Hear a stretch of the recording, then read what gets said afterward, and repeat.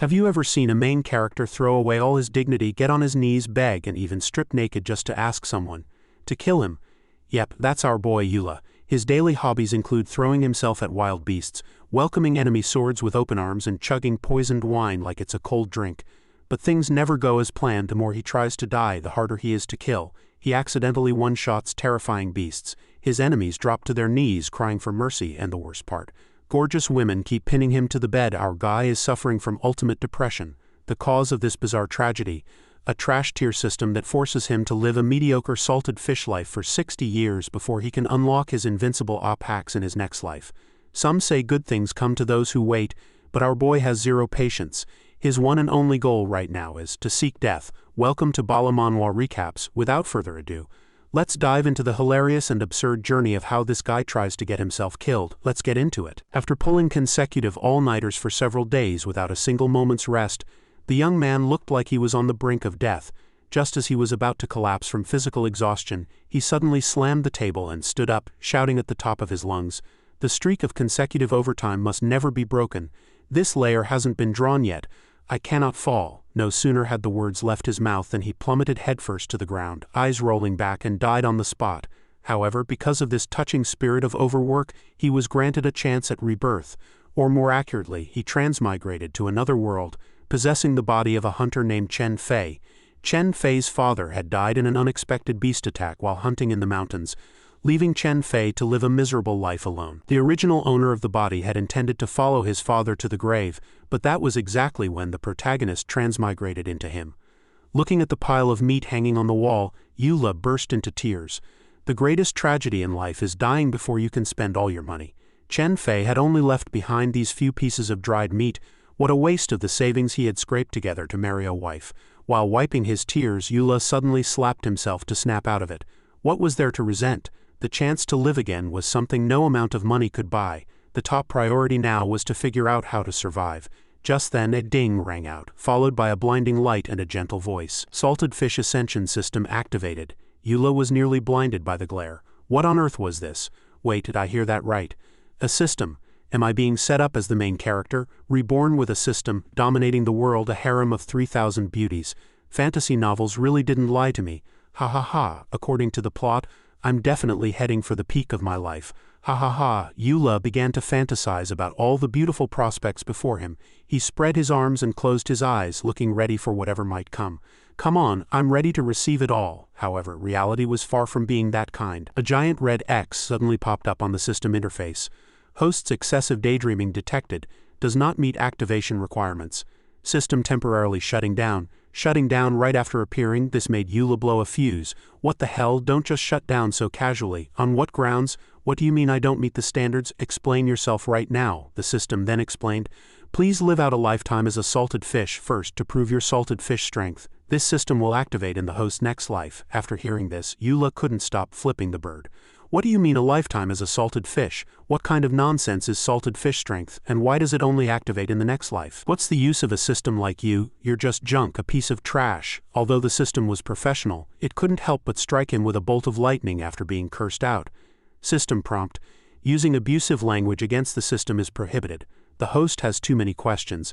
Please refer to the instruction manual. After being shocked, Eula had no choice but to behave. After reading the manual, he basically understood how the system worked, but he still had some doubts. Essentially, if he lived as a low-level salted fish this life and did nothing, he would be invincible in the next. But the system didn't define the standards for being a salted fish, and more importantly, would the me in the next life still be me? The system immediately explained, the host's soul has been stored. This system can preserve all the host's memories during reincarnation.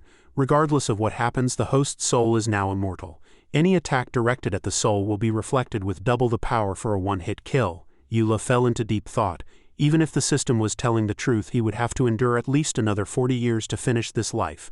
That was too long. Where would a salted fish even get food? So he asked, System, if I actively seek death, does that count as finishing a lifetime? Can I activate the system then? The system answered, a true salted fish does not actively seek death. Ordinary people have an instinct to seek fortune and avoid disaster. Seeking death will be considered a violation and will disqualify the host. Through this rule, Eula understood. He couldn't commit suicide, but he could let the Grim Reaper come to him. He wasn't done yet, and continued, System, last question. Is my current identity Chen Fei or Eula? Identity is determined by the body, so the system recognized the protagonist as Chen Fei. After all his questions were answered, Eula clapped his hands in excitement. Fine, I'll work hard to live a salted fish life from now on. As soon as he said it, a red warning popped up.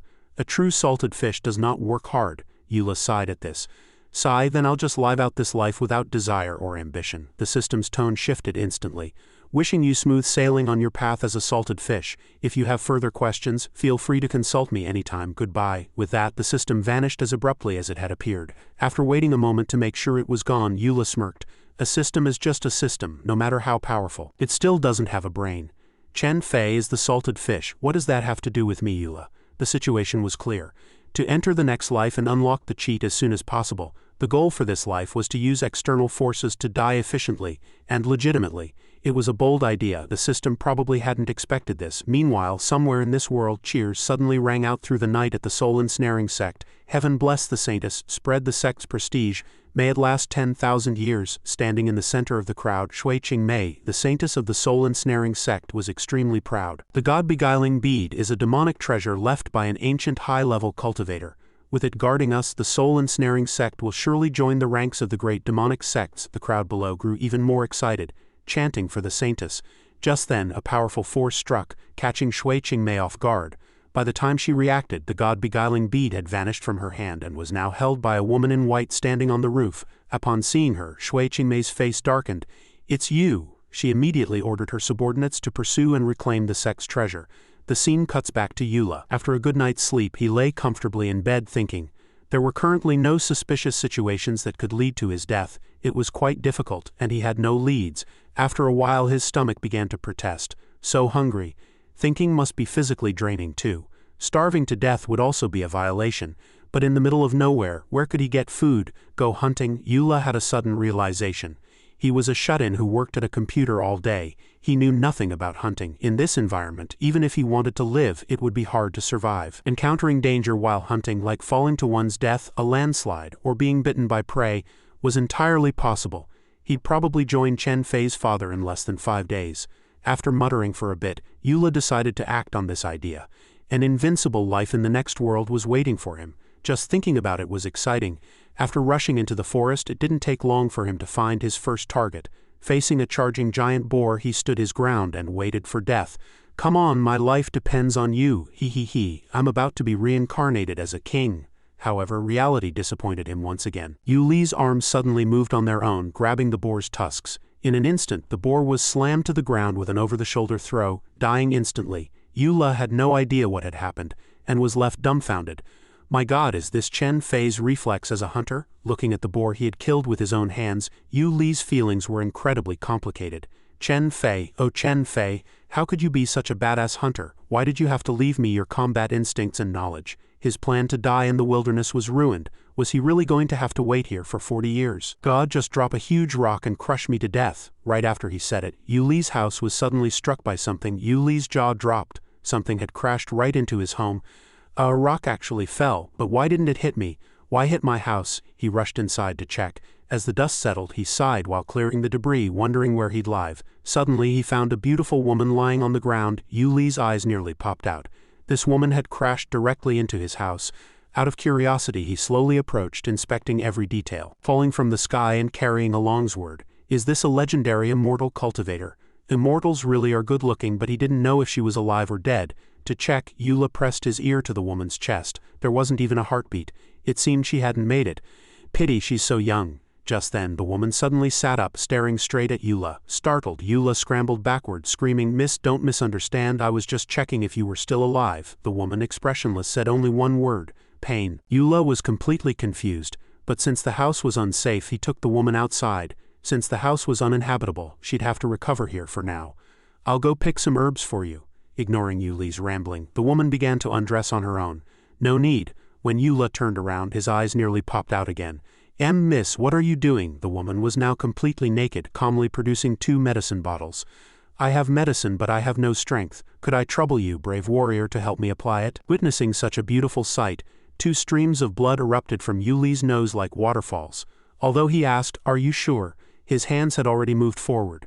The woman said she was a cultivator and didn't care for trivial formalities, then turned her back to him. This wasn't just not caring for formalities, it was incredibly bold. Adhering to the principle of helping others, Eula had no choice but to sacrifice the innocence of 2 lifetimes to help her. That's when he noticed the wounds on her back were extremely severe, but to his surprise, as soon as the medicine was applied, the wounds began to vanish.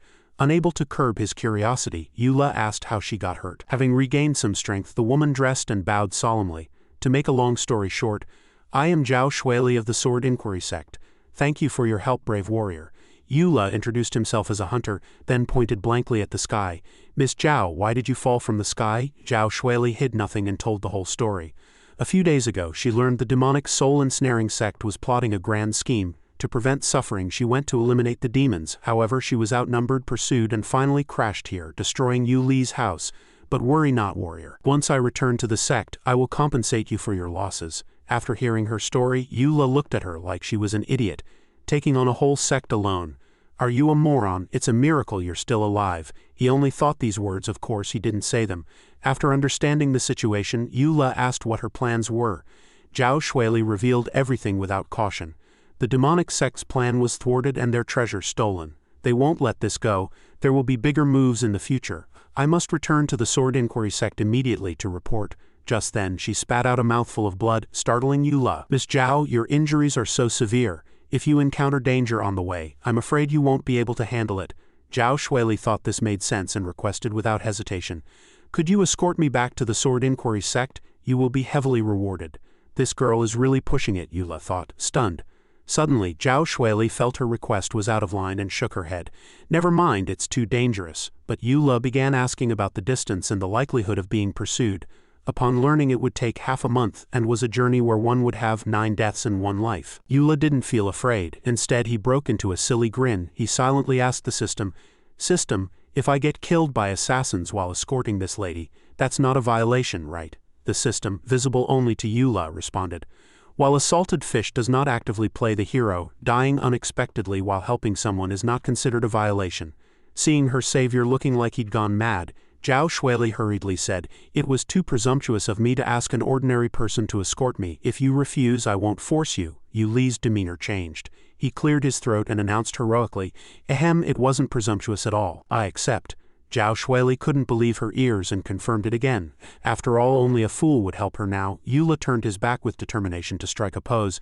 Miss Zhao, you risked your life alone for the common people venturing into the tiger's den. Though I, Eula, am but a commoner, I understand the greater good. I shall follow you to face the demonic villains and stand by your side through thick and thin. Such lies naturally didn't fool a cultivator like Zhao Shuili. But since she felt no malice, she didn't mind. She asked one last time, are you sure? Eula continued his act. Of course, besides, isn't there a heavy reward? I believe I'm blessed with great luck, ha ha ha. After boasting for a while, Eula packed his things.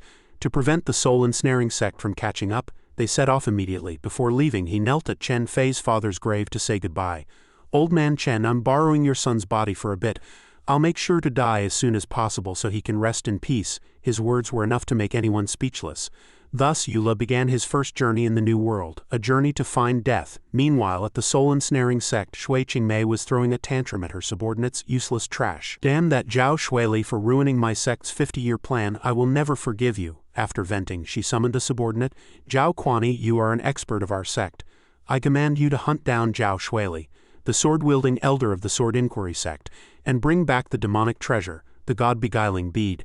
Zhao Quani accepted without hesitation. He seemed very confident. Then an old woman handed him something. Even a lion uses its full strength to catch a rabbit. Zhao Shuili's swordsmanship is peerless. Do not underestimate her, to ensure total success. Take this with you. Just glancing at it, Zhao Quani flinched.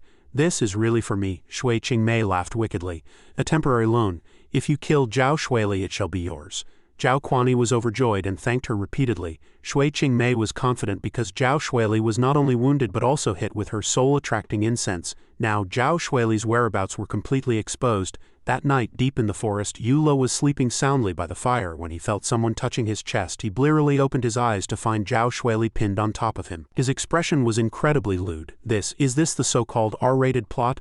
The progress is way too fast. This is too exciting. But how can I show a scene like this to the readers? Yu Li's nose began to bleed as wicked thoughts flooded his mind. Suddenly, Zhao Shuili leaned in and whispered into his ear. "They're here." It sounded intimate, but Eula realized the lines were all wrong and froze. Lowering her voice even further, Zhao Shuili said, "Watch out, the soul-ensnaring sect has caught up." Hearing this, Eula scrambled to his feet. "Really? Where? Are there many of them?" Seeing him shouting, Zhao Shuili quickly signaled him to keep it down. "The person is extremely cautious and hasn't approached. Instead, they've cast one of the soul-ensnaring sect's low-life spells. Mount Wu Dream. If you stay in this mist, it will trigger the 7 emotions and 6 desires within your body. Look closely.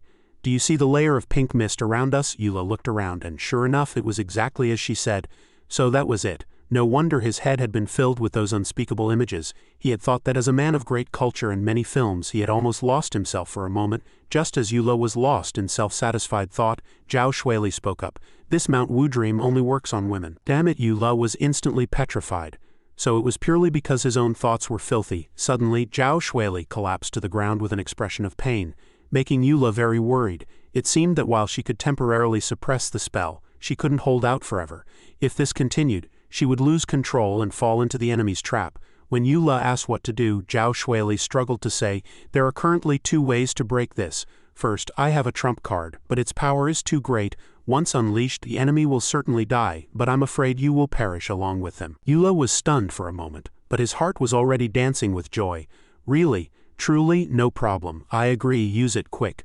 But Zhao Shuili continued, "I trust that a brave warrior like you wouldn't agree to that, right? I cannot let an innocent benefactor die with me." At this point, Eula wanted nothing more than to scream his consent, but he couldn't. If he actively requested it, the system would judge it as seeking death, and he would end up losing his life for nothing. Since there was a method 1, there was naturally a method 2. Method 2 was that Eula had to find the enemy hiding in the shadows and then draw a sword to kill him. Having never killed anyone, Eula pointed at himself in a panic and asked, "I'm the one who has to find him," Zhao Shuili explained. As she looked at her trembling hands, "The opponent seems to be using some kind of concealment artifact. My spiritual sense is currently weakened, and I can't locate him. But you grew up in the forest, perhaps you can find his trail in these cluttered woods. I know it's hard, but it's your only path to survival." Understanding the situation, Eula didn't hesitate to signal his agreement. "Understood, I'll definitely find him." Of course, in his mind he was thinking, "Aha, isn't this the perfect chance for an accidental death? See you in the next work, readers." But things weren't that simple. Zhao Kuani was currently hiding behind a nearby tree, watching carefully. "This feeling is wonderful. The treasure the Saintess gave me is indeed powerful. It can not only bypass a cultivator's spiritual sense but also cloud others' 5 senses. Even if someone reached out and touched me, they wouldn't realize what I am. I'm not a what. Once Mount Wu Dream penetrates Zhao Shuili's mind, I'll strike immediately. But wait, it would be a waste to just kill her. If I can dual cultivate with her to supplement my yin and yang, I can experience ultimate bliss and seize her primordial yin. My cultivation will skyrocket. Besides, she still has the god-beguiling bead she just stole from my sect. If I can get my hands on it, I might even have a chance at the sect master's seat." He had already begun sketching out a beautiful script where he was the protagonist, but when he saw our male lead approaching, he wore a look of disdain. "Why is that mortal coming this way? Did he find me? No, he's searching for my position.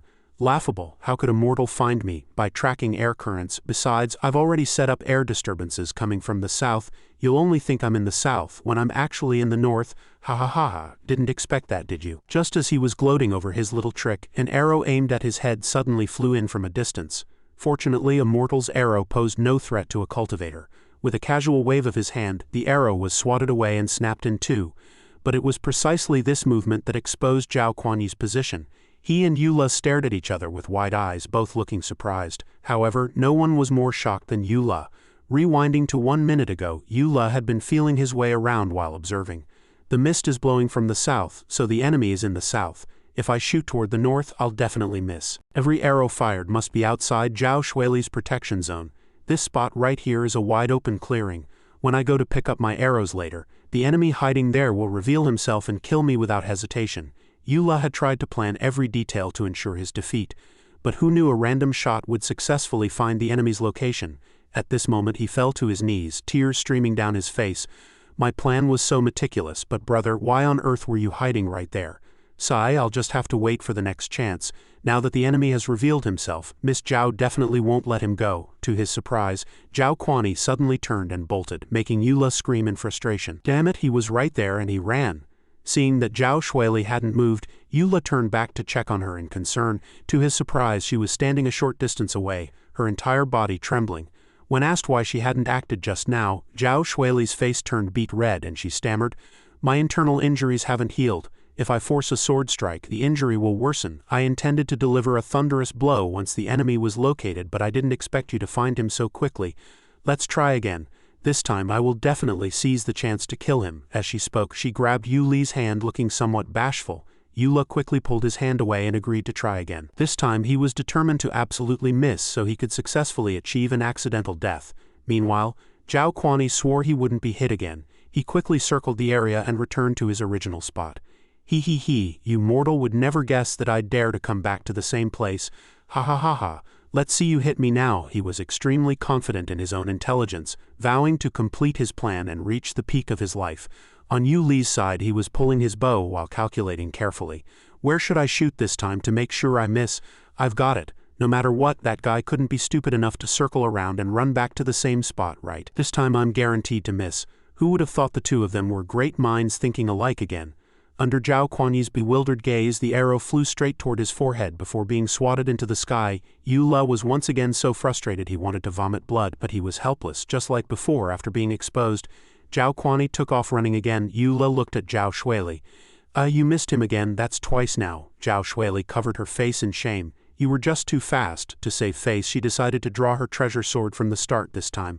"I'm ready. I won't miss the opportunity this time, as long as you find him." That will be the moment of his death, however, because her injuries were unhealed. Simply drawing the sword caused her to cough up blood, and she could barely stand. Yu Li was worried seeing this, but he decided to give it one last try. This time he silently prayed for his opponent in his heart. "Big guy, please have a brain. I'm begging you, don't let me hit you." On Zhao Kuani's side, this was his final chance. The medicine in Zhao Shuili's system was about to take full effect. It was now or never. However, the brain waves of these two were like synchronized CPUs. Wherever Yu Li pointed, Zhao Kuani would jump. This brain-burning duo was truly speechless. After deep consideration, Zhao Kuani decided to attack from an angle Yu Li would never shoot at. He jumped directly into the air. Little did he know, Yu Li was thinking the exact same thing and aimed his arrow straight at the sky. He felt that only a low-rent superstar would be suited for that position. Facing the incoming arrow, Zhao Kuani fell into total despair. "The arrow is only inches away. I can't dodge it. This bastard can definitely see me, and he's still pretending he can't. Playing so many tricks, he's clearly trying to humiliate me. Shameless, utterly shameless." Of course, these were only his thoughts. Yu Li was also finding a reason for this farce in his mind. "Are you freaking crazy? Why do you insist on jumping into my arrow? Wait, could it be that he's also bound to some death-seeking system, which is why he keeps running into my arrow?" It was truly a case of two people who thought too much colliding. Just then, Zhao Shuili struck with her sword. "Die, you demonic scum!" Although Zhao Kuani had activated his defenses, they were useless. He was cleaved to the ground by a single strike, lying there motionless. Seeing this, Yu Li slowly walked over to investigate. Brother Dao, I have a question. Why did you keep jumping into my arrows?" Hearing this, Zhao Kuani's eyes bulged with rage, unable to utter a single word. Yu Li added another remark. "Are you intentionally seeking death?" His beautiful life had vanished before it even began, and now he was being mocked by his opponent. Zhao Kuani sprayed blood in fury. Seeing this, Yu Li picked him up and started shaking him. "Oh Brother Dao, you're spraying so much blood it's soaking through your mask. Ah, you're bleeding from all 7 orifices. What's wrong Brother Dao? Don't die, hey big brother, say something." "I wanted to ask how many times you have to die to achieve your goal." Poor Zhao Kuani. He thought he had an easy job, only to run into a protagonist with a bizarre way of thinking. He couldn't even find peace in death. While Yu Li was busy shaking the corpse, Zhao Shuili had already sheathed her weapon. Appearing much better than before, this was just a probe by the soul-ensnaring sect. They will surely set up an ambush with experts further ahead. At this point, Yu Li grew curious. There were thousands of roads back to the Sword Inquiry sect. They could easily take a detour. How would the enemy know which road to block? Zhao Shuili explained with some embarrassment. "Actually, there's one more thing I didn't tell you.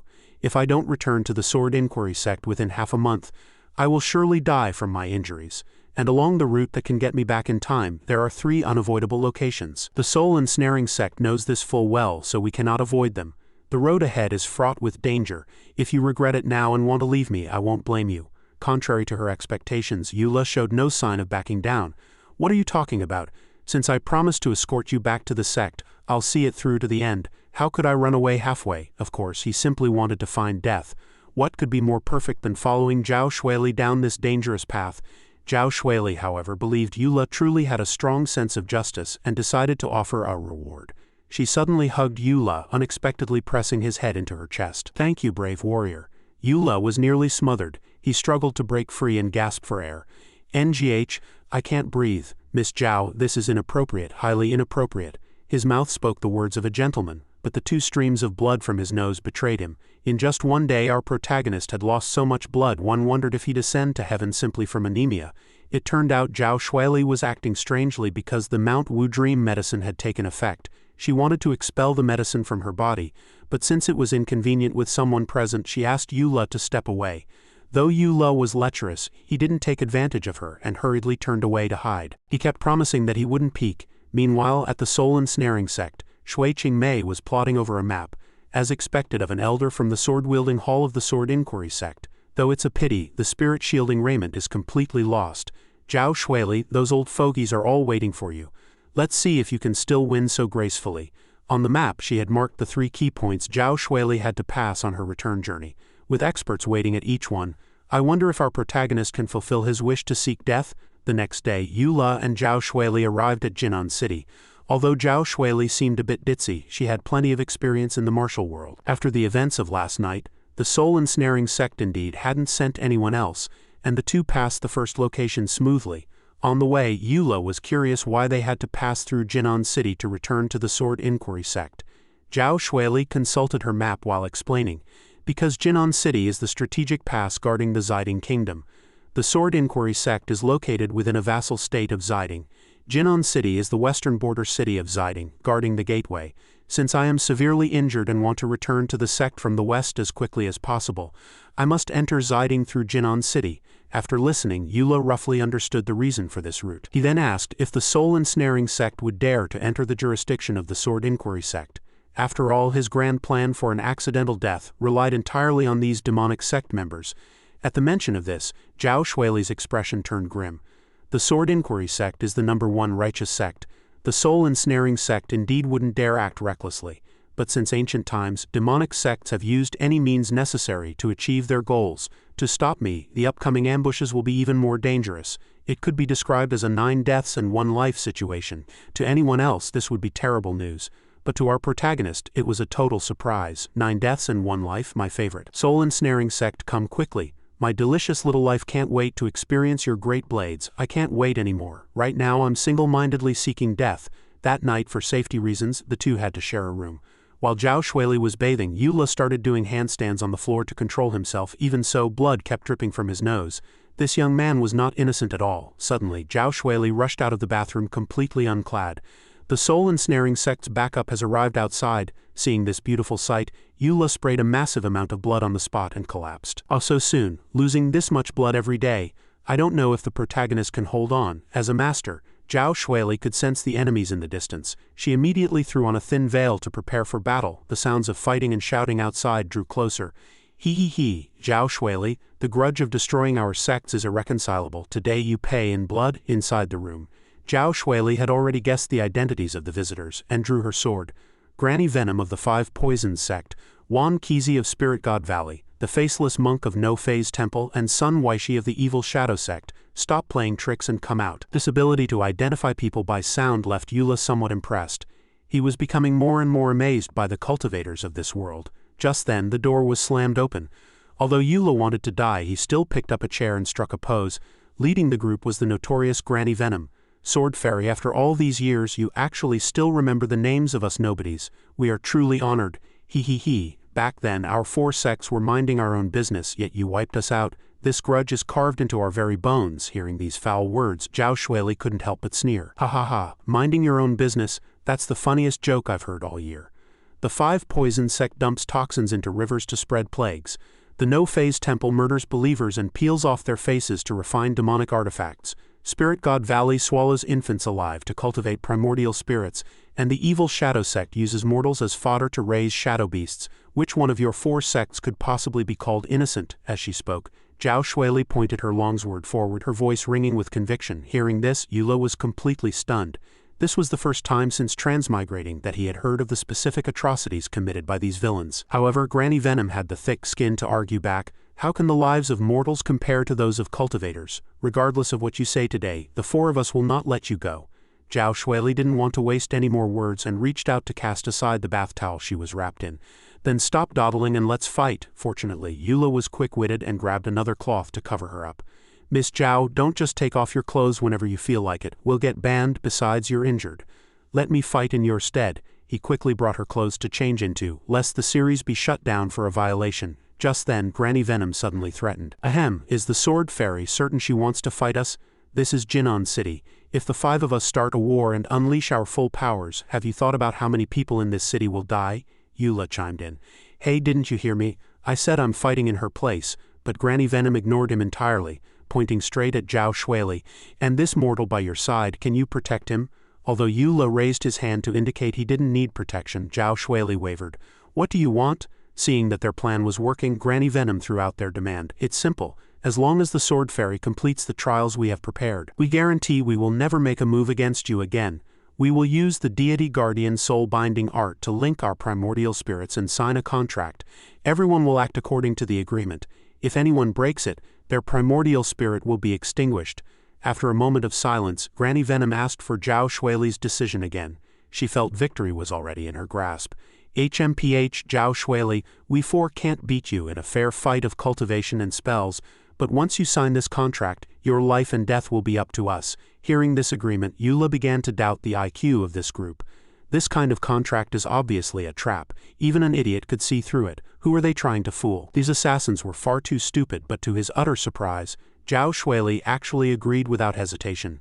Seeing this, Eula hurriedly leaned in and whispered, Hey, you can see right through this, can't you? These four clearly mean you harm. You're just going to agree like that? Zhao Shuili replied expressionlessly. Yes, I know, but I cannot let you and the people of Jinan City die because of me. These words left Eula speechless on the spot. Unable to utter a single syllable, Zhao Shuili stepped forward without hesitation to sign the contract, but at that moment Eula spoke up to stop her. Wait, the content and limitations of the trials aren't written down. What if you ask Zhao Shuili to assassinate the Sect master of the Sword Inquiry Sect? What if you ask her to commit suicide by poison? If the result isn't to your liking, what if you threaten her again with the lives of the people in Jinan City? With such massive loopholes, do you really have the gall to trick someone into signing this? With that, Eula decisively swung his fist and shattered the floating contract in the air. Although he truly wanted to die, he couldn't stand by and watch the naive Zhao Shuili get scammed. If a contract was to be signed, it had to be the most airtight one possible. Her plan interrupted. Granny Venom instantly radiated murderous intent. Mere mortal, cease your nonsense. Eula wasn't intimidated. Instead, he started bickering with her. She's triggered, she's back to making threats again. There's definitely a scheme afoot. Granny Venom unconsciously let him set the pace, defending herself repeatedly. Sword Fairy, do not listen to his nonsense. How could our reputation be tarnished by a mere mortal? However, Zhao Shuili naturally stood by Yu Li's side. She immediately drew her sword, her tone firm. You people have a reputation. Either change the terms or we fight. I will take responsibility for all the consequences. Seeing this, the group of villains huddled into a corner to deliberate. What do? We can't win a fight. We can't beat her. And it's all because of this mortal's interference. If the Sword Fairy weren't there, I'd skin him alive. Actually, we don't lose anything by modifying the contract, do we? While they were discussing, one of them suddenly shouted, What are you afraid of? How will we know we can't win if we don't fight? He was immediately beaten up by the other three. We don't want to die yet. Damn. Are these villains here for comic relief? After some discussion, Granny Venom stepped forward as the representative to renegotiate. Since the Sword Fairy is uneasy, we shall modify it. Eula spoke up. Excellent. 3 conditions must be added to the trials. First, the content must be within the capabilities of you 4. Second, the trials cannot be certain death traps. They must be something we can complete, with a clear way to pass. Third, after we pass, you must all get lost to the desolate lands of the Far West and never interfere in worldly affairs again. Eula had calculated carefully. Seeing how arrogant these people were, they must have come prepared before forcing Zhao Shuili to sign. In that case, it was better to keep the trials. It would help Zhao Shuili while not hindering his own plans. To him, finding a way to die was still the top priority. Granny Venom's side didn't flinch at these 3 conditions. HMPH, you think you've seen through our plan to kill Zhao Shuili with the contract and want to use harsh conditions to stop the signing? Impossible. I'll agree to whatever you propose because Zhao Shuili will never pass the trials. Finally, Eula added one more requirement. Furthermore, everywhere Zhao Shuili's name appears in the contract, my name Yula must be added alongside it. Hearing this, Granny Venom burst into laughter. Ha ha ha, fine, since you are seeking death yourself, you ignorant mortal. You will surely regret this, but Yula would only regret it if the contract wasn't signed. Then Granny Venom orally recited the newly established contract. Zhao Shuili suddenly stopped Yula. Yula, you don't need to do this. Yula looked at her and smiled. The four of them have signed. If I don't sign, how can I be considered part of your team? He spoke moving words, but in reality he just wanted a way to die. What better opportunity than this? With that, Yula bit his finger and signed the contract with blood. His words and actions deeply touched Zhao Shuili's heart. Part of a team? I have always walked alone. You are clearly just a mortal, yet you are willing to fight by my side. Fine, let him be. I will simply do my utmost to protect him. She also signed the contract without hesitation. As soon as the contract was set, Yula began rubbing his hands together, so excited he could hardly contain himself. What are the trials? Bring them on. Seeing this, Granny Venom asked, the ones we want to test are the Sword Fairy. What does it have to do with a mortal like you? Yula had already prepared his response. Since my name was added to the contract, I naturally have the right to participate in the challenges. Besides, you were the ones who tried to cheat Miss Zhao first. I should help her share the burden. What are you scared? Can't handle the stakes? Mocked by a youngster, Granny Venom shook with rage, absent-mindedly tugging on her companion Wan Keatsey's beard. They never expected to be played by the very person they were trying to hunt. Fine boy. Since you're in such a hurry to be reincarnated, we'll grant your wish. Then the four each gave their trials. The granny's trial was poisoned wine. Choose 3 cups to drink out of 9. The old man's trial was simple. Just play a game of chess with him. Amitabha, this poor monk's trial is a debate on Buddhist dharma. Clack, clack. Just stay inside my shadow beast's mouth for 1 minute without dying. Boy, pick one. Hearing these 4 trials, Yula was about to reach out and pick one to start, but Zhao Shuili stopped him. No, Yula. Thank you for thinking of me, but these trials are matters of life and death. Let me handle them. Yula screamed internally. Don't do this, lady. I finally found a door to my death. Don't ruin it for me. Zhao Shuili stood in front of him, trying her best to prevent it. Yula, facing them with a mortal body is no different from walking into a trap. I absolutely cannot let you take this risk. Hearing this, Yula suddenly remembered the system's rules. Seeking death. I almost forgot about that part. If he successfully died but the system judged it as deliberate suicide and didn't grant him rebirth, what would he do? To be safe, he secretly called out to the system, System, if I voluntarily request to participate in the challenge and die during the trial, does it count as deliberate suicide? The system loaded for a moment before replying, Calculation complete. This action is categorized as a heroic act to protect a companion and is not guaranteed to result in death. It is not considered a violation. After hearing this, Yula finally felt a weight lift from his shoulders. Now he just had to find a way to convince Zhao Shuili. After thinking for a moment, he decided to use a rather underhanded tactic. He said in a pitiful tone, So you're just like those people. You also think I'm a useless person who isn't qualified to challenge the demonic sects. Throughout this journey, I've considered you a friend who shares life and death with me. I even signed the contract. I didn't realize it was just my unrequited sentiment, and that you've always only seen me as a mere mortal. Zhao Shuili was left speechless, not knowing what to say. To those 4, this was a fantastic show. They even wished they had popcorn to watch. Amidst the emotional moment, Yula suddenly started acting coy. I'm not listening. It was truly nauseating. Zhao Shuili couldn't take it anymore either, and had no choice but to agree to let Yula participate in the challenge. Having gained permission, Yula flashed a satisfied smile, and prepared for the first trial. He chose Granny Venom first. Of course he chose the poisoned wine. This was such an efficient and direct way to die. If it weren't for the suicide rule, he would have done it long ago. With a wave of her hand, the granny manifested 9 cups of wine. Pick 1 cup from each row, starting from the top. If you finish 3 cups, you pass. According to the contract, not all 9 are poisoned. Whether you can pick the non-toxic ones depends on your own skill. Looking at the wine on the table, Yula thought carefully. Should I just pick 3 at random? There are 9 cups after all. I couldn't possibly be so lucky as to pick 3 non-toxic ones in a row, right? But remembering how the invisible man from before had been hit by 3 arrows, he decided to be selective for safety's sake. The first row of wine all looked as clear as water. There was absolutely no discernible difference. Looking wasn't enough. Yula picked up the wine from the first row and smelled them one by one. The first cup had no scent. The second cup had a fishy smell. Just after taking a breath, Yula began foaming at the mouth, his limbs stiffening as he collapsed to the floor. Zhao Shuili rushed over to check. Yula, what's wrong? Even though his whole body was shaking, Yula insisted he was fine. Seeing this, Granny Venom was smug. You can't even handle a sniff? This doesn't even rank in the 5 poisons sect. Granny suggests you give up early, but Eula would never give up. The stronger the poison, the faster he'd die. He forced himself to stand up with all his might. This feeling is fantastic. Let me try the 3rd cup. Because the paralyzing effect of the 2nd cup hadn't worn off, Yuli's hand shook, spilling a drop of wine. The drop landed on the table, instantly corroding a hole and sending up white smoke. Eula stared in awe, then flashed a sinister smile. It's you, he. Without hesitation, he downed the 3rd cup in one gulp. After drinking, he closed his eyes and waited for the Grim Reaper to arrive. Die, just die.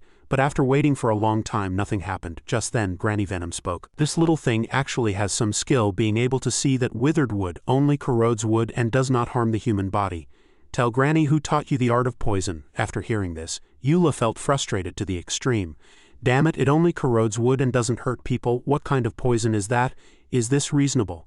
Can you really do whatever you want in a cultivation world? Seeing Eula remain silent, Granny Venom pressed further. What? Afraid to speak? Scared of implicating your master? Don't worry, Granny isn't that petty. Eula could only let out a long sigh. Sigh, it's really not like that. Don't misunderstand, Granny. I don't have a master, and I've never studied poison. Although Granny Venom didn't believe him, she didn't ask further and only urged him to pick the 2nd cup of wine. Eula fell into deep thought again.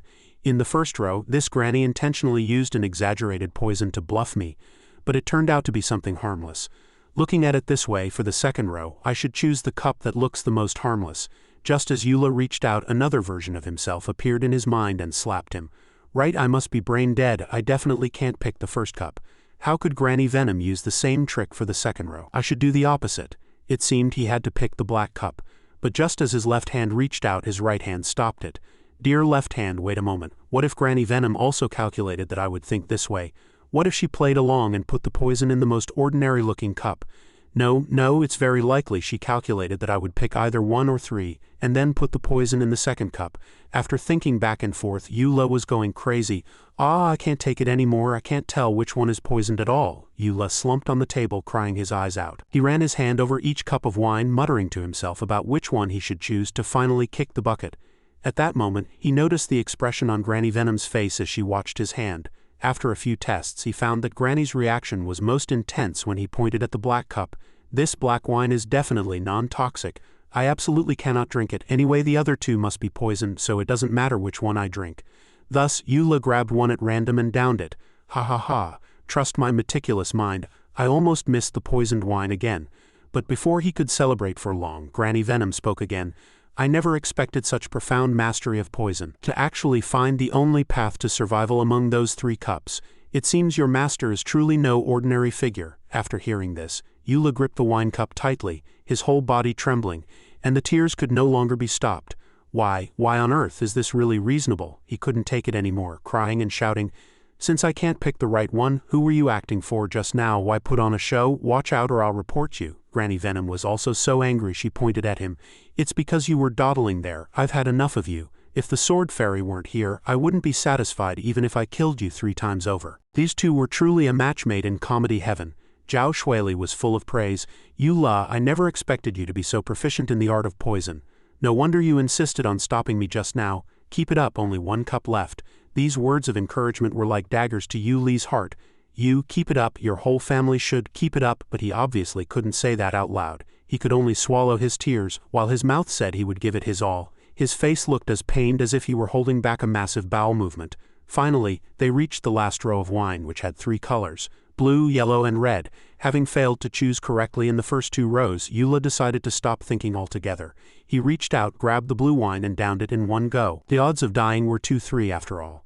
His luck had been so bad the first 2 times, surely it wouldn't fail him now. After drinking the wine, Eula felt a sweet taste linger on his tongue and couldn't help but curse.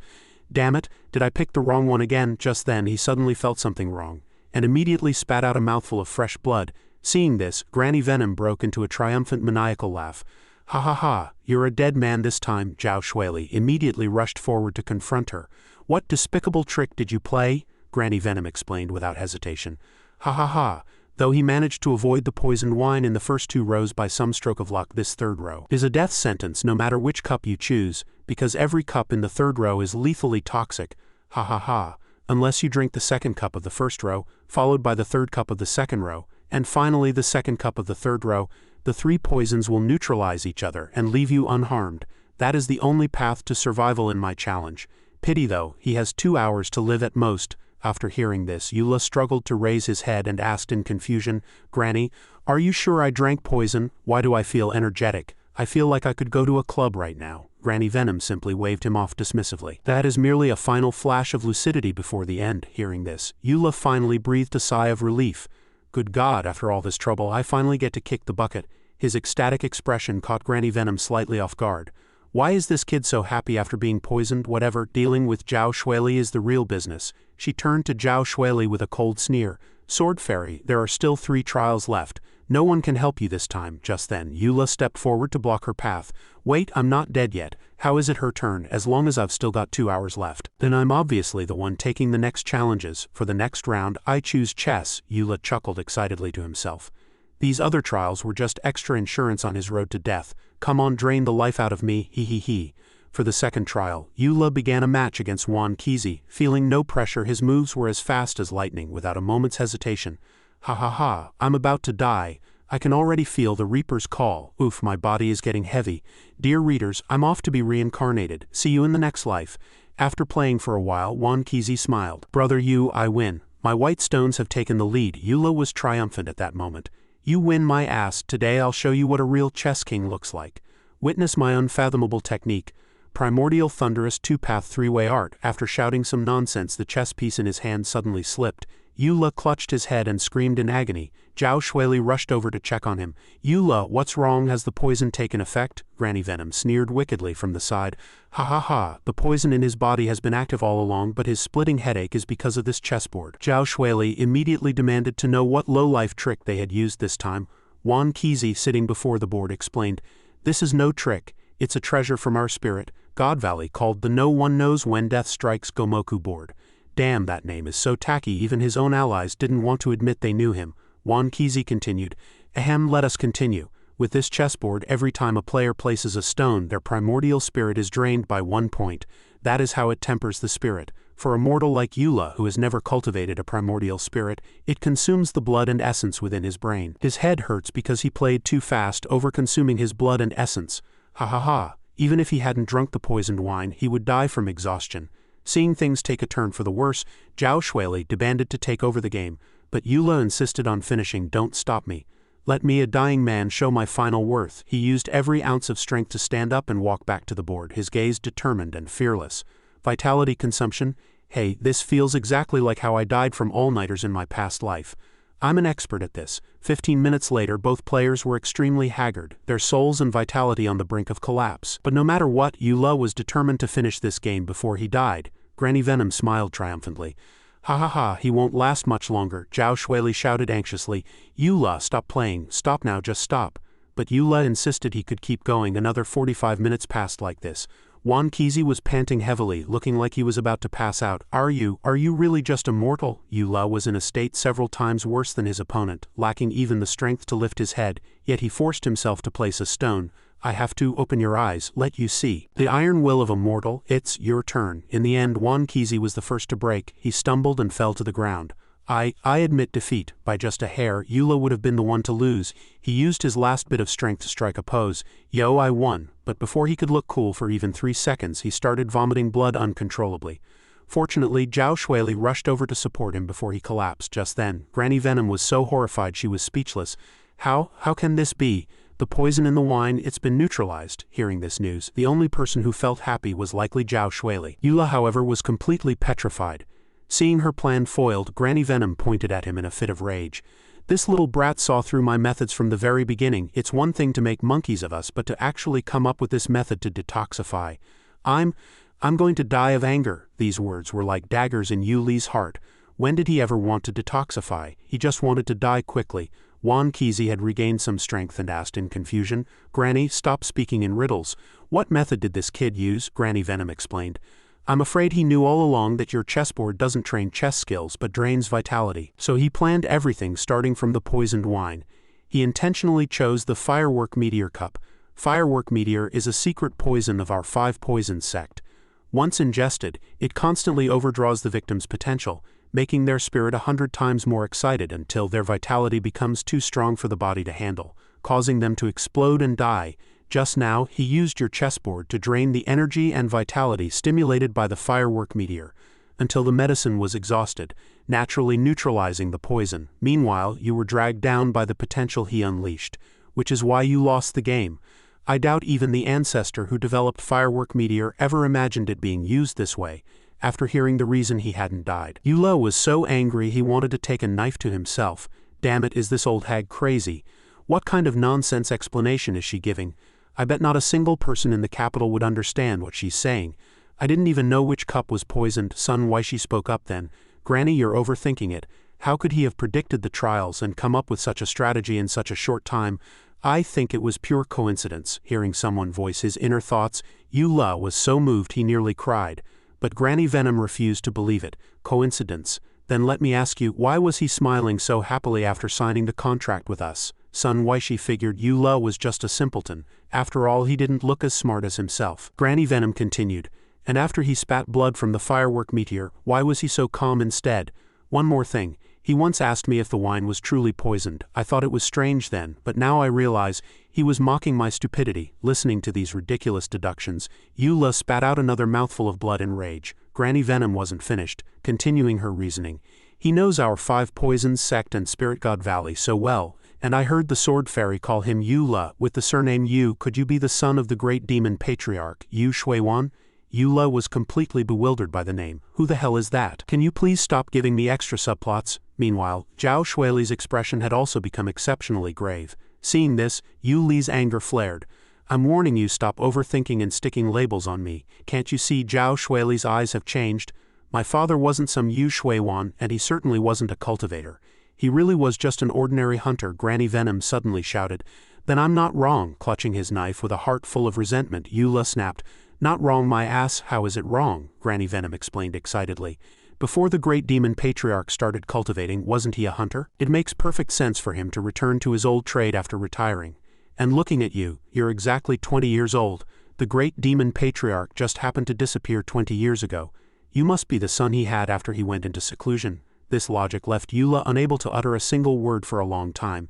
Seeing everyone's gaze change, he hurriedly defended himself.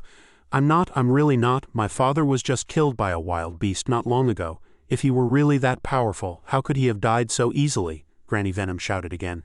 That makes even more sense. Yuli's heart trembled with rage. How does that make sense? Are you here to write a rhyming couplet? Granny Venom continued her explanation. 20 years ago, the great demon patriarch had a duel with the sect leader of the Bashan sect. Rumor has it the patriarch suffered a crushing defeat and was severely injured. He either died from those injuries or was reduced to a mortal. Looking at it now, it was definitely the latter. Yula quickly turned to comfort Zhao Shuili, telling her not to listen to the old hag's nonsense. But seeing her murderous aura, he began to panic. Don't draw your sword, let's talk this out. Miss Zhao, I don't have a shred of cultivation. Even if that Yu Shuiwan really was my father, why wouldn't he have taught me any techniques? Granny Venom fanned the flames again. Don't look down on people. Everyone knows the great demon patriarch's 10,000 demons manual can only be cultivated once one is 30 years old. Hearing this, Yula started to have doubts. Wait, could the guy I'm possessing really be the son of some demon patriarch? But he quickly dismissed it. Pa, what am I thinking? The original owner's surname wasn't even Yu. Yu is my name from the world I transmigrated from. This old woman almost led me into a ditch. But looking at their scrutinizing gazes, it was clear this group believed the story. Granny Venom then questioned Yula. Since you are a descendant of the great demon patriarch, you belong to our demon sect. So why are you helping Zhao Shuili? Zhao Shuili also spoke up. That's right, why are you helping me? Yula really didn't know how to explain at this point. I'm so damn screwed, if he argued further. Who knew what other script this old lady would invent?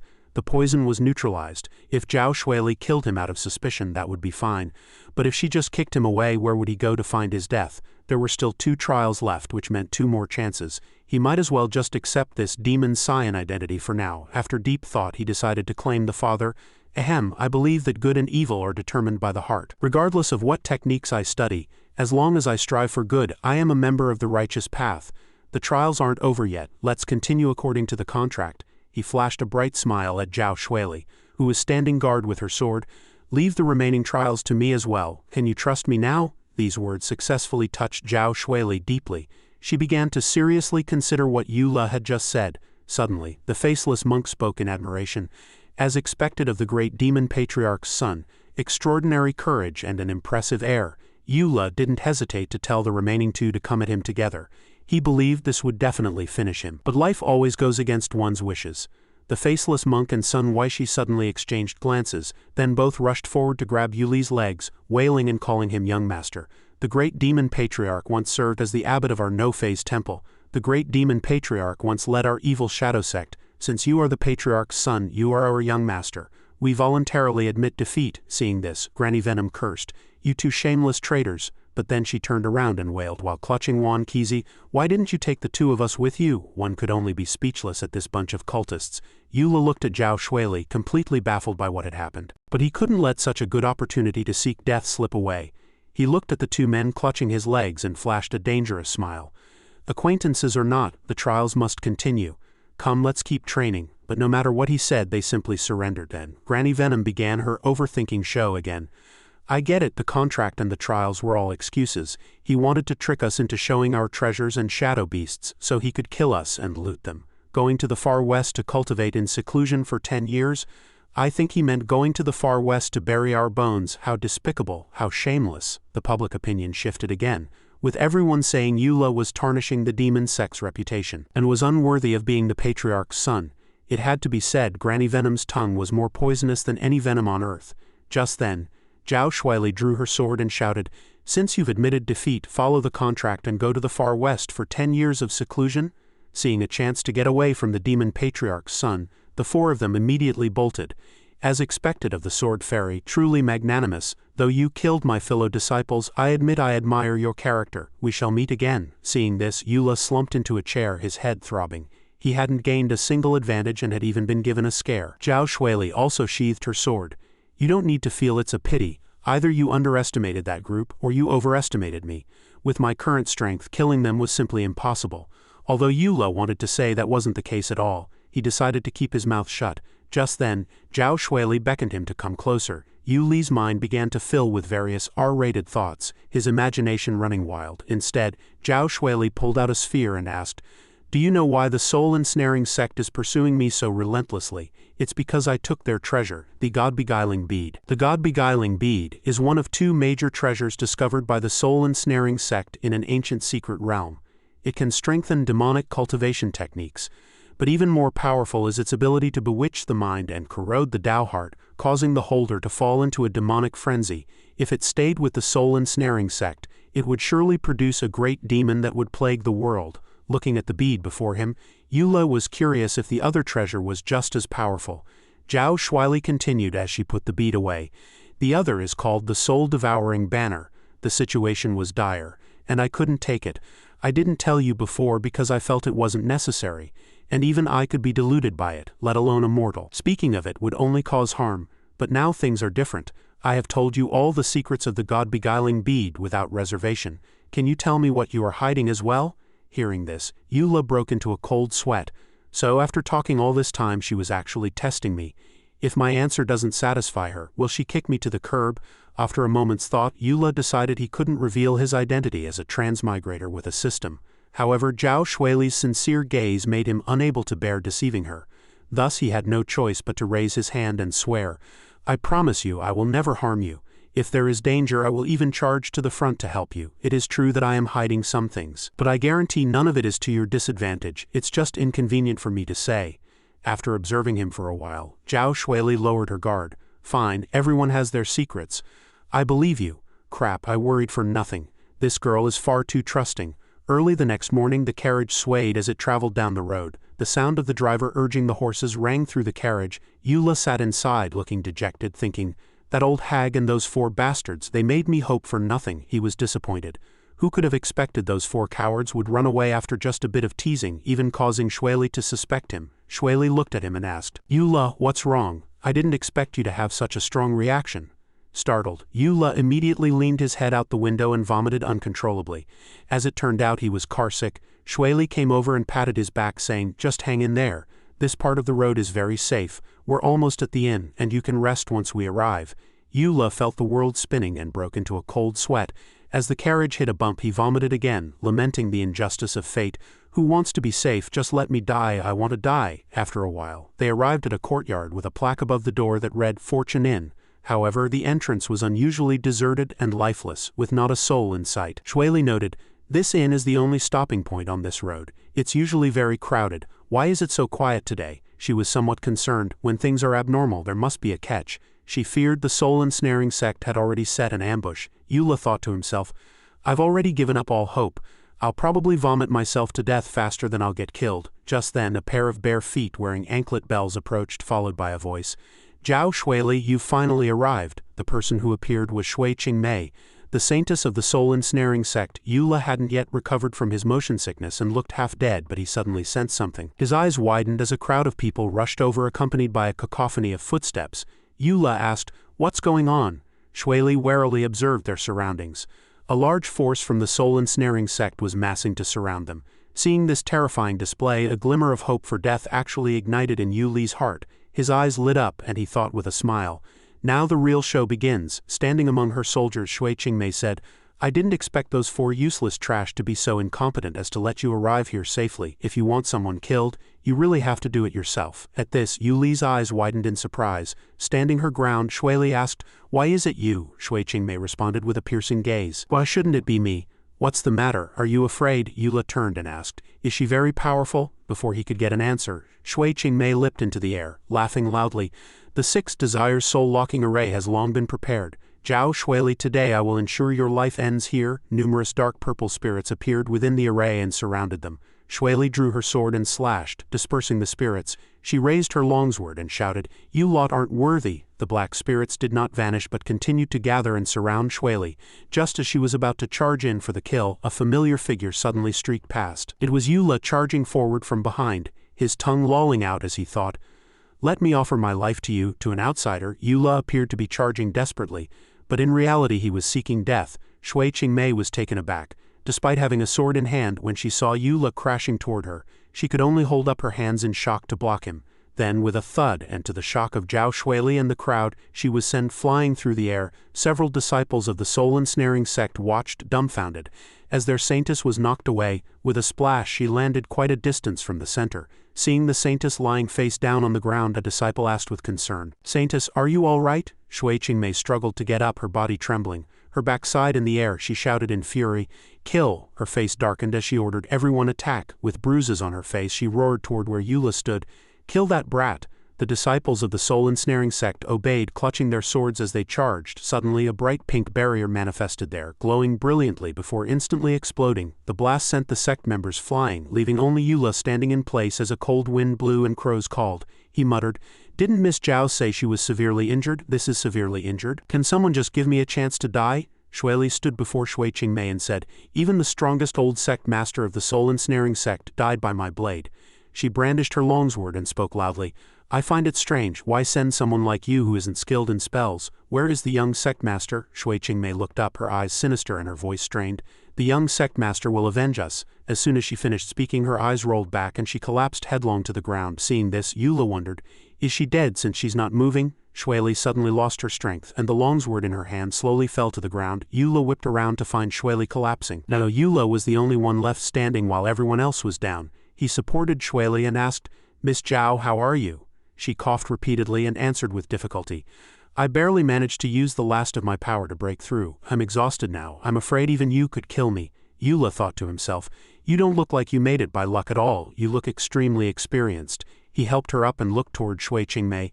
That woman seemed tough, but she was unexpectedly weak. Shueli replied, "Shui Qingmei is the saintess of the soul-ensnaring sect. She excels at using fallacies to bewitch people's hearts, but she is not skilled in actual combat." Eula held Shueli's shoulder and said, "Your injuries are too severe. I'll help you to the inn to rest." But they didn't expect someone behind them to have already stood up, lunging at them with a sword. Shueli quickly pushed Eula aside, shouting, "Watch out!" Eula looked over in horror to find that Shui Qingmei had regained consciousness. She was stabbing Shueli with her sword, blood flowing freely. The sword piercing her abdomen caused Shueli to spit out a mouthful of blood as she struggled to call Shui Qingmei's name. The woman burst into laughter. "I knew I couldn't beat you. I feigned defeat and waited for death just to catch you off guard and give you this strike." Using her last bit of strength, Shueli waved her hand to blast the sword away. She reached out to cover her abdomen. and Eula rushed over, shouting, "Miss Zhao!" He quickly pressed his hands against Shuili's wound, trying to stop the bleeding, and asked, "Are you okay?" On the other side, Shui Qingmei called out as she fled, "A cornered animal is the most dangerous. I won't play with you anymore. The young sect master and I will be waiting for you at the Chutao estuary." She ran incredibly fast, turning back to threaten them. "You'd better come, or the commoners of Chutao estuary will be used as sacrifices for the soul-devouring banner." Hearing this, Eula shouted, "Can you wicked types only ever use threats?"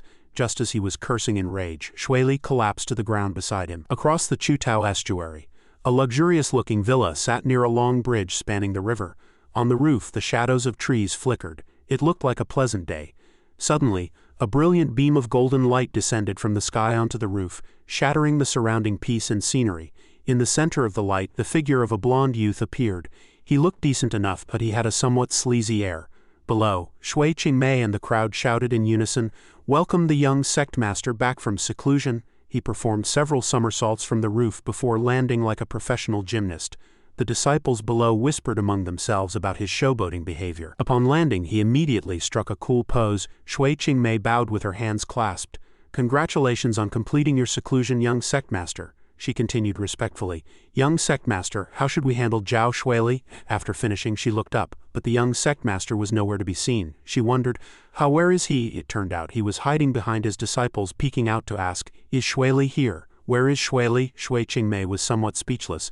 "The young sect master needn't be afraid. She was severely injured by me and likely can't even hold a sword steady now." The young sect master put a hand to his mouth, feigning a grand air. "Well done." He wore a dangerous expression and said, "Excellent. To refine the soul-devouring banner, I forcibly raised my realm and damaged my foundation." He smiled triumphantly. "Now I can easily kill Zhao Shuili, reclaim the god-beguiling bead, and repair my damaged foundation." Beside him, Shui Qingmei wondered, with a young sect master like this, is the future of the soul-ensnaring sect really going to be okay? Here's a brief lesson from Shuili's classroom. The path of cultivation is divided into 5 major realms: mortal, law, spirit, Tao, and heaven. Each realm is further divided into early, middle, and late stages, with the peak being the 10th heaven. Eula asked, "Then what is your cultivation?" Shuili answered, "Tao realm, 10th heaven. By the way, the young sect master of the soul-ensnaring sect is at the 1st heaven of the Tao realm. Those vicious women are at the 10th heaven of the spirit realm. Anyway, back to business." At a command, a group of people in shackles and chains were brought forward. The leader pulled on the chains and roared, "Kneel, you mortals." They obediently knelt before the young sect master. A long staff surrounded by an eerie aura and wicked energy appeared. The young sect master gripped it. A green light radiated from the staff, and a sinister glint appeared in his eyes. He cast a deathly gaze at those kneeling below. "Today you shall witness the power of the soul-devouring banner." As soon as he finished speaking, a plume of black air appeared above the heads of the mortals. It looked as if their souls were being sucked out by something.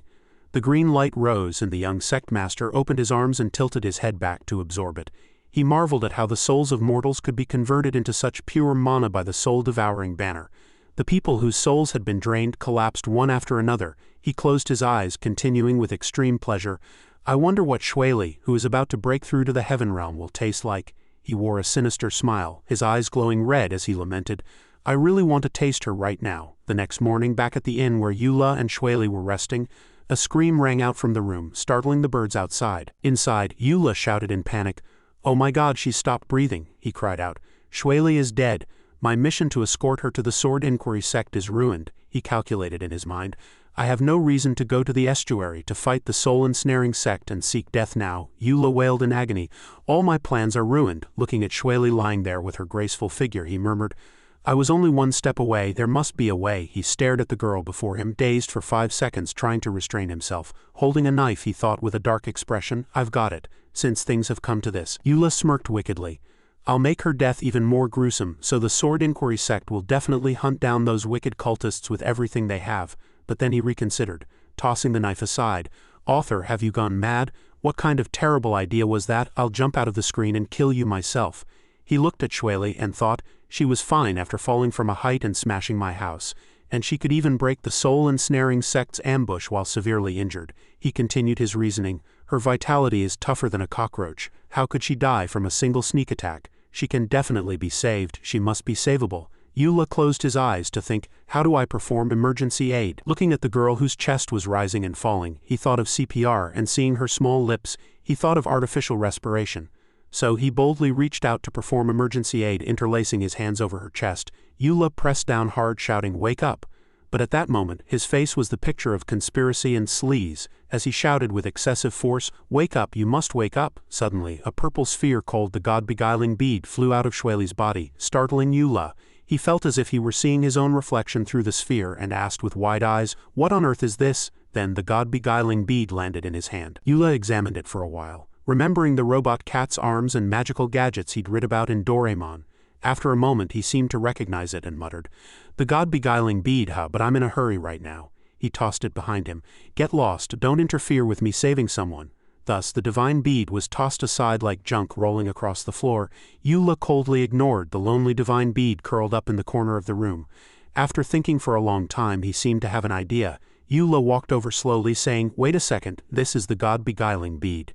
He stood before the bead and looked down. The divine bead emitted a pale pink flame-like aura that looked quite eerie. A seductive call seemed to emanate from within the God-beguiling bead. "Everything you desire can be realized. Come, release me, and you will get what you want." The aura continued to rise as if trying to invade his mind. Eula reached out to pick it up, staring at the divine bead for a long time until his eyes turned pink, looking as though he had been hypnotized. But that didn't seem to be the case. What Eula was thinking was, "The God-beguiling bead is a treasure. If I take it, the soul-ensnaring sect will definitely hunt me down." He imagined himself running with the bead while a crowd from the soul-ensnaring sect pursued him. He felt this was a great chance to find death, but there was a small problem. He looked up, tears falling. Since transmigrating here, his luck had been too good. Without Shueli as a homing beacon, the soul-ensnaring sect might not be able to find him. So, looking at Shueli lying there, he shouted, "You can't die. This is the biggest gamble of my life. Come back to life." As soon as he finished, he lowered his head, pinched her nose with one hand, and began giving Shueli artificial respiration. After blowing a breath, Yuli's face turned red with embarrassment. He muttered, "Come back to life." Seeing no reaction, he looked down and lamented, "Don't be like this, I won't let you die." Then he clenched his fists, looking up and crying out in grief, "What will I do without you?" He held his face and wailed, "Why did it have to be you? Why wasn't I the one stabbed?" He thought to himself. "I'm the one who wants to die." Then he sobbed by the bed, thinking, "I've tried so hard, yet I can't die." Suddenly, Shueli woke up. Her posture was a bit too provocative as she called out Yuli's name. Her face flushed. He was overjoyed. "You're awake, that's incredible." On the back mountain of the Sword Inquiry Sect, amidst mist-shrouded peaks, a small figure was practicing martial arts. That was Shueli as a child holding a bamboo pole. The little girl practiced extremely hard. During her training, she always appeared both brave and diligent. Fish swam beneath the trees, while above the girl practiced with bamboo in place of a sword. Her master had instructed her that to reach the peak of life, she should avoid romantic entanglements, yet because of her peerless beauty, she received numerous confession letters from her fellow disciples, the love letters piling up like a mountain. Following her master's teachings, she made a solemn vow never to seek a Tao partner in this life and to focus entirely on her sword. From then on, her fellow disciples abandoned all thoughts of her. Shueli practiced from winter to summer, always wearing only thin clothing and standing firm in her Tao heart, willing to give up everything to eliminate demons and defend the righteous path. She was even willing to sacrifice her own life if necessary. At that moment, Zhao Shueli recalled the instant she had been stabbed by Shui Qingmei. She knew then that breaking through the soul-ensnaring sect's blockade at the Chutao estuary and returning alive to the Sword Inquiry Sect was nearly impossible. However, the God-beguiling bead was extremely evil and could lure people into demonic paths. If left in the world, it would surely cause countless calamities. It had to be brought back to the Sword Inquiry Sect so the masters there could join forces to destroy it. There was only one way to send it back safely. Shueli planned to give the God-beguiling bead to Eula and have him take another route back to the sect while she headed to the Chutao estuary alone. She intended to self-destruct her primordial spirit to take the soul-ensnaring sect down with her. But there was one crucial point in this plan that required careful consideration. Was Eula truly trustworthy? Recalling his face and his words about good and evil being determined by the heart, she felt he was a kindred spirit, yet his behavior of hiding his identity and intentions always made her feel uneasy. Thus she decided to feign death to test him. As she lay there pretending to be dead, she thought, "Eula, hurry up and reveal your true purpose." When Eula placed his hands on her chest to apply pressure, she initially thought he was looking for the God-beguiling bead. But amidst her wild thoughts, she realized Eula actually wanted to save her. Because Yuli's hands were so strong, his pressing caused her to spit out a mouthful of blood. Thinking quickly, Shueli released the God-beguiling bead into the air, wanting to see how he would react under its temptation. As it turned out, Eula grabbed the divine bead and threw it away without a second thought. Seeing this, Shueli was even more convinced that he had no designs on the bead. When Eula approached her again, Shueli believed that what he truly cared about was her life. Then Eula began artificial respiration, but in Shueli's eyes it transformed into a deep and romantic kiss. She remembered having secretly peeked at erotic scrolls hidden by her senior brothers which featured similar scenes. She never expected to actually experience it for herself. As he blew air into her mouth, she even marveled that such a method could be used to save someone. Shueli's mindset underwent a transformation. Although she didn't fully understand this peculiar life-saving technique, she was certain Eula sincerely wanted to save her. Seeing him crying and wailing, Shueli felt puzzled. We only just met. Why is he so heartbroken? While Eula was full of regret, thinking, why wasn't I the one stabbed? Shueli interpreted it as, he's actually willing to take a sword for me. Shueli lay there in a graceful pose, wondering why this was. Meanwhile, the discarded god-beguiling bead was emitting a demonic aura, drifting back toward where she lay. She recalled that as soon as he heard the road back to the sect was fraught with danger, he hadn't hesitated but instead actively requested to escort her. Knowing full well the trials of Granny Venom and the others were extremely dangerous, he had fearlessly taken the challenges in her stead. He didn't want to reveal his secrets, yet he was willing to die for her. Shueli blushed as she tallied up Yuli's every move. She suddenly sat up and called his name, giving Eula a fright. She stared at him with wide eyes, thinking, he really does like me. Seeing Shueli sit up, Eula waved and asked, you're awake? While the god-beguiling bead beneath the bed continued to pulse with energy, Shueli thought bashfully, we were strangers before. When exactly did he start liking me? Could it be the legendary love at first sight? She covered her face with her hands, overcome with shyness. No wonder he'd rather lose his life than let me return to the sect alone.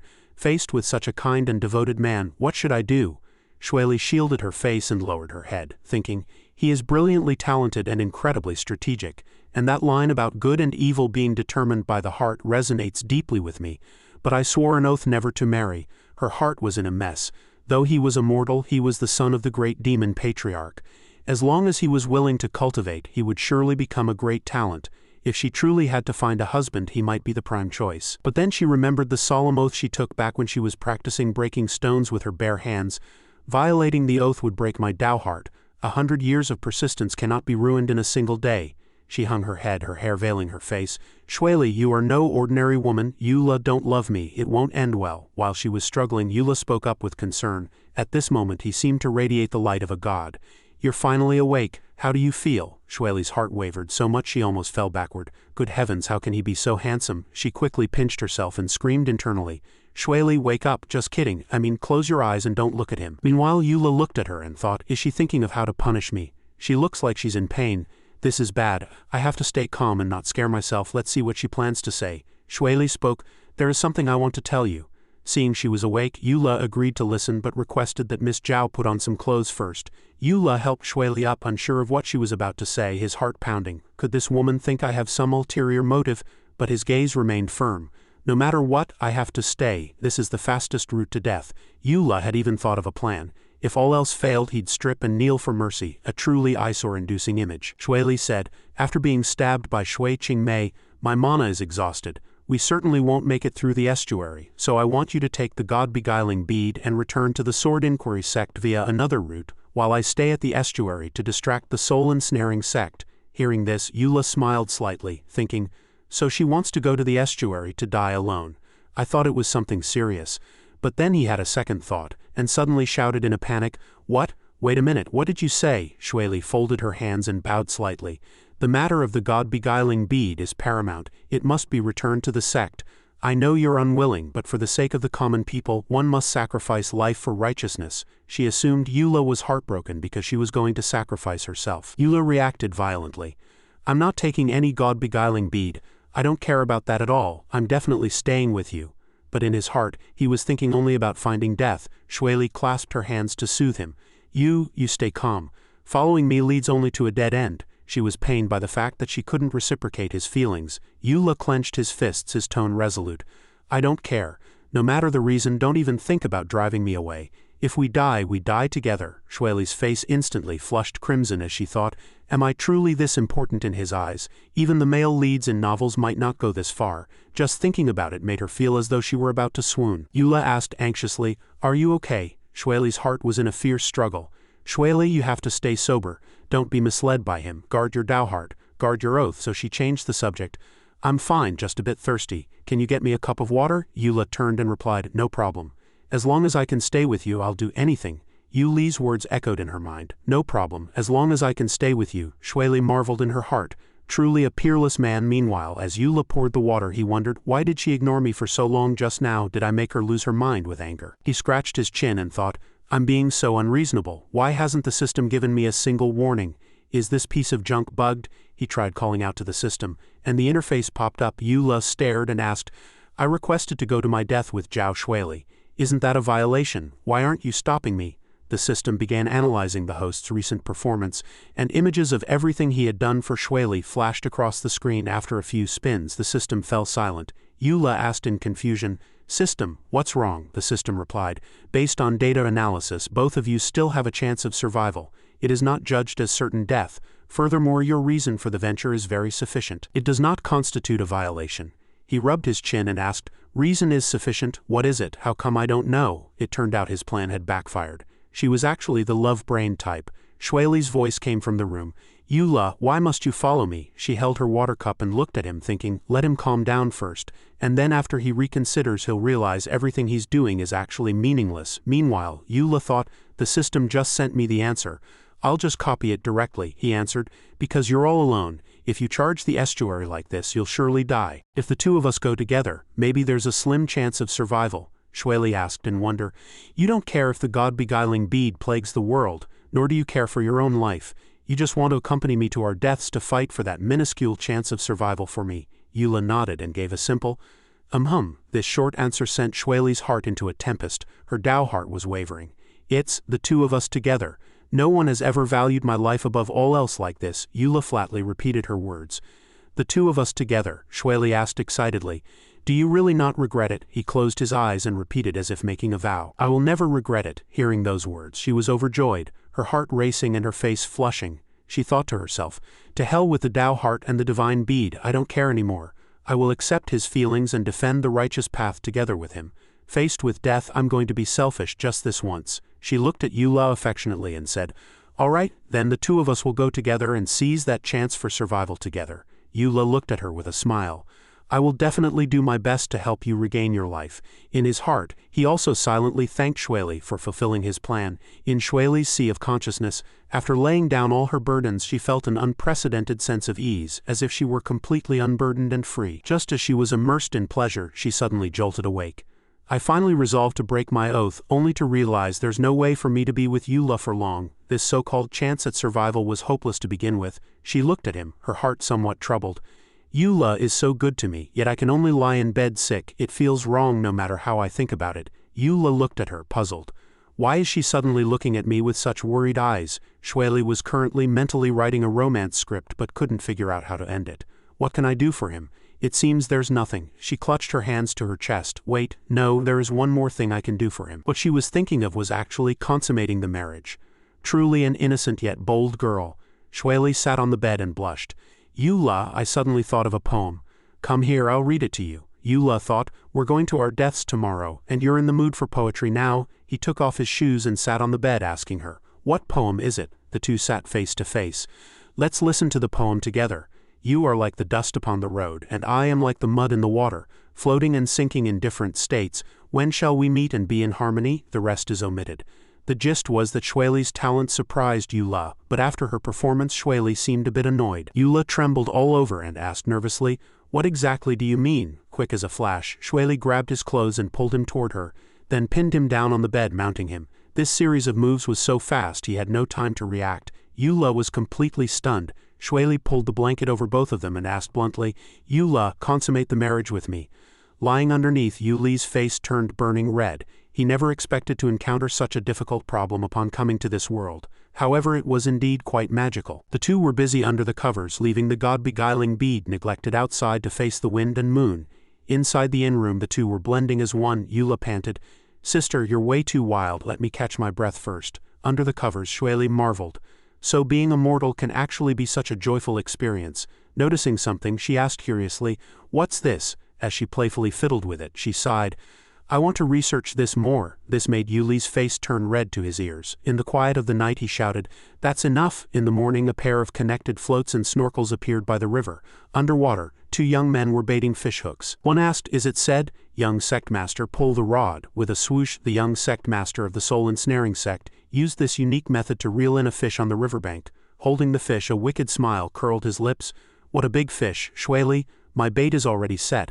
I'm just waiting for you to bite the hook." After their passionate encounter, Yula felt as if his spiritual energy had been sucked dry, and his face looked noticeably thinner. In contrast, Shueli lay beside him looking refreshed. She propped herself up and turned to ask him, "Yula, does this mean we are officially dual cultivation partners now?" Yula gave a weak but his heart was bleeding. "Partners my ass. You were so badly injured that you'd bleed if you even moved. What could we have even accomplished?" Shueli turned away and closed her eyes, thinking, "This is good, this is the last thing I can do for you." With that, she softly called Yuli's name. "Can you give me a hug?" Hearing this high-level martial arts expert say such a thing, Yula thought, so she has such a vulnerable side too.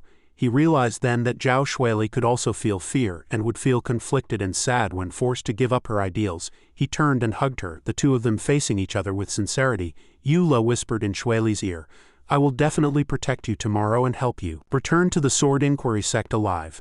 Early the next morning on the other side of the river, several people arrived as promised, meeting on a narrow path. On this side, Yula was carrying Shueli on his back. The young Sect Master of the Soul Ensnaring Sect spoke, "Shueli, this seat has been waiting here for a long time." Yula set her down and said, "I'll leave the rest to you, be careful." Shueli stepped forward and gave an acknowledging response looking at the opponent. Holding his long staff, the young Sect Master continued, "The pity, Shueli. My divine art is complete, and I wanted a fair fight to see who is stronger, but looking at your stagnant blood and weak steps I can win with just a finger." Suddenly, however, a powerful aura erupted from Shueli's entire body.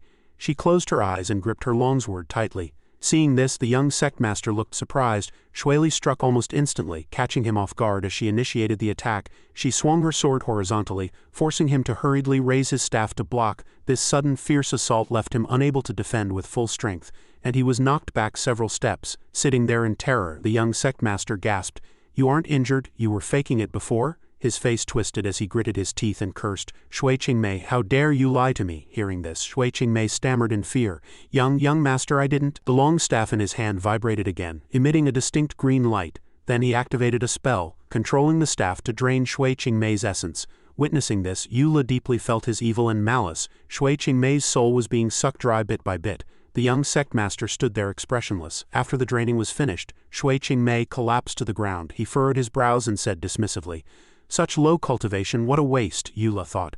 "This young master is too ruthless, killing even his own people." The young master began channeling his power, smiling coldly. "Zhao Shueli, you're next." He swung the staff at her, shouting, "You'll surely taste wonderful." Yula warned anxiously from the side, "This guy is even more of a freak than I thought. You're injured, you must be careful." Shueli nodded. "I know," she spoke. "Years ago, your old Sect Master joined forces with several elders to ambush me, and you only saved your life by not even showing your face. Are you here to avenge the old Sect Master now?" He smiled sinisterly. "Avenge him? I've long found that old man annoying. Thanks to you killing him, I was able to absorb his soul and let my power skyrocket. This Sect Master will make you one of the dead souls within me as well." As soon as he finished speaking, he struck with a palm, hitting Shueli's abdomen and sending her reeling back several steps. Fresh blood prayed from her mouth. Yula shouted in a panic. Shueli thought to herself, "I was too arrogant." Her injuries were far more severe than she had let on. Even with a certain victory, she shouldn't have let her take such a risk. There was no time to dawdle. He had to get her out of here safely. Thinking this, he rushed forward to stand between them, shouting, "Stop, the god-beguiling bead is not in our hands." The young Sect Master's long staff came to a sudden halt just inches away from him.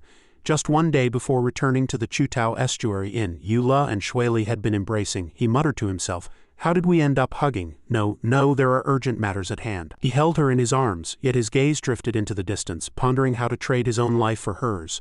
Amidst his deep contemplation, a sudden flash of inspiration struck him. He gently pushed her back and asked, "Your injuries haven't shown any signs of improvement. Is it because you've been using a vast amount of mana to suppress the god-beguiling bead?" Shueli's eyes widened in surprise. "That's correct. Why do you ask?" Yula fell into deep thought. Before, Zhao Shueli valued the god-beguiling bead more than her own life, so I didn't think in this direction, but things are different now. Shueli was somewhat puzzled, thinking, what's wrong with him? Yula proposed, "If we throw the god-beguiling bead away now, wouldn't your burden be greatly lightened?" After hearing this, Shueli thought seriously for a moment. Indeed, without the influence of the god-beguiling bead, perhaps I could fight a desperate battle. If by some chance I win, you wouldn't have to take any risks. The scene cuts back to the present at the Chutao estuary.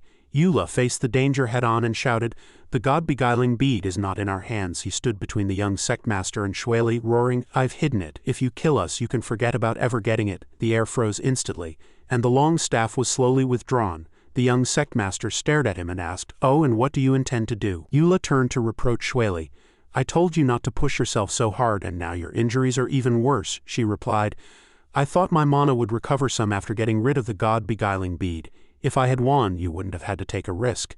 Eula thought, "What a silly girl." Heavily wounded, with blood seeping from the corners of her mouth, Shueli said, "Everything depends on you now." On the other side, the young sect master asked with a look of bewilderment, "Are you two even listening to me? Where did you throw the god-beguiling bead? Where is it?"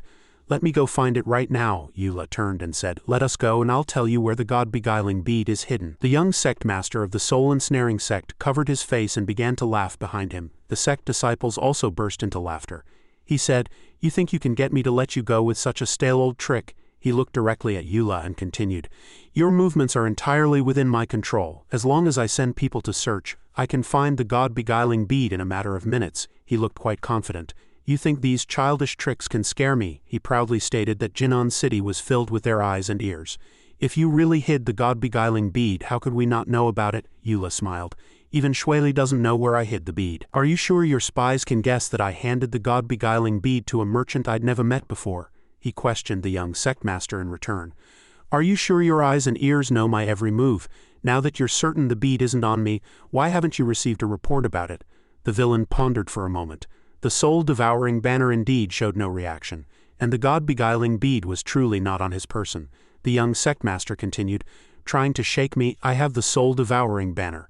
I can sense the god-beguiling bead. I only need to screen the merchants who pass through here to find it soon enough." Eula sneered. "Even if you find it, it's useless. I locked it with a special device. If it's forcibly dismantled without the key, the god-beguiling bead will be blown to smithereens." The young sect master immediately thought of the magical treasures of the secret lock sect. Forcibly breaking such locks would indeed result in total destruction. Eula acted the part, saying, "You're quite well informed, but I'm actually just talking nonsense." In reality, he didn't even know if such a thing actually existed. He walked over, draped an arm over the villain's shoulder, and added, "Killing Shueli is just a way to vent your anger. It does nothing for the development of the soul-ensnaring sect, but the god-beguiling bead can cultivate powerful experts. I'm sure you're very clear on the pros and cons." He thought he had successfully manipulated his mind, but the young sect master turned and said, "I can't let you go. If you're lying, where would I find you?" Eula continued his bluff. "Then let's each take a step back." Seeing the two of them acting so intimately, Shueli wondered, what are they talking about? Eula proposed, "You let Shueli go first. I'll stay behind to take you to the divine bead. But you must sign the deity guardian soul-binding art with me, guaranteeing that the soul-ensnaring sect will never pursue Shueli." Upon hearing this, the villain thought, whether this kid is telling the truth or not, information on the god-beguiling bead is the most important thing. Once I have the bead, why would I fear being unable to kill Zhao Shueli? After careful consideration, he agreed to Yu Li's proposal. The deal was struck, while Shueli remained completely in the dark. Afterward, Eula slowly walked toward Shueli. He then held up 2 fingers and said, "It's handled." Although she didn't yet understand what those 2 fingers meant, she clenched her little fists in a cute manner. "In any case, it's enough that you're safe." Eula pointed behind her and shouted, "Oh my god, look, a UFO!" Shueli turned to look where he was pointing, wondering, is that a butterfly flying? Suddenly, with a thud, he struck the back of her neck, trying to knock her out. Eula struck a dashing pose and said affectionately, "Forgive me, I'm doing this for your own good." However, Shueli didn't faint. Being a cultivator, she turned her head and asked, "Eula, what are you doing?" He pulled out a bag of powder. It was the bewildering medicine he had borrowed from the young sect master. Shueli leaned in curiously and asked, "What is this?" Before she could finish, he blew the powder directly into Shueli's face. Struck by the medicine, Shueli was stunned. Her gaze became blurred, and then she slowly collapsed into Yu Li's arms. Looking at the girl in his embrace, he sighed, "Silly girl." He picked her up, thinking, "This is the only way you can leave safely." He then carried her to a boat and let it drift downstream. Watching the girl lying there, Eula whispered, "You'll have to walk the rest of the way alone." He smiled, silently praying in his heart, "You must make it back to the Sword Inquiry Sect alive." The small boat sped away, splashing water all over Yu Li's face, and vanished without a trace in an instant. A turtle crawled onto his head. Crap, that boat is really fast, the young sect master called out to him.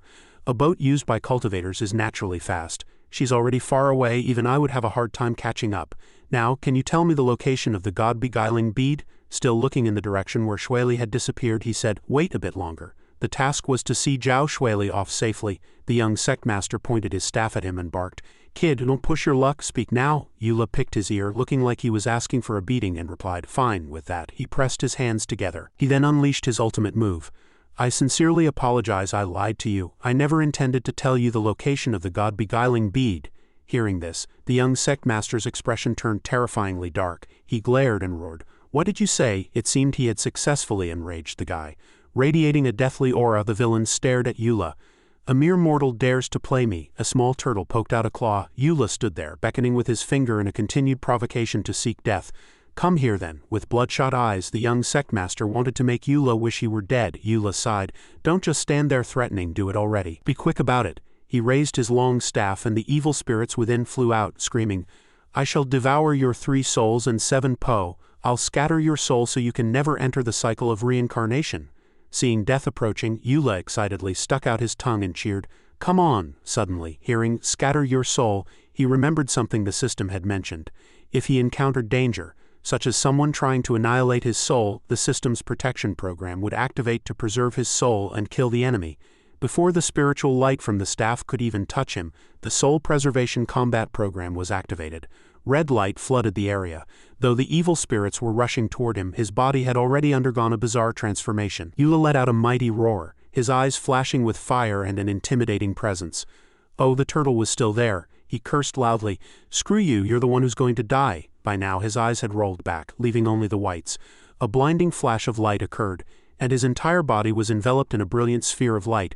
Beams of golden light shot out like sunlight, dispelling the cold evil spirits. Yula roared in pain as the golden light grew even more intense, spreading in all directions. At this moment he was like a blazing sun. The disciples of the soul ensnaring sect were terrified, screaming as they ran.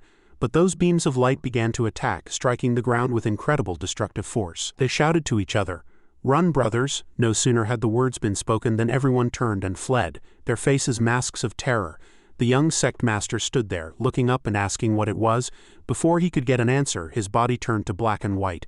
He was slowly dissipating in the literal sense, and finally turned to dust as if he had been cremated. When it ended, the strange light vanished, leaving only black dust floating in the air. That turtle was actually still alive, lying there looking up. Yuli's head happened to be right under its belly. He knelt in the ruins, looking at everything before him, thinking, another failure to find death. He could only let out a curse.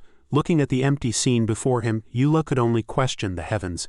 Everyone had been reduced to ashes, and his chance to find death had vanished along with them. He felt utterly hopeless just as he was kneeling by the river in despair. The sound of someone calling his name came from behind, causing him to snap out of it. That little turtle was still on his head. Yula turned back to see who was calling him. A familiar figure appeared. He asked in surprise, why are you back? In his mind, he didn't forget to curse that junk bewildering medicine for letting her wake up so soon. To his surprise, the person was indeed Shuili. She said, I was awakened by a golden light of incredible power. So I rushed back. How are you? Are you hurt?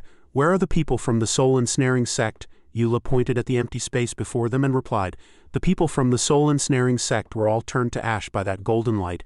As for where the light came from, it's hard to explain in a few words. I'll explain it to you later. He turned his head and whispered a curse at the soul ensnaring sect and that young sect master, blaming them for ruining his death plan. Shuili looked at Yula affectionately and said, forget the golden light. It's enough that you're safe. Back at the inn, Yuli's voice rang out from the room. My God, it's still here. The two of them stared in shock at the bead they had tossed under the bed earlier. Unexpectedly, it was still perfectly intact. That was the god-beguiling bead. It had been here all along. But thanks to his quick wits, he had tricked the young sect master. He picked it up, tucked it into his robes, and said, you're heavily injured now. Carrying this thing is too dangerous. I'll keep it for you for now. Shuili also replied happily, all right then, I'll trouble you. No sooner had she spoken than she hurriedly covered her mouth and coughed, then collapsed to the ground as if her soul had left her. Seeing this, Yula shouted, crap, fainted again. This is never going to end, is it? Outside, the wind howled as Yuli's voice reached the heavens. Miss Zhao, hold on just a bit longer. I'll take you back to the Sword Inquiry Sect right now. Some time later, Yula was still exhaustedly carrying Shuili through the forest toward the sect. The journey was long and arduous, and his legs felt as heavy as lead, but for the sake of the system mission, no matter how tired or heavy it was, Eula marched forward with determination. Yet after walking so far, there were still only mountains and ridges all around. He began to doubt his life. He looked back at Shueli and said, "I haven't seen even a shadow of the sect. Are we going the wrong way?" She struggled to speak, pointing at a few small stones by the road. "Take me over there." Eula set her down, letting her kneel before those stones. Shueli was still very weak, her face full of exhaustion. She used her last bit of strength to press a stone, and a brilliant light shone forth with considerable commotion. Countless swirling green auras flew out from the stones, gathering together until the mountain gate of the Sword Inquiry sect faintly appeared. Seeing the scene before him, Yuli's eyes widened in shock. Looking at the majestic floating mountain gate before him, he couldn't help but let out a wow in admiration. Just as he was staring blankly at Shueli, who was kneeling in pain behind him, several streaks of aura sped toward them. Eula asked in a panic, "What was that just flew by?" The turtle in his arms also poked its head out to join the excitement. It turned out to be 3 figures leaping out from the mountain gate. He wondered, "Are those people?" The 3 were rushing toward him in a hurry.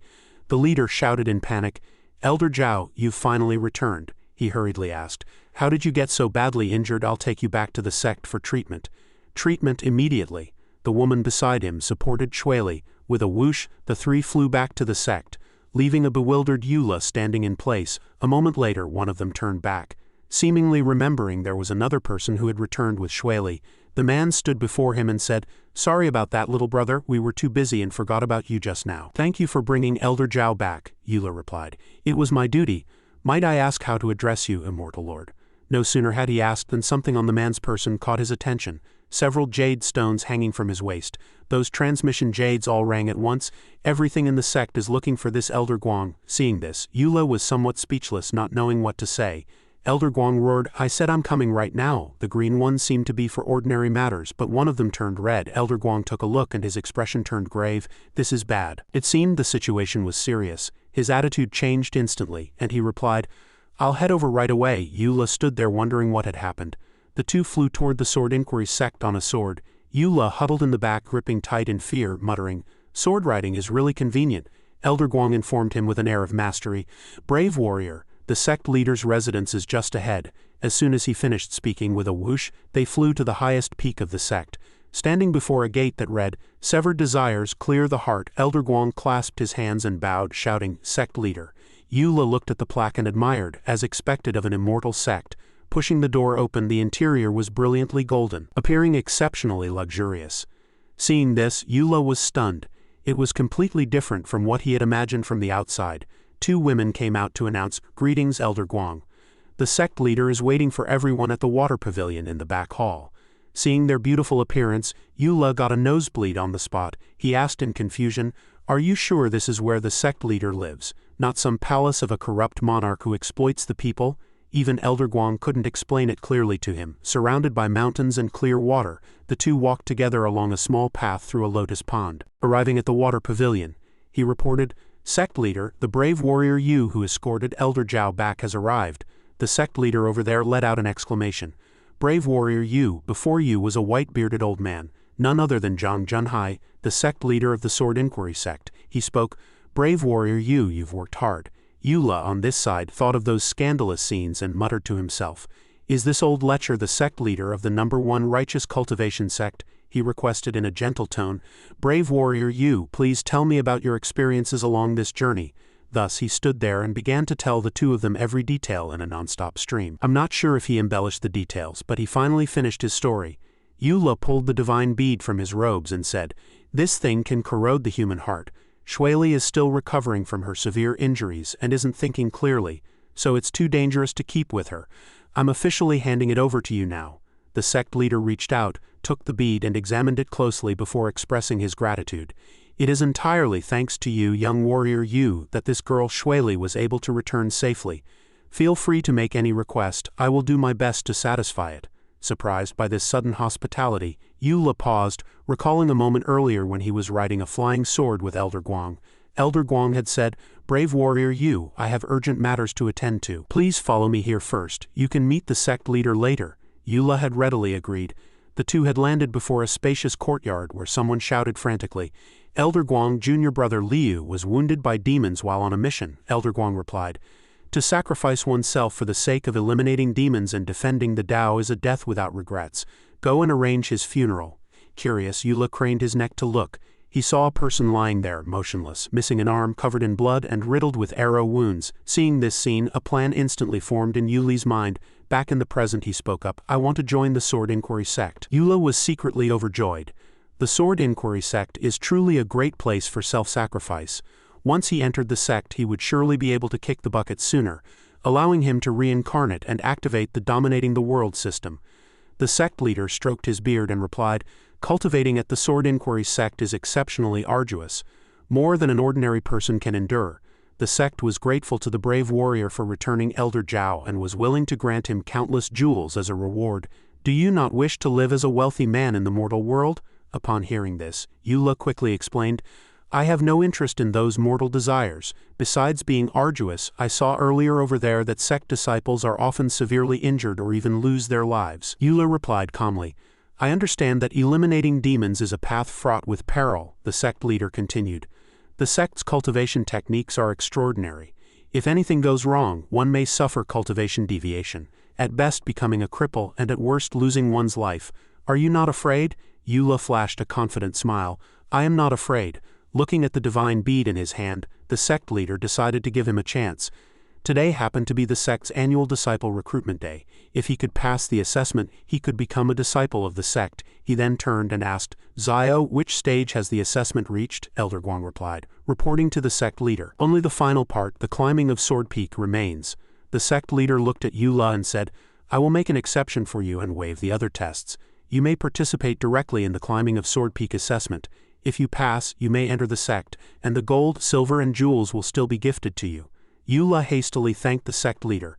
The sect leader said, Go with Linger to the testing grounds, she will lead the way. Eula then bid them both farewell and departed. At that point, Elder Guang asked in confusion, Sect leader, what are your instructions for keeping me behind? The sect leader raised a hand to rub his forehead and said, Zio, I have a bit of a headache. Elder Guang was startled. Sect leader, your power is boundless. You wouldn't bat an eye even if Mount Tai collapsed before you. Why do you say you have a headache? He followed up by asking, Is there something unusual about that kid surnamed Yu? Is that why you're obstructing him from joining the Sword Inquiry Sect? The sect leader replied, He is very unusual. You know Shueli's situation. Her mind is focused solely on the sword. If a master of the demonic path wanted to infiltrate, they would certainly avoid swordsmanship and find another way. The sect leader continued, Furthermore, Shueli wiped out the soul-ensnaring sect while severely injured. Do you think that's something her current cultivation level could achieve? Elder Guang asked worriedly. Are you suggesting that the one who defeated the demonic masters wasn't Elder Zhao but that guy Yu? The sect leader pulled out the divine bead and said, Look at this god-beguiling bead. Elder Guang's face instantly changed color as his primordial spirit was struck by the bead's bewitching attack. He received a sharp slap from the sect leader and spat out a mouthful of blood before regaining his senses. Covering his face, he said, I understand the sect leader's point. The god-beguiling bead was on him the whole time. Why was he not affected in the slightest? The sect leader mused. Though he has a mortal body, if one possesses a heaven-realm Tao heart, then even if desires are stirred, one will not be swayed by the 7 emotions and 6 desires. Naturally, the god-beguiling bead cannot bewitch him. He narrowed his eyes and muttered to himself, A mortal body with a heaven-realm heart, does such a person truly exist in this world? Elder Guang was terrified. How is that possible? I tested him earlier. He is clearly just a mortal with 0 cultivation.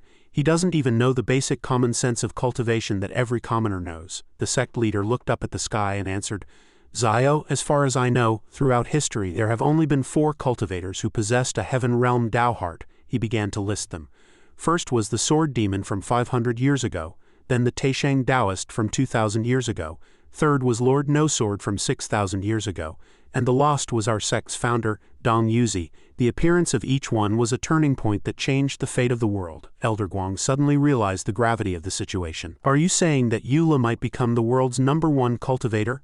The sect leader closed his eyes slightly and replied, It is highly probable, but his origin is unknown, his purpose is unclear, and his destiny is an unpredictable mix of fortune and calamity. If it is fortune, perhaps we will see him lead the Sword Inquiry Sect to unprecedented glory. A realm I cannot even imagine right now, he continued. But if it is calamity, I catch a faint glimpse of a tragic end for the Sword Inquiry Sect. corpses strewn everywhere, and our legacy severed, Elder Guang reacted strongly. Then we absolutely cannot let him stay. 500 years ago, the sword demon nearly destroyed the entire Sword Inquiry sect. We must not repeat that mistake. The sect leader argued firmly. Prosperity eventually turns to decline. The sect appears prosperous on the surface, but it is rotting from within. The demonic sects are growing stronger by the day. If we do not seek a breakthrough, we will be swallowed by them sooner or later. He might be our turning point. In another courtyard, a complaint rang out. Nonsense, who does he think he is, inserting a candidate out of nowhere. What do you take the rules of my Sword Inquiry sect for? Linger was arguing with the elderly gatekeeper. One cited special circumstances while the other refused to let him pass. It wasn't until Linger stated it was the sect leader's command that the old man bowed and invited Eula in for the assessment. He really changed his tune faster than flipping a book. A man who knows when to yield.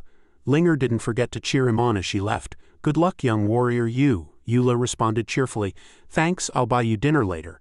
Just after stepping through the mountain gate, Eula was stunned by the massive crowd of candidates. There were men and women, young and old, each radiating a powerful presence. Seeing him, the crowd looked slightly surprised. While murmurs broke out below, a melodious bell rang, capturing everyone's attention. On the high platform, the elderly examiner began to announce, "Everyone, our sect is the #1 righteous sect. If you wish to join the Sword Inquiry sect, you must prove yourselves again. This is the final assessment. Listen carefully, everyone." Eula looked at the towering peak before him and couldn't help but let out a wow. Behind the examiner was the Sword Peak, the final destination for the candidates. Eula thought to himself, it's so high. If this were the modern world, it would definitely be a world wonder. The examiner continued, you have a time limit of 1 hour to climb with all your might. The 80 people with the best results will enter the sect. Climb in a straight line.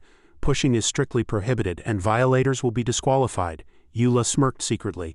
Just this, the stamina of the hunter Chen Fei is no joke. Carrying Shuili that far didn't even tire me out. Climbing for an hour will be absolutely no problem. The examiner waved his hand and announced, the climbing of Sword Peak assessment begins. Standing before the steps, Eula thought, isn't it just climbing stairs, a piece of cake? I didn't expect the Sword Inquiry Sect's test to be this simple. He steeled his resolve. Sword Peak, Sword Inquiry Sect. Here I come. However, reality was cruel. Every single step carried an immense pressure. Eula shouted in pain, I can't do this. Why can't I move my legs on these steps? I've only climbed a few and I'm already vomiting like this. Looking at the candidates above, he said in shock, are those people reincarnated oxen? How are they climbing so fast? He collapsed on the steps, trembling as he lamented. With Chen Fei's stamina, there's no way I should be in last place. There must be a trick to this test. He looked up with a determined gaze.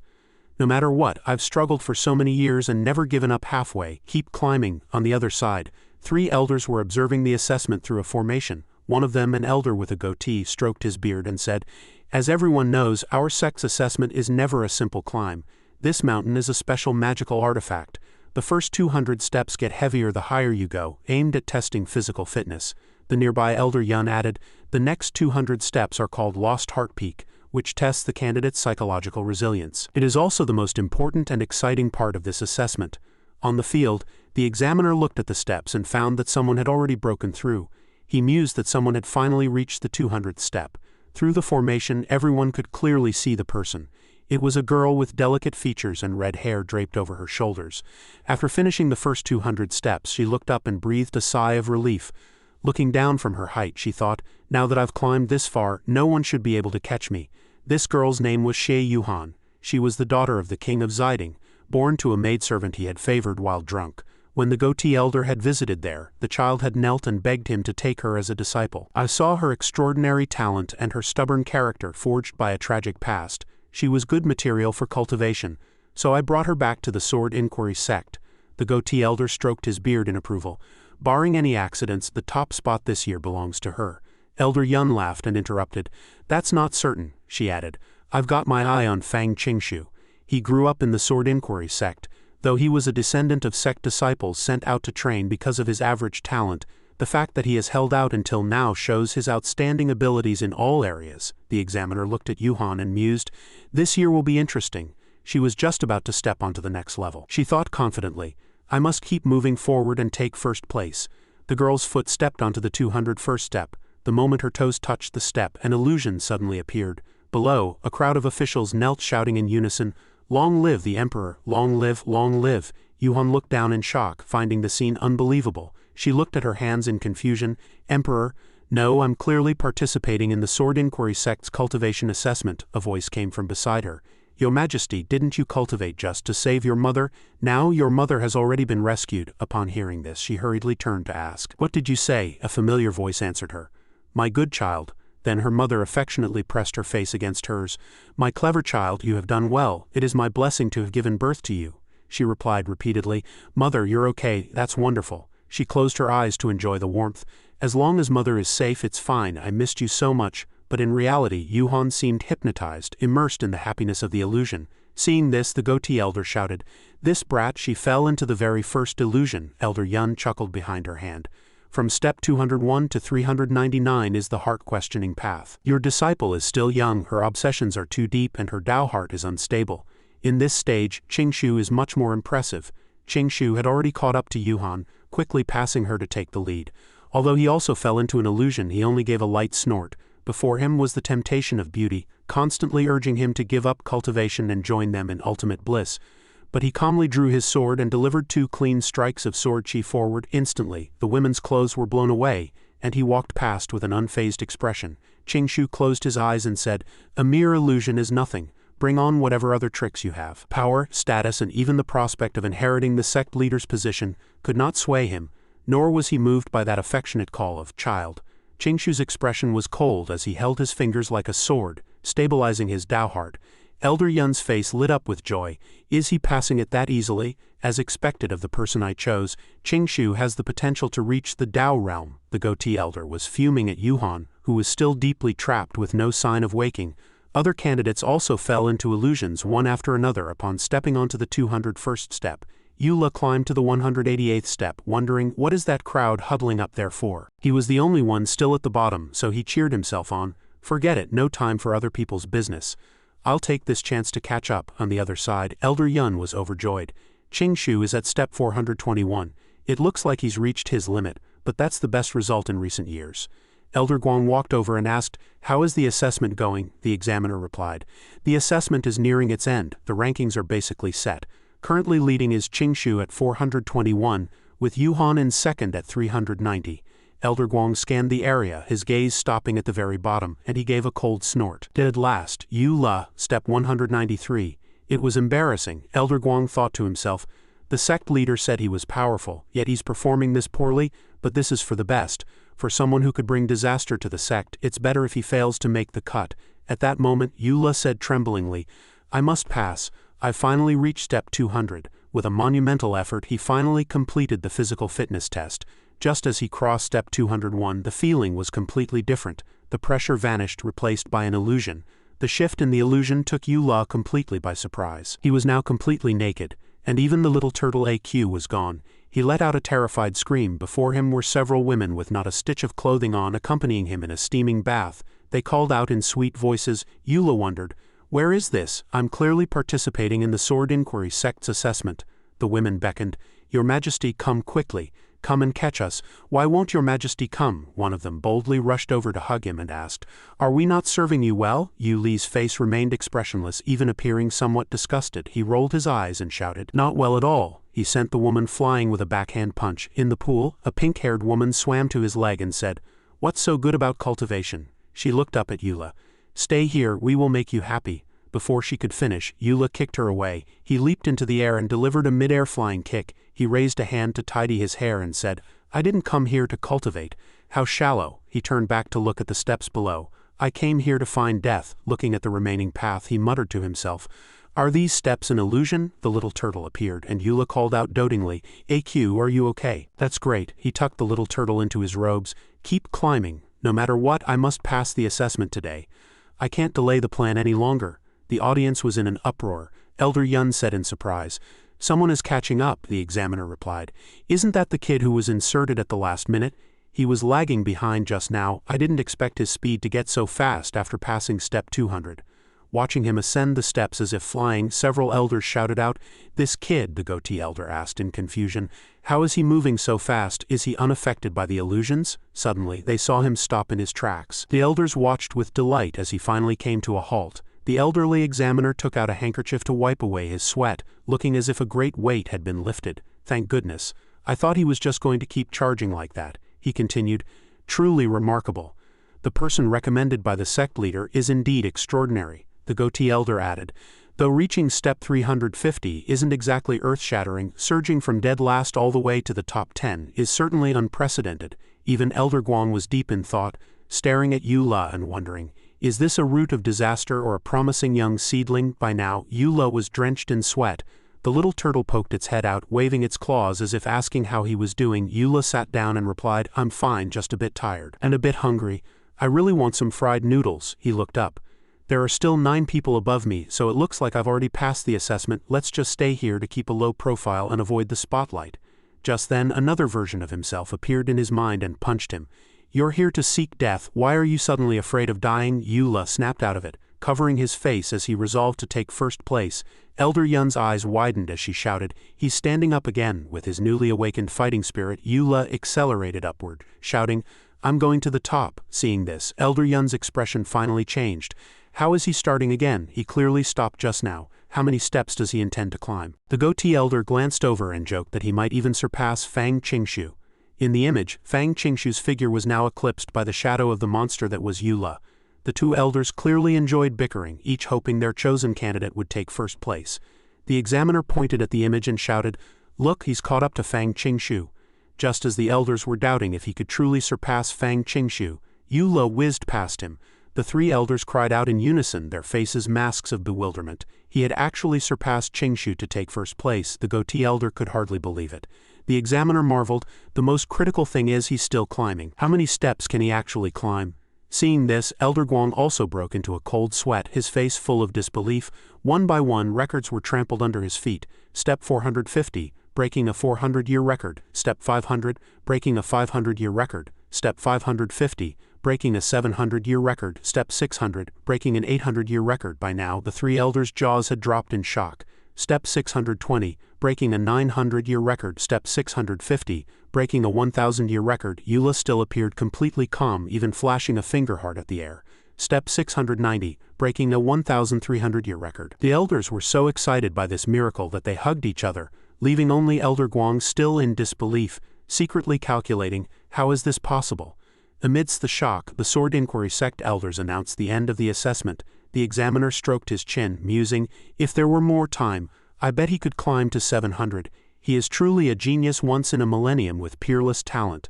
Ascending to the heaven realm would be as simple as reaching into a bag for an object," Elder Yun noted. "He was an exception for the exam.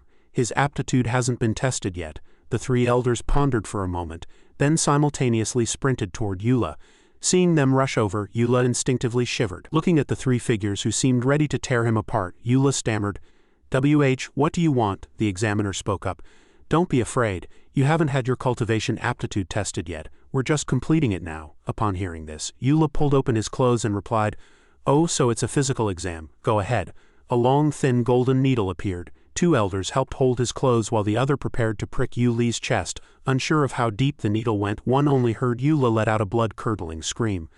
A single drop of heart blood was extracted and dripped into an emerald-colored jade stone. Both elders held their breath, awaiting the result. Elder Yun shouted, "Look, it's glowing." The blood drop in the jade stone emitted a wisp of green providence. Elder Guang also watched intently.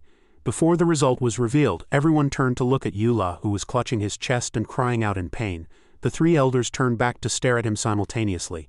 Eula was so startled he took a step back, lost for words. The goatee elder told him he could leave first, and Eula finally breathed a sigh of relief. That was quick. He turned around and stretched, looking as if a weight had been lifted. "I'm exhausted. These legs are shot for the day." After he had walked some distance away, the 3 elders suddenly turned pale and slumped to the ground. As it turned out, his aptitude was actually only low grade. The examiner was full of regret. Even if we didn't expect him to have the peerless talent of Qingshu or Yuhan, as long as it was medium grade, he could have stabilized his entry into the Tao realm, the goatee elder added. With such an outstanding character and such a firm heart toward the Tao, why is his cultivation aptitude low grade? Elder Yun lamented. "Cruel heavens, have you gone mad? This arrangement is far too ridiculous." Only Elder Guang was satisfied with this result. He breathed a sigh of relief, thinking, thank goodness, with this kind of aptitude, he probably won't even pass the basic entry assessment. At the sect leader's residence, Zio asked in confusion, why keep him? Why on earth? The Sword Inquiry Sect had never recruited a disciple with such mediocre aptitude. The sect leader replied, Zio, you still don't understand what fate is. One must not meddle with the destinies of others at will. The more you try to interfere, the more likely the situation will spiral out of control. Elder Guan was still unwilling to yield, but we already know his aptitude is mediocre. Isn't forcing him to stay also interfering with fate? The sect leader looked toward the sky and answered. He climbed the sword peak with his own ability. If we drove him away for fear of disaster or kept him out of greed for his providence, that would be interfering with fate. He stroked his beard and added, just let him stay and let nature take its course. Let him become a formal disciple just like the others. If he cannot break through to the law realm within 5 years, he shall leave according to the rules. Hearing the sect leader say this, Zio pondered for a long while before finally nodding in agreement. Keeping him is fine, but I must keep a constant eye on him to prevent him from causing trouble. Meanwhile, in the lower courtyard dorms for new disciples, Eula lay on his bed, thinking he could finally rest. He took out an emerald jade stone and muttered to himself, Right, Shueli had someone bring this to me earlier. She said it's a recording stone and I can use it to contact her. Staring at the jade in his hand, Eula felt somewhat worried, wondering how she was doing. He had heard that her Dao heart was damaged and she had been sent to Medicine King Valley for treatment. It seemed her injuries were quite severe. Shueli, I wish you a speedy recovery. The next day, in the disciples' classroom courtyard, a large group was discussing yesterday's assessment. Someone complained, the sword peak was so hard to climb yesterday, I was nearly exhausted after only 10 steps. Another person laughed. Haha, I climbed to 20 steps without any pressure. A defiant voice came from the crowd. Stop bragging if you're so capable. Go compare yourself with Qingshu or Yuhan. Suddenly, a female voice rang out. Xie Yuhan grabbed another female disciple's chest and shouted, Yuer, have you been secretly practicing some technique? The male disciples nearby were baffled, but it was quite a feast for the eyes. Just then a figure appeared at the door. Yuer's body trembled slightly as she argued with a red face. A cultivator's Dao heart is pure. How can you say I'm secretly practicing? I'm just kidding. At that moment Eula pushed the door open and entered, greeting them loudly from the doorway. Hello friends. Because he didn't control his strength, he accidentally bumped into Yuer, who was standing there, causing her to scream. He closed his eyes and struck a cool pose, wondering, why did it suddenly get so quiet? The male disciple's eyes widened, while the female disciples blushed in embarrassment. Yuli's push had caused Xie Yuhan and Yuer to collide, looking as if they were in a deep kiss. He glanced sideways and was also stunned. While Yuer covered her mouth in shy embarrassment, Xie Yuhan roared in fury, Who's being so reckless there? Eula quickly explained, Sorry, I didn't see you standing at the door. Please continue, ladies. Continue. The crowd recognized him and began whispering, That's the prodigy who climbed 690 steps. He's actually in the same class as us. Most people looked at him with admiration, full of praise. Xie Yuhan glared at Eula as someone approached to ask, Big brother, what's your name? Eula took the opportunity to strike a pose, flipping his hair and answering stylishly, My name is Eula. You all flatter me. Seeing him busy greeting everyone, Xie Yuhan grew even more furious and barked, Do you even see me here? Only then did the crowd react, reminding each other, Oh, Yuhan is angry. She suddenly drew the short blade from her waist and pointed it at Eula. First place, what a joke. What I hate most is the undeserved arrogance of people like you. She held the blade steady and continued, In terms of character and talent, first place should rightfully belong to Fang Qingshu.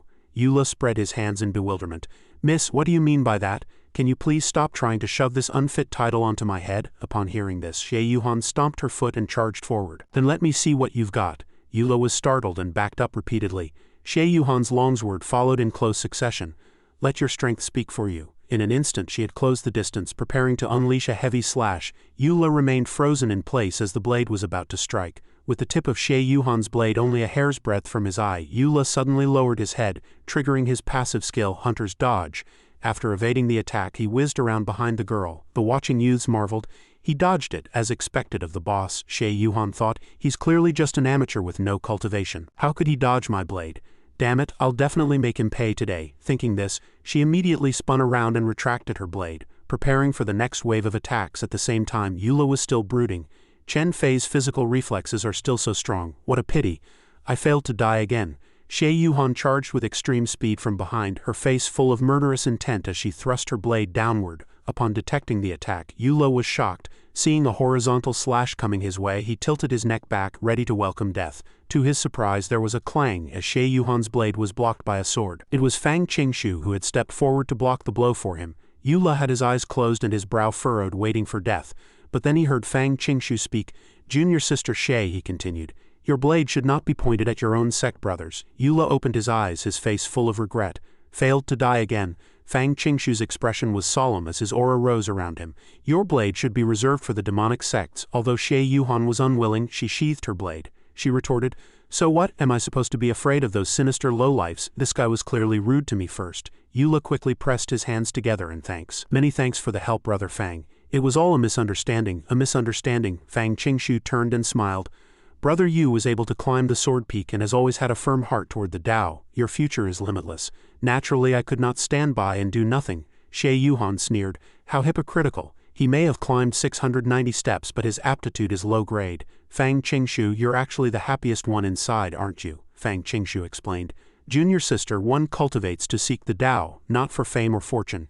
You stayed at the 200th step for so long precisely because your obsessions are too deep. I thought you had realized this, but it seems that is not the case." Eula gave these words a silent thumbs up. With this presence and insight he was truly the #1 disciple. Xie Yuhan turned and asked, "You don't care about the rankings? Then do you dare to make a bet with me?" Fang Qingshu asked. "What's the bet?" she said. "I bet that within 5 years I will definitely surpass you and become the #1 disciple of the outer sect." No sooner had she spoken than someone burst in from outside, interrupting. "A bet is no good without stakes." The disciples were in a stir. The person who had entered was none other than Elder Guang.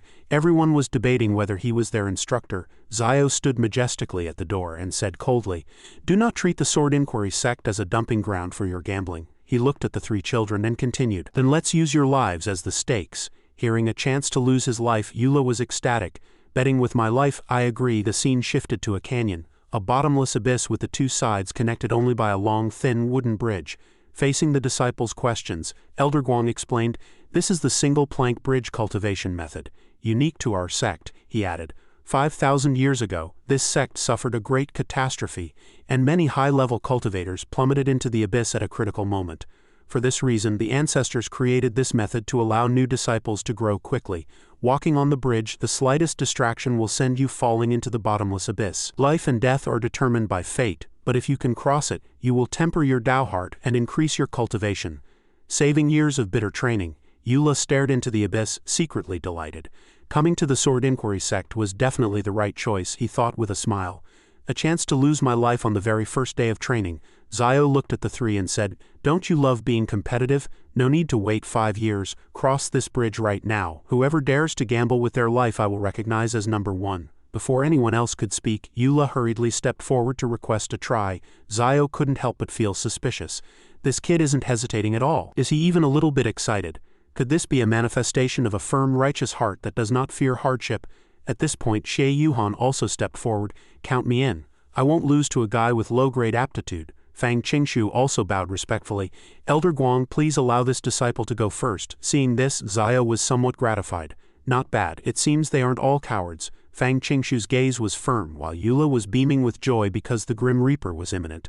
Fang Qingshu muttered to himself, "Since I've stepped onto it, I must cross over." Eula, on the other hand, looked as if he were enjoying himself. "Today is a great day. Everything is going my way." Xie Yuhan was still comparing herself. "For those who follow, fear and pressure will increase exponentially." Fang Qingshu has taken the lead again. The onlookers cried out, "Fang Qingshu is amazing. He's already halfway across." Xie Yuhan watched tensely. "Can he really make it?" Zio also silently nodded at Fang Qingshu's strength, though he was a bit rigid. As he was walking, Fang Qingshu suddenly stopped and looked down below the bridge. He let out a terrified scream as if he had seen something horrifying, and immediately after, his foot slipped and he plummeted toward the abyss. The crowd gasped, unable to believe their eyes. Fang Qingshu fell straight into the bottomless abyss, his fate unknown. Suddenly, 2 blood-red eyes flashed below, as if wanting to tear him apart. Immediately after, a giant mouth snapped open, swallowing Fang Qingshu in an instant. Fang Qingshu vanished from everyone's sight just like that. The disciples on the platform were scared witless, falling into a chaotic mess. What was that? Qingshu was eaten by a monstrous bird. Is it not enough just to walk across? Everyone was so terrified they were vomiting. They hadn't expected this trial to be so treacherous. Even Xie Yuhan was trembling all over, breaking into a cold sweat as she asked in terror, "Elder Guang, Fang Qingshu, he..." She froze in place, unable to speak for a long time. Zio said coldly, "Didn't you say you wanted to bet with your lives? Did you think I was joking? Is the Sword Inquiry sect a place for jokes? Did you really think everything would be smooth sailing after passing the assessment?" The disciples were hushed into silence by these words. No one dared to make a sound. He continued, This is the norm you will encounter in your future cultivation. If you want to eliminate demons and defend the Tao, first weigh how much you're worth." Zio frowned slightly. "From now on, tuck away that arrogance and cultivate honestly. Those who can't do it, get off the mountain as soon as possible." Just then, Eula interrupted. "What Elder Guang said about eliminating demons and defending the Tao isn't wrong at all. But isn't practicing on a bridge where you could lose your life at any moment a bit too reckless?" Eula asked. Guang Zio replied, "I've already said, cowards don't have to walk it. This is your own choice. Once you've made it, you must bear the consequences yourself. That is the only way to ensure you die a worthy death." Eula pressed further. "So no matter what happens, Elder Guang, you won't step in to help? You'll just let the disciples be eaten by that monstrous bird?" Zio answered. "Naturally. Anyone who's afraid can get lost and go home." Eula thought to himself, "Sorry about this, Brother Fang. Although I really want to slap Elder Guang for you." He stepped onto the single plank bridge, thinking this was a perfect opportunity to seek death that he absolutely couldn't miss. Meanwhile, on the other side, Guang Ziyu's heart was pounding. The core of the single plank bridge cultivation method is to face the fear of death head-on. Since Fang Qingshu had fallen in an instant, it should be impossible for a mere mortal to pass. If he fell off the cliff, his body would surely be lost forever. Watching Eula walk across the bridge, Zio muttered, "This way, the Sword Inquiry Sect can avoid the impending disaster." However, reality did not go as he wished. When Eula crossed the bridge safely, everyone wore expressions of extreme shock. Even Eula himself looked utterly dejected because he had crossed safely. At this moment he could only curse this crappy life in his head, looking completely despondent. Was it really this hard to just die naturally? Besides the system, what other force was obstructing him from his own demise? Rewinding to 30 minutes ago, Eula was inching across the bridge one step at a time as the howling wind felt as though it would suck everything into the abyss. At that time he was secretly gloating, "This bridge is so narrow, falling off will be too easy." He even spread his arms and waved them, shouting, "The wind is so strong." Then Eula pretended to slip, letting his whole body plummet toward the abyss. Seeing this, the crowd let out terrified screams. Did he fall? Standing there, Zio even showed a look of joy, wishing he would just fall to his death. But he didn't. Yuli's hands death-gripped the bridge, and then, using the momentum, he performed a flip and pulled himself back up. Eula stood firmly on the single plank bridge once again. Even he didn't understand why his body had reacted that way at the time. Death had been right at his fingertips. While the disciples breathed a sigh of relief, Elder Guang wore the same look of disappointment as Eula. The system suddenly appeared and asked, "Did you just try to jump on purpose?" Eula was quite surprised by the system's appearance at this moment. The system looked very angry. Eula quickly defended himself. "No way, I just haven't adjusted to walking yet. I'll cross the bridge seriously from now on," the system warned. "I am watching you at all times. Be serious." "I'm leaving." Eula quickly sent the system away, feeling extremely anxious. "I can't be careless. If I'm caught deliberately seeking death, the system won't give me the compensation." He hadn't expected the supervision to be so strict, but he figured that if he followed Fang Qingshu's rhythm, he would fall soon enough. Despite his thoughts, his steps were exceptionally steady. He couldn't believe how smoothly he was walking. Eula asked himself, "What on earth is going on? I'm a third of the way across, so why haven't I fallen yet? If anything, it's getting easier. No, I have to do something fancy to increase the odds of dying." Seeing him pause, everyone watched in confusion. Eula reached out, pressing his middle finger against his thumb, then slightly turned his toes outward, preparing to take the next step. Seeing this baffling move, Zio wondered, "What is this kid trying to do?" Then Eula began to move with an incredibly flamboyant gait, looking as if he were dancing. The disciples watched, dumbfounded.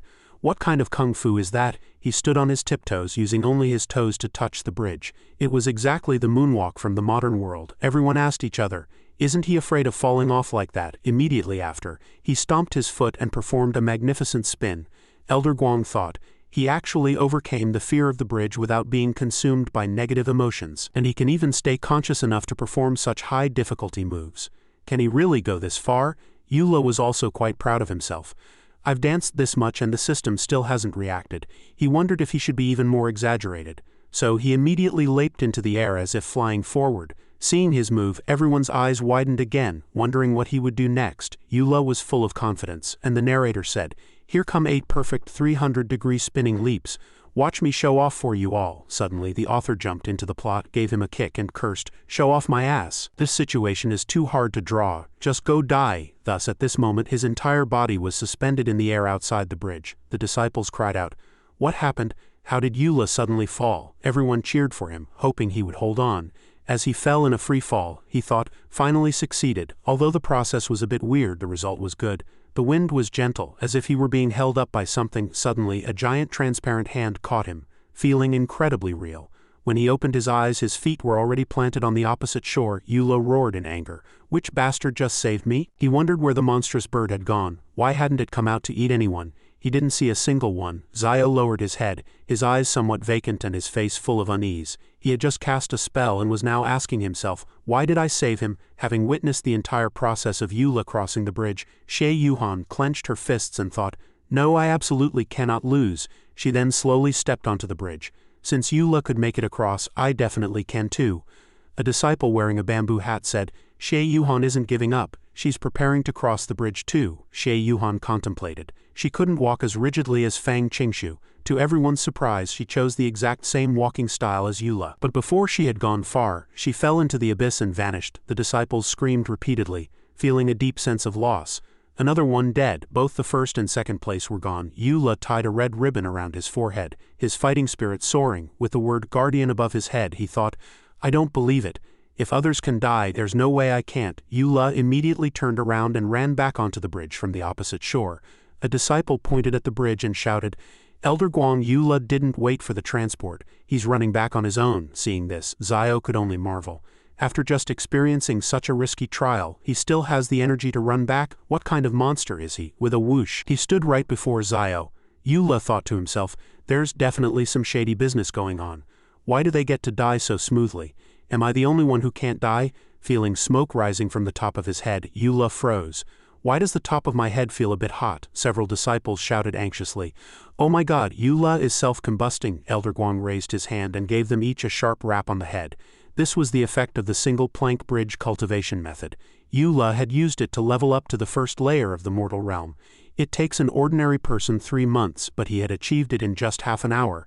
The disciples protested, saying it was a violation and unfair. Zio replied, I gave you all the same opportunity. It was you who didn't dare to cross. But Eula bravely accepted it, so he received the results he deserved. With that, Elder Guang flicked his fingers, and a giant monstrous bird flew up from the abyss, causing the disciples to panic. Then the bird vomited 2 figures from its mouth.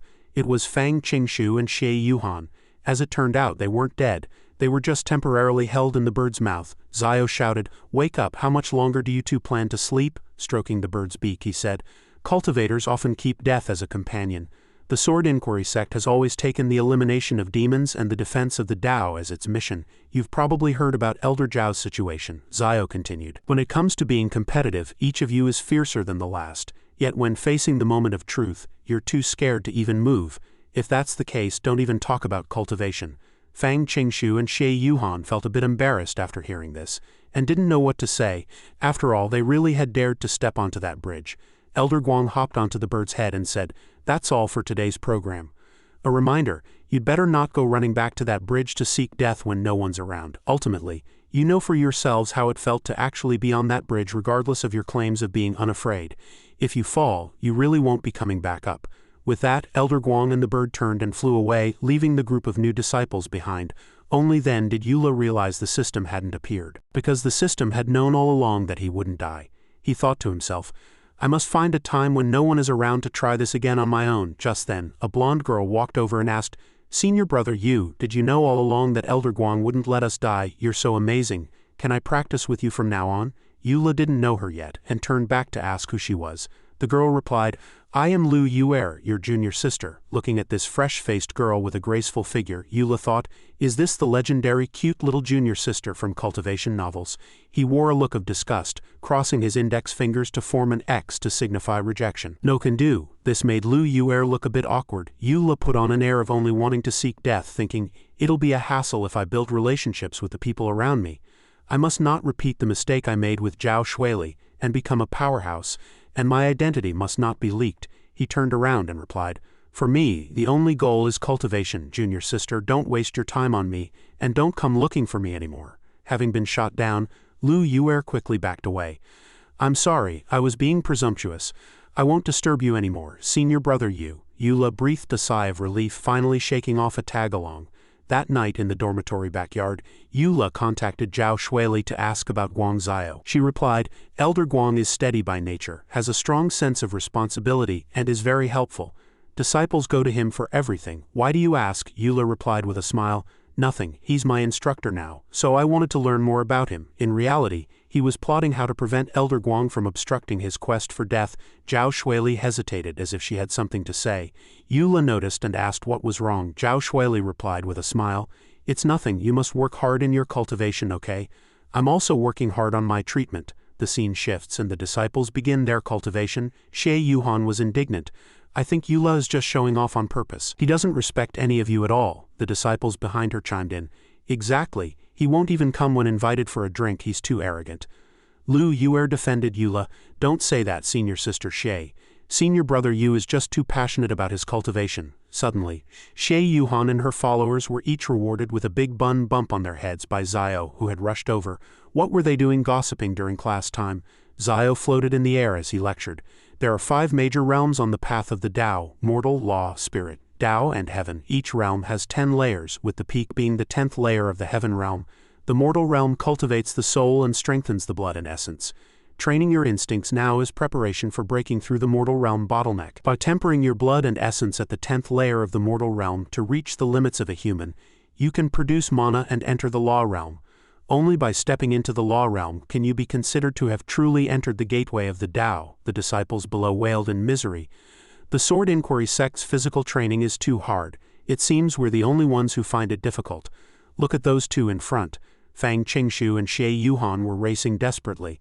Why must you be so stubborn, junior sister? HMPH, I will never lose to you again. As for Eula. At this moment Eula was lying on the grass watching the clouds. Are you kidding me? Wouldn't getting stronger just make it harder to die? Absolutely not. Suddenly, Zio appeared from behind a rock and called his name, making Eula flinch. He slammed a staff down in front of Eula. You think you can fly just because you reached the first layer of the mortal realm on the bridge? Do you really think crossing that bridge every day will get you to the heaven realm? You can't even lift a chicken, yet you want to slack off? Seeing this, the disciples whispered among themselves, We're just nominal disciples. Even though Boss Yu is amazing, he hasn't entered the law realm yet.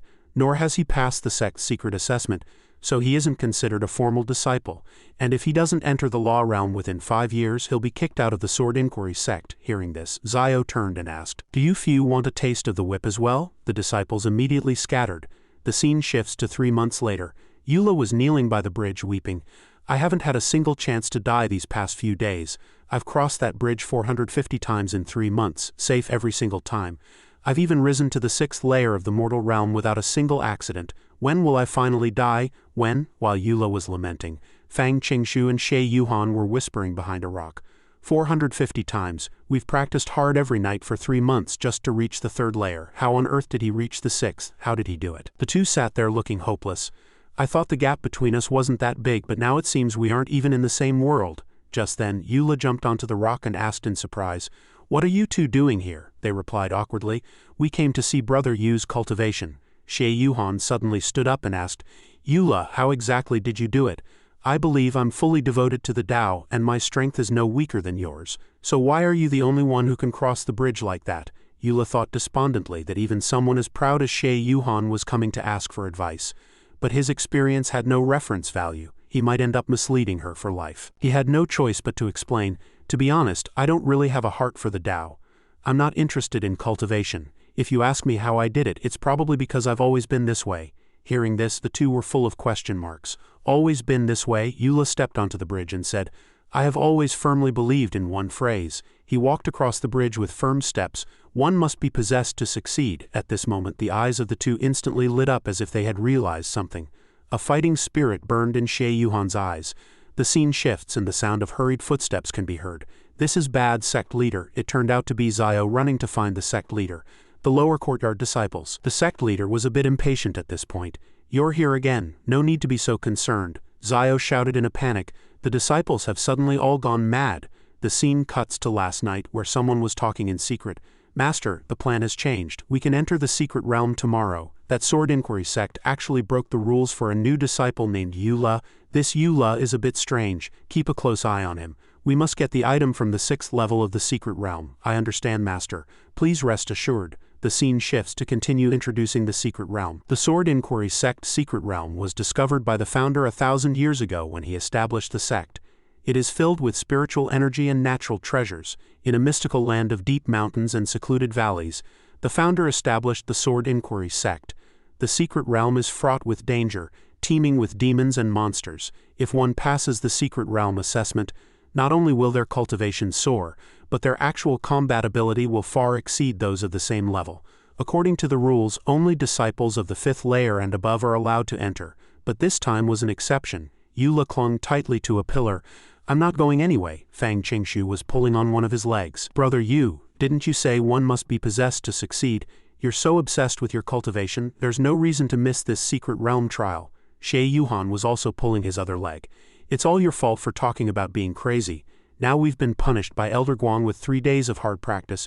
You're not getting away today no matter what." Yula was stretched out, yet he still stubbornly shouted, "I'd rather die than go." Fang Qingshu and Xie Yuhan began to get furious, roaring with fierce glints in their eyes. "Are you seeking death on purpose?" Yula was so scared he broke into a cold sweat and immediately raised his hands in surrender. I'll go, how could I not go to such a great thing? I was just teasing you just now." Zio immediately took command. "All right, stop arguing and get over here. I will personally lead the Mortal Realm disciples inside.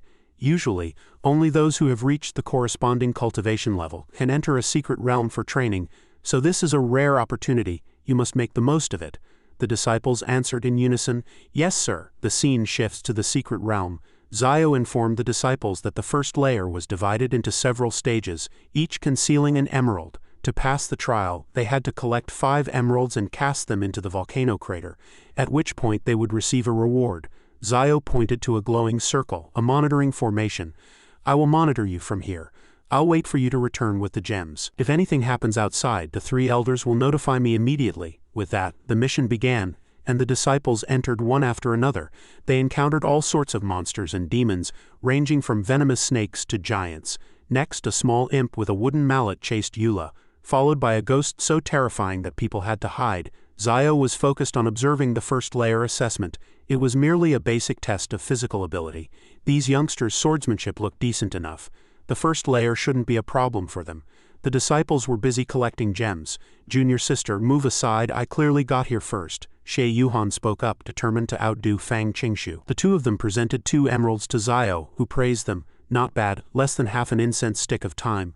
Other disciples also returned one by one. "That monster just now almost bit off my left hand. Witness the power of my kingly arm." Fang Qingshu watched those of the same generation as the elders as they also returned. Zio noted approvingly, everyone performed well." Lu Yuer grumbled while rubbing her head. "It almost pecked my eye out, that hurt like hell." On Yu Li's side he seemed to be hiding something. Someone let out a surprised "ha" upon seeing him, but he quickly signaled for silence. "Shesh, please don't let anyone see me. I can't let my cultivation increase any further." The other disciples had also collected enough emeralds. Enough to pass. Zio took the gems and weighed them in his hand. 5 emeralds." The disciples began to speculate. "What will the reward be? Will our cultivation realm increase?" Suddenly, a strange sound erupted from the crater. Zio looked toward the volcano in shock. Yula was trembling all over. "What's going on? Is this a new assessment?" The situation changed abruptly as the volcano began to erupt, and numerous strange black shadows appeared in the surroundings. Fang Qingshu shouted in panic, "Elder Guang, this is..." Zio commanded the group. "Quickly get back, everyone get behind me." A massive rock was plummeting straight toward them. Zio performed a spell to create a barrier of light to block it. "Something's gone wrong with the secret realm," someone screamed. Those observing from outside were also plunged into anxiety. Elder Mo immediately issued orders. Team 1, take charge of receiving the retreating level 4 Law Realm disciples. Team 2, continue searching for Elder Guang and those Mortal Realm disciples. Team 3, investigate the cause of the secret realm's malfunction. Elder Yun and the Goatee Elder were also extremely worried. The Goatee Elder asked, "Have you found those disciples of mine yet?" Elder Yun replied frantically, "We can't see anything no matter which heavenly eye formation we use. It's highly likely they've fallen into some special trial or have already died inside." Upon hearing this, the Goatee Elder shouted, "Impossible, Guang Zio is with them." "Guang Zio is a guardian elder," Elder Yun answered. "But the heavenly eye shows that Elder Guang's situation isn't looking good either." The scene shifts to the interior of the secret realm, where the disciples were fighting desperately. "Elder, why hasn't the backup arrived yet? The monsters in the secret realm are too strong. Are we going to become their food?" Zio reassured them. Don't worry, at that moment he was also fighting with everything he had to protect the disciples. A hideous ghost with a gaping mouth lunged at Zio. I will get you all out of here. Zio swung his sword, cleaving the ghost in two. Eula was extremely worried about Zio. Elder Guang, let me help you. Fang Qingshu and Xie Yuhan also charged forward. Elder Guang were coming to help too. Zio turned and commanded, stay where you are, you're still too weak. Eula looked at Zio and thought, given Elder Guang's character, if I charge forward to my death he'll definitely risk his life to save me, better forget it. But with this tired old novel trope, this secret realm hasn't had an issue in years, so why does it glitch right now? Just then a thunderous boom caught Yuli's attention. Along with the sound, a massive crack split the ground wide open. A constant cracking sound emanated from the rift. Zio shouted, oh no, children! He was looking at the disciples in a panic, failing to notice a fierce beast behind him that sank its teeth into his left arm. He screamed in pain, gritting his teeth. Zio drew his sword and stabbed the beast to deal with it, but the crack had already spread beneath his feet. Zio and everyone else plummeted into the abyss. Below, the rift was shrouded in darkness, with only a few tiny flickers of light. Change scene. Is everyone okay? Someone called out. Xie Yuhan opened her eyes to find Eula pinned on top of her, his face buried in her chest, her face turned beet red with shame.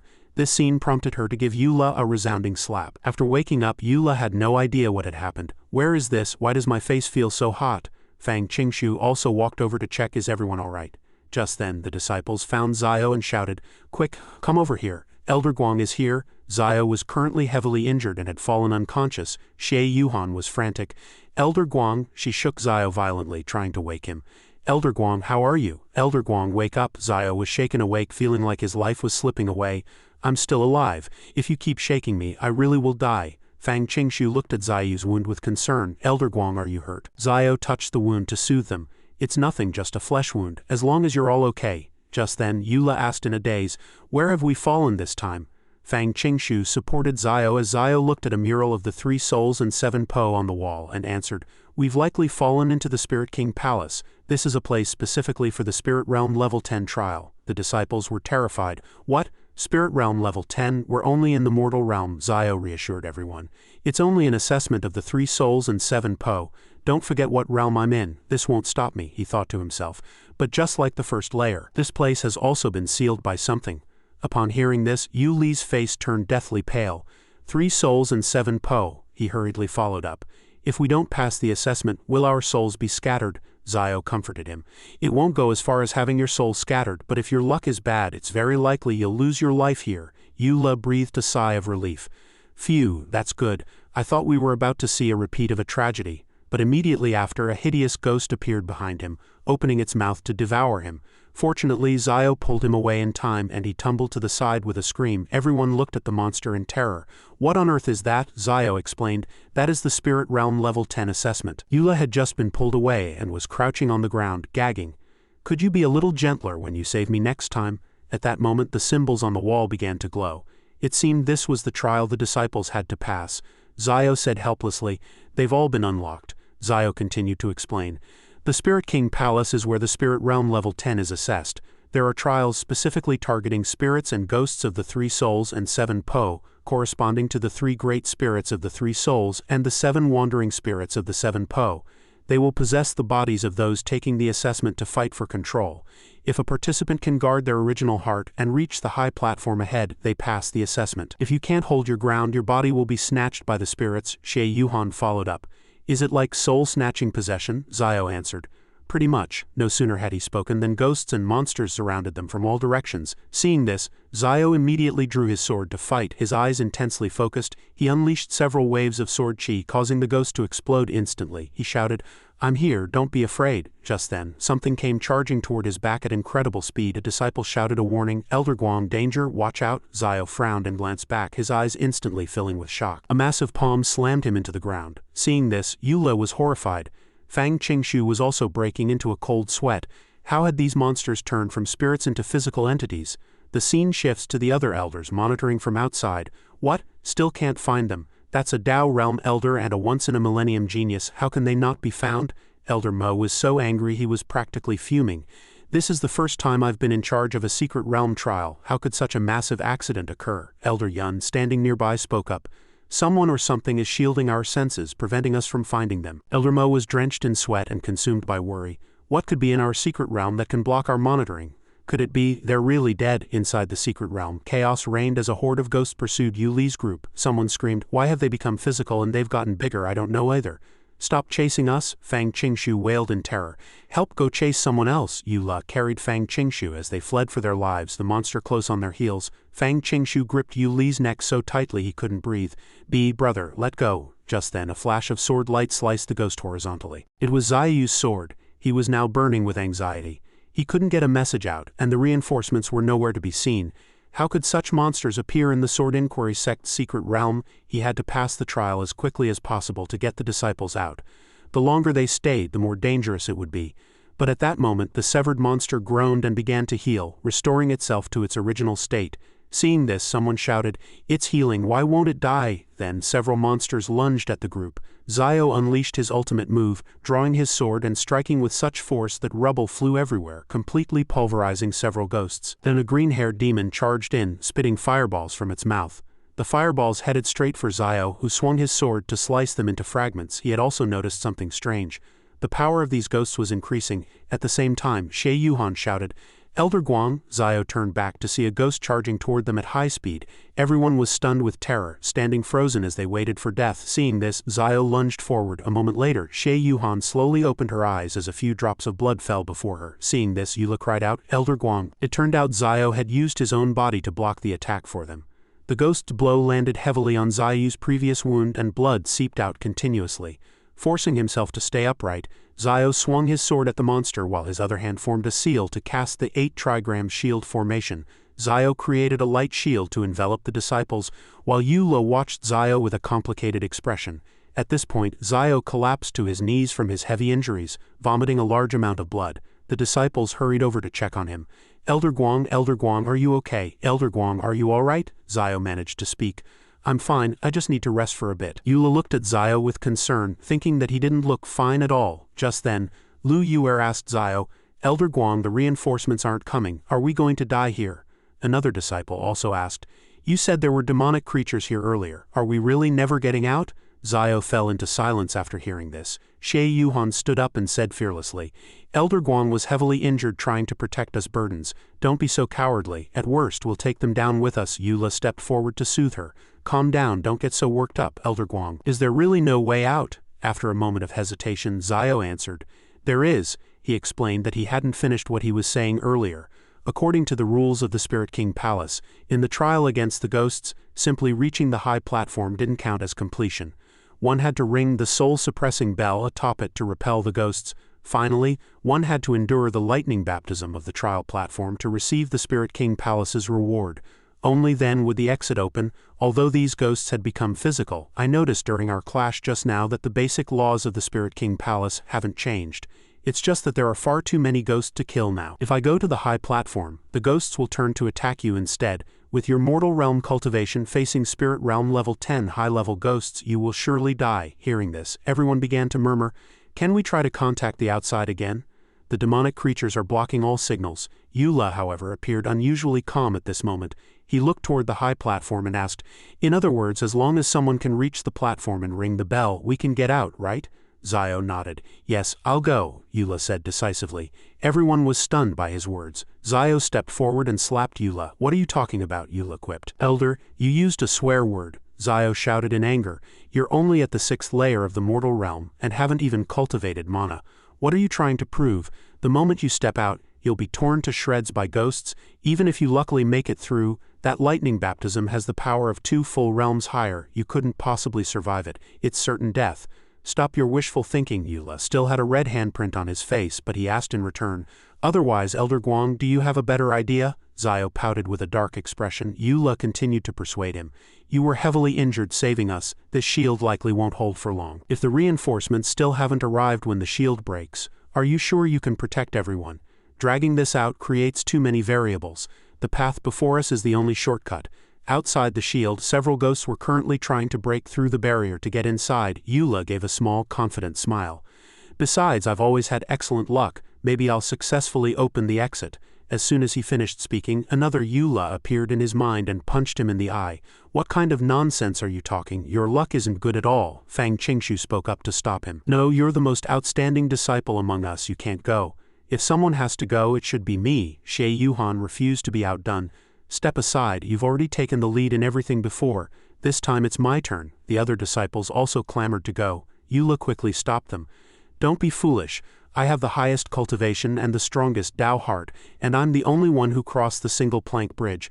My success rate at the trial platform is the highest." After hearing this, Zio thought to himself, to be able to find a path to survival in such a desperate situation and bravely make a decision. Was my previous prejudice against him really too deep? Eula continued, "Elder Guang, I also know I don't have the ability to force my way through, so please show me the right path."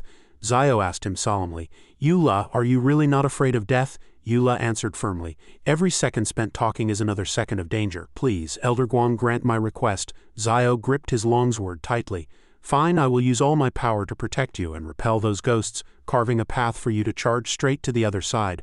But I can only hold out for half an incense stick of time at most." Yuli's gaze was resolute. "That's enough." Just as he was about to set off, voices came from behind him. "We're going too." Eula turned back to stop them. "I told you to stop messing around," however. Fang Qingshu and Xie Yuhan's gazes were resolute. They stated that as the first and second place candidates of the assessment, they were by no means inferior to Eula in terms of strength or combat experience. Moreover, there was strength in numbers. More people meant a better chance of success, and the ability to look out for one another. Seeing this, Guang Zio fell silent for a moment before offering a slight smile. "Then go together. Even if I must sacrifice this old life of mine, I will ensure your safety." He let out a mighty roar. At that moment the shield shattered completely, and the four of them charged toward the monsters like 4 gusts of wind sweeping toward the high platform. Eula appeared utterly exhausted, gasping for air as he sprinted. He cursed inwardly. "I'm dead meat. This time I'm absolutely dead meat. Even if I can pass this Spirit Realm 10th Heaven trial, I likely won't survive. Ha ha ha." Just then a monster suddenly dove down, launching an attack straight at him and causing Eula to panic. In the nick of time, a pair of large hands slammed into him, shoving him aside. It was Fang Qingshu who had intercepted the blow for him. Eula focused his gaze and was horrified to find that one of Fang Qingshu's arms had been severed at the root by the monster, blood spraying everywhere. Fang Qingshu let out a cry of agony, while Eula, shoved into a corner, gasped, "Fang Qingshu." Fang Qingshu's body trembled as he stood unsteadily and replied, "Eula, don't worry about me." He exhorted himself not to fall. He had to stall this monster, and there was nothing to fear. Watching this scene, the image of Guang Zio previously risking his life to protect them flashed through Yuli's mind. He lowered his head and thought, "These people, what exactly are they after?" Suddenly, Xie Yuhan's anxious voice rang out from the side. "Hurry up, Eula, I can't hold out much longer." Xie Yuhan was fighting desperately against several monsters. Eula snapped out of it and put power into his legs, though he remained puzzled. Why do these people always sacrifice themselves for strangers without a second thought? He began a full-speed sprint, with the high platform nearly within reach. Finally, he vaulted onto the platform and, while gasping for air, looked up at what lay ahead. That object appeared, the soul-suppressing bell. The bell was shrouded in dense demonic energy. Eula didn't dare delay, grabbing the striker and slamming it against the bell repeatedly. Hearing the tolls, the entangling demonic energy instantly froze. Xie Yuhan also looked up in astonishment at the sound, only to see Eula shaking the striker with a comical, frantic expression. The tolling of the bell echoed through the entire palace, and the monsters that were about to attack Xie Yuhan froze instantly, ceasing all movement. Xie Yuhan froze in place, thinking, It worked." Eula also breathed a sigh of relief, wiping away his sweat. They stopped moving, finally some peace. But before he could celebrate for long, the monster's limbs began to twitch again. They suddenly accelerated toward Xie Yuhan, catching her off guard. Eula stared in horror at the bell in his hands. "How can it be useless? Why is this thing failing? What should I do? What exactly do I have to do to make them stop?" he muttered to himself, striking the bell even more manically. "Damn it, give me some kind of reaction." However, despite his efforts, the soul-suppressing bell not only failed to respond but also became covered in cracks before finally exploding with a bang, shattering into dust. Eula stood frozen with wide eyes, his hand still death-gripping a fragment of the severed bell rope. How could this happen? Just then, a string of prayer beads emitting a ghostly blue light appeared before him. Eula was completely bewildered. "What is this?" Below the platform, Guang Zio shouted in desperation, "That is a demonic artifact that triggers monster mutations. You absolutely cannot let it fall into their hands." Upon seeing the beads, the monsters immediately stopped their attacks and turned in unison to look at the platform. A hideous ghost suddenly appeared behind Eula, making him break into a cold sweat. Clutching the beads tightly, Eula looked back at the monster behind him, steeled his heart, and shouted, "I can't worry about that now." Then he directly stuffed the string of beads into his mouth. Because the beads were so large, they got stuck, making his eyes roll back. He pursed his lips with all his might, his face turning red as he forced himself to swallow the prayer beads. Below the platform, Guang Zhao, Fang Qingshu, and even the ghosts were stunned by this absurd move, their faces dripping with sweat. He actually dared to swallow that whole? Look at those monsters. The surrounding ghosts were slowly dissipating, and countless firefly-like glowing spots rose from the high platform. Eula felt his body become light as he floated into midair. The surface of his body began to emit the same purple yin energy as the ghosts. His eyes became bloodshot, and a low groan came from his throat. Immediately after, this aura became increasingly violent, and he lost his balance completely. Fang Qingshu, who had briefly bandaged his stump, watched the scene and cried out, "Oh no, is the spirit monster treating Eula as the target of the assessment? That's a gap of 2 whole major realms," Guang Zhao mused. The spirit monster turned into a physical entity and was then swallowed whole by Eula. I don't know what kind of mutation will occur. At this moment, Eula seemed to have fallen into an illusion, flailing his arms and swaying back and forth in the air. The crowd watched with lines of exasperation on their foreheads, completely unable to understand the situation. Xie Yuhan was so angry she slapped him several times on the head. "Wake up, Eula, don't you dare turn into an idiot." Lu Yuer was also on the verge of tears. "Elder Guang, please think of a way to save Brother Yu," Guang Zhao replied helplessly.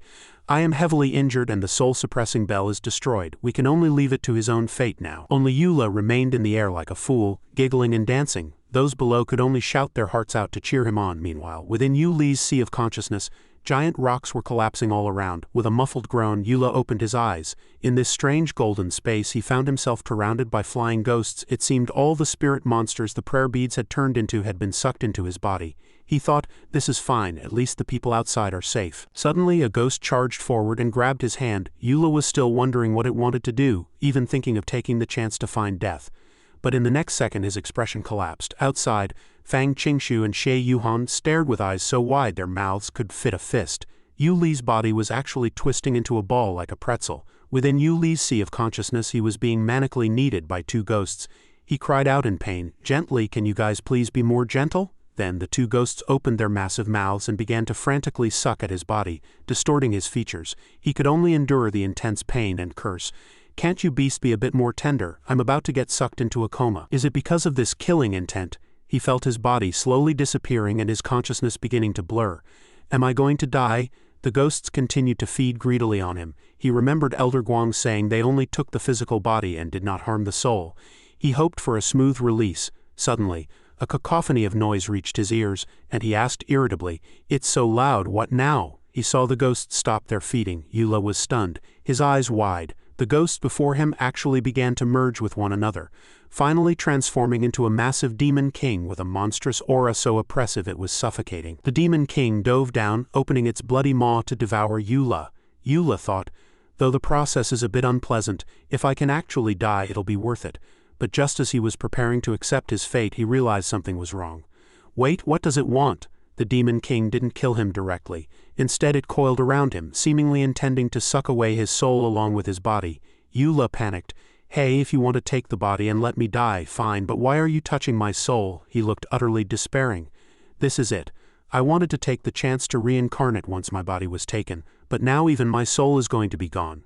Suddenly, with a beep, a strong light flared in the distance, making Eula groan in surprise. Soul preservation enemy slaying. Program activated. Instantly, a bolt of lightning descended from the heavens, striking the monster heavily with a deafening roar. Outside, Yu Li's physical body was still giggling and dancing, his limbs flailing in an extremely eerie manner. He suddenly stopped, giving Guang Zhao and Xie Yuhan a fright. Xie Yuhan asked hesitantly, "Elder Guang, what is happening?" At that moment, Yu Li's entire body erupted with a brilliant, dazzling golden light. Xie Yuhan was so blinded she had to shield her eyes with her hand. Suddenly she cried out, "Elder Guang, look, there's an exit on the stone wall opposite us." Guang Zhao also shouted, "It's the gate of life." Immediately after, rocks from above began to fall continuously, and the scene descended into chaos.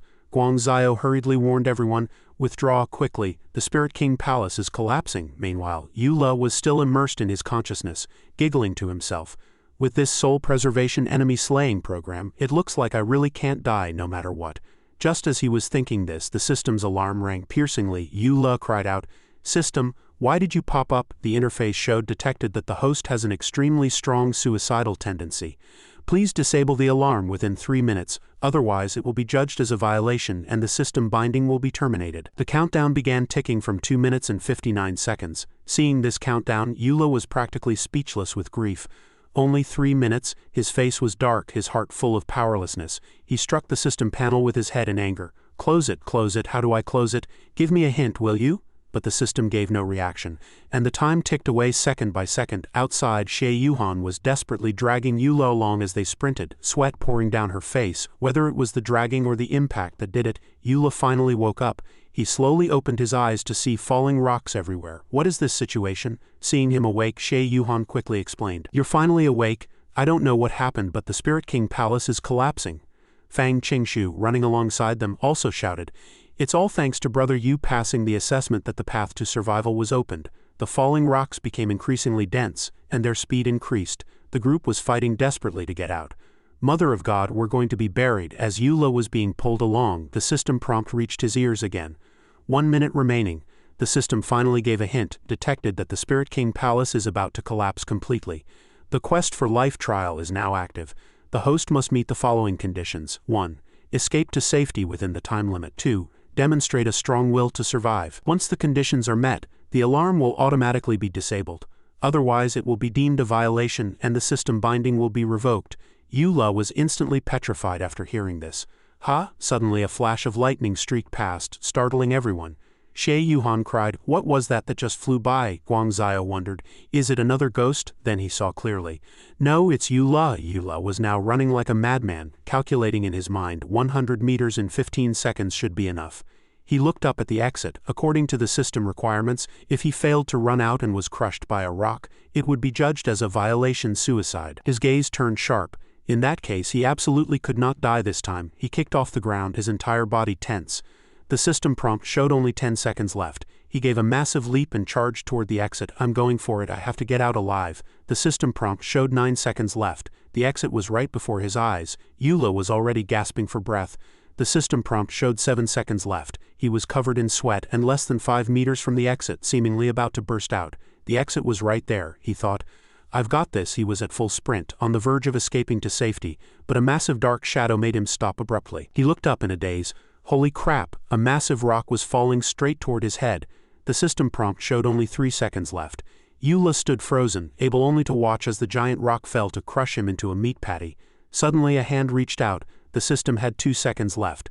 That hand used all its strength to shove Eula out in the nick of time. Eula went flying out of the cave entrance, successfully escaping danger the very moment the countdown hit 0. The instant the alarm was disabled, the giant rock crashed down, completely sealing the exit and trapping everyone else inside. The system interface popped up. "Congratulations to the host for passing the assessment. The alarm has been disabled."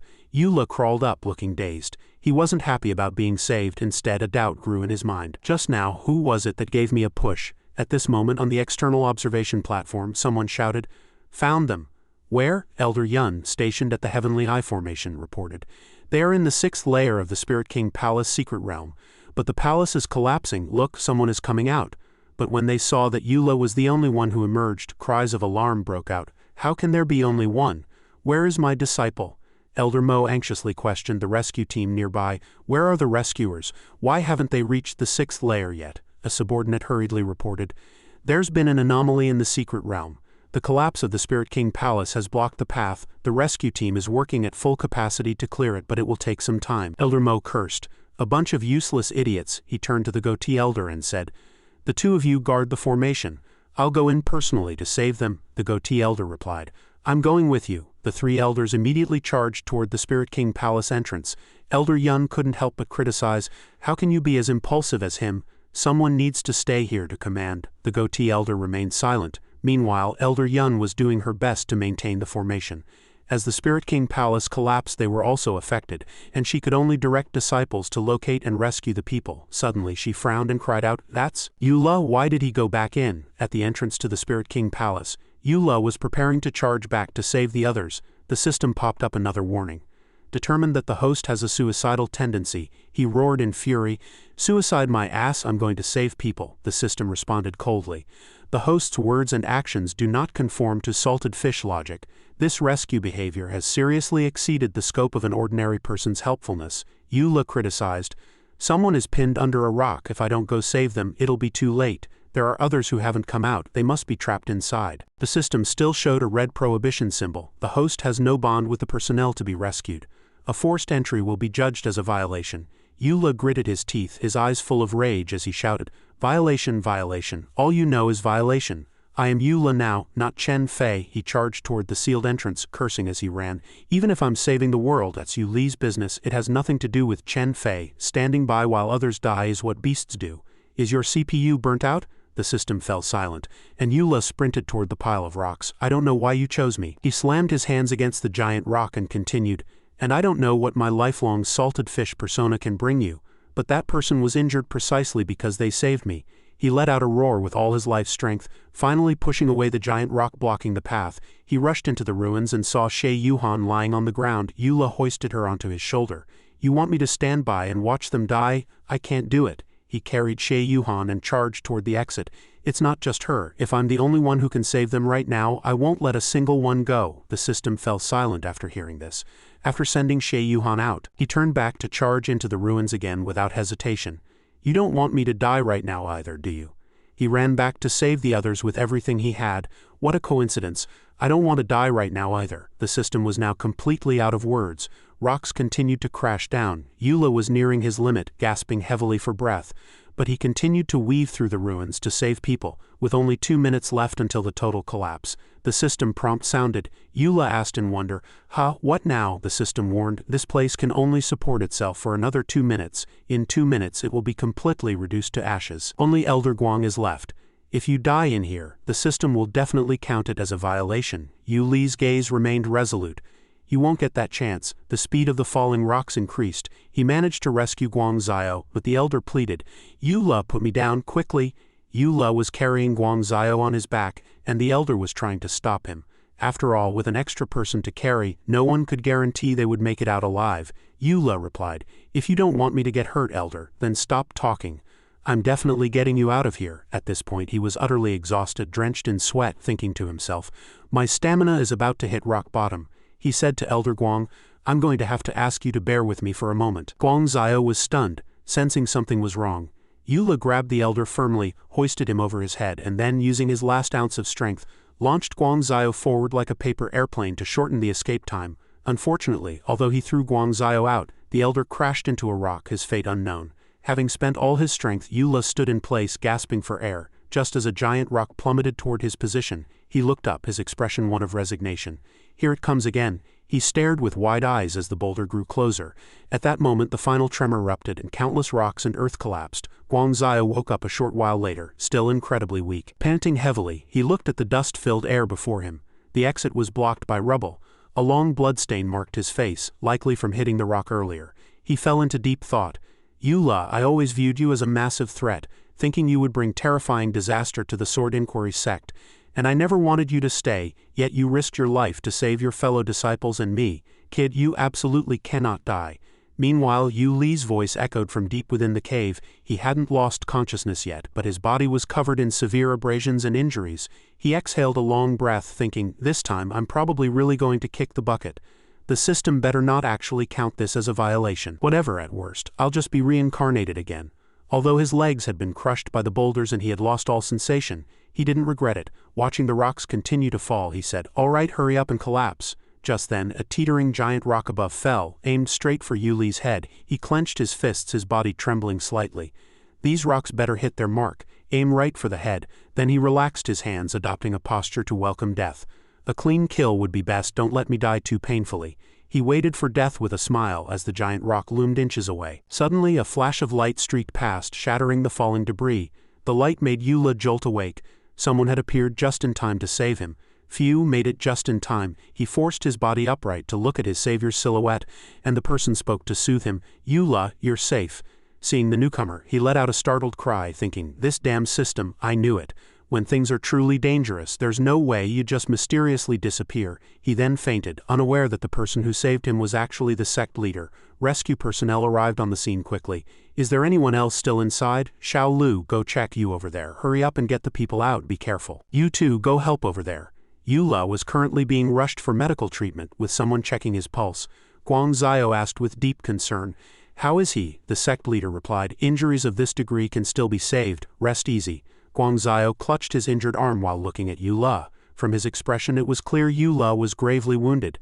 Despite his injuries, Yula was fuming.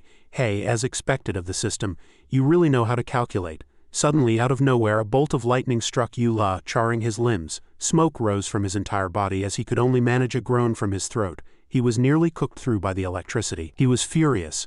System, besides electrocution, don't you have any other tricks? The system gave no response, but then Yula noticed something was off. Something feels weird. This feeling didn't seem to come from the system. It felt as if a bolt of lightning had burrowed into his arm and then charged straight for his chest, causing his entire body to swell as if he were about to explode. The scene shifted to the next morning inside a room. Yula slowly opened his eyes. The little turtle and the sect leader were guarding his bedside. The sect leader hurriedly asked, "You're awake?" he asked worriedly. "Where is this? Where are the others?" The sect leader reassured him. "This is the ward of our sect's medical hall. The others are also being treated. Don't worry, their conditions are stable. With treatment at the medical hall, they will recover soon." Yula recalled in a daze. I remember after being struck by lightning, it felt like something burrowed into my body, making me feel like I was going to explode." The sect leader helped him sit up and explained. It was indeed extremely dangerous at the time. The reward from the Spirit King Palace was originally intended for someone at the 10th heaven of the spirit realm, yet it was suddenly poured entirely into you, a newcomer who just entered the mortal realm. The gap in cultivation was too large. It was like trying to stuff an elephant into a cat's mouth. You would have exploded instantly. Fortunately, the elders of the medical hall arrived in time. With their peerless medical skills and care for the disciples, they allowed the medicinal power to gradually seep into your soul, which reduced the burden on your body and allowed you to return to normal. Yula was still bewildered after hearing this, and asked about the Spirit King Palace's reward. Seeing his dazed look, the sect leader continued to explain. "I've heard everything you went through in the Spirit King Palace. You sacrificed yourself for everyone, taking the trial on the high platform.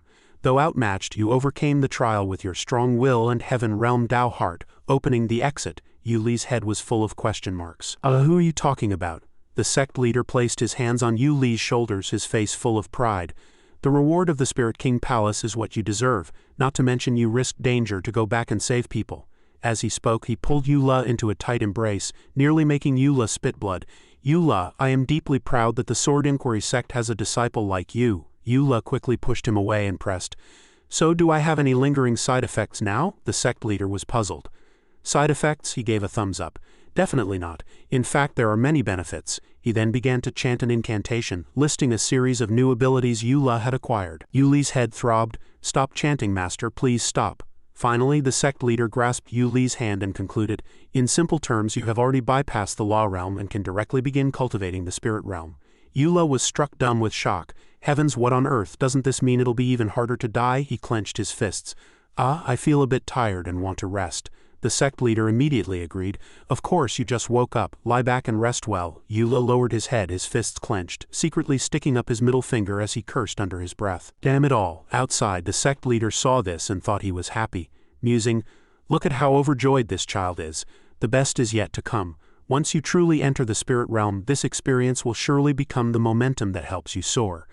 The scene shifted to the medical hall. Aside from Yula, Fang Qingshu, Xie Yuhan, and Guang Zhao, the other disciples had only suffered minor injuries. Furthermore, the sect's healing elixirs were exceptionally effective. With the help of the medical hall's cultivators, many disciples had already recovered. Guang Zhao's injuries were more severe, and he had been corroded by the baleful energy of the Spirit King Palace, requiring several days of recuperation. After the accident in the secret realm, the disciples all gained the desire to become stronger. Though the effects weren't immediately obvious, most remained at the early stages of the mortal realm. But because they now had a sense of crisis, everyone focused on their cultivation instead of looking for shortcuts. The scene shifted to the garden, where Yu'er was asking a gardener with her hands on her hips, "Why haven't I seen senior brother Fang and senior sister Xie?" The gardener replied. They went to visit Yula on behalf of everyone. Yue looked displeased after hearing this, not understanding why they hadn't invited her. The scene shifted to Yu Li's room where Xie Yuhan was handing him a pill. She explained the pill. "This is my family's secret 100-grass vitality pill. It can save someone in a crisis. You saved my life, so I'm giving this to you." Yue waved his hand in refusal. "No need, it was just a fellow disciple helping out, there's no need for such formalities." But in his heart, he was thinking, "Give me a break, this is just going to add another buff to me, making me even further from death." He then turned to Xie Yuhan and smiled. "Besides, didn't you save me too?" He calculated that without her, he would have been judged as a violator by the system. She usually targeted him, but at the critical moment she had charged out to save him without hesitation. After hearing this, Xie Yuhan's face turned red all the way to her neck, and steam almost rose from the top of her head. She pretended to cover her mouth to hide her embarrassment. She turned away, still shy. "Stop keeping score. At the time I felt your chances of survival were better than mine. One person dying is better than two." Fang Qingshu, watching the scene from the side, teased. "Oh my, still putting on an act even now," he said to Yue. "Brother Yu, don't blame her. I've known her longer than the other disciples. She's been with the elders since she was 15 and we've bickered plenty since then." Xie Yuhan spoke up. "I'm just competitive. We're all mortals after all." She spoke about herself. When meeting someone stronger than yourself, it's natural to feel frustrated or jealous, and to long to become stronger, but no matter how hard you work, you can't catch up, and your heart naturally feels lost. Yet whether we accept it or not, we always harbor a sense of awe toward the strong. Over time, awe turns into admiration. Cultivators shouldn't have such distractions, but clearing them isn't something that happens overnight. Listening to these words, Yue lowered his head and thought, "I'm just trying to die, and yet I've accidentally stumbled into their hearts." Xie Yuhan continued to recount her background. "I was born in the inner courts of the royal palace, and I knew I had to seize every opportunity and use every bit of power to climb upward. For 18 years I've always been this way, and never felt ashamed. I thought that even if someone had far better talent or background than me, they wouldn't be as desperate as I was. It wasn't until I met you that I realized I was wrong. There truly is such a person in this world with such a realm," Yue interrupted her, offering encouragement. "You didn't do anything wrong. Your will is indeed firmer than most. Junior sister Xie, you will surely realize your wish for revenge." Xie Yuhan seemed to find closure after hearing this, giving a soft reply. Fang Qingshu also let out a sigh of relief. He thought she had understood, but after her her expression turned dark as she flew into a shame-induced rage. She gave Yue and Fang Qingshu each a punch, leaving them with large lumps on their heads. "Sorry, I was wrong about before, truly sorry." Yue could only mutter under his breath, "Say what you want, just don't get physical." The scene shifted to the Spirit King Palace after the accident. Rubble was piled like mountains, a picture of desolation. Suddenly, someone cried out in surprise, "What is this?" It turned out to be a clear handprint on the stone wall. The ones speaking were the elders investigating the cause of the accident. The sect leader spoke. "It seems your guess was correct. The accident on the first layer and the collapse of the Spirit King Palace weren't earthquakes but were forcibly shattered by someone using mana." Elder Yun looked worried. She feared this person's cultivation had reached the heaven realm. The two looked at each other, suspicion growing. Only Elder Guang and a few mortal realm disciples had entered these two places. At that moment, 4 disciples were sitting in someone's room, each with a question mark over their head. Not knowing why they had been brought there, Yue asked, "Didn't they say it's best not to move around while recovering? Why call us here?" It turned out the one who summoned them was the sect leader. He explained, "Don't be nervous. I just want to tell you the results of the investigation into the secret realm accident." He recounted the investigation process. "We found that someone secretly interfered in the secret realm accident, and that person was hiding among the disciples who entered the Spirit King Palace." Yue was shocked to hear this. "What? That person was hiding among us? Did you find out who it was?" The sect leader replied that they hadn't found out yet, and that they were called here for that very reason. The sect leader introduced the person behind him. "This is Elder Ko. He is going to perform a spell on you. Do not be afraid. This is a special technique of our sect. The caster can see the secrets deep within everyone's heart, thus finding the culprit." Thinking her secrets would be found out, Xie Yuhan felt a bit guilty. Won't our privacy and secrets be completely exposed then? This won't do." Yue also asked, "What about the others who entered the Spirit King Palace? Why are there only 4 of us?" The sect leader reassured them that the others were in the room next door, and separating them would make the investigation faster. But this concerned the safety of the Sword Inquiry sect, so everyone had to follow the elders' arrangements. Yue was assigned to be the first to undergo the inspection. He thought plainly, "Check if you want, it has nothing to do with me anyway. I'll just go back to sleep after it's over." Elder Ko's hand gradually approached Yue when he suddenly reacted, "Crap, if he sees my memories, My identity as Chen Fei will be exposed. He began to recall. There are only 2 ways to restart the salted fish system. One is to stay as Chen Fei and be a salted fish until my natural life ends, and the second is to stay as Yu La and find a way to die as soon as possible. But if investigated now, whether it's his identity as a transmigrator or as Chen Fei, both would be revealed. Then the things under Yu Li's name would all be attributed to Chen Fei. What should I do? By now he was drenched in sweat. When Elder Ko's hand touched his hair, his entire body was trembling violently. Elder Ko noticed his abnormality and asked, "What are you nervous about?" Yu La waved his hands frantically. I'm nervous because," Elder Ko replied coldly. "I've seen many people with many secrets like you. Rest easy. I won't tell anyone." Elder Ko's hand drew closer and Yu La continued to tremble.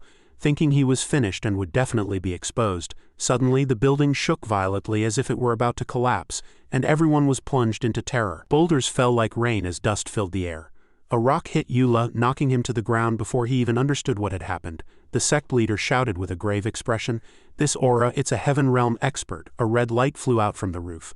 The goatee elder shouted a warning, "That's Ding Shuyuan, he's the culprit." Yu La was stunned by the name and scratched his head.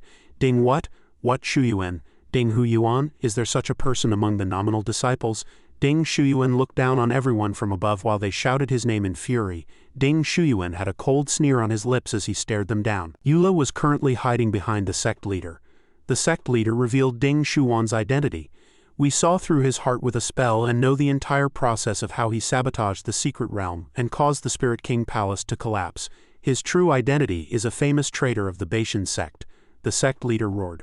"Why would a demonic cultivator like him, who has reached the heaven realm and is considered an expert in the cultivation world, disguise himself as a nominal disciple to infiltrate my sword inquiry sect?" The goatee elder beside him spoke up. "It was for the ancient demonic cultivation techniques hidden in our secret realm." Ding Shuyuan gave an insidious smile after hearing this and shouted in rage, "You all, it's all because of you. Do you have any idea how much effort I spent to infiltrate the sword inquiry sect? I finally found the inherited treasure in the secret realm, only for it to be swallowed by you." Yu La looked utterly bewildered.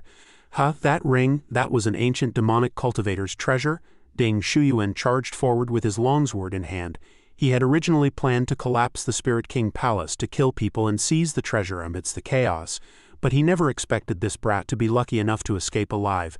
"Today I'm going to rip your belly open and take back what belongs to me." 2 elders quickly shielded Yu La. "Careful, he's charging. Yu La, get back." Ding Shuyuan swung his sword at the elders. "You think you can stop me? In your dreams." He immediately turned and lunged at Yu La, sending several streaks of sword chi whistling toward him. Yu La froze in place, breaking into a nervous sweat. This is an unexpected blessing. Just then, a flash of blue light suddenly appeared, blocking Yu La and neutralizing the attack. An elder cried out, "It's the Kingming sword. The sect leader has taken action." He repeated it once more. "That was the Kingming sword." The sect leader intervened. Yu La, who had thought he was a goner, looked disappointed at being saved yet again. What a shame. The blue light moved with unstoppable force, striking violently at Ding Shuyuan. Ding Shuyuan counterattacked, instantly conjuring thousands of crows that scattered and flew in every direction. Standing atop the mountain peak and overlooking the entire scene, the sect leader called out to warn Yu La, "This is the 3 Dragons' 9 Spirit Sword Chi. Close your eyes, quickly." With that, he continued to manipulate the Kingming sword, slaying the crows one by one. Immediately after, the sect leader's Kingming sword launched a relentless series of attacks against Ding Shuyuan, drowning him in a sea of sword light. Yu La watched dumbstruck. However, Ding Shuyuan wasn't dead. He gave a sinister laugh. Although the previous strike had wounded him, he remained fearless. "You want to catch me? Ha ha ha, fat chance." Suddenly his eyes widened, and he let out a blood-curdling scream. It looked as if countless earth spikes were erupting from within his body, and then boom. With a massive explosion, Ding Shuyuan was blown to pieces. Witnessing this scene, Yu Li's jaw nearly hit the ground in shock. Xie Yuhan was equally stunned. The sect leader was simply too powerful, reducing a heaven realm demonic expert to ash with a single sword strike. The sect leader slowly descended before the disciples. Before he could even steady himself, 3 people rushed forward and flopped onto their knees. "Sect leader, I want to learn magic." The sect leader looked on, speechless. From the side, Yu La observed the situation, his mind racing. How could it be such a coincidence? The culprit jumped out at the perfect moment, almost as if he specifically ran out to take the fall for someone else. But the person being protected definitely wasn't him. There had to be someone else. Suddenly, a hand grabbed his wrist. Yu La turned back to see it was the sect leader and jumped in fright. "Old man, when did you get next to me?" Seeing his startled expression, the sect leader merely stroked his beard and gave an acknowledging hum. Then the sect leader suddenly performed a spell on Eula. Fang Qingshu sat nearby, chin in hand, wondering what they were doing. A moment later, Eula felt his body and looked puzzled. Stroking his beard, the sect leader explained, "I heard that demonic traitor say you swallowed a demonic object, and I feared you wouldn't be able to handle it. I didn't expect you to be completely unharmed. However, it would be extremely difficult to remove the demonic object while ensuring your safety. Therefore, I have temporarily sealed it within your body to prevent any future complications." The examiner elder bowed to the sect leader. The sect leader's considerations are thorough. The sect leader gave his orders. "You've all worked hard. Take the wounded disciples back to rest." Eula was still utterly confused. Complications? What complications? Another elder asked the examiner. "Are we not investigating Yu Li's matter anymore?" The examiner replied. The sect leader told him to go back and rest. What is there left to investigate? The scene shifts to the medical hall, where a female cultivator enters Lu Yuer's room with a bowl of medicine. "Junior sister Yuer, it's time for your medicine." Lu Yuer took the bowl with both hands and downed it in one go without hesitation. Seeing this, the female cultivator praised her with a smile. "Well done, this medicine is incredibly bitter. I've never seen anyone drink it all at once like that." Lu Yuer smiled gently and placed the bowl back on the tray. "Compared to the hardships I've endured before, this is nothing at all." Hearing this, the female cultivator left her alone.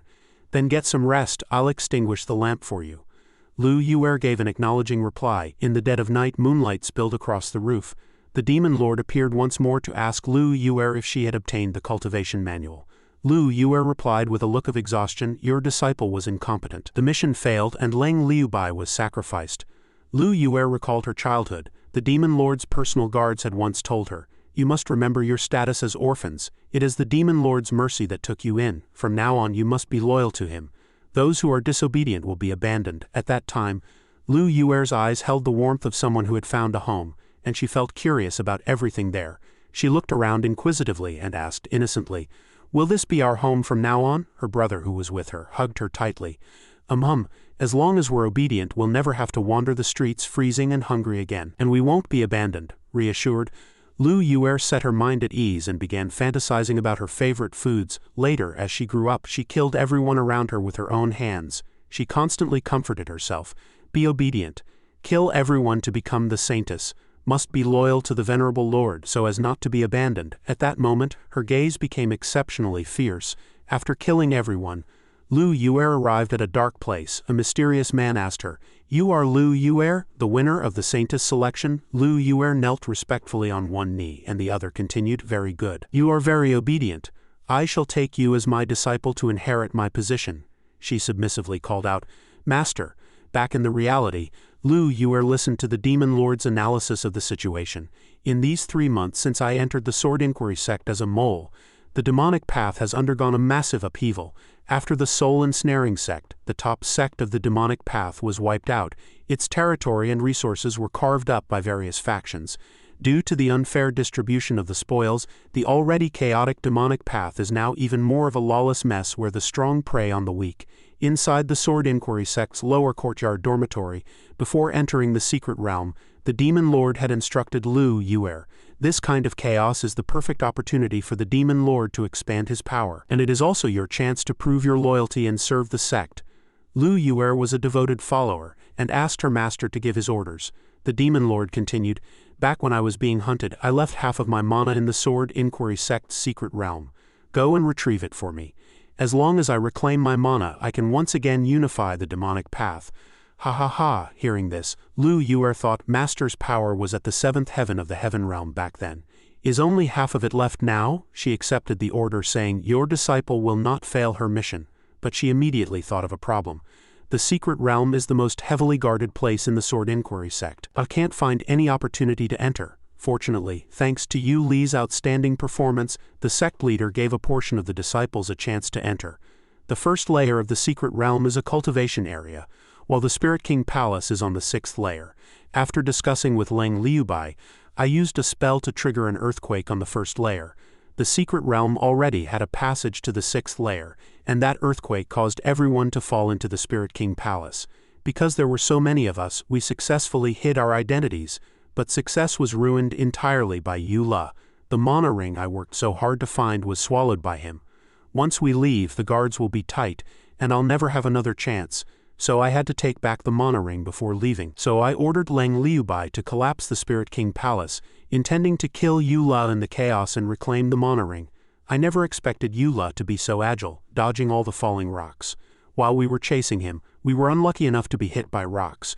To avoid being detected by the Sword Inquiry Sect, we had no choice but to give up, and Yula took the opportunity to escape. In that critical moment, we didn't have time to erase all traces of the Spirit King Palace. Your disciple was incompetent, the mission failed, and Lang Liubai is dead. After hearing Lu Yuer's report, the Demon Lord cursed in a rage. Useless, you left so many flaws and even got Lang Liubai killed. Do you even want to come back? Lu Yuer trembled toward the screen, answering haltingly. Your disciple was incompetent. But then she added with a confident tone, if the Sword Inquiry Sect investigates, the demonic techniques on Lang Liubai's body will surely be exposed. Only my constitution could survive the ordeal. And I can still bring the mana to master. Although losing a capable lieutenant like Lang Liubai is a pity, it also successfully made the Sword Inquiry Sect lower its guard. They won't investigate again for a short time. My connection with the Demon Lord will absolutely not be leaked, the Demon Lord interrupted.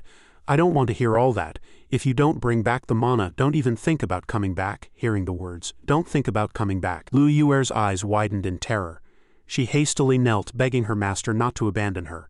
She promised she would find every possible way to kill Yula and retrieve the mana ring. The scene shifts to late at night in Yu Li's room. He was tossing and turning in bed, unable to sleep. Who exactly is it? Lang Liubai, a Heaven Realm expert, was willing to kill himself just to protect that mole. Who are you? He spent the whole night thinking without a single clue. He put his hands behind his head and continued to ponder. Is the one a Heaven Realm expert died to protect a disciple or an offspring? No, that doesn't fit the demonic path style. Or do they belong to the same organization or sect? If that's the case, the remaining mole must be even stronger than Lang Liubai to be worth such a sacrifice. He suddenly sat up, his gaze determined to find this mole and then use it to threaten them. That way he'd definitely be a dead man. This determined look only lasted for a few seconds before quickly dissipating. He burrowed into his blanket and covered his head. But who is that person? If even the elders couldn't find out, who else can? Right, he suddenly remembered the system. He threw off the covers, recalling how the system had suddenly flashed red and alarmed him in the Spirit King Palace, the punishment countdown coming so abruptly. Thinking back on it now, these things, besides telling him his death was imminent, actually had extremely precise auxiliary functions. He recalled the moments when the system reported the situation. A slim chance of survival, certain death, warning. The system was always able to give an extremely accurate judgment of the situation at the time. When the Spirit King Palace collapsed, logically, the system shouldn't have allowed him to go in to save people. But it didn't stop him then. In other words, he thought intently, the system knew all along that he would be saved. Also, at the soul-ensnaring Sects river crossing, the system said Zhao Shuili's solo entry meant certain death. But if he went in with her, there was a chance of survival. I didn't understand it at the time. If it was certain death, where did the chance of survival come from? It wasn't until the soul-ensnaring Sect's young master unleashed the soul-devouring banner at the crossing that I understood what that chance meant. Before entering the crossing, I had never seen that useless young master and had no information about him. But the system knew everything, even predicting the possibility of survival. If the system couldn't foresee what was happening and what was about to happen, how would it dare to conclude whether I'd die or not? This kind of omniscient and omnipotent ability can only be described as knowing everything. So, the system must know who destroyed the Spirit King Palace. He slapped his hands together suddenly. Then he fawningly called out to the system, Lord System, Great System. A sliver of light appeared as the system quickly manifested before him. It looked very impatient. What? I'm busy. Don't call me for no reason before the system is officially activated. Yula lunged forward in an instant, trying to hug the system. My dear system. The system deftly dodged to the side, causing him to hit the wall headfirst. Are you crazy? If you've got something to say, spit it out. Half of Yu Li's face was still stuck to the wall, yet he still giggled as if nothing had happened. Big boss, can you tell me who the person Lang Liubai was protecting is? The system answered coldly. No, a large bump appeared on his head, yet he remained enthusiastic. I was originally just guessing, but I didn't expect there really to be such a person. Realizing it had been tricked, the system broke into a cold sweat and quickly changed the subject. It's late, you should rest. Yula suddenly pressed a hand next to the system, leaning in close and asking softly, What do you mean sleep? Get up, are you going to tell me or not? If you don't tell me, I won't be easy on you. The system blushed. You, immediately after, it rewarded Eula with a powerful electric shock. Eula was electrocuted until smoke rose from his body and his hair looked like a bird's nest, and he remarked, "You're still as stubborn as ever." The system maintained its aloof attitude. Before the system is officially activated, you have no right to ask these questions directly. He was a bit disappointed that he couldn't ask directly, but he quickly thought of another way. Fine, if I can't ask directly, I won't ask directly. It's a long night, how about we play a game before you go, he plotted in his heart. Since he couldn't ask directly, he would ask in a roundabout way. Having finally found this cheat code, he had to make use of it. The system fell silent and thought for a while. Eula continued, I want to understand my current strength. How about you play a hypothetical game with me? After a moment of hesitation, the system finally accepted. He took out a piece of paper and asked, "If I duel Elder Guang, what will the result be?" The system answered coldly, "Death." He switched to someone else. Fang Qingshu. The system replied, "You win." Xie Yuhan. He switched to another. "You win." He switched through several more in succession. Master Kong, Shang Piao Piao, Lu Yuer. The system answered, "You win, certain death." At this name, both Eula and the system fell into silence. Lu Yuer. Certain death, he pondered. Elder Guang is a Dao realm expert, so certain death in a duel doesn't surprise me. But Lu Yuer is only at the third layer of the mortal realm. No matter how I think about it, a duel with her shouldn't lead to certain death. Could the mole really be Lu Yuer, and has she been hiding her strength? Thinking of this hypothesis, he broke into a cold sweat, then clutched his head in thought. Then the question is, what should I do to both expose her identity as a mole and get her to kill me before she's caught? Eula then asked the system, Lu Yuer is hiding her strength. What exactly is her cultivation realm? Is it the heaven realm like Lang Liubai? The system remained silent after hearing this. He glanced sideways at the system. Not talking, then let's continue the hypothetical game, he asked the system. If I train hard to the first layer of the law realm, and then engage in a life and death battle with Lu Yuer, what will the result be? The system answered, certain death, he followed up. What about the first layer of the spirit realm? The system still answered that it was certain death. He thought to himself, this is the proof. He began to raise the realm and asked, then what about the first layer of the Dao realm? The system's answer remained unchanged. Certain death. Then, what about the first layer of the heaven realm? He asked hesitatingly. This time, the system finally answered with certainty. You win, he cried out in surprise. Then doesn't that mean Lu Yuer's true strength is in the Dao realm, and at least above the first layer of the Dao realm? That night, Eula was completely unable to sleep. He stood in the moonlight and thought, calm down first and think carefully. Regardless of whether she and Lang Liubai are together, hiding her strength to infiltrate the Sword Inquiry sect is definitely a problem. No matter her identity and purpose, as long as her identity as a mole is exposed, I'll definitely be a dead man. He gave an insidious smile and set the first step of his plan. First, ask her out privately. Second, expose her true face to her. Third, let her kill him. Just thinking about it made him spin in place with excitement. Seeing his narcissistic look, the system quickly made its escape. Eula suddenly stopped. I'm celebrating too early. I still have to find a way to leak this to the sect's elders and the sect leader. He lay on his bed in a daze, fantasizing about the scene of his sudden death. In the blink of an eye, it was early morning, and Yu Li's suicide note was already on the bed. All right, he used a pillow to carefully cover the suicide note, hiding the truth. Eula thought to himself that this was the most critical step of the plan. He looked at the few crooked words on the paper and groaned in agony. Holding the brush in one hand and propping his chin with the other, he fell into deep thought. The tip of the brush slowly outlined the portrait of a girl. He threw the brush to the ground in frustration and shouted, to hell with this, I have absolutely zero experience picking up girls. I was buried in books at school and buried in overtime at work. I'm great at finding data and resources, but finding a girlfriend. Eula thought with a mournful face that he really couldn't handle this. He'd better ask for help. It turned out the person he went to was Fang Qingshu. Seeing him at his door, Fang Qingshu was somewhat surprised and asked, Brother Yu, what brings you here? Eula looked a bit awkward. Well, I want to get close to junior sister Lu. Can you help me out? Fang Qingshu immediately leaned in, his gaze as sharp as an assassin's. Get close to junior sister Lu? Eula quickly waved his hands to explain. No, don't misunderstand, I don't mean anything else. Fang Qingshu backed off and gave a sly chuckle. I understand. Then he stretched and said, you just want to get to know her like a normal acquaintance. Oh, most people say that at the beginning. Eula instantly fell into a state of confusion. How does this guy know so much? Didn't he grow up in the mountains since he was a kid? Fang Qingshu said with a smile. Don't worry, I'll definitely arrange everything perfectly for you. Eula quickly thanked him. Many thanks, Fang Qingshu replied readily. Compared to you saving my life, what does this small favor matter? Fang Qingshu soon found Lu Yuer and relayed Yu Li's intent. Junior sister Lu, then it's settled. I'll go reply to brother Yu now. Fang Qingshu waved goodbye. Yu stood where she was, lowering her head and muttering to herself, talk about perfect timing. Just when I was getting sleepy, someone brought a pillow. You're actually delivering yourself to my door, she boasted smugly to herself. Oh my, how did I end up with a face that attracts so many suitors? The scene shifts to Yula and Yuer's date. Under a sun-drenched tree, the ropes of a swing swayed gently as Yula and Yuer sat on opposite sides.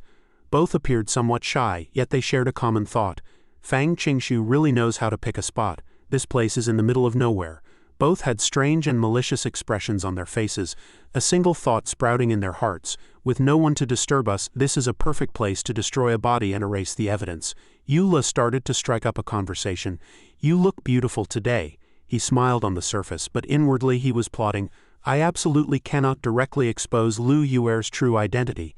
If she attacks immediately, that would definitely be a suicidal act, and the system would surely jump out with a warning. So last night I used my Dao Realm Omniscience trait to design a conversation that seems ordinary but is actually leaking secrets on purpose. He remembered asking the system last night, will there be any problem if I say these things on my date with Lu Yuer tomorrow? The system replied, no problem. He thought to himself that he had to let her know he had already seen through her as a mole. Thank you for the compliment, Lu Yuer said. But she sneered inwardly. You rejected me so flatly last time, and now you're coming to find me. Clearly you have another conspiracy. But so what? You're dead meat today anyway. Junior sister, actually there's something I want to tell you, Yula began. Yuer asked with feigned innocence, what is it, senior brother? But behind her she had already prepared the weapon to eliminate him. Yula put on a naive front. I suspect that among the nominal disciples, besides Leng Liubai who impersonated Ding Shuyuan, there is another mole. Yuer's eyes snapped wide, and the aura of the weapon behind her froze. She feigned terror and gasped. What? Yula immediately asked. What's wrong? Yuer covered her mouth with a look of horror. No way, the elders all said it's fine now, how could there still be a mole? She turned her head slightly in guilt, thinking, I even fooled that group of Dao Realm elders. There's no way I could be discovered by a mortal realm disciple. Yula said with a solemn face. I only found out by chance as well. Yuer thought to herself that she must find out exactly why he was saying this. She asked curiously, why are you telling me this, senior brother? You should be telling Elder Guang instead. Yula explained, I don't have conclusive evidence yet. I can't throw the sect into chaos based on my word alone. Moreover, that person was able to evade the elders' search, so their strength is surely not weak. That's why I hope you'll investigate with me. Yuer asked hesitantly.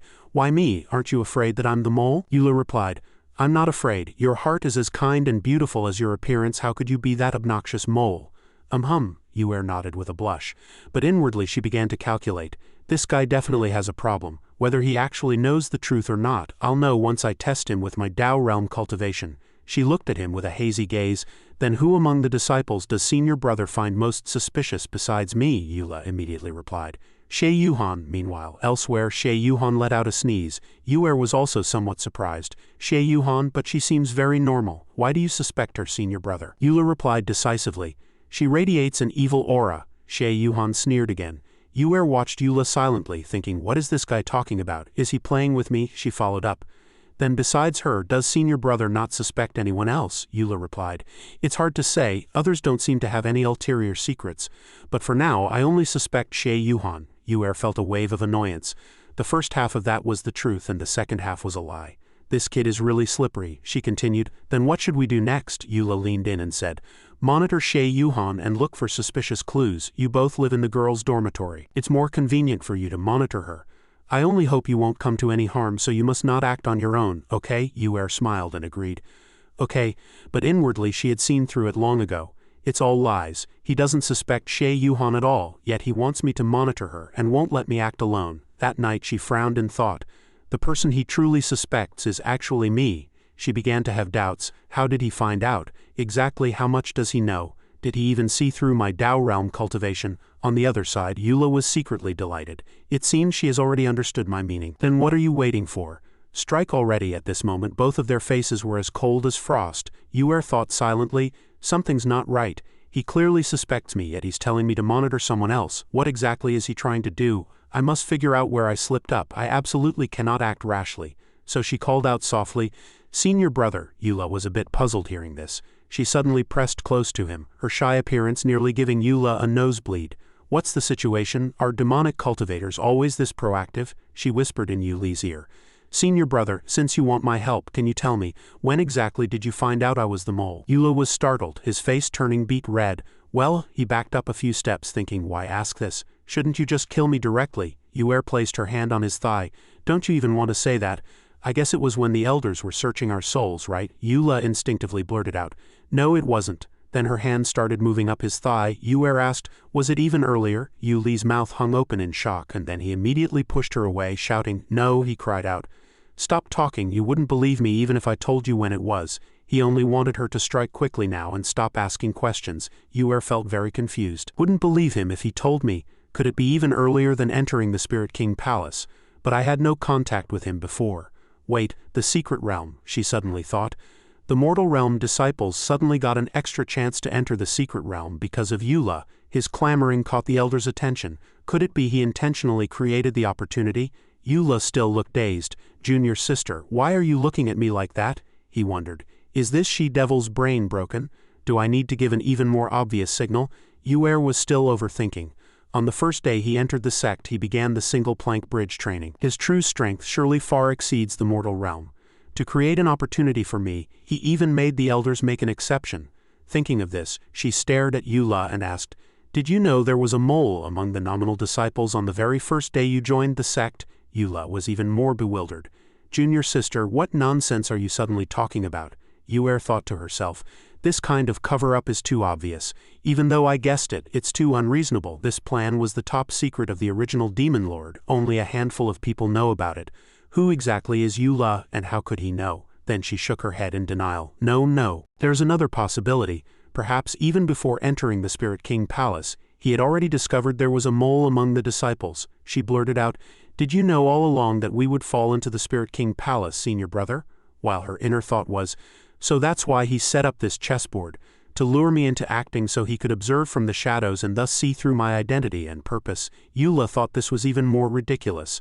What on earth are you overthinking? He prayed this girl would stop her mental gymnastics. She was way off track. Yue smiled and said, true, my apologies for the silliness, senior brother. She was certain in her heart. He's avoiding the question. Everything is indeed within his expectations. Now things are developing according to his plan, which is why he's testing me further. How long has it been since I encountered an opponent with such meticulous thoughts, lurking in the shadows like a venomous snake? Yula looked at her, starting to feel a bit uneasy.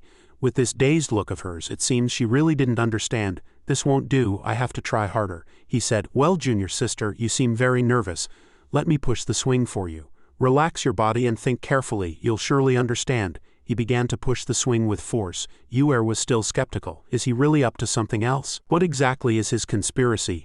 She smiled and asked, is senior brother really putting in all this effort just to catch a mole? She continued to think, if he really wanted to catch me, he could just tell the elders to investigate thoroughly. Why bother acting with me here? Yula replied with a smile.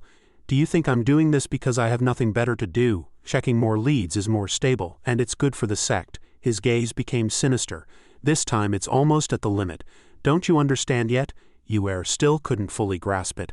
I didn't expect Brother Yu, who usually doesn't care about cultivation at all, to be so concerned about the sect. Her expression was grave as she thought, still lying. This guy is definitely not one of us. My previous judgment was correct. He's testing me.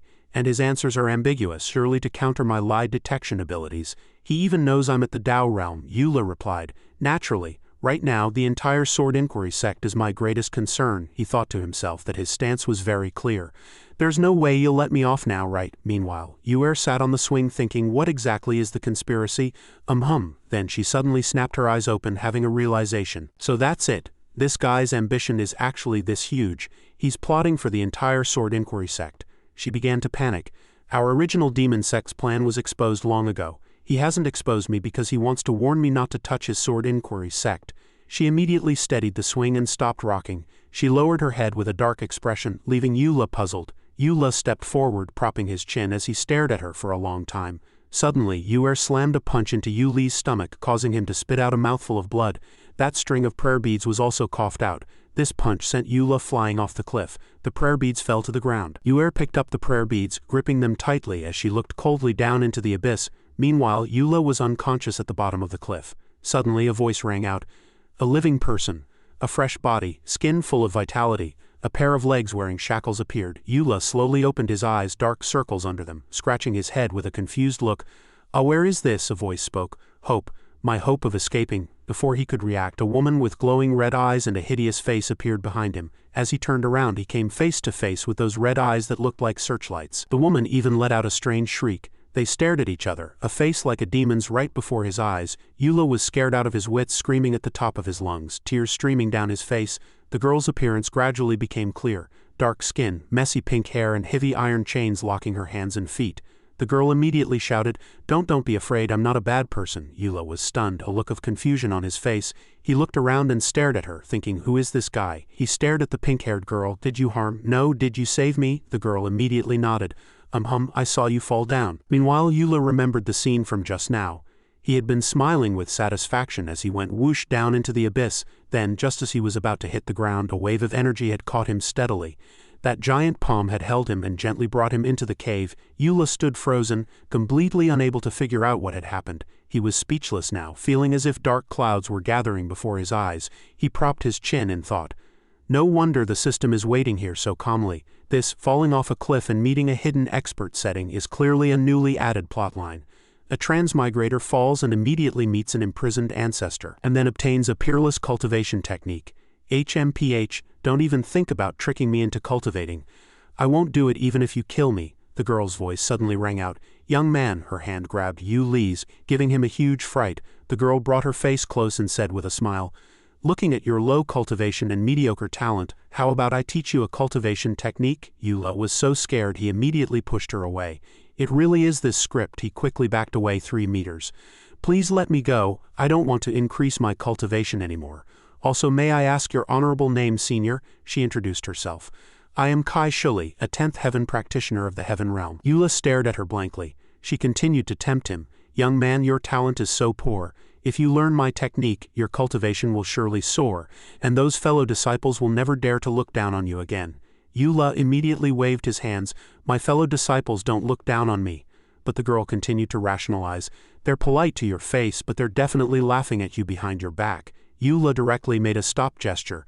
They really aren't. They actually adore me. The girl still insisted. Your cultivation is so low, you definitely can't compare to the leader. Your realm must be a huge step below theirs. But Eula didn't want to get stronger at all and retorted, There's no difference. I'm the strongest disciple. I think I'm several minor realms higher than the second-place person. I really don't want to practice your technique. Hearing this, the girl was stunned. Eula added, I don't want to become even more outstanding. At this point, Kai Shuli's expression became strange. Eula turned to leave. Then I'll just... But he didn't notice that one of Kai Shuli's hands had already struck toward his back. She shouted, I've waited for this day for a long time. Eula was terrified. She continued, It's been 600 years. With that, she delivered a heavy blow to Yuli's back. You're going to learn today whether you want to or not. Eula let out a cry of agony, his entire body breaking into a cold sweat. Immediately after, he stood there with wide eyes, frozen in place. He was actually completely unharmed. The girl looked at him and laughed. You are my only hope of getting out. How could I bear to kill you? Today you'll learn whether you want to or not. We'll take our time. She then broke into a twisted manic smile. She unleashed her power to bind him, ensuring he couldn't escape. He cried out in despair. No, the scene shifted to the medical hall that night, where Yuer was attempting to activate the string of prayer beads. What on earth is going on? Why does this string of beads have no mana at all? It's just ordinary jade. Could the mana have already transferred to Eula? Back with Eula, he was still in a standoff with Shuli. He watched the girl's movements in confusion. She picked up a stone and fell into thought. How long have I been trapped? At that moment she was carving something onto the wall. She hadn't seen the sky outside for a long time. Carved into the stone were symbols representing the days she had spent there, looking quite pitiful. She recalled the past with the sounds of pursuit echoing in her ears. Quick, after her, she's running toward the cliff, capture her alive. A group was hunting Shuli. At that time she was heavily injured, gasping for breath as she ran toward the abyss. Ahead of her lay only a bottomless cliff. She looked ahead, a cliff. She looked back. The shouts of the pursuers were drawing closer. Quick, catch her. Her face was full of worry. Are they chasing me this fast? Standing at the edge of the cliff, she couldn't help but grit her teeth and curse, Bastards! Immediately, Shuli threw herself into the abyss. The pursuers reached the edge. Hurry! The cliff is right ahead. She has nowhere to run, however, by the time they arrived. Shuli had long since jumped and they came up empty-handed. The left envoy has checked. No one is here. Did she really jump? One pursuer asked. The left envoy replied, ahead is the territory of the Sword Inquiry Sect. They have a grand protection array. It's not easy to break in. The person beside him looked troubled. Then the woman in the crowd snarled in anger. Damn it, we finally found a suitable candidate. If she dies, my 2 years of effort will be wasted. I was just one step away from capturing her for alchemy. I didn't expect that girl to even know the secret art of skinning. The left envoy also felt it was a pity. She was a rare genius in the demonic realm, born into a family of demonic cultivators and proficient in the demonic arts of various sects like the soul-beguiling sect, the hidden snake gate and the blood robe sect. She had reached the Tao realm at 18. Trapping her was no easy feat, however, given her cultivation. If she were still alive, my divine sense would certainly be able to detect her. He began to probe the surroundings. The woman beside him asked, well? He fell silent for a moment, deep in thought. Then he shrugged. Nothing, she's dead for sure, the woman cursed. Damn it, afterward the group departed. Let's go, what bad luck. Think about how to explain this to the sect leader. What's there to fear? Her whole family died 2 years ago at worst. We'll just find another replacement for the alchemy. After falling down the cliff, Shuli let out constant groans of pain. She grunted a few times. Still alive, Shuli limped forward, gasping for breath incessantly. She clutched her chest, her breathing growing heavier. She muttered as she walked. My cultivation is completely gone and I've actually ended up in the territory of the demonic cultivator's mortal enemy, the Sword Inquiry Sect. If those bastards dare to chase me here, this lady will bite them to death even if I have to use my teeth. Due to physical exhaustion, Shuli collapsed to the ground. She noticed a cave ahead and slowly crawled inside. The sight within left her stunned. Her eyes widened. Before her were glittering gold, silver and jewels. She marveled, there are so many riches, artifacts and manuals. She casually picked up a cultivation manual, and upon seeing the name found it to be the Crimson Sun Demon Lord. She froze, then broke into a smile, marveling at her incredible luck. Having found the inheritance site of the #1 demonic cultivator, she laughed aloud. With these I will surely return to the peak. However, an anomaly suddenly occurred as countless iron chains shot out from nowhere, locking her wrists and binding her entire body tightly. She screamed, "Where did these chains come from?" Suddenly, a burst of laughter rang out. Ha ha, a golden remnant soul of a demonic cultivator appeared, a playful smile on his face. Stop struggling. Unless your cultivation reaches the 10th heaven of the heaven realm, you won't break free. Hearing this, Shuli raged. Bastard, don't even think about devouring me, the man quickly reassured her. Don't be afraid, this seat is the Crimson Sun Demon Lord. I set up this array to help you isolate external interference so you can cultivate here in peace. In life I stepped on countless weaklings. I wanted to bring salvation to all living beings, but I fell for the schemes of those so-called righteous people. I was besieged by hundreds of heaven realm cultivators, leaving me with only a wisp of a remnant soul. A truly despicable bunch of ants. Shuli fell silent after hearing this. He continued to explain. This array will transmit my lifetime's cultivation to you. I see your natural aptitude is excellent. You can reach the heaven realm in less than 100 years. Once you've mastered it, you can leave and bathe the Sword Inquiry Sect in blood to avenge me. After saying this, he prepared to vanish. Shuli shouted, "Hey, don't go, let me go." However, in the end, Shuli could only grit her teeth and curse him as a bastard. She roared, "What Sword Inquiry Sect? I just want to tear apart the people who captured me. Let me go." At that moment, a white mist escaped Shuli's mouth. Immense energy began to gather in her hands. She threw herself wholeheartedly into cultivation, then suddenly snapped her eyes open. A surge of majestic energy erupted, and Shuli floated in midair. Energy swirling around her, the entire cave was filled with the white aura she emitted. Then her eyes rolled back as she fell from the white smoke, stomping heavily onto the ground. Shuli roared, "You old fossil, I've mastered it. 10th heaven of the heaven realm. It's been 300 years. I can finally get out," the remnant soul laughed. "You truly are gifted. It is done. I can finally have my revenge." He looked down at Shuli, who was full of confusion. He explained, "Before I died, I incessantly carved this cave and set up arrays to leave behind treasures. What do you think that was for? Haha, have you not noticed anything?" he said. "Breaking through the 10th heaven of the heaven realm can indeed shatter the chains. But at the moment they shatter, a monstrous demonic aura will be released. By then, everyone in the Sword Inquiry Sect will immediately know your location." She was absolutely furious after hearing this. "I am now at the 10th heaven of the heaven realm. Even if the people from the Sword Inquiry Sect come, I can fight them," he laughed loudly. "Back then, even I couldn't escape, let alone you. Did you really think I was kind-heartedly helping you cultivate?" he mocked. "Wait until you get out to avenge me. Now you only have two choices. Either hide in this cave for the rest of your life, never to see the light of day, or take your own life." Hearing this, she slumped to the ground in despair. He continued to taunt, "With your 10th heaven realm cultivation, it's enough to level the Sword Inquiry Sect. My wish is finally fulfilled, haha. After that, time flew by. She stayed in the cave for a long time, from spring and summer to autumn and winter. Finally, one day, Shuli lay listlessly in the cave and let out a long sigh. How long has it been? Probably 300 years. She raised her hand to her forehead and thought, am I really going to stay here for the rest of my life? She shouted irritably. I don't want to, I don't want to, I don't want to. This is boring to the extreme. She kept stomping her feet. I want to bathe, I want to eat delicious food, I want to wear beautiful clothes. She suddenly thought of something.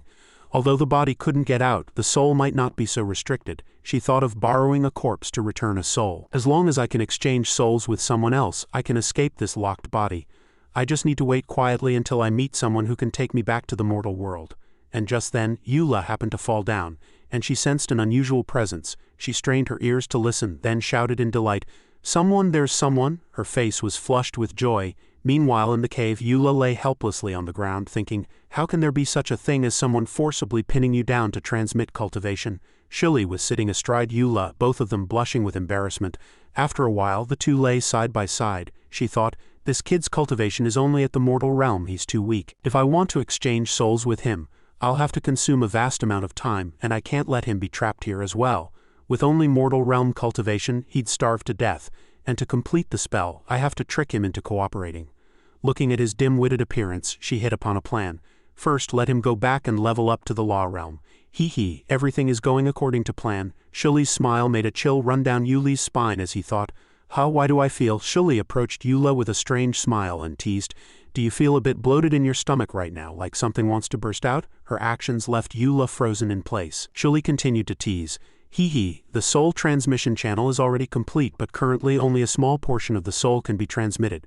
She thought, I'll scare him first so he works hard to reach the law realm. By then he can complete the channel himself. Shuli laughed triumphantly. Haha, you're finished. I just placed a curse on you. You've already become my puppet. Hearing this, Eula looked dazed as his arm actually raised itself. It turned out Shuli was controlling him. With a wave of her hand, Yuli's body bounced up.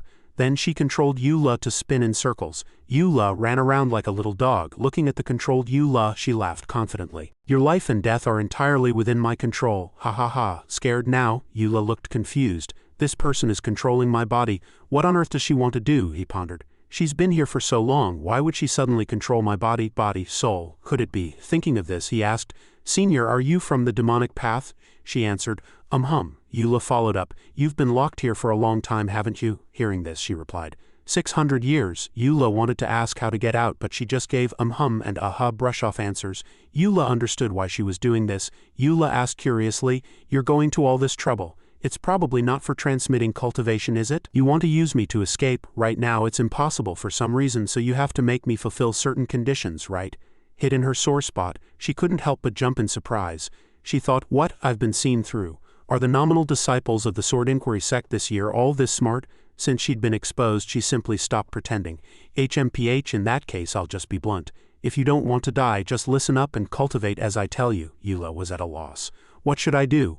If a heaven realm demonic cultivator escapes, it will surely be a disaster for all living beings. But if I don't help her, given the current situation, the system will definitely judge it as suicide. Seeing he didn't answer, Shuli shouted in a rage, Hey brat, are you going to agree or not? Suddenly, she hit upon an idea. I know you must want that. Shuli quickly hauled out a pile of cherished treasures and laid them before Eula. She said proudly, these treasures are all yours. These secret manuals can also help you reach the law realm. There are also cultivation techniques I've polished over hundreds of years in here. Eula waved his hands awkwardly in refusal. Senior, there's no need for such enthusiasm. He looked helpless. I don't want to level up my cultivation. Are you even listening to me? And these are all demonic cultivation manuals. Hearing this, Shuli casually tossed the treasures aside. So that's what you're worried about. Shuli suddenly lunged forward and hugged Eula. I have a set of dual cultivation techniques that can help you. Shuli's hug left Eula pale with fright. She continued to tempt him. Come on, I'll let you feel the joy of a demonic cultivator. Eula trembled all over, trying desperately to push Shuli away. Lady, Senior, my dear lady, he used all his strength to try and push her away. I'm begging you, you can't just make this kind of joke, he shouted at the top of his lungs. Let me go. Shuli didn't pay any attention to his words at all. Don't worry, come here quickly. Another thought flashed through her mind. Seeing Shuli suddenly stop, Eula was puzzled. Shuli gave an insidious smile. I forgot, this technique requires triple cultivation to work. Eula thought he had escaped, but then she continued. But it doesn't matter, these 600 years have been too boring. I specifically created an avatar. Instantly, a force bound Eula tightly. She shouted, it's perfect, you can play with me. Let me properly feel the aura on your body. Later I'll call out the avatar to practice with us. Eula screamed in pain. Help! This is the King of Men technique. It allows true essence to circulate through both bodies before returning to the original. This feeling of repeated passage will make you unable to stop. After some entanglement, Shuli looked refreshed. That's the feeling. Are you ready? Eula was shaken until he was trembling all over, pleading. No, don't. Stop quickly. Finally, Eula managed to push her away with a great effort. The pushed away Shuli was somewhat angry. Eula knelt on the ground and pleaded. Senior, I was wrong. I don't want the cultivation transmission, nor do I want to switch to a demonic cultivator's constitution. I'll definitely practice hard after I go back. I beg Senior to spare me. Seeing Eula pleading for mercy, Shuli thought about it, then said, Since you're unwilling, I won't force you.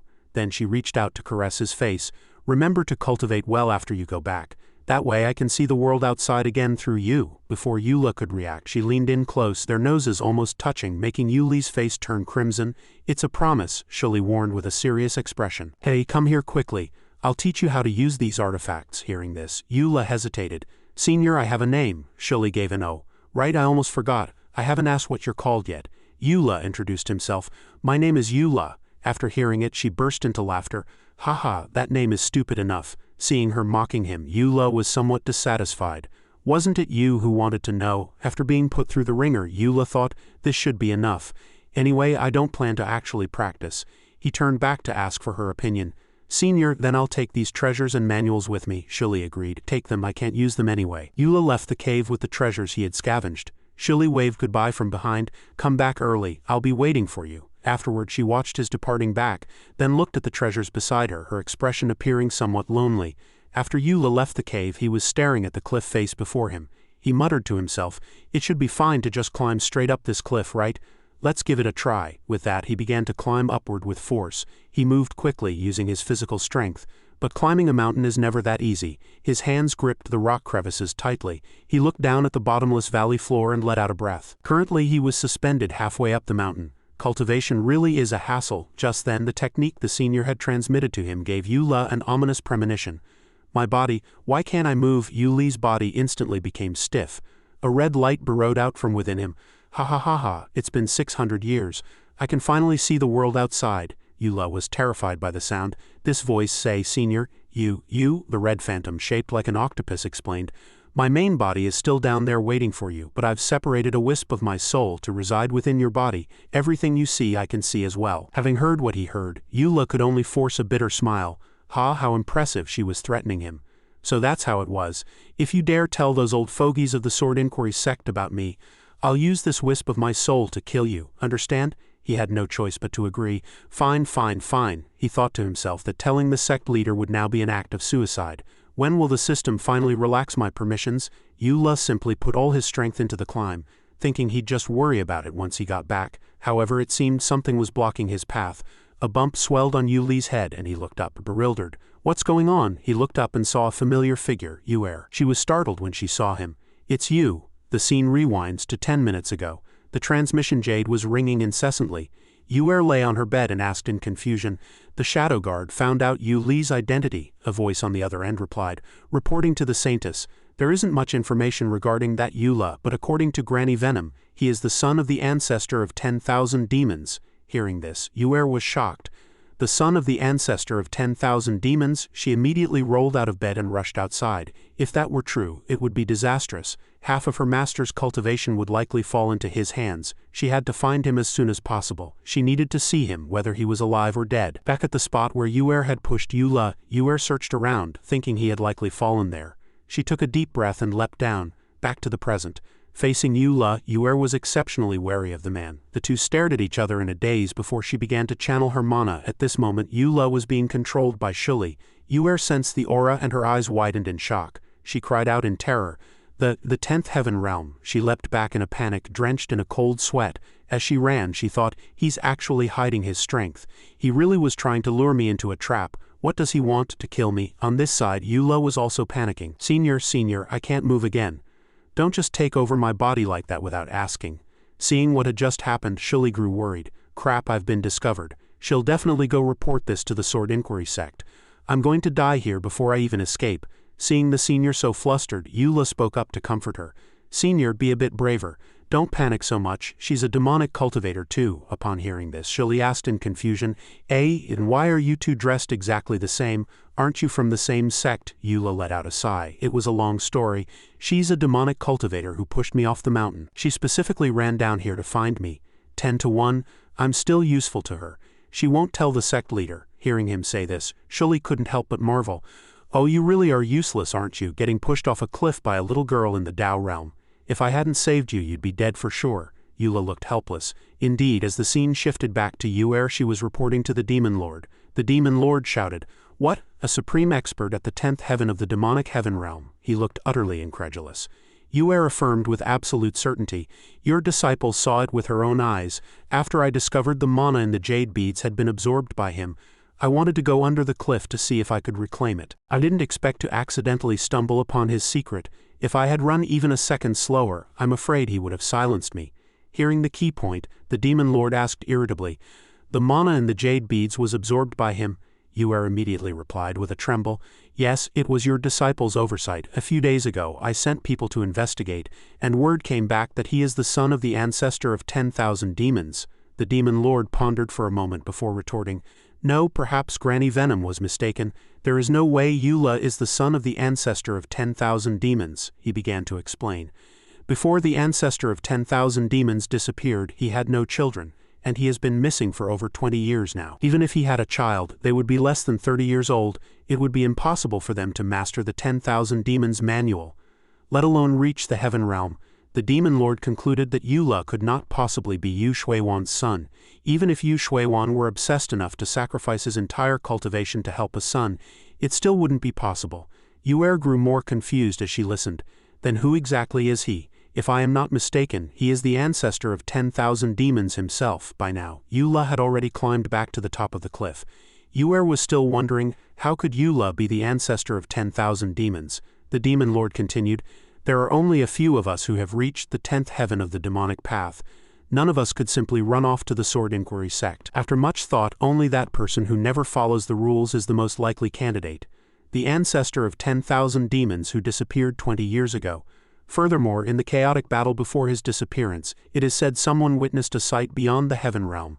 Now that he has appeared at the Sword Inquiry Sect, could it be that the Sect can help him reach a higher level?" Just then, footsteps were heard outside. Yuer remained uneasy. The Demon Lord asked again, "You said he deliberately approached you?" Yuer answered awkwardly, "Yes." Hearing this, the Demon Lord let out a sigh. "I understand now," Yuer asked blankly. What do you understand?" At that moment, the person who had been walking outside pushed open the door and entered. The Demon Lord replied, "He has taken an interest in your body, which cultivates both the immortal and demonic paths. He wants to use your body to achieve the dual cultivation of the immortal and demonic paths." It turned out to be Yuhan pushing the door open and calling Yuer's name. The sudden exclamation made Yuer scream in fright. Hearing the visitor, Yuer turned her head tremblingly to see who it was, stammering, "Say, senior sister Yuhan." Her behavior made Yuhan a bit suspicious. "Are you okay? What are you doing hiding in your room in broad daylight? The elder is calling for us." Yuhan thought, "What's going on?" Yuer asked nervously. "Senior sister, is something the matter?" Hearing this, Yuhan grew even more confused. "Didn't we agree yesterday? Today is the assessment for the mortal realm disciples." Eula was equally nervous on his end. He was currently burning some books. He plotted secretly. "Before Lu Yuer kills me, I can't reveal her identity yet. I'll keep it quiet and see how things go." Just then, a voice rang in Yu Li's ear. "Hey kid, what are you burning?" Eula asked in confusion. "Senior, you haven't left? You've been quiet since we got back to the Sword Inquiry Sect. I thought you'd fallen into a deep sleep. By the way, can you give me partial control over my body?" Shirley replied confidently. "Of course, that would be a bit less taxing than total control." Hearing this, Eula remarked, "Oh, then please stay hidden for the next few days. The Mortal Realm Disciple Assessment is coming up and the elders will all be watching us. You'll be found out if you're like this." Hearing Eula mention an assessment, Shirley's interest was instantly piqued. "Mortal Realm Disciple Assessment? What's that for? Is it fun?" Eula replied. "It's a test given by the Sword Inquiry Sect to new disciples. If you don't pass, you have to leave the mountain." Eula thought to himself, "I came to the Sword Inquiry Sect specifically to find death, The previous failures were at least due to objective factors. The opportunity is here again, I have to seize it. I have 2 surges of mana in me. The reward from the Spirit King Palace can't be erased, and then there's the other one. At that time the sect leader had sealed the mana from the jade beads. He had to find a way to break it and get an extra buff. After listening, Shuli smiled. Don't worry. When I entered your body I felt 2 very strong techniques. They're enough to get you to the spirit realm. A mere assessment will be a piece of cake. Hearing this, Eula burst into tears. Senior, I beg you, don't say that. Don't say it's a piece of cake, I'm begging you. Seeing his serious expression, Shuli gave in. Fine, fine. Eula let out a sigh and reminded Shuli that they had to go gather now to hear about the assessment. Hide yourself first. Shuli looked displeased. I know. In the classroom where the disciples were registering, Brother Yu, I didn't see you or Yuer all day yesterday. It looks like things didn't go very smoothly, eh? Hearing Qingshu say this, Eula simply went along with it and admitted, that's right, he thought to himself. This guy is actually interested in this sort of thing. He looked ahead and saw Yuer's figure. He thought, as expected, she's still here. It seems this mole's mission at the Sword Inquiry Sect is very important besides killing me. She's staying here, even at the risk of exposure. Just then, Shuli mocked him in a low voice. Ha, your little lover is here too. Hearing this, Eula said angrily, Senior, now is not the time for your appearance. On Yuer's side, she was drenched in sweat. I can't report him. He knows I'm a mole yet acts like nothing is wrong. It's exactly as Master said. She remembered Master's instructions. Stay at the Sword Inquiry Sect for now and continue the mission. Wait for Yu Shuiwan to show his true colors and lure those sect leaders and grand elders into a pursuit. Master will find a way to help you. Yuer frowned and thought, does he want to use my body as a vessel for cultivation? Then I'll just have to strike first. At the assessment site, the old man made a loud announcement. Among the disciples participating in the Climbing Sword Peak assessment, half have currently reached the 4th heaven of the mortal realm. Therefore, in 3 days, disciples at the 4th heaven of the mortal realm and above will enter the first layer of the secret realm for their assessment. Hearing the announcement, the candidates began to murmur, after such a huge incident the assessment wasn't cancelled. I thought I'd be able to just coast through. I'm a goner. Ha, finally, Yuhan was full of confidence. HMPH, the sooner the better, I'll definitely pass. Qingshu, however, was worried. As expected of the Sword Inquiry Sect, their foundation is deep and they aren't affected at all. Qingshu looked toward Eula. What's wrong with Brother Yu? He's been like this for a while. Yuer clenched her hands. Kill Eula. I must kill him as soon as possible. That way I won't have to live in fear anymore. The assessment elder shouted. Silence. Although the assessment will proceed as usual, the rules for the secret realm assessment have changed. In the past, to allow more people to pass, disciples were only required to collect 5 emeralds distributed among the dangerous checkpoints of the first layer, and then toss them into the volcano crater to pass. You were not allowed to take more, and stealing from others was strictly prohibited. The energy of 5 emeralds is indeed a very generous reward for a mortal realm disciple. But this is unfair to the outstanding disciples, and doesn't help the sect cultivate talent. Therefore, for this assessment, the sect has decided to adopt new rules. A total of 211 emeralds will be placed in the first layer of the secret realm. There is no limit on the number each person can take, and pillaging from one another is permitted. Everyone was stunned by the news. Yu Li's mouth also hung open in shock. 211, the assessment elder continued. The more emeralds you seize, the higher your cultivation will rise. You must fight with everything you have. There will be patrols during the assessment to prevent accidents. I believe the competition will be extremely fierce. You must be mentally prepared. One disciple turned to the person beside him and said, the rules were changed so harshly, it seems the incident in the secret realm still had an impact. This made Eula quite worried. Under the blazing sun and clear sky, the disciples discussed fervently. Wow, it's so lively, maybe I can really soar to the heavens this time. Keep dreaming. There's Fang Qingshu, Xie Yuhan, and Eula. Who do you think you can beat? We have to work together to strike first. Do you want to team up? Yuer frowned as she listened to the discussions. So noisy, they're all just childish tricks. With cultivators protecting him, he can't be killed. I can only create an accident during the scramble in the secret realm. I really don't want to mess around in the secret realm. Even a tiny flaw will bring a pursuit, making it even more dangerous than last time. But when I entered the first layer of the secret realm last time, I accidentally discovered a secret room beneath the volcano crater that has no monitoring. Furthermore, there's a Dao realm beast guarding it. It's the perfect place to force Eula to reveal his identity. I'll lure him to the secret room first, then trigger a trap to lock it. Then I'll enrage that fire Qiu beast. Facing its attack, he will surely use his demonic mana to save himself. At that time, the experts of the Sword Inquiry Sect will surely notice and fly over immediately. He'll be finished.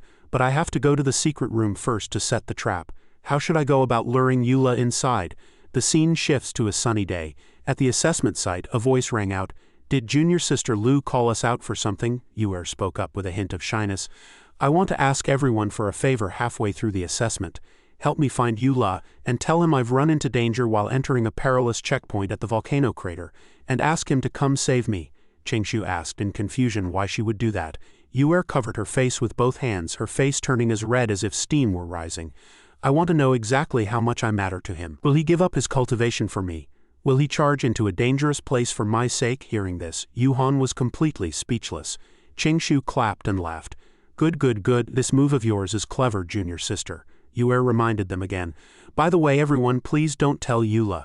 Qingshu promised. Don't worry, junior sister Lu, I'll definitely keep your secret. A moment later, Eula let out a bewildered "Eh?" Qingshu gave a thumbs up and a toothy grin. Lu Yue wants to pretend to be in danger in the secret realm and have us trick you into going there to test your feelings. You have to seize the opportunity, eh? Yue felt like her lungs were going to burst with anger after hearing that. I actually asked you guys for help. You really are beyond help. Yuhan reproached from the side. You idiot, how could you just tell him everything? Qingshu laughed foolishly. What is there to fear? We're all brothers. Eula spoke up to stop them. It's fine, don't fight, he thought to himself with a dry laugh. Wanting to test my feelings during the assessment? Thank you for telling me. But he thought secretly, she actually wants to kill me, doesn't she? This is just perfect. Eula revealed an insidious smile. The assessment began. The elder announced, the first assessment for the mortal realm disciples begins. The elders were observing the disciples through screens. On the monitors, the candidates were battling monsters. The elders all gave positive reviews. Not bad at all. After the last incident, the disciples have all made progress. Quite good. Their performances are all quite good. There should be no problem this time. Just as they said that, Eula appeared on the screen, picking flowers and catching butterflies, looking quite foolish. This made the elders break into a cold sweat. What's up with this Eula? I heard he's recently fallen in love. Is he slacking off because of that? Zio spoke up in his defense. With his firm Dao heart, he would never be affected by such things. I feel he has a deeper meaning, I just haven't figured it out yet. Perhaps the answer will be revealed soon in this trial. The assessment elder asked, what is that girl's name? She seems to be called Lu Yue. Near the volcano crater, a hand was touching the lava. It turned out to be Yue. She seemed to be looking for something. Where is it? Suddenly, Yue opened a cave entrance. Found it, she thought. No one would ever imagine the mechanism would be hidden in the lava. I actually found it. Inside was a fire Kyu beast that was currently deep in sleep. Yue continued to calculate. The last survey found that this fire Kyu was suppressed here by someone using a formation. The strength of this variant fire Kyu is at most at the law realm. Even a Kyu king only reaches the first heaven of the spirit realm. Where would the Sword Inquiry sect get a Dao realm Kyu? She looked at the beast and paid it no more mind. Although a Kyu won't actively attack humans, one shouldn't go and enrage it. It was perfect for dealing with Eula. She frowned and revealed a sinister smile. Then she quickly ran several laps around the fire Kyu. Next, she set up a purple formation. Seeing everything was ready, a murderous intent appeared in her eyes. All right. Next, I just need to lure Eula here, activate the formation to lock the secret room, and then enrage this fire Kyu and drive it mad. She intended to take the opportunity to use the teleportation formation to escape. Oh right, there were also the blueprints for the teleportation formation. Once the secret room's only door was closed, there would be no way out. These one-time use formations were quite handy. They vanished automatically after use, leaving the Sword Inquiry sect with no way to trace them. Yue then reached out, drew the formation and closed the stone door. Something seemed to be moving in the grass. It was Eula, hiding nearby. At that moment Shuli was possessing him, appearing as a blue spirit. He spoke up and asked, Senior, you've been pacing back and forth since the assessment began. Why have you suddenly stopped? Shuli replied. What do you mean pacing?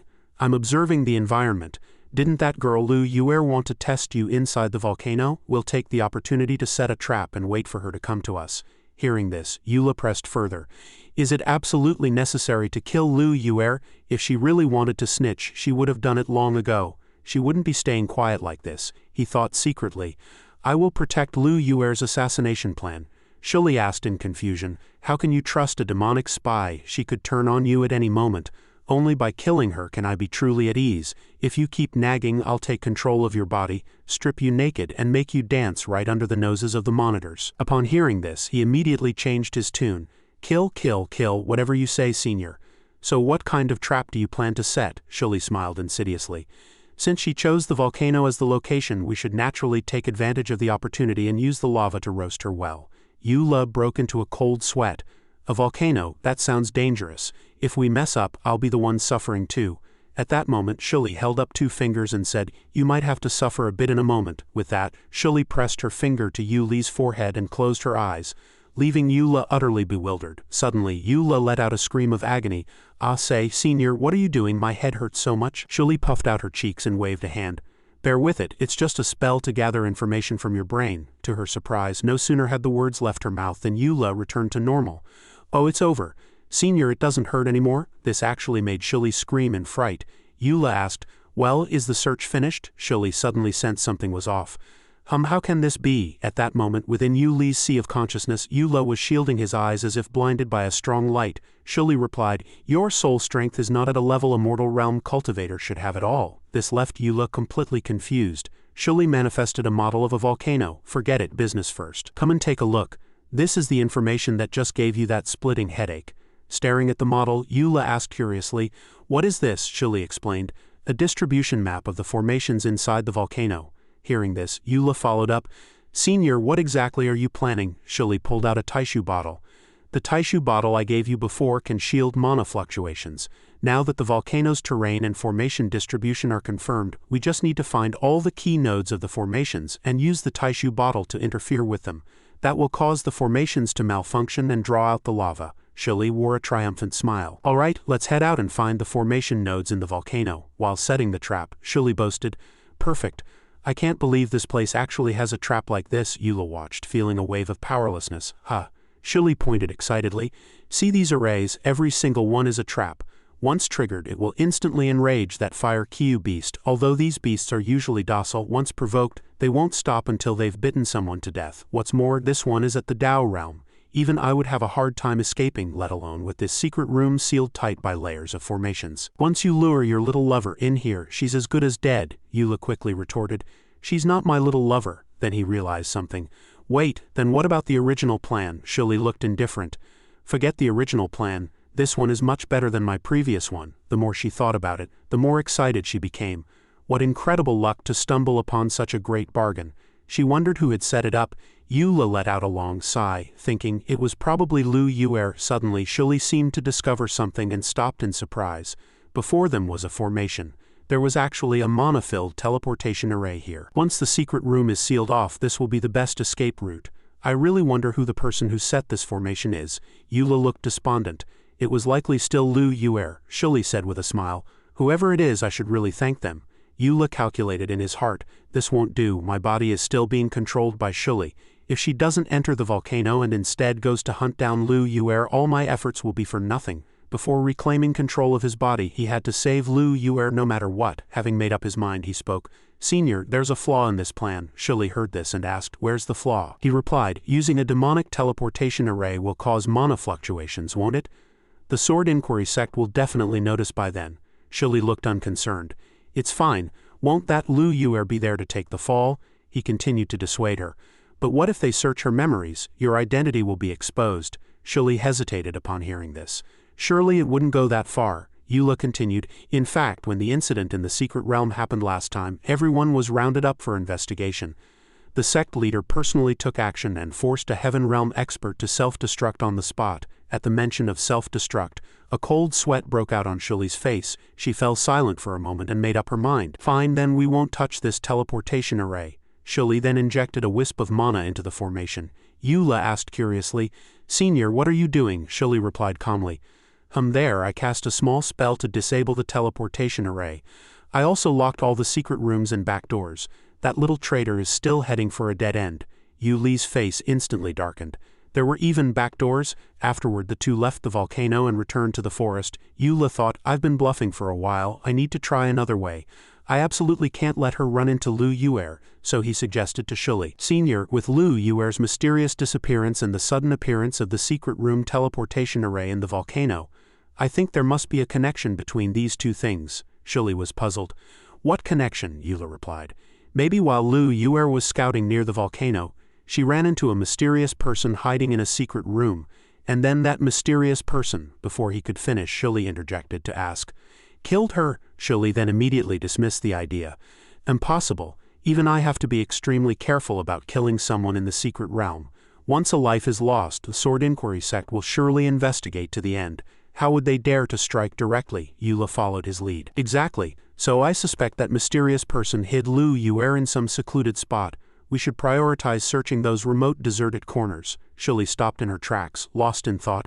That makes sense. Eula felt a surge of joy as he saw her falling for it. Next, as long as he stalled Shuli, Lu Yuer's life would be saved. Since Shuli had seen through such a perfect killing trap, Lu Yuer was a once-in-a-thousand-years potential stock for his death plan. He absolutely couldn't let her die before he did. Eula suggested, there are no monitoring stations behind the volcano and no one passes by. Let's go look over there. Shuli quickly agreed. Just then a figure flashed by. Shuli immediately noticed, someone's there, it's Lu Yuer. She quickly charged forward. Lu Yuer suddenly closed in on Shuli and snatched the bag from her side. Yuer quickly retreated, while Shuli turned her head with a ferocious gaze. Seeing this, Eula cried out, Lu Yuer? He was completely stunned. Damn the bag, senior, the bag was stolen. Before either could react, Lu Yuer had already fled the scene. Shuli stood to the side, muttering with a dark expression. Bastard, how dare you play me? Eula asked in terror. Senior, what are you saying? Shuli roared in fury. I'm going to kill you. How dare you play tricks on me? On the other side, Fang Qingshu and Xie Yuhan were gathered to distribute their spoils. This time we split it 70-30. Suddenly, a group of people silently surrounded them, shouting, hand over the jade stones? A conflict then broke out between the two sides. Xie Yuhan held the bag of jade stones and sneered, you think you few can take our jade? You really overestimate yourselves. In a moment that group of people had been beaten and left lying scattered across the ground. Meanwhile the elders were observing through the screens. They discussed how Xie Yuhan and Fang Qingshu were currently the best performers. The two of them already had 40 jade stones in their hands. The following chaotic battle for emeralds would be the true test of this assessment, to see if they could hold on to them. Speaking of which, where had Eula disappeared to? Meanwhile elsewhere, Lu Yuer was frowning in thought. As expected, to hide his identity, Eula will definitely participate actively in the assessment. As long as I steal the jade stones he collected, he'll surely follow me obediently. Shuli, controlling Yu Li's body, was in a blazing rage as she gave chase from behind, roaring, stop you little traitor, Eula hurriedly reminded her. Senior, the volcano's secret room is just ahead. Stop chasing. At that moment both Lu Yuer and Shuli were intent on settling things with the other in the secret room. One after the other, they charged into the volcano. Lu Yuer intentionally lured Shuli toward the previously set formation. As she activated the formation, she shouted triumphantly, you took the bait, you idiot. Immediately after, the stone door of the volcano crashed down. Only then did Shuli realize she had been tricked. Damn it, the formation is active. At that moment the fire Kyu was also jolted awake. Seeing Shuli, it launched an attack, spitting tongues of fire from its mouth. Shuli dodged frantically. The big guy is awake. I have to get out fast. Lu Yuer hid to the side and observed. Eula, just stay here and wait for death. I'm out of here. Lu Yuer then tried to activate the teleportation array, but there was no response. She panicked. Why is there no movement? On the other side the fire Kyu was continuously spitting fire at Shuli. Lu Yuer was consumed with anxiety. What the hell? Move, you piece of crap formation. Suddenly she noticed something was wrong. Wait, how are there extra strokes on this? Who did this? Who was it? Could it be? Before she could finish, Lu Yuer sensed someone approaching. She turned her head and was horrified to see Shuli raising a fist to smash down on her. She screamed for mercy. Don't kill me. Shuli stopped her hand and snatched the bag back. I'll be taking that. Lu Yuer backed away repeatedly in terror. Stay calm, he won't kill me. This place is sealed off, he still needs me to lead the way out. After reclaiming the bag, Shuli ran off without looking back, shouting, you just stay here and be a snack for the beast, I wouldn't want to get my hands dirty. Lu Yuer was stunned. Where does he think he's going? Then she let out a cry of surprise. Huh, where did that back door come from? Lu Yuer watched helplessly as Shuli ran toward a stone door and exited, and the door slammed shut again with a heavy thud. Lu Yuer shed tears of despair. Looking at the fire Kyu before her, she cried even harder. Elsewhere, the disciples participating in the assessment were tossing their jade stones into the volcano crater one after another. The crater instantly transformed into an ice cave, emitting dense spiritual energy. After absorbing the spiritual energy, everyone departed happily. Zio and the other elders were observing in secret. The jade stones at the supply points were almost gone. Those who were slow to seize them would have theirs taken away. Ultimately, this assessment was to improve their actual combat abilities. He hoped these youngsters wouldn't take it too much to heart. Another elder interjected, Zio, when will you ever fix that habit of worrying too much? Zio remained silent. The scene shifts to the outside. I'm asking you, you brat. Shuli had Eula pinned against a wall, interrogating him. Did you know all along? That little traitor lured me into the secret room and even triggered the formation to wake the fire Kyu. She's the mysterious person. The secret person. Before she could finish, Shuli suddenly fainted. Eula looked terrified. Say, Senior. Seeing there was no more movement, he quickly returned to his place in his soul. Eula stood up, muttering to himself that the power had finally run out. His body was back. He had to hurry and save Lu Yuer. Eula stood before the stone door and pushed with all his might, but it wouldn't budge. Panting, he thought, I can't push it, it's locked tight. Lu Yuer really shot herself in the foot, right? There was another way, but it required Lu Yuer's cooperation, but the stone wall was so thick there was no way to communicate. Suddenly, Lu Yuer's voice rang in Yu Li's mind. Eula, I beg you, save me, just save me and get me out, and I'll give my body to you. Eula was stunned after hearing this. Huh? Why did things suddenly jump to that step? Wait, how can you talk in my head? Lu Yuer screamed. Never mind that now. She was desperately dodging the fire Kyu's attacks. Hurry and get me out, I really can't take it anymore. Please save me. Suddenly Lu Yuer let out a cry of pain. It seemed she had been hit by the fire Kyu. Eula asked nervously, Hey, are you okay? Still alive? Lu Yuer had been struck until she spat blood. She thought through gritted teeth. I have a proud Dao realm cultivation, yet I'm being chased and beaten by this beast. If I weren't afraid that using mana would be discovered by the Sword Inquiry Sect, damn it. Lu Yuer pulled out a voice transmission talisman. Fortunately, she had brought this thing, allowing her to contact Eula outside. Eula, yes, she grew angrier the more she thought about it, and that bastard too, that scoundrel Eula, purposely locking me in here. Doesn't he just want to force me to give myself to him? As long as I can get out alive, I'll still have a chance to kill him. Having made up her mind, Lu Yuer sent a transmission to Eula. Please, as long as you save me, I will definitely give my body to you. After hearing this, Eula frowned and asked in return, What would I want your body for? Lu Yuer shouted, Stop pretending I saw through your goal long ago. Eula looked helpless. What on earth? Shuli is like this and you're like this too. What exactly did I do to make you both have this misunderstanding? Could it be that the meeting at the cliff made her think I'm interested in her? Or is it because I didn't expose her as a mole, making her think I want to use it to blackmail her and then do this and that? Seeing Eula remain silent for a long time, Lu Yuer grew anxious. No, it's too hot. Eula, hurry up. He decided to take action. Fine. He had intended to save her anyway, and saving her required her full cooperation throughout. Since she misunderstood that he craved her body, let her keep thinking that. Saving her was the priority. He rummaged through the bag and found a bottle. Found it. This is the one. He asked her, How do I save you? Be specific. Lu Yuer was frantically dodging attacks. You can do whatever you want. He revealed a look of admiration.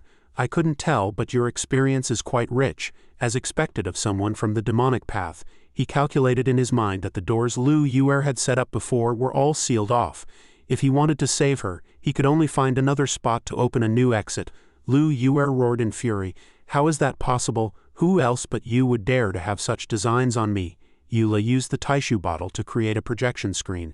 It seems you demonic cultivators are quite modest.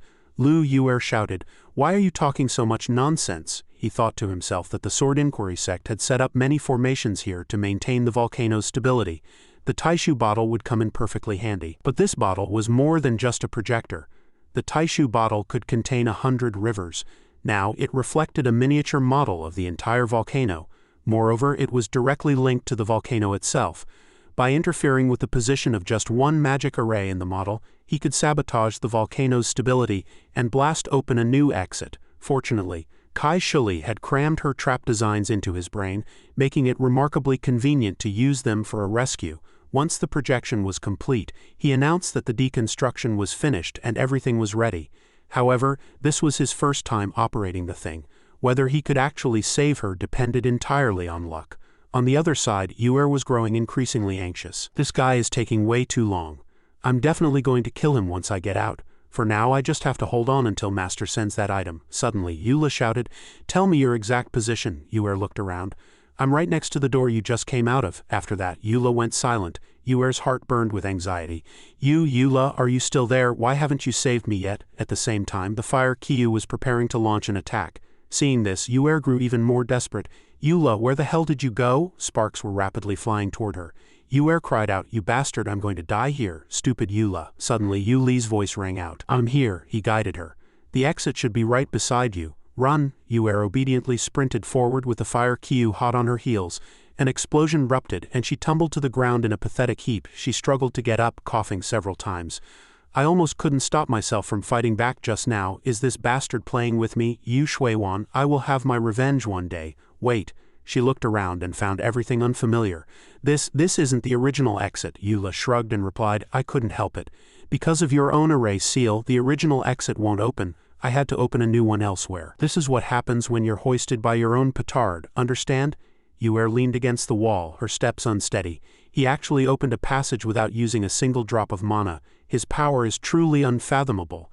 I must be extremely careful from now on to have any chance of killing him. It doesn't matter even if I have to bet my body. Suddenly, a heat wave hit her from behind. Sensing something wrong, Yuer turned around and was instantly startled. A mass of flames was squeezing through the passage toward her. What is this? The fire Kyu's body had actually turned into liquid to flow out, and now it was following Yuer to the outside. The sight paralyzed her with fear. Then its body began to crawl toward her, closing the distance. Yuer was terrified. This fire Kyu quickly restored its original form. Yu Li's voice suddenly rang out, Is it safe now? The fire Kyu began to walk toward her. Yuer hurriedly ran away, screaming, Safe my ass. The fire Kyu followed me out. Eula asked, bewildered, How did I make the hole too big? Yuer observed the situation behind her as she ran. No, it flowed out. Unable to grasp the situation, Eula asked blankly, What exactly is going on? Yuer was using every ounce of her strength to flee. What should I do? It's about to catch up again. Eula comforted her. Don't be afraid. Keep reporting your position, and I'll get you out as quickly as possible. After running for a while, she realized she was in trouble. Ahead was a dead end. She turned around to find the fire Kyu right behind her. She screamed for help so Eula could hear her. With her retreat blocked, Eula said, All right, I've got it. Then cracks began to appear on the cliff face. The cracks grew larger, revealing light. Seeing this, Yuer wore a look of utter confusion. Immediately after, a powerful force pushed her backward. She had to close her eyes and use her hands to shield her face from the wind. Dust filled the air. Yuer slowly opened her eyes. When she saw what was in front of her, she was profoundly shocked. A passage leading to the outside had appeared before her. Eula asked her, Is there a way out? Escape through there, quickly. Yuer fled at top speed. As she ran, she thought, Eula can actually force open a passage anywhere in the volcano at will, without mana. This is simply divine. How on earth is he doing it? Behind her, the fire Kyu remained in hot pursuit, gathering energy for an attack. It began launching fireballs at Yuer. She dodged with agility. Eula asked how things were going. Yuer looked back, her soul nearly departing in terror. A massive fireball was reflected in her eyes, hurtling straight toward her. She replied while dodging, The fire Kyu is spitting fire again, Eula urged her. Don't panic, just keep running. As she ran, Yuer suddenly stopped as a section of the cliff wall ahead began to collapse. She hurriedly ducked to the side, now utterly exhausted, bending over and gasping for air. When she looked up, the fallen rocks had completely blocked the passage, making it impossible for the fire Kyu to chase her any further. Now safe but covered in injuries, Yuer couldn't help but feel a deep fear of Yu Li's power. Is this the foundation of the ancestor of 10,000 demons? It's as if the entire volcano has been refined by him into a magic treasure that he can manipulate at will. Master wants me to kill him, but how can I possibly kill a person like this? Eula held the artifact, observing it closely. He thought to himself that his previous operation had almost pinpointed Yuer's position. That was close. I nearly released the lava at position number 3. According to the formulas Shuli gave him, there were no cracks at the current position yet. The error margin was too large. As long as the arrays here didn't collapse, the volcano wouldn't fall. The environment grew somewhat dim. Eula scratched his head with a blank look. My mental energy is just a bit drained, it's giving me a headache. Eula thought with relief that as long as everything followed the plan from here, Yuer would be able to run out safely. Eula suddenly let out a sharp cry of pain, his hair standing on end as he rubbed his head. Why does it feel like my head is hurting more and more? Yuer walked up to the volcano wall and called out to Eula. She reported, I've reached the volcano checkpoint. There's lava here, I can't get across. The lava before her churned and flowed. A single touch would mean death. Yuer waited for Eula, wondering why he wasn't answering. She continued to wait in silence, her anger rising as she received no reply. Yuer shouted furiously, Eula, Eula! Suddenly, there was a movement inside, and a strong wind unexpectedly blew out from within, the force of it being incredibly powerful. Yuer turned pale with fright, staring deathly at the direction the wind was coming from. Breaking into a cold sweat, she frantically called for Eula, but there was still no response. She continued to urge him to answer. You bastard, how did the fire Kyu catch up so fast? Eula hadn't responded for a while, leaving her deeply worried and unable to understand why the kid had suddenly gone silent. She stared intently at her hands, waiting for Yu Li's reply. Meanwhile, on Yu Li's side, he was struggling to prop himself up with his hands, unable to speak. His head was lowered toward the ground, sweat pouring like rain, his face a mask of agony. Why did it suddenly turn into this? Eula crawled painfully on the ground. He had to save her as soon as possible. Before he could finish his thought, another wave of intense pain hit him, and his vision went black. Eula stared at the ground with wide eyes as blood dripped before him. Drop after drop the bloodstains grew. He struggled to support himself. Eula was in too much pain to speak. This state was all too familiar. This is blood sprayed from his mouth, and he could no longer keep his eyes open. He thought to himself, I'm not about to die again, am I? This shouldn't count as suicide. He stammered, calling for the system, but it still refused to appear. Eula struggled to hold on, waiting for the system to show itself. Blood continued to gush from his mouth. He decided to give up. This was too much trouble. Eula tremblingly reached his hand forward, trying his best to call for Yuer. His vision began to blur and his body had reached its limit. Eula struggled to breathe, his gaze becoming hollow. After struggling for a while, he ultimately couldn't hold on and collapsed to the ground. Eula fell into a complete coma, lying prone on the ground. This time the system didn't appear to tell him whether he was dead or alive. Meanwhile, in Fang Qingshu's group, everyone was slumped in the forest. Fang Qingshu had a bruised eye and a swollen face, sitting there dejectedly. Xie Yuhan wasn't faring much better, sitting with her face in her hands. Xie Yuhan pulled out the bag full of jade stones and said to Fang Qingshu, Those people were way too desperate to grab the emeralds. Good thing I was partnered with you. Fang Qingshu asked her, Are all your emeralds here? She confidently replied that they were all there. The two discussed, Then let's head to the volcano crater to pass the trial. On the other side, the goatee elder looked up at the sky and said, Are these two the only ones left? Not entirely unexpected. Zio was focused on the monitoring board. There were currently 105 emeralds unrecovered, and he estimated the majority were in the hands of those two. Zio noted approvingly that achieving such great results with only a sixth heaven mortal realm cultivation, the two of them could be called truly remarkable. The goatee elder added that the trial was almost over, and they were undoubtedly the most outstanding disciples of this trial. Zio spoke with a serious face. Logically, that should be the case, but this time is different. This trial allows them to go all out without any reservations. Did you tell them that? The goatee elder agreed with Zio's view. Zio continued his scrutiny. It seemed they were too naive. Hearing Zio say this, the goatee elder asked in surprise, What do you mean by naive? Wait, could it be? Zio explained. Exactly. From the start of the trial until now, only 20 people have passed, and 5 have been taken from the secret realm with heavy injuries. 5 are unconscious, and nearly 50 disciples registered for the trial. Now the vast majority of emeralds are in Fang Qingshu's hands, so what will the remaining 20 people without enough emeralds to pass do? Simply put, it would be a final battle. Fang Qingshu and Xie Yuhan were looking toward the mountaintop. While observing intently, Xie Yuhan suddenly made a discovery. She warned Fang Qingshu, Someone's here, be careful. He immediately became alert as well. Another group appeared, shouting aggressively, Senior Brother Fang, time is running out. We have no choice but to resort to this. Hand over the emeralds. Fang Qingshu didn't beat around the bush, closing his eyes and saying, It's all for the sake of advancing, there's no point in talking. Let's do this. The man let out a wild roar, raised his sword and charged at Fang Qingshu. As he charged, he shouted, In that case, excuse my lack of manners while I take them by force. He swung his sword decisively, his eyes fixed on Fang Qingshu. Fang Qingshu's expression was tense, his teeth clenched as he quickly leaped to one side to dodge the attack, then launched a kick into the man's abdomen. The man was sent flying, and his longsword slipped from his hand. Can't be careless. Fang Qingshu glanced toward the other side. Another person was charging with a sword, but the opponent wore a look of slight terror when facing him. Just as the longsword was about to touch Fang Qingshu's hand, he instantly dodged. Although he took a small cut, he evaded the main attack. The man was astonished by his speed. Xie Yuhan charged forward and added a kick, unexpectedly sending him flying and causing him to drop his sword. The man slid to the ground, his legs flailing. Seeing the two who had charged forward easily defeated, the remaining people began to feel afraid. Fang Qingshu was frozen in place watching, but Xie Yuhan ran to him. She shouted, Don't just stand there, run. Those people were still determined not to let them escape. A leader shouted, After them, and they pursued closely behind Fang Qingshu and Xie Yuhan. On the other side, Yuer was still calling for Eula. Yuer persisted in her shouting. Why aren't you answering? Didn't you already agree that I'd give you my body? She thought to herself. Why did he suddenly stop helping? I already agreed to be his test subject. Suddenly she realized there was a problem. Yuer broke into a cold sweat. Did he see through my hidden murderous intent? At this moment, Eula was in his consciousness space. Did I really die this time? It's not another trick, is it? He wasn't even sure if he could truly die this time. Eula reached out his hands, stammering. It seems real.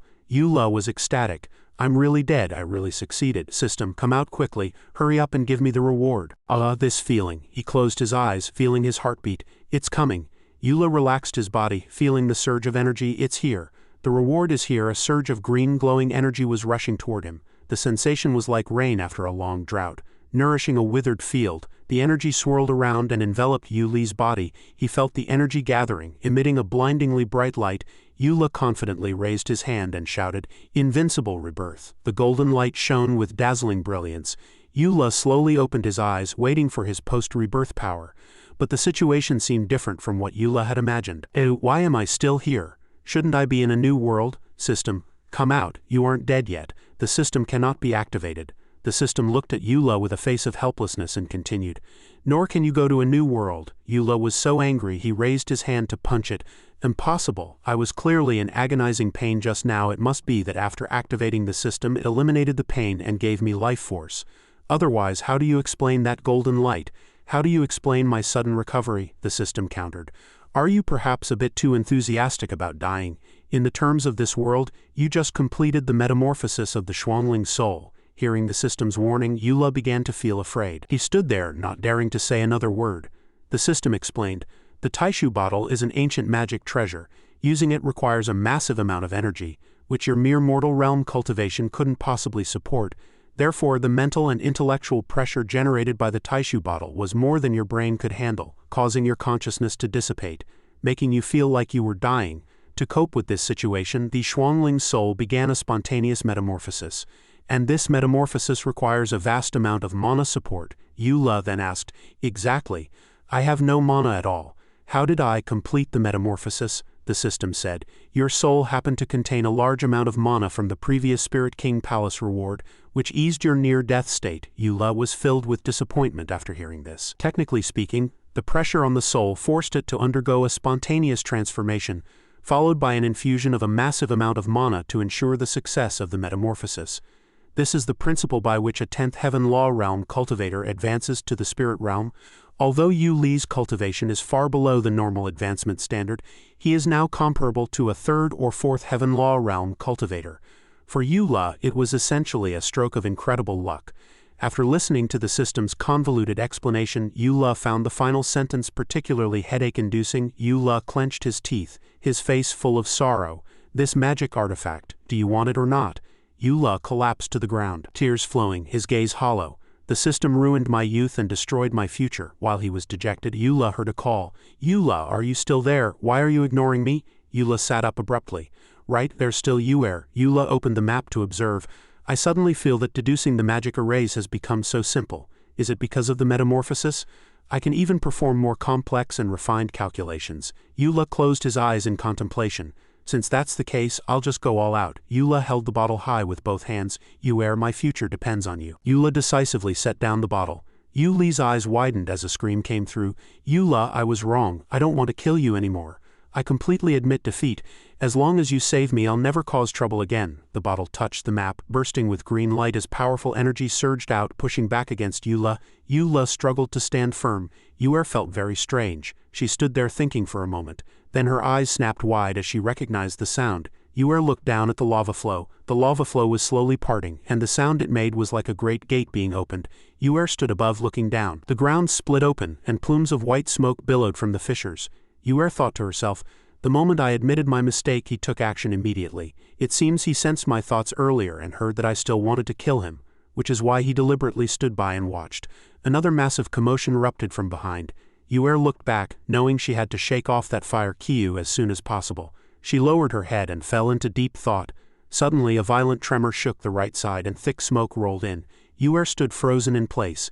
As the smoke gradually dissipated, a figure slowly emerged. Yula appeared amidst the haze, his face still shrouded in shadow. Yuer stammered, You? With a somber expression, Yula approached her step by step. The atmosphere became extremely dangerous. He asked coldly, "Was everything you just said the truth?" She faltered. "What?" Yula pressed further. "You said you'd never look for another chance to kill me again. Is that the truth?" Yuer nodded frantically. "Of course it's true." Yula maintained his grim expression, his gaze sharp. Are you sure, not going to reconsider? Yue shook her head desperately. No, I really wouldn't dare again. Eula looked furious, even carrying a hint of resentment as if mourning a wasted effort.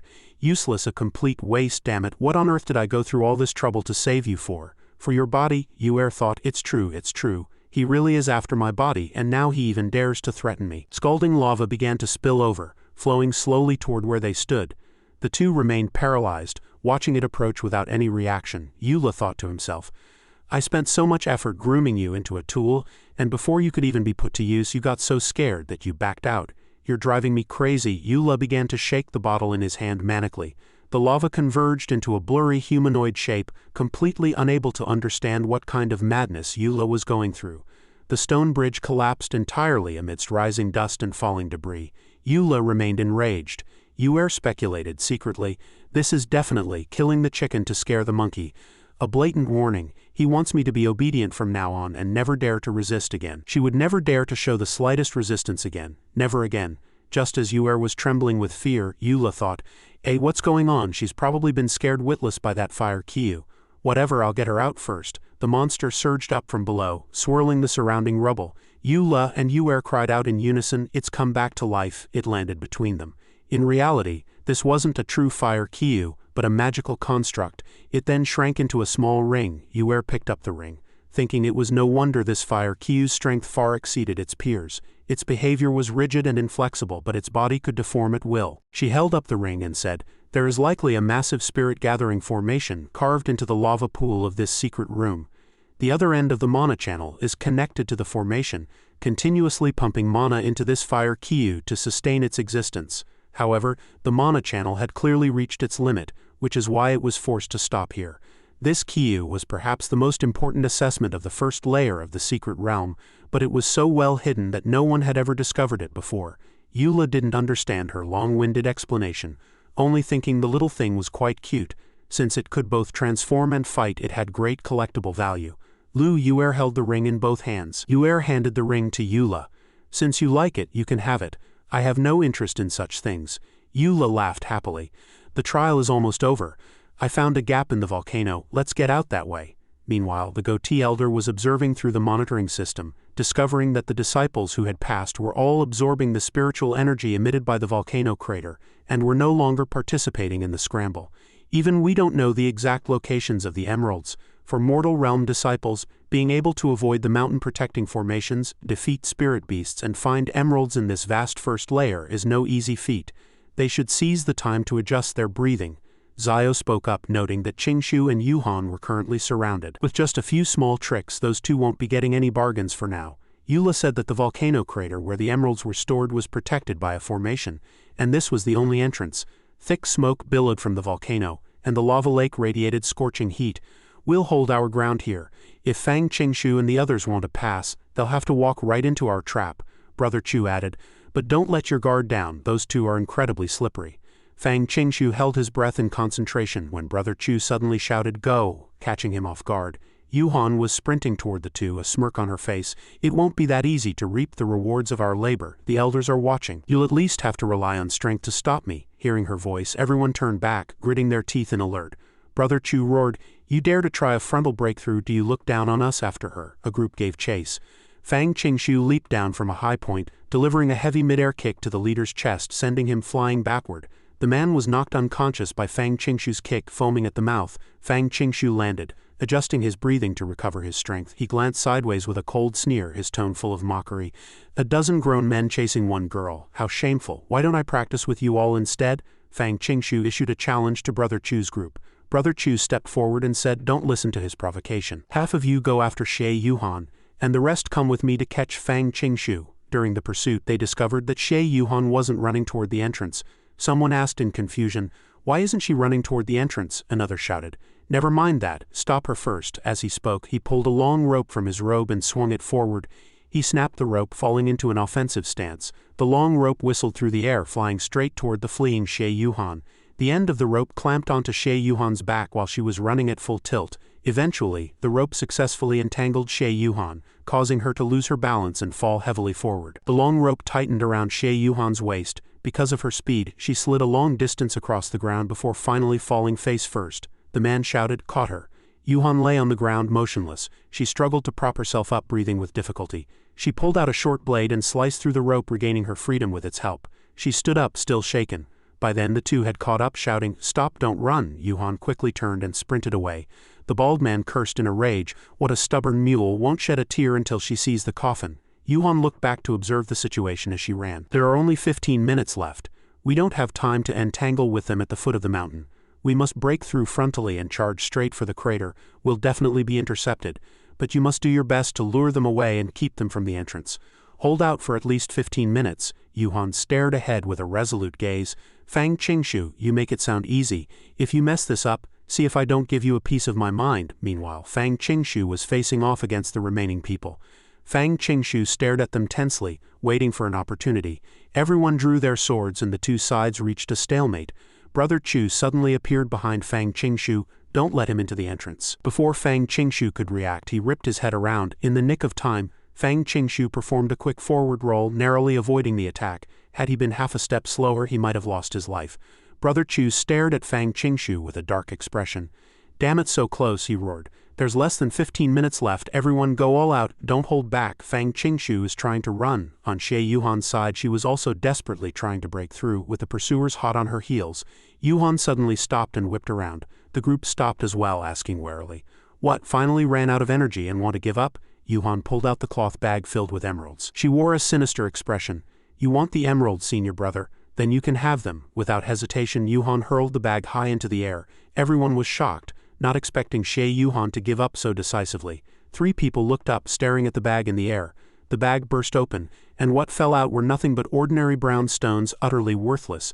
The stones pelted them from head to toe. The 3 shielded their heads as several large bumps formed. They shouted in a rage, "The emeralds are fake, we've been tricked." By the time they looked again, Xie Yuhan had already vanished in the chaos. The 3 stood dazed, their eyes nearly popping out of their heads. With Xie Yuhan nowhere to be found, they hurried toward the entrance, certain that the emeralds must all be with Fang Qingshu. Meanwhile, behind a massive rock, a sound of stone cracking could be heard. Yuhan thrust her sword deep into the rock and gripped the hilt tightly, thinking to herself, 15 minutes, I finally held out. You'd better not mess up on your end. Back with Fang Qingshu, a long staff swept toward him. Unable to dodge, Fang Qingshu took a heavy blow to his right ribs. The force was immense. Fang Qingshu's eyes went wide with pain as he spat out a mouthful of water and was sent flying. The strike was incredibly powerful. Fang Qingshu thrust his sword tip into the ground, forcing himself to stand up while breathing heavily. He looked at his attacker, thinking the blow had been way too ruthless. Brother Chu said flatly, "If I didn't strike to kill, I wouldn't be able to suppress you, the #1 disciple." Before Fang Qingshu could stand, he could only use his sword for support and stare at Brother Chu. Just then, someone shouted for Brother Chu, and he whipped his head around. The bald man reported, "The emeralds in Xie Yuhan's hands were fake. The rest must be here with Fang Qingshu." Hearing this, Brother Chu gave a triumphant smile. He looked at Fang Qingshu. "Fang Qingshu, you miscalculated. Hand them over." Fang Qingshu's expression was solemn as he stared silently at Brother Chu. Suddenly he glanced sideways and saw the entrance was right before him. He instantly regained his strength and shouted, "Then I'll stop acting. Time to show my hand." Fang Qingshu quickly pulled the cloth bag from his robe and hurled it high into the air. The bag flew over everyone's heads. Everyone looked up, surprised that Fang Qingshu would simply abandon the emeralds. Just then, Xie Yuhan arrived and charged toward the crouching Fang Qingshu. "Don't just stand there." She quickly reached out, grabbed Fang Qingshu's hand and whipped around to pull him into a sprint. Yuhan looked back at Fang Qingshu and grumbled, "Useless, making yourself look like a beaten bear." Fang Qingshu retorted, unwilling to back down. Brother Chu watched the items in his hand, trembling with rage. "What? It's all just ordinary stones mixed with emeralds." He stared blankly before slamming the stones onto the ground in fury. His companions shouted and pointed toward Xie Yuhan's group, and Brother Chu cursed, "Bastards, we've been played." The goatee elder clapped in approval at the sight. "Truly remarkable. Given the situation, it seems both of them are about to break through to the 10th heaven of the mortal realm." The elder beside him shared the sentiment. Xie Yuhan led the way to clear a path for Fang Qingshu, making the disciples believe that everything Fang Qingshu threw away were emeralds, thereby diverting attention and passing in one go. It was indeed a courageous move. Elder Guang Zhao continued to observe quietly before announcing, "Everyone, the assessment will end in less than half a minute. Hurry and surrender your emeralds." Hearing the notification, Fang Qingshu wondered why Brother Yu hadn't appeared yet. Yuhan didn't know how to answer. Meanwhile, elsewhere, lava was flowing slowly. Emeralds floated along with the lava, and someone noticed the glowing stones. Yuer found it strange. Why were there so many emeralds for passing the trial in the lava? Yula was also greatly surprised, thinking, What's the situation now? He stared at the emeralds floating in the lava, telling himself not to panic. He had to understand the principle first, to avoid this kind of inexplicable level-up trap. He pointed at the emeralds in the lava, and asked Yuer, "Do you know what these are?" Hearing his question, Yuer fell into deep self-doubt. What does he mean by this? How could the great ancestor of 10,000 demons not even know about this? He must be brewing another conspiracy. Is he testing my usefulness? She then began to cast a spell. I must make him understand that I am more useful alive than dead. Eula remained slack-jawed and confused. What kind of spell is this now? This array is called the Spirit Gathering Great Formation. It can convert spiritual energy into spiritual power, Yuer explained. She appeared obedient and submissive on the surface, but inwardly she was cursing. Our sect has one too, just 10 times smaller. HMPH as expected of a hypocritical sect. Practicing the way of the sword on the surface while being so decadent behind the scenes, actually building such a massive spirit formation. Eula shrugged, thinking, what does this count for? He then realized that compared to the sect leader's wealth, the emeralds collected from each layer of the secret realm were quite substantial. These types of arrays distributed everywhere are connected to the Spirit Gathering Great Formation. After disciples collect emeralds and toss them into the spirit formation at the volcano crater, they receive the spiritual power bestowed by the Spirit Gathering Formation as a reward. Eula had an epiphany. I see, so the emeralds are tokens. Yuer didn't understand what tokens meant. Eula waved it off. It's nothing. Then doesn't that mean as long as you toss them in, you can get infinite spiritual power? Yuer told him that mortal realm disciples have unstable Dao hearts and limited soul power. So there's an upper limit to how much they can absorb. The total number of emeralds in the first layer of the secret realm is controlled, presumably to allow genius disciples to break through at the fastest speed. But it's also possible for one's body to explode from excessive spiritual power expansion. We are currently right beneath the Spirit Gathering Great Formation. In my experience, there must be defensive formations set up around this core array. She stared down at the churning lava. Eula noticed an anomaly in the lava. Why did it suddenly start boiling? Yuer speculated. We forcibly opened a path through the mountain, which has made the mountain stabilizing formation unstable. There seem to be signs of collapse. We must get out as soon as possible. Eula suddenly grabbed her hand. Follow me. This caught Yuer off guard. Leaving her unsure of his intentions at that moment, she looked nothing like a saintess of the demonic path. Elder Guangzio flew toward the spot where the lava was steaming. From a distance, he saw 2 figures sitting by the lava. They were currently using their cultivation to stabilize their realms, and their bodies radiated unique auras. Zio landed and announced, "You have reached the 10th heaven of the mortal realm and can attempt to break through to the spirit realm at any time to become official disciples of the Sword Inquiry Sect." Hearing the voice behind them, the 2 were startled. The elder is here. Meanwhile, the lava remained turbulent. Zio said there was no need for formalities. They had performed most excellently in this trial. Being both unafraid of challenges and knowing when to make sacrifices, they were examples for others. Yuhan asked in surprise, "Most excellent, then what about Eula?" Zio closed his eyes and sighed. He hasn't arrived yet. There is currently only 1 emerald left in the secret realm. He has failed. Yuhan gave a confident smile, feeling smug. This time, I've finally surpassed him. Once he arrives, I'm definitely going to show off. Fang Qingshu stood with his hands behind his back and looked at her. The trial isn't completely over yet. With Brother Yu's personality of not playing by the rules, there might still be variables. Yuhan was curious about what variables there could be. Suddenly, the volcano behind them erupted violently, and everyone turned pale with fright. What's happening? Zio told everyone not to panic as he immediately cast a spell to create a shield, blocking the rocks flying from the volcano. Zio wondered privately why the volcano had suddenly become so unstable. The mountain stabilizing formation showed no anomalies. Looking through the shield, debris was flying everywhere like rain. Zio discovered that it wasn't just stones flying toward them. Qingshu and Yuhan also noticed something was off.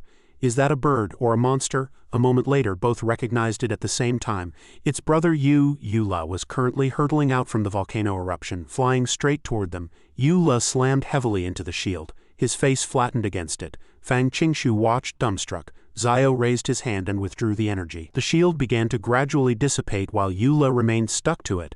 As the barrier vanished completely, Eula fell heavily to the ground. Subsequently, the volcano stabilized, ceasing its eruption of lava and debris. Leaving behind only wisps of blue smoke, Eula asked, "Hey, what were you saying just now? A variable, right? Look, emeralds are scattered everywhere on the ground. Too many to count." Fang Qingshu exclaimed loudly. "Brother Yu, where did you get so many emeralds?" Having fallen from the shield, Eula was currently planted headfirst in the dirt with his feet in the air. His heart was filled with worry. "I'm screwed. Why did the escape exit have to be right at the volcano crater?" His expression instantly became extremely grim. "How am I supposed to explain that I just saved a demonic cultivator who was being hunted by another demonic cultivator? Or how I passed the entire trial?" Zio strode up to Eula. Before Eula could even scramble up, Zio spoke. "You're nowhere to be found during normal assessments, but now that it's over, you show up in this fashion." Zio waited impatiently for Yuli's answer. "Speak, why did you do this?" Breaking into a cold sweat, Eula fabricated an excuse. "Actually, I was just going for a walk. I didn't want to become too strong, lest I make my fellow disciples look too weak." Upon hearing Yuli's words, Zio, Fang Qingshu, and Xie Yuhan's faces darkened, and they said displeasurably, "What kind of talk is that? You're being way too arrogant." Zio stared at Eula with a serious expression. "Going for a walk, not wanting to get stronger, is that your reason for activating the Great Formation and bringing over 200 emeralds out from the crater?" Zio thought secretly. This kid clearly has a hidden meaning behind his words.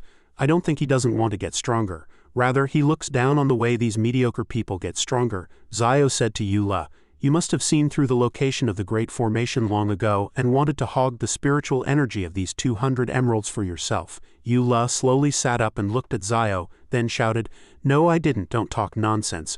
I really just wanted to slack off." Yuer stood behind them watching Zio. She thought to herself, could it be that Eula opened a hole inside the volcano and casually disrupted the arrays within, causing the lava to flow into a side path and erupt, bringing the emeralds out with it? If that's the case, how will he explain it? If he can't explain it clearly, will he sell me out? The goatee elder stroked his beard to the side and said softly, "Zio, are you perhaps overthinking? Didn't Yuer go with him?" Hearing this, Yuer's eyes widened in panic.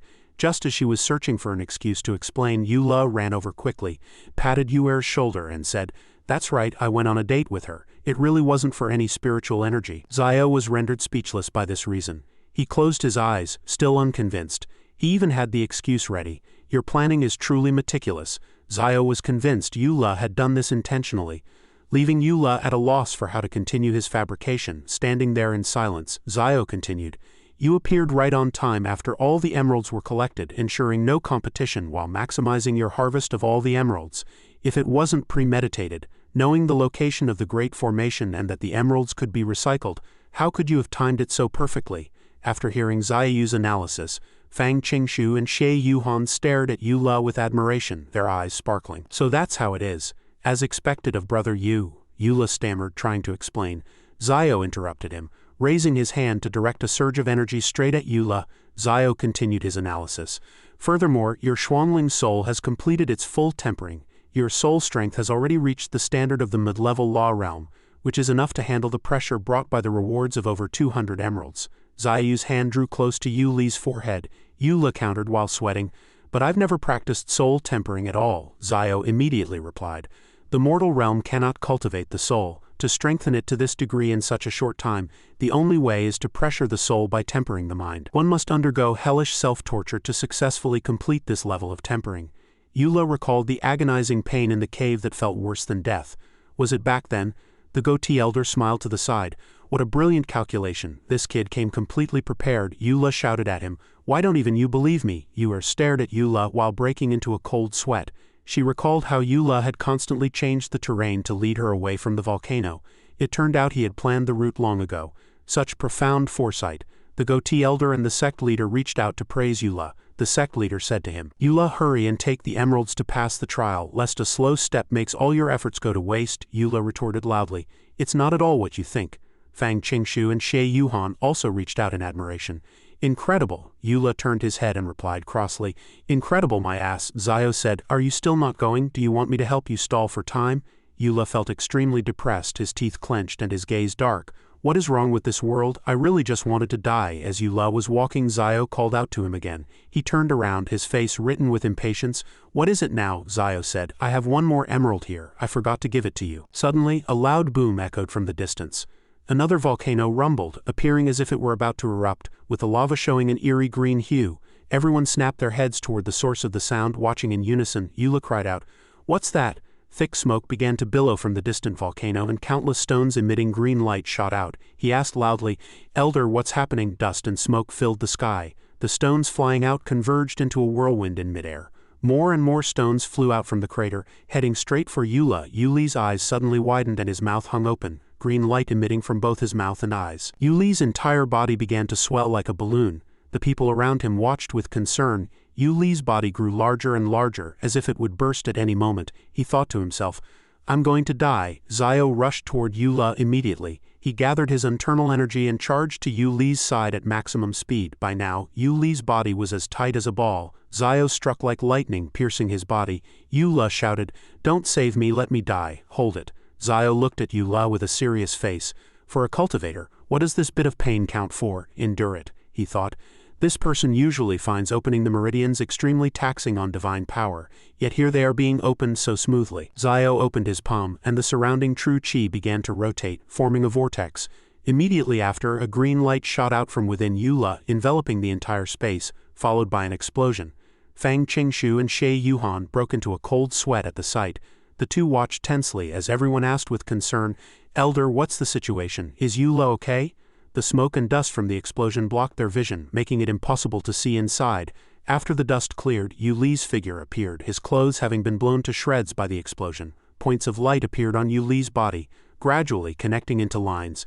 Both the goatee elder and the sect leader gaped in shock, unable to believe their eyes. The Law Realm. He actually skipped the mortal realm and ascended directly to become a Law Realm cultivator. Eula looked around blankly, his expression dark, without a hint of joy at his advancement. Then everything returned to peace. Zio said to the group, "The volcano trial has ended, however you must not slack off after returning. You need to refine diligently to stabilize your foundation with what you gained from the trial. All right, everyone is dismissed." Zio leapt into the air, leaving several trails of white mist behind him. As he was flying on his sword, someone came to report, "Elder Guang, it's bad. Something major has happened to Elder Zhao." Upon hearing the news, Zio turned pale with shock. "What did you say?" As night fell and the bright moon hung high, the night sky outside the window was peaceful. Yuer was soaking in the bathtub musing, "The Law Realm." The ancestor of 10,000 demons actually succeeded in breaking through to the Law Realm. It seems he found a method to cultivate both the immortal and demonic paths long ago, and doesn't need my special blood at all. Then why did he say those things? Yuer sat in the tub, unable to figure it out. "Although I've advanced to the Law Realm, don't forget what you should be doing." Recalling Yuli's reminder to her at the time, she continued to muse, "The things I should do, could it be the promise I made to him in the secret realm? Using my special constitution to let him suck blood for cultivation? But he doesn't need it. Other than that, what else do I have that is worth his plotting?" She pondered deeply in her room. Could it be he's lusting after my body? The image of Eula binding her and reaching out with dark claws toward her surfaced in her mind. The scene shifted to the interior of a cave where Shuli was sitting amidst a pile of gold ingots. No, she suddenly stood up. The trap in the secret room was clearly set by that mole, yet Eula claimed he had guidance from a master. Moreover, he led me in circles within the secret realm, obviously to stop me from killing that mole and that provoked high-level beast. Shuli's eyes widened. Wait a minute, could Eula be like that villain, tricking a pure and innocent 600-year-old girl like me into working for them? Shuli suddenly turned her head. "Senior, I've come to find you."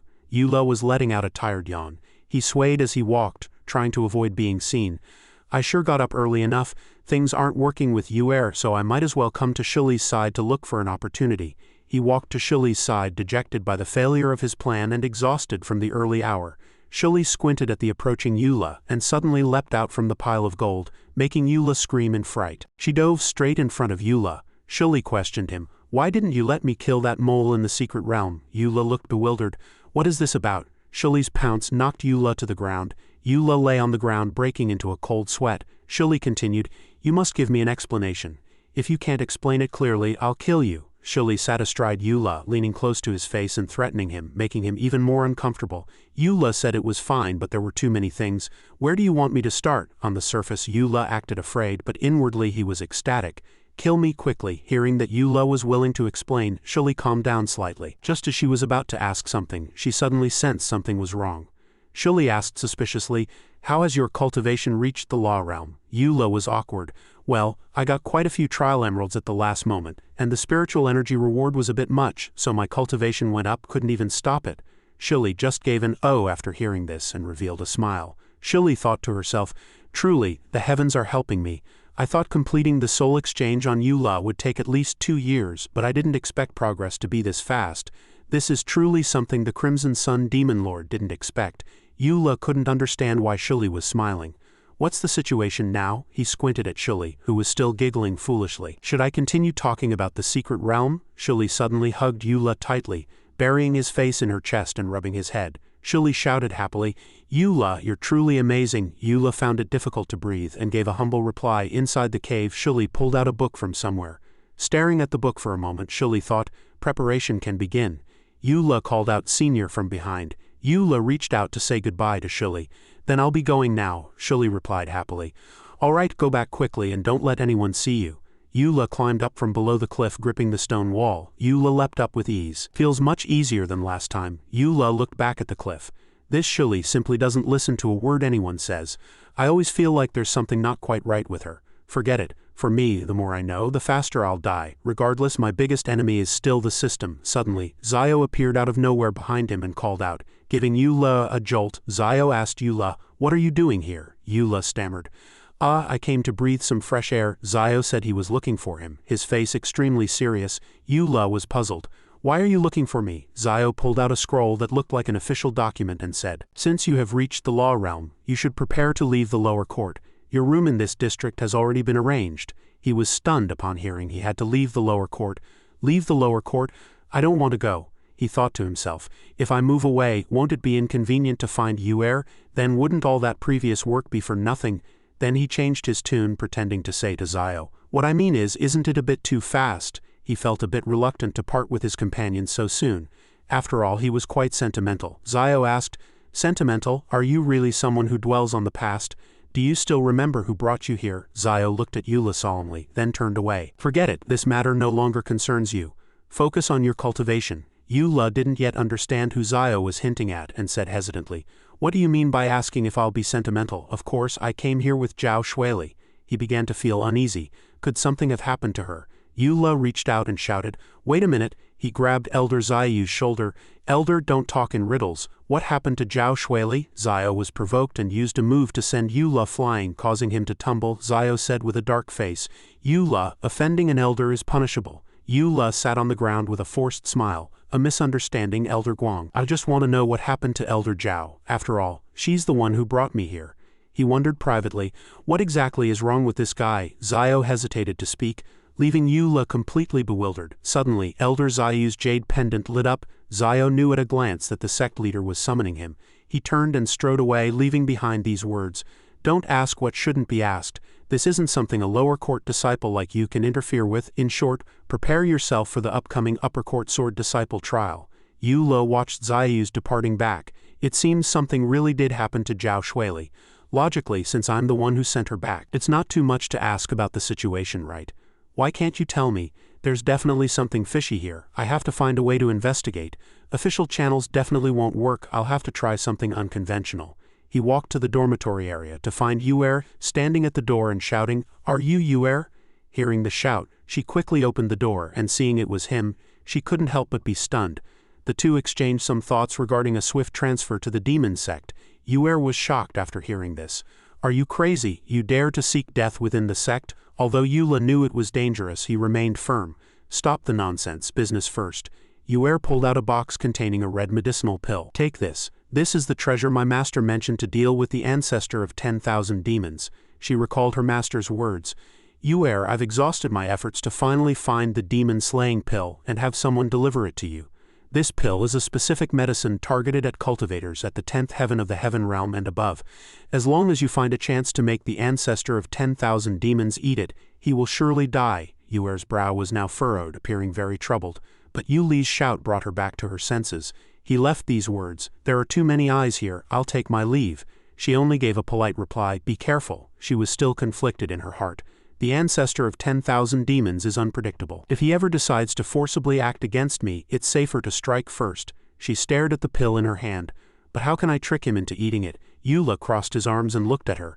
"Yuer, why are you dazing at the door?" Yuer was staring blankly at the box. "I must think of a good way." Perhaps she was too engrossed, for she didn't even notice Eula walking to her side. Eula asked, "What's this?" Yuer instinctively wanted to answer, but as she turned her head, she found it was Eula right beside her. With a guilty conscience, she gave a startled cry and quickly hid the box behind her back. It's nothing, local specialties, she was panicking internally. When did he get behind me? Truly unfathomable. Eula watched Yuer's performance and wondered what she was playing at. Although her behavior was strange, he decided to skip the topic and move on to something more important. He asked Yuer for advice on how to get someone to tell the truth without using force. Hearing this, Yuer immediately fell into overthinking mode. He really did notice. Is this a threat? Stay calm, I still have this demonic pill, I can't panic. She replied, I understand. Seeing she had a way, Yu Li's eyes lit up and he looked at her with pressed palms. Really, you actually have a way? Yuer told Eula to come inside to talk as it was inconvenient outside. Eula stood somewhat awkwardly in the center of the room, waiting. Yuer thought to herself, is there no escaping this ordeal after all? She slowly removed her outer robe while Eula waited behind her, completely baffled. In the next second, Eula was utterly stunned, staring at the scene before him with a slack jaw. Yuer had actually stripped completely naked in front of him. Eula stood frozen in place, unable to move. Yuer said, this is what you wanted, isn't it? Eula replied, speechless. I was asking how to coax information out of Guangzhou. Realizing she had completely misunderstood Yu Li's meaning and done something so foolish, Yuer's eyes went wide, her face turning blank. Then she turned beet red with shame and explained awkwardly, so that's how it is? Someone from the upper court just came to deliver a message. The situation has become heavy again. Inside the room, spiritual light flickered and mist swirled. Jun Hai spoke, the news just came back. Fortunately, her life is not in danger, but her cultivation has plummeted to the law realm. Zhao Shuili was sitting cross-legged, circulating her power as black currents of air circled her. Jun Hai told Zio that they might have to let Eula meet with her. Zio believed that the rumors about Eula and Yuer had already spread throughout the sect, and letting Eula see her might be counterproductive. Zio bowed respectfully and said in a low voice, Sect leader, Shuili and I studied together. We are close friends. We absolutely cannot take such a risk. Jun Hai fell into deep thought. He had not yet decided how to handle it. Rumors were spreading fast and were quite terrifying. Word was that the high-ranking members of the Sword Inquiry sect were secretly harboring ill intentions toward the female elder. A portrait of Elder Zhao Shuili was clearly printed on a flyer, lamenting how the world was losing its way and calling for justice. If we cultivators just stand by and do nothing, can we even be called human? More and more disciples were gathering, listening to the rumors. One disciple asked in confusion, what is this senior brother talking about? Did something big happen? A sinister smile appeared. The rumor monger put an arm around the disciple's shoulder and said, what? You don't even know about this. Do you know Elder Zhao Shuili? She fell in love with an ordinary lower court disciple. That's why she was put under house arrest. Another person didn't seem to believe it. Where did this gossip come from? How come I haven't heard of it? Exactly, Elder Zhao is a heaven realm expert. How could she have anything to do with a lower court disciple? Then a portrait was held up claiming to be the truth. But the drawing didn't look much like Elder Zhao at all. The rumor monger stroked his chin, pretending to be knowledgeable. I'm asking you, Elder Zhao is a famous female elder. Has anyone seen her or heard from her lately? Everyone thought about it. Indeed, they hadn't. Could it be that the performance was so convincing because a pair of eyes was watching from a distance, and the person watching was none other than Yuer? She mused that those 5 spirit stones were well spent. She recalled yesterday's situation. You actually wanted to probe Guangzhou for Zhao Shuili's whereabouts. Is this your true goal for coming to the Sword Inquiry sect?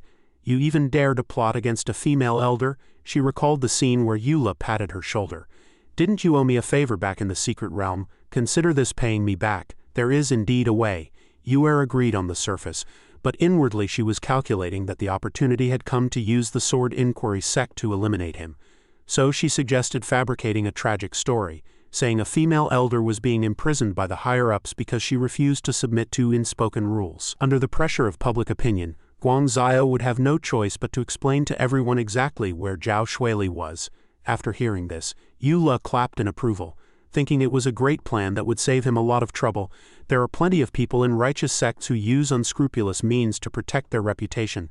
This is the social experience I've accumulated over years of lurking.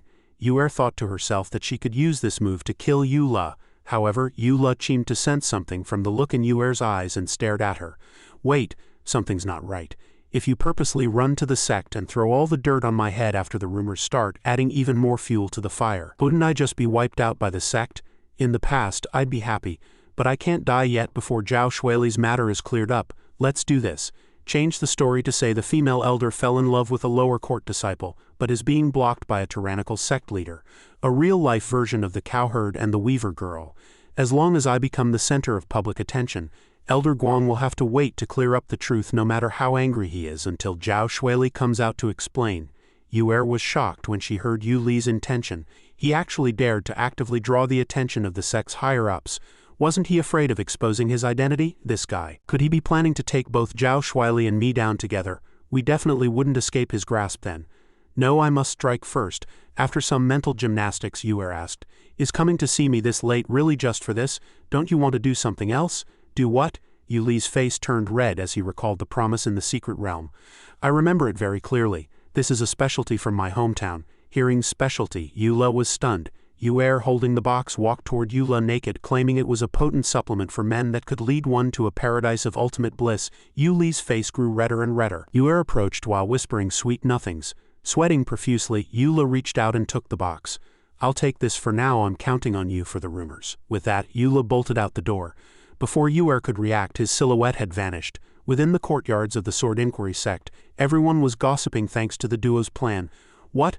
Elder Zhao was locked up because she fell in love with a lower court disciple? That's right, I heard she even had a change of heart.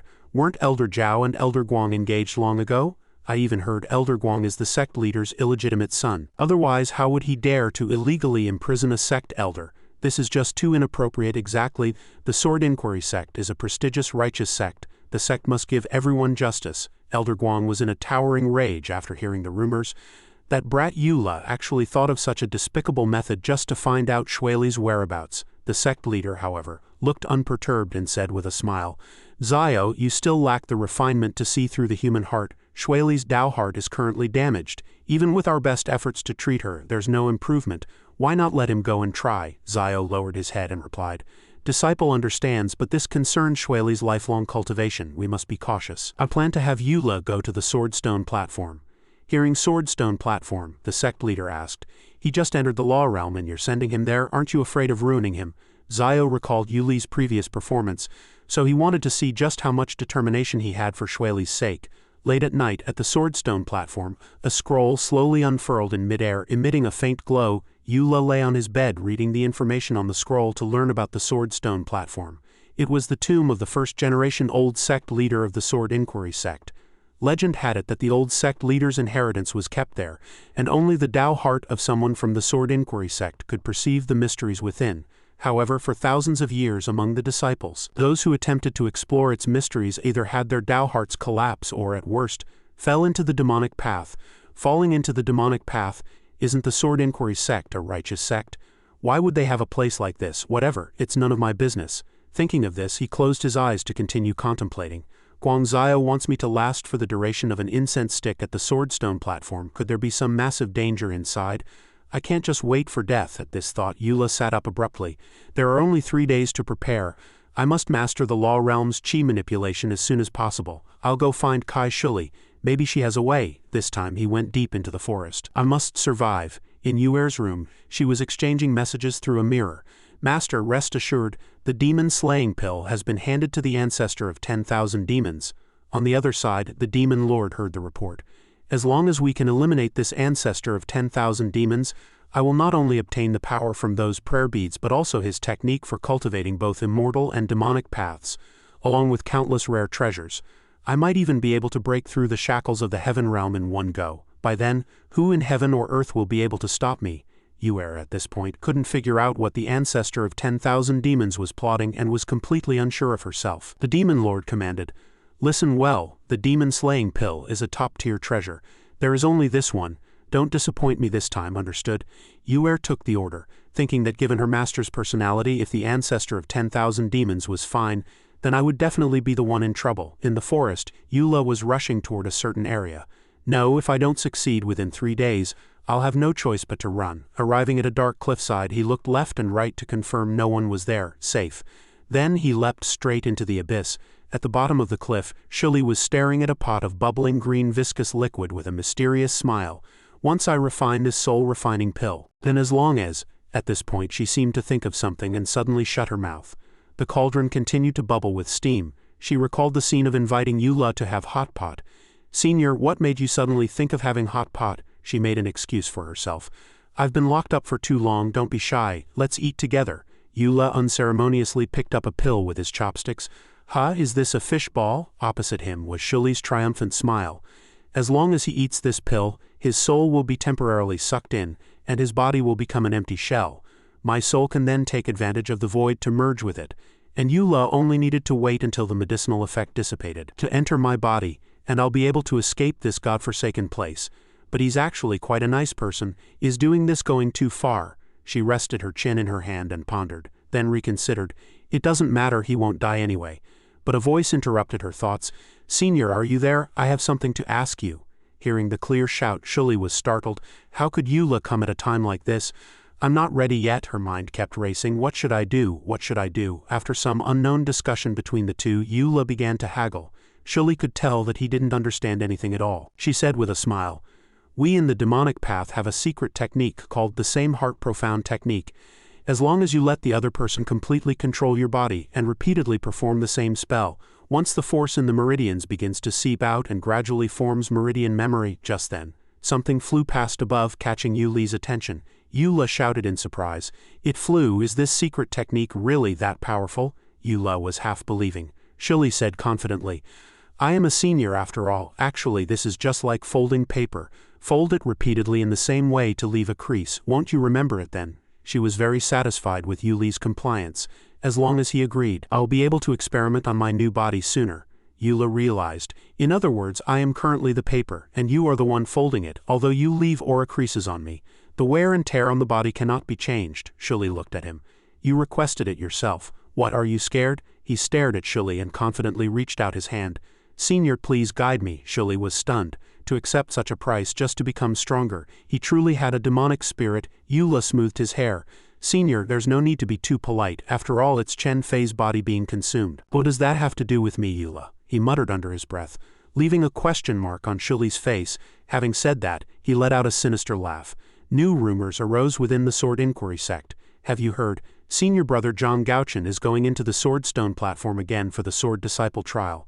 "Nonsense, didn't senior brother Zhang just come out? He should at least recuperate for a few days." "You don't know yet. News spread within the sect this morning that a kid named Eula also wants to enter the Sword Stone platform in 3 days. My God, who gave him the courage to challenge the #1 person in the law realm? Everyone in the inner court knows senior brother Zhang is the designated sword disciple." "Exactly. Daring to compete with him is truly overestimating himself." Fang Qingshu and Xie Yuhan happened to hear this as they passed by. The two looked at each other. Eula was actually going into the Sword Stone platform. Fang Qingshu recalled that the Sword Stone platform was where the sect selected its sword disciples. Brother Yu had just entered the law realm and already wanted to challenge it. Xie Yuhan wasn't too surprised. After all, back during the single plank bridge cultivation, Eula was someone with an extremely firm Dao heart. Fang Qingshu deeply agreed. "Exactly. Remember when he was just a lower court disciple like us? In the blink of an eye he dares to compete with the sun and moon. This mindset is worth our lifelong study." Fang Qingshu was chatting with Xie Yuhan when he suddenly noticed Eula flashing past at an incredible speed. Kai Shuli was possessing Eula, asking as they ran, "Are we exposed? Why are they chasing us?" Yuli's soul responded, "You're the one who's exposed. Who told you to run to the female cultivator's bathhouse to say hello and even snatch someone's change of clothes?" Several female cultivators were chasing behind, shouting, "Catch that pervert, that little thief who stole the clothes, don't run!" Fang Qingshu and Xie Yuhan were also stunned. "It's Eula, it's brother Yu for sure," Fang Qingshu said, still not quite recovered. Xie Yuhan felt the same. "Probably, yeah." Eula was fuming in his soul form. "Senior, get back to the cave right this instant. I really must have been out of my mind to believe you and let you out to practice. If I hadn't slipped away fast enough I would have been caught." Shuli pursed her lips. "This Sword Inquiry sect of yours is really strange." Eula was stunned. "What now?" She looked toward that mountain. Clearly it's a righteous sect, yet the mountain ahead is faintly emitting demonic energy. The aura is very thin. Ordinary righteous cultivators can't detect it, but only we demonic cultivators can sense it, Eula retorted indignantly. "Stop talking nonsense. Ahead is the Sword Stone platform, the place of the first-generation old sect leader of the Sword Inquiry sect. What demonic cultivator would dare go there to seek death? Forget it, let's go take a look." Shuli was possessing Eula, wearing a skirt and using her power to rush toward the Swordstone platform. Eula was still fuming. "Hurry up and return those clothes first." At the Swordstone platform, disciples were still gathered. "It's been an hour. I wonder if senior brother Zhang will succeed this time. Regardless, he's definitely better than that unknown Eula." The sword plunged into the stone platform, began to shake. Look, Senior Brother Zhang is coming out. All the disciples looked toward the man called Senior Brother Zhang. A wild wind swept past and an incredibly terrifying power gathered on the longsword. Senior Brother Zhang walked out with heavy steps, but something seemed wrong. He had injuries on his face, his eyes were bloodshot, and he muttered, "A pity," in the courtyard. Everyone surrounded him to ask what happened, but he directly spat out a mouthful of fresh blood. This sudden development threw everyone into a panic. He spread his arms and cast a cleansing spell, instantly returning to his spotless appearance. Watching him force himself to act as if nothing were wrong, the onlookers felt a bit indignant. Even injured, he's so obsessed with cleanliness. Is it a sense of style or just OCD? Gauchen sat in the courtyard and announced confidently, "I have already cleared 5 stages of the Sword Disciple trial." Everyone was stunned. Senior Brother Zhang had actually successfully cleared 5 levels. Within the sect, only Senior Brother Zhang had successfully challenged the Sword Disciple trial while still at the law realm. Currently, he was the undisputed number 1 in that realm. However, Zhang Gauchen's face was filled with regret. It was a pity that in the end he still hadn't gained the recognition of the Ancestor's sword. Others comforted him. "You shouldn't look at it that way. The Ancestor's sword is a relic of the Sword Sect, the personal weapon of the first-generation old sect leader. It's a divine object that can only be found by chance, not sought." "Exactly. Haven't the other sword disciples also failed to fulfill that wish?" Zhang Gauchen ignored the crowd's chatter and pulled out a register from somewhere.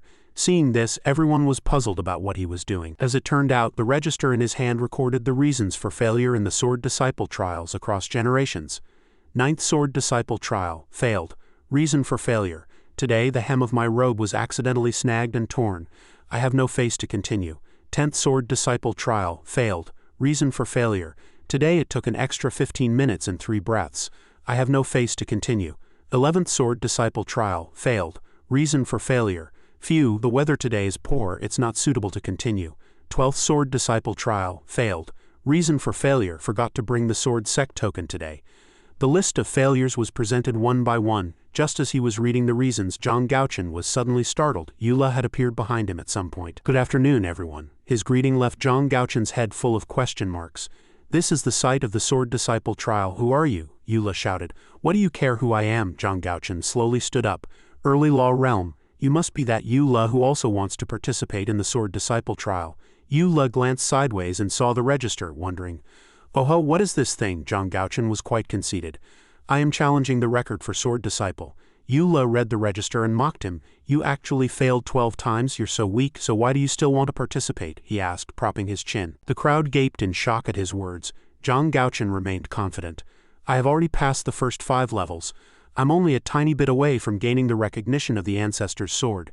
Yula retorted, "They don't even recognize you, so what's the point of participating? And there's actually someone who admitted failure just because their clothes were torn. Are you sick?" These words made Zhang Gauchen fly into a rage, his face darkening. "Junior brother, it's one thing to be impolite, but to humiliate me publicly like this. Are you provoking me?" Yula maintained that same attitude. "Provoking what? Why would I provoke a guy who records his 12 losses in a ledger?" Watching Shuli control his body to act recklessly, Yula was utterly speechless. "Great, she's caused trouble again. If I'd known I'd be giving my body to you, I'd be afraid I wouldn't even make it to reincarnation in time." Zhang Gauchen brandished his sword. "In that case, why doesn't Junior Brother step forward and try a move?" Yula the Soul hurriedly tried to stop her. "Senior, how about we just apologize? Aren't you still in a hurry to enter the Swordstone platform?" But Shuli turned a deaf ear and cursed. "Apologize my ass. In our world, only the ones getting beaten need to apologize." Zhang Gauchen held his sword horizontally before him, while Shuli, controlling Yuli's body, rubbed her hands together. "Don't blame me if you cry." Yula tried desperately to dissuade her. "Senior, don't expose our identity." Zhang Gauchen's gaze turned fierce as he shouted, "Watch the sword." A powerful streak of sword chi lunged straight for Yula. Shuli merely threw out a casual punch, hitting the sword chi squarely. With a bang, the sword chi instantly shattered, leaving Zhang Gauchen stunned in place. Before he could even recover his senses, Yula had already neutralized his move. The surrounding disciples' jaws dropped while Yula just chuckled. Everyone remained in shock. It shattered. Yula actually smashed Senior Brother Zhang's great sword technique with his fist. How is that possible? Even though Senior Brother Zhang was injured, that sword strike just now had at least the power of the mid-law realm. Senior Brother Zhang is at the great perfection of the law realm after all. Zhang Gauchen stood there, his mind a complete blank. His face was grim, and he felt a faint sense of terror. Before he could make another move, Yula had already attacked again. This time, Zhang Gauchen truly panicked. Seeing the attack coming, he blocked in haste, yet he was still sent flying by the shock. Zhang Gaochen looked utterly disheveled. This guy's fist is so strange. The onlookers also broke into a cold sweat. This power was too strong, comparable to the spirit realm.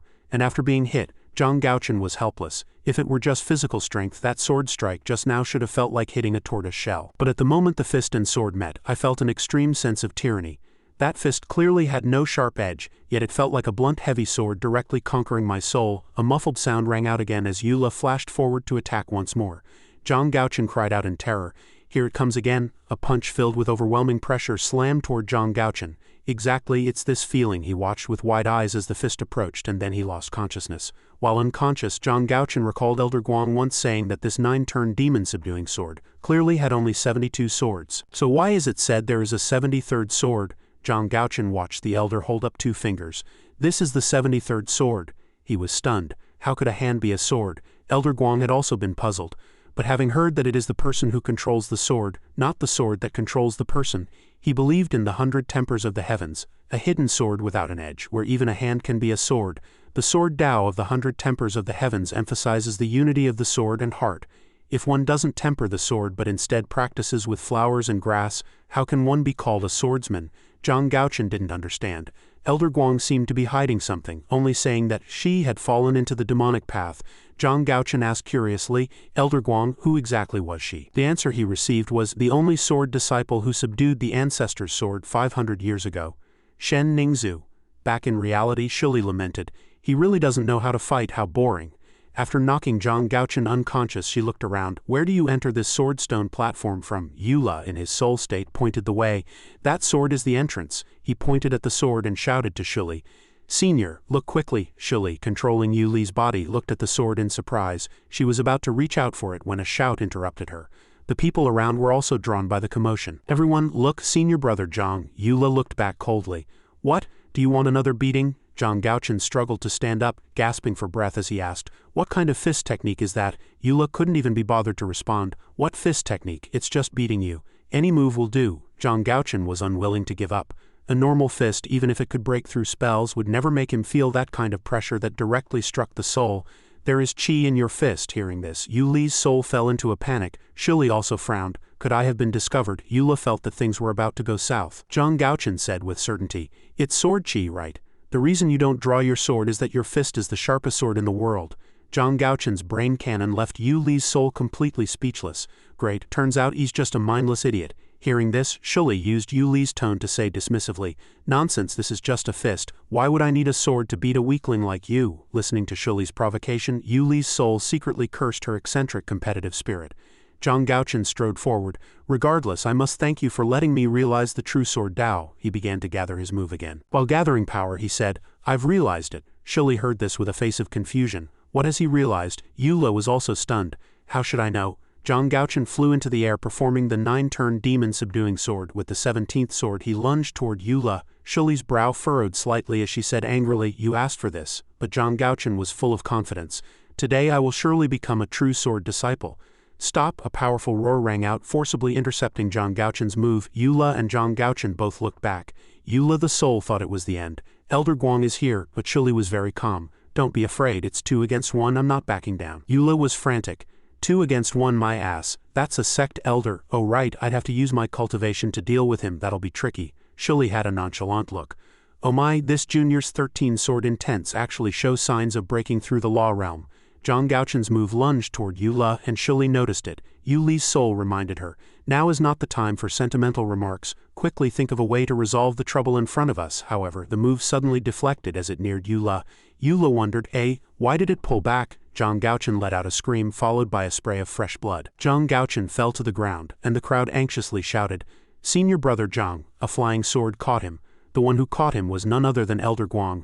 You forcibly retracted your sword and suffered a backlash. Let me heal you first. Zhang Gaochen said weakly. Could the elder wear a pair of gloves? This remark left Elder Guang and the others feeling helpless. What time was this? Yuli's soul hurriedly manifested. Senior, take this opportunity to quickly end the possession. But Shili was right in the middle of enjoying herself. Are you joking? I haven't even seen the treasure inside this stone platform yet. If I see a treasure and don't take it, I'd be a disgrace to demonic cultivators. Eula was stunned. What exactly are you staying for? If you don't leave now, we're both finished, Shuli said confidently. Don't worry, I have my own plans. Eula didn't believe her at all. By now, Zhang Gaochen had been healed by Zio. He cupped his fists and said, "Many thanks to Elder Guang for the healing. Gaochen has failed the Elder's trust." "I haven't become a sword disciple," Zio questioned him. "Is it because you felt you couldn't unleash that sword strike, and so you are very unwilling?" Zhang Gaochen answered honestly. "I wouldn't dare. A sword disciple needs a sword heart to prove the Tao. Talent and temperament are both indispensable." It was I who had negative delusions, but Zio said, "You have already passed the assessment and become a sword disciple." Zhang Gaochen was shocked. "But I didn't gain the recognition," Zio explained. "Actually, after the ancestor passed away, the rule that successive sword disciples must gain the recognition of the ancestor's sword has long since been inapplicable, as the sword was corroded by demonic energy 500 years ago." Shuli and Eula sniggered in their hearts. "See that, Eula, my intuition was right after all." Eula let out a long sigh, speechless. Zio continued, "The ancestor's sword is named Tu Yuan. Having lived for thousands of years, it has long since developed intelligence. Gaining its recognition is harder than ascending to heaven. Furthermore, 500 years ago, after the sword disciple Shen Ningzhu subdued Tu Yuan, she fell into the demonic path in her pursuit of the peak of sword cultivation. Tu Yuan was influenced by her, and became increasingly strange and powerful. Ever since Shen Ningzhu left the Sword Inquiry Sect, it has refused to acknowledge anyone. Therefore, the Sect's relic is now more like a symbol of faith rather than an object to be contested." Zio continued to lecture the disciples. "So, sometimes breaking the rules is not necessarily a good thing. What the Sect needs is a sword disciple who can lead the other disciples, not a madman who breaks rules. Being able to retract your sword in time means you have already passed the assessment. As for Tu Yuan, no one can subdue it now." Just as he finished speaking, a hand went up. "I'll subdue it." Zio looked toward Eula. Shuli had a face full of confidence. No matter how strange it was, a good beating would fix it. As for the true body Eula, he could only lament, "Senior, you're trying to push me to my death." Zio looked at him. He had originally wanted to test his temperament through the sword disciple trial, never imagining that he could fight to a draw with Zhang Gaochen in just one day. The sect leader's emphasis on this person truly had its reasons. Eula stared at Zio. "Aren't treasures supposed to belong to whoever is the best fighter?" Seeing his attitude, Zio felt his temperament was a bit excessively impetuous.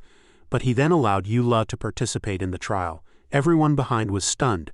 If Eula succeeded, wouldn't he become the youngest sword disciple in history? Hearing the discussion, Eula blushed and smiled. "At least you guys have good taste." Elsewhere, the demon lord listened to the report. "The ancestor of 10,000 demons is actually going to challenge the sword disciple trial in 3 days. Yuer, is this true?" Yuer continued to report. "Not only will this sword disciple have their marrow and bones cleansed with righteous chi by the sect leader, but they will also all aim to slay the demonic path." Your disciple was also extremely startled to hear this, the demon lord said. "Yuer, the only weakness of the demon-slaying pill is that it fears the righteous chi of the heaven realm." Yuer was shocked. "Then wouldn't the demon-slaying pill be useless against him?" The demon lord's expression was solemn. He feared it wasn't that simple. Since there was no abnormality after he took the demon-slaying pill, it was clear he had been plotting the sword disciple matter for a long time. Yuer didn't know how to report this because her master believed the ancestor of 10,000 demons had already taken the pill. If she told the truth, the demon lord would surely suspect. Could it be that this person has already attained righteous fruit and wants to shed his old self to become a righteous person? Or perhaps he's using the power of the sect to accelerate the improvement of his righteous cultivation, thereby making the slaying of the demonic path an inevitable mission. Regardless of which it is, this person's plot is vast and poses a huge threat to our demonic path. It seems I must find another way to eliminate him." Yuer continued to guess. Maybe it's just an excuse, maybe he'll leave after 3 days. While she was reporting, a voice rang out, "Yuer, are you there?" Yuer turned her head in shock. The newcomer was Shay Yuhan, who pulled Yuer along and said, "Today Eula is going to charge through the swordstone platform. Hurry and come with me to cheer for him." Yuer's face darkened at the news. Eula really is going to become a sword disciple. By now, Eula had already entered the swordstone platform. This place was completely different from the outside. It was devoid of light, with only a longsword burning fiercely. Eula and Shuli both looked up. This was the sword disciple trial. Countless red lightning bolts erupted from the sword's blade. Shuli, controlling Yuli's body, remained confident. "Small fry, watch me take it down." But before she could even get close, she was sent flying by the shock, looking quite ridiculous. This made Shuli fly into a rage. Eula asked, "Senior, are you okay?" Shuli paid him no mind. After all, it was Yuli's body that was injured. She stood straight up. "It actually won't let me past." She continued to control Yu Li's body to charge forward, shouting "bastard," only to be sent flying once again. This time, Shuli was completely convinced. Fine, the rules of this place are truly strange. I must first activate the surrounding stone platforms before I can approach the center. Yu Li's soul was utterly speechless. Isn't that obvious? Is it something you can just charge through by force? Shuli lay there for a while before standing up again. This won't stop me either, it's just a trial, isn't it? She controlled Yu Li's body to give a sudden leap. Bring on whatever tricks you have. She sprinted toward a stone platform, just as her foot landed on the first stone platform. Dense fireballs began to fall from the sky. Yu Li shouted in terror, "Senior, be careful." But Shuli opened her mouth wide and sucked all the fireballs into her belly. She continuously devoured the flames. Yu Li's soul watched, dumbstruck. Before he could recover his senses, Shuli had already stopped. The fireballs had been completely consumed by her. Yu Li's soul stared with wide eyes. "What did you do?" After sucking in the fire, Yu Li's face was both swollen and red. Shuli said, "You wouldn't understand, there are 5 of these trial stone platforms. One look tells you they were designed according to the 5 elements in 5 directions. The south is the Bing Ding fire, and the fire element governs anger. Losing one's temper is a breach of etiquette. This stage tests one's propriety. As long as your appearance remains neat and you overcome the raging flames, you shall pass." Yu Li's soul was frantic. "I'm asking about my body. Why has it turned into this?" Kai Shuli told him. "I just absorbed all the flames and suppressed them with mana. If they aren't completely extinguished within the time it takes an incense stick to burn, they will explode inside you." These words sent Yu Li's soul into an even greater panic. "You're literally playing with fire." However, Kai Shuli ignored him. As a giant dragon lunged out from nowhere to attack them, both looked up in shock at the massive ferocious beast. Yu Li's soul shrieked in terror at the sight, while Kai Shuli observed calmly. The giant dragon pounced, nearly scaring Yu Li's soul out of existence. Without a word, Kai Shuli puffed out her chest, dropped into a stance, and vented all the internal flames in a single torrent, striking the dragon head-on. Yu Li's soul was utterly speechless. After releasing the flames from Yu Li's body, his appearance returned to normal, and a cheerful smile played on Kai Shuli's face. Yu Li's soul had thought they were goners, but the Kai Shuli inside him reassured him. "Don't worry. The West belongs to Zheng Xin metal, and fire overcomes metal. Whatever that thing is, just burn it to a crisp." Yu Li's soul asked doubtfully, "How are you so familiar with the Sword Inquiry Sect Sword Disciple Trial?" Kai Shuli claimed she had never even heard of it, then began feeling smug again, boasting of her genius. "Aren't the righteous path and the demonic path both forms of cultivation? Don't they both follow yin-yang, the 5 elements and the 8 trigrams to draw chi into the body and raise one's realm?" With that, she snatched the spiritual power reclaimed from the dragon's body. She infused it into the sword, explaining that the principles of cultivation and being a person are the same. One must simply follow nature. After speaking, she charged forward with the sword, and Yu Li's soul couldn't stop her. However, the moment they stepped into the circular formation, they fell into an illusion. Yu Li's soul asked curiously, "Where is this now?" Kai Shuli explained. "This is the 3rd stone platform, the wood element land of vitality, the trial of benevolence." The more Yu Li's soul heard, the more confused he became, pressing for answers. "Benevolence? Does that mean you just need enough kindness?" Kai Shuli spoke cryptically. "Exactly. As long as you don't harm any living thing, nothing will happen. This stage is meant to temper one's character." But Yu Li keenly noticed something. "But you don't plan on doing that, do you?" Kai Shuli agreed with his assessment. She manipulated his body to unleash a massive technique, manically destroying everything in the forest. This act awakened the sentient beings guarding the area. Several spiritual creatures appeared before them. Seeing them, Kai Shuli broke into a triumphant smile. The spiritual creatures attacked Yu Li's body, and Kai Shuli fought while parrying, growing more excited as the battle progressed, laughing incessantly. It had been a long time since she had fought so freely. Perhaps because she had been imprisoned for too long, she fought with extraordinary ferocity. However, Yu Li's soul noticed something was wrong. "Senior, are there more and more of them?" Kai Shuli realized this as well, but didn't know why. She then speculated, "They are absorbing the mana and life force from your wounds, which is why they keep multiplying." Hearing this, Yu Li's soul pleaded, "Then what should we do?" Kai Shuli decided to swallow them all. It was just eating, anyone can do that. The group of spiritual creatures was left utterly speechless. A moment later, the possessed Yu Li let out a loud burp, having eaten until she was stuffed. "All right, next stage. We're getting closer and closer to that sword hilt." Yu Li's soul recalled that Zhang Gaochen had somehow passed this stage without a scratch. The two left the illusion. Just as they emerged, they ran head-on into another Yu Li waiting there. Kai Shuli mused, "This stage is a bit different from what I imagined." Looking at the silent phantom Yu Li opposite them, Kai Shuli noted the increased difficulty. Just then, the phantom Yu Li's eyes turned blood red. The two Yu-Les stared at each other, the atmosphere exceptionally eerie. Yu-Li's soul poked its head out and asked, "Senior, if I'm not mistaken, that's me over there, right?" Kai Shili explained. "This stage belongs to the water element, and water reflects all things. This stage is about breaking through oneself, so it won't be easy to handle, right?" Yu-Li's heart was full of doubt. Meanwhile, Kai Shili continued to plot her tactics. "Metal produces water, so this sword can't be used. Water overcomes fire, so my best spells are also suppressed." Yula was shocked.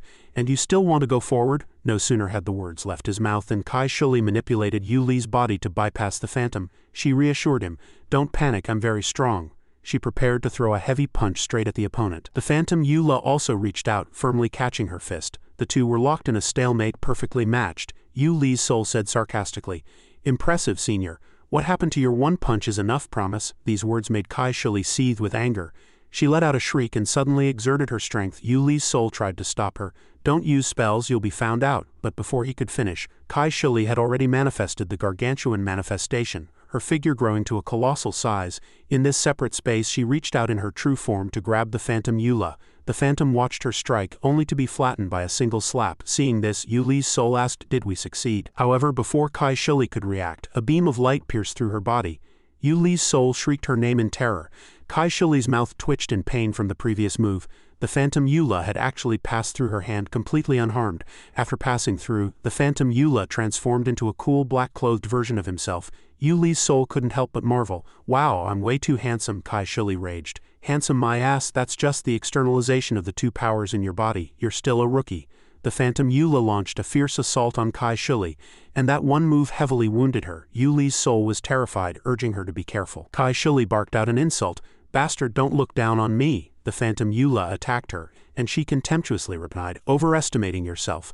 As their techniques collided manically, the impact from the two massive forces was extremely violent, filling the air with smoke and dust. Afterward, Kai Shili reverted back to Yu-Li's appearance. "Senior, you changed back. You couldn't have lost to him, could you?" Kai Shili answered firmly. "I can win." She was gasping for air from the exhaustion. "It's just that the mana I can transmit into your body is limited. Besides, that guy has the two strands of spiritual power from within you." At this point, a realization dawned on Kai Shili. "Right, I can use them too." Yu-Li's soul was blank-faced. "Huh, use what?" Possessing Yula. Kai Shili closed her eyes and focused her mind to circulate her internal cultivation. A brilliant red light radiated from Yula. "Let me search for it." Yu-Li's soul was uncertain.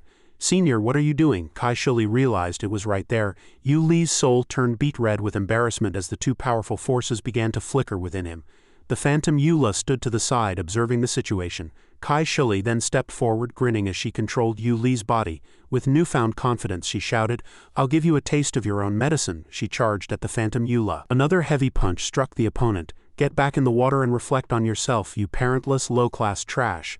You hermaphrodite mirror image." Kai Shili grew more energetic as she hurled insults. The water surface rippled as Kai Shili defeated the phantom Yula, knocking it back into the depths. A massive wave surged up, and Yu-Li's soul watched the scene with his jaw dropping. The battle ended, and Kai Shili and Yula remained in the water.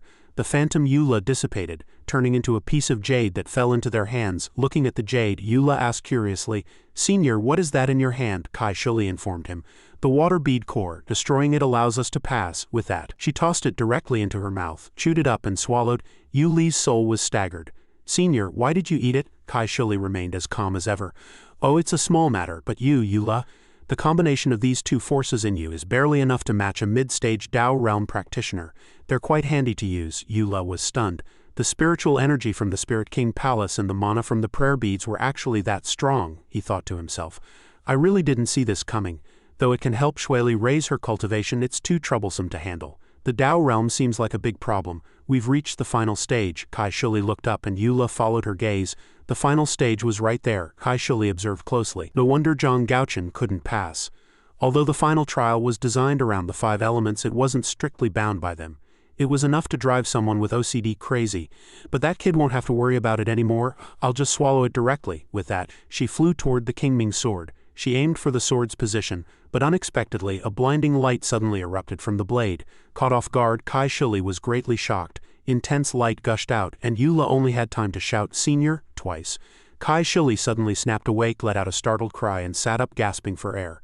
"I was shocked right out of Yu-Li's body. That kid won't get killed, will he?" Yula opened his eyes with a look of pure joy. Feeling his own body, he said happily, "I'm back." Kai Shuli looked up. The figure of a girl appeared before Eula, with the sword suspended below her body radiating a blue glow. He figured that must be the sword spirit. The sword spirit stared at Eula, recognizing him as a challenger. She began to circulate her power, and the surrounding light transformed into countless sharp crystals that lunged at Eula. She waved her hand forward, launching a direct, fierce assault. The crystals shot out like a rain of arrows. Eula shrieked. "Damn it!" He watched as the countless sharp crystals fell like a torrential downpour. He crossed his arms over his chest to block the attack. Crystal after crystal grazed past, cutting Eula. The collisions triggered violent explosions, and thick smoke billowed. The crystals continued to fall incessantly. A moment later the smoke cleared, revealing a deep crater where Eula had been standing. She remained suspended high in the air, looking down. Eula used his sword for support as blood dripped down. He was furious. This killing intent was visible even to the naked eye. He reached out and wiped the blood from the corner of his mouth. Did the ancestors of the Sword Inquiry Sect come up with this sword disciple trial just to wipe out their descendants? Tu Yuan continued to use her old move, shouting harshly, "Get out, you are not that person. You are unworthy." Eula swung his sword horizontally, slicing the crystal-laden airwave in two. He marveled at the exquisite swordplay, but felt as if his body were being pierced by countless steel needles. He began to worry that if this continued, defeat was inevitable. He recalled what Kai Shuli had taught him. Imagine spiritual energy as a fragrant delicacy. Inhale it constantly and let your brain remember the scent. As the spiritual energy circulated through his body, Eula raised his longsword, closed his eyes, and rested his hand on the hilt to begin his technique. A golden vortex of light formed before him. Eula opened his eyes, his gaze fixed resolutely ahead. He recalled Kai Shuli's teaching. Remember the feeling of the spiritual energy flowing. Let it soak into your limbs and bones to strengthen your physical body. The golden light formed a shield around Eula, blocking all of the sword spirit's attacks. Eula stared wide-eyed at his sharp blade and swung it in a circular arc. The sword chi, carrying an orange-gold glow, shattered Tu Yuan's attack. The collision of the two moves triggered violent tremors, sending rubble flying everywhere. In midair, Tu Yuan was hit by the backlash of her own attack and reached out to block it. Afterward, Tu Yuan transformed into an ice phoenix. Eula was horrified. That move again. Eula leaned back to dodge, staring tensely at Tu Yuan. By now he was utterly exhausted, and the monster had chosen this moment when his life hung by a thread, to strike. Tu Yuan pounced toward Eula, baring her sharp claws for the final blow. Eula was powerless to resist and could only apologize to Shueli in his heart. Suddenly, the jade within Yuli's body erupted with a blinding light. Eula was also stunned. The light transformed into an energy ball that shot out, repelling Tu Yuan and saving Yuli's life. Tu Yuan was sent flying, and the jade continued to radiate light, manifesting the silhouette of a person. Eula stood behind, asking in confusion, Are you Shueli?" Shueli's soul appeared before Eula. He remembered Shueli once telling him, "Take this. Through it you can contact me as if I'm always by your side." The soul turned and gave Eula a smile. So that was what her words meant. Even though she was heavily injured, she still wanted to protect me. Shueli's soul radiated a pink glow. She charged with her sword, piercing through Tu Yuan's defense. Shueli's soul began to fade. It seemed she could only appear for a short time. Seeing Shueli about to disappear, Eula was frantic. He recalled what Kai Shuli had taught him. Mimic my Dharma body. Use the power of the Spirit King Palace. In theory, it's possible. Eula raised his longsword, and purple energy coiled around the hilt and into his hand before sweeping through his entire body. Eula intended to merge these two forces into one. He and Shueli's soul charged out together. Both thrust their longswords simultaneously. By now, Eula had completely transformed, clad in full black armor with his long hair turned purple. The two swept past Tu Yuan's figure. Eula turned back to look at Tu Yuan as ice shattered and fell, his sword tip radiating a terrifying purple energy. The jade Shueli had given him fell to the ground, its light now completely extinguished. Eula reached out to catch it, but the jade dissipated into a wisp of blue smoke. He clenched his fist tightly, sensing that the spiritual power had completely vanished. Eula had now become exceptionally powerful. "I will definitely return alive to see you." Immediately after, a warning rang out. "Foul, foul." Eula was struck dumb with shock. Tu Yuan appeared with a look of extreme displeasure.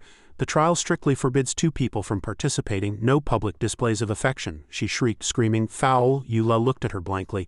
"Foul? Who exactly are you?" Tu Yuan rushed in front of Eula and shouted huffily, "Who am I?" She turned away with a HMPF, lifted her head proudly and said, "I am your ancestor grandma." Eula stood behind her with wide eyes. He stared at Tu Yuan, thinking, this sword spirit. Then he turned away through gritted teeth filled with annoyance. The sword spirit. Tu Yuan flew away without looking back. "What are you still doing here? You've already fouled. I will never acknowledge you." Now scram. With that, Tu Yuan looked back at Eula, striking a don't let the door hit you on the way out pose. In my hundreds of years as the final trial, this is the first time I've seen someone bring a woman to clear the stage. Eula stared at Tu Yuan, listening to her words. Hundreds of years. Eula realized something was wrong, his eyes widening. You are the reason no one has been able to gain the recognition of the ancestor's sword in the Sword Inquiry Sect for 500 years, Tu Yuan immediately retorted. I didn't deliberately stop them from passing. It's just that they were too weak to be worthy of my recognition. Tu Yuan whipped her head around. Besides, I only acknowledge Sister Ningzu. Eula pressed further. Is Shen Ningzu the sword demon Elder Guang mentioned? Tu Yuan flew into a rage, swinging her sword at Eula. As Eula fled in a panic, she shrieked, You're the sword demon, your whole family are sword demons, you bastard liar. Tu Yuan circled in the air. I am the embodiment of integrity, I never play favorites. Eula was speechless below. She then held her face with a look of rapture. But I have to say, Sister Ningzu was truly too beautiful, no one can surpass her. I'm not targeting anyone, but except for Sister Ningzu, everyone who comes here is trash. Afterward, Tu Yuan showed a look of utter disgust. Eula scratched his head, watching Tu Yuan fly back and forth above, wondering if this sword left by the ancestor was Shen Ningzu's #1 fan. After a moment's hesitation, Eula asked, Can I ask why you like her so much? Having heard this, Tu Yuan dove and stopped in front of Eula, giving him another fright. She said, Well, I do have a story to tell. 500 years ago, as a candidate for the sword disciple position, she was the strongest and had the most resolute Dao heart among all the disciples. At that time, Shen Ningzu had long red hair and wore a red blindfold. Outside, Zhang Gaochen was still talking with Zio. He asked Elder Guang what happened to her afterward. Zio replied, You've asked me before, but the truth is, even now, I don't understand what exactly happened. I don't understand her sword Dao, and I don't understand her ideology. Zio stood frozen, struggling to restrain his emotions. He reminisced, Shen Ningzu, what exactly were you seeking at the ultimate peak of the sword? You didn't hesitate to fall into the demonic path and slaughter your own sect brothers. You even influenced the Tu Yuan sword, which was originally tasked with slaying demons and defending the Dao, into its current state. A useless blade that no one can wield. Zio fell into deep thought. Just what did you do to the Tu Yuan sword? Inside the trial space, Tu Yuan propped herself up on the ground and said, She gave me true freedom. Originally, I was just the manifestation of the sword chi within the blade. I had no true consciousness. I only knew to slay life forms tainted by demonic energy. Everyone who wanted my recognition treated me as a hurdle to overcome, wanting only to contest my power. Eula sat focused watching Tu Yuan, thinking to himself, This girl is actually quite something. Tu Yuan continued her infatuated narration. But Sister Ningzu was different. She saw my essence. To set me free, she even refined her own soul and infused it into the Tu Yuan sword. From then on, I truly possessed consciousness. Tu Yuan recalled the time she spent with Ningzu. We fought together, sat on the edge of cliffs to watch the sunset together, and discussed the Dao together. I was her best companion. But one day she said she wanted to verify the ultimate limits of sword cultivation. Ningzu turned and walked away, leaving Tu Yuan behind to watch her retreating figure. Recalling this, Tu Yuan's face was filled with sorrow. She remembered that afterward, Ningzu fell into the demonic path. I was willing to fall with her, yet she abandoned me. Eula was dumbstruck after hearing this, unable to believe such a thing had happened. Eula was surprised. So you were basically dumped and abandoned by a fickle lover like Shen Ningzu. That must be the main reason you've become half righteous and half demonic. It's because you miss her too much. Tu Yuan reacted strongly. Nonsense, I don't have any demonic energy. It's just that you people are too annoying, coming to disturb me every few decades. Eula was rendered speechless, and Tu Yuan continued to curse. You're truly like a piece of sticky dog-hide plaster. This time, Eula retorted, Well, you didn't exactly tell people not to disturb you. The Tu Yuan sword spirit grew even more aggressive. Do I have to kill a few people just to get some peace and quiet? Eula objected. Of course not.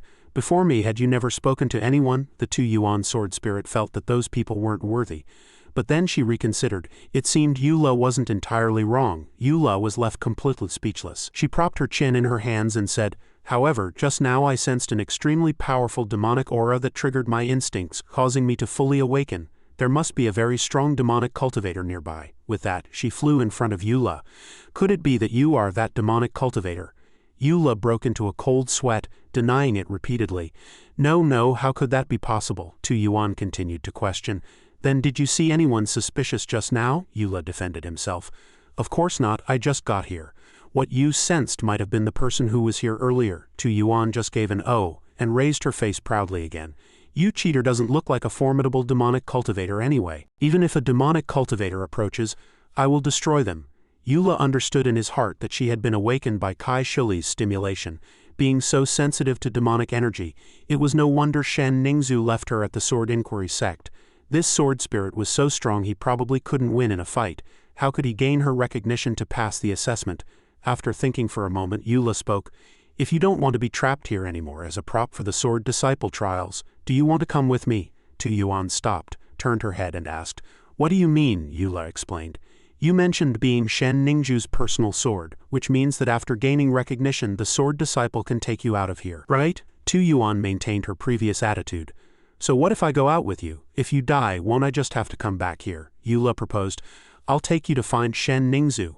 Hearing this, Tu Yuan's attitude changed drastically. You're trying to trick me into recognizing you. Eula was terrified and broke into a cold sweat.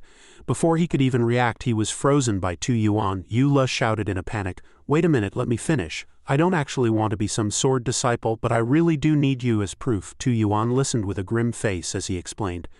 The girl from earlier is very important to me. She is heavily injured and needs my help. By recognizing me, you are also helping her. As a sword-bearer elder of the Sword Inquiry Sect, she might know Shen Ningzhu's whereabouts. It seemed Yu Li's words struck a nerve. Tu Yuan's body trembled slightly as she asked, Is that true? She stared at Eula, wanting to confirm again. She will really tell me, Eula urged. At any rate, it's better than staying here to be used as a prop. Besides, even if you wait here for another 10,000 years, you won't see her. Trust me this once. Well, after hearing this, Tu Yuan's attitude softened. She withdrew her manifestation spell and returned to the form of a longsword, but didn't forget to threaten. If you dare to lie to me, I will kill you. Eula made a solemn promise. It's a deal. Hey, wait. This giant block of ice, Tu Yuan told him it would thaw automatically in a bit. Although he made the promise, Eula thought to himself that once he finished helping Zhao Shuili, she could strike whenever she wanted. At the Swordstone platform, many people were still waiting for the results of Yu Li's trial. Suddenly the Tu Yuan sword stirred, soaring into the clouds and leaving everyone in awe. What was going on? This was a sight never seen before, and everyone's jaws dropped in shock. A beam of light converged in the field, revealing a human figure.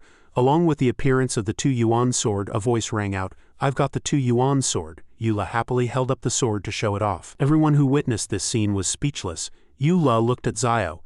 Now can you take me to see Elder Zhao? Zio felt his worldview had been shattered. You actually did it. You even brought the Tu Yuan sword out. Fine, I'll take you to see the sect leader. Right now, the one most unwilling to accept this is probably Gaochen. He was extremely jealous. Eula, I will definitely beat you, gaining the recognition of the Tu Yuan sword. In the sect leader's office, Zio led Eula to meet the leader. The sect leader praised him, saying that he hadn't misjudged him since he could bring out the Tu Yuan sword. The Tu Yuan sword had been acting up for 100 years, and the sect had tried to suppress and purify it. I didn't expect this to be the reason. It was my fault for keeping the secrets of Shen Ningzhu too tight, which nearly led to the sword spirit's demonization. Eula asked the sect leader, where did Shen Ningzhu go after falling into the demonic path? Is she still alive? The sect leader didn't know either. I have also searched in various ways over the past 100 years, but unfortunately she left no traces. Perhaps after you leave the mountain you can inquire about her whereabouts. Hearing this, Eula could only reply, This disciple will certainly do his best. The sect leader turned to Zio. Zio, take Eula to select a sword manual and arrange the time for him to leave the mountain.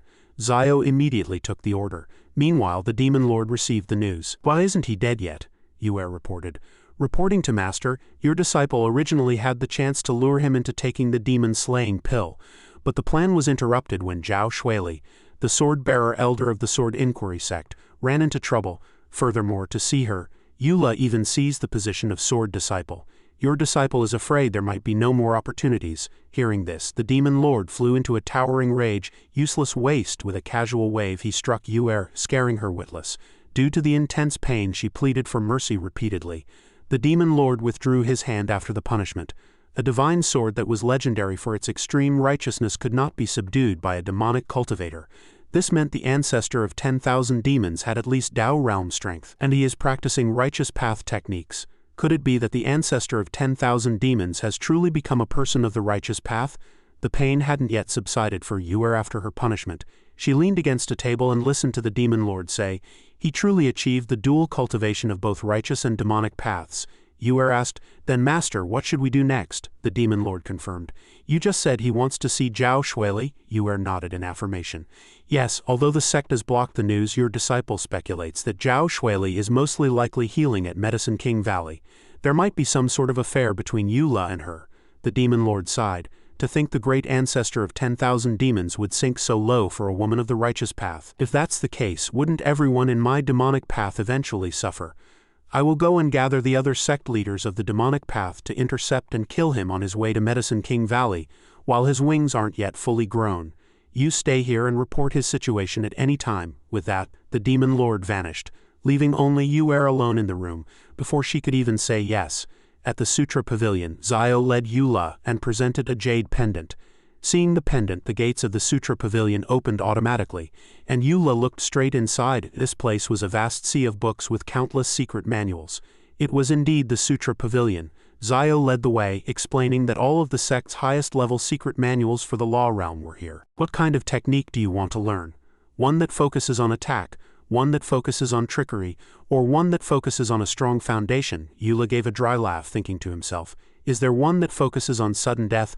Although he had to temporarily set aside his death-seeking plan for Shuili's sake, once he found her, he still had to make himself die suddenly, as quickly as possible. Why would I need to practice such a strong sword manual? He scratched his head and looked at Zio, saying he had no ideas for now. Zio picked up a manual.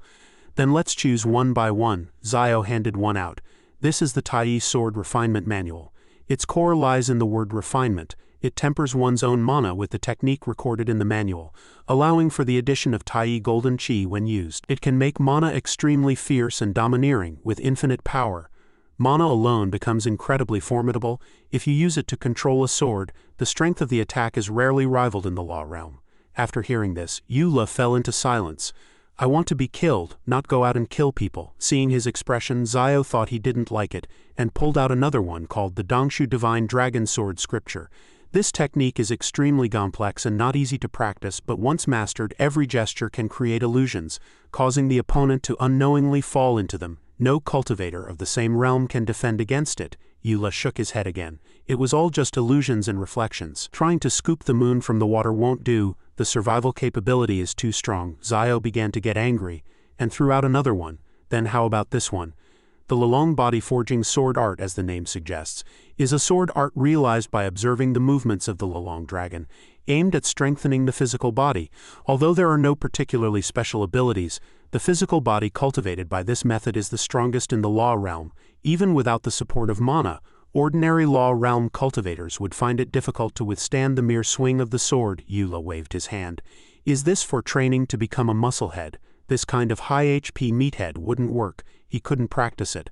Half an hour later, Zio smashed a stone pillar in rage. Which one on earth do you want? Eula looked troubled. I don't want any of them. Hearing this, Zio's anger flared up. Did you start getting cocky the moment you became a sword disciple?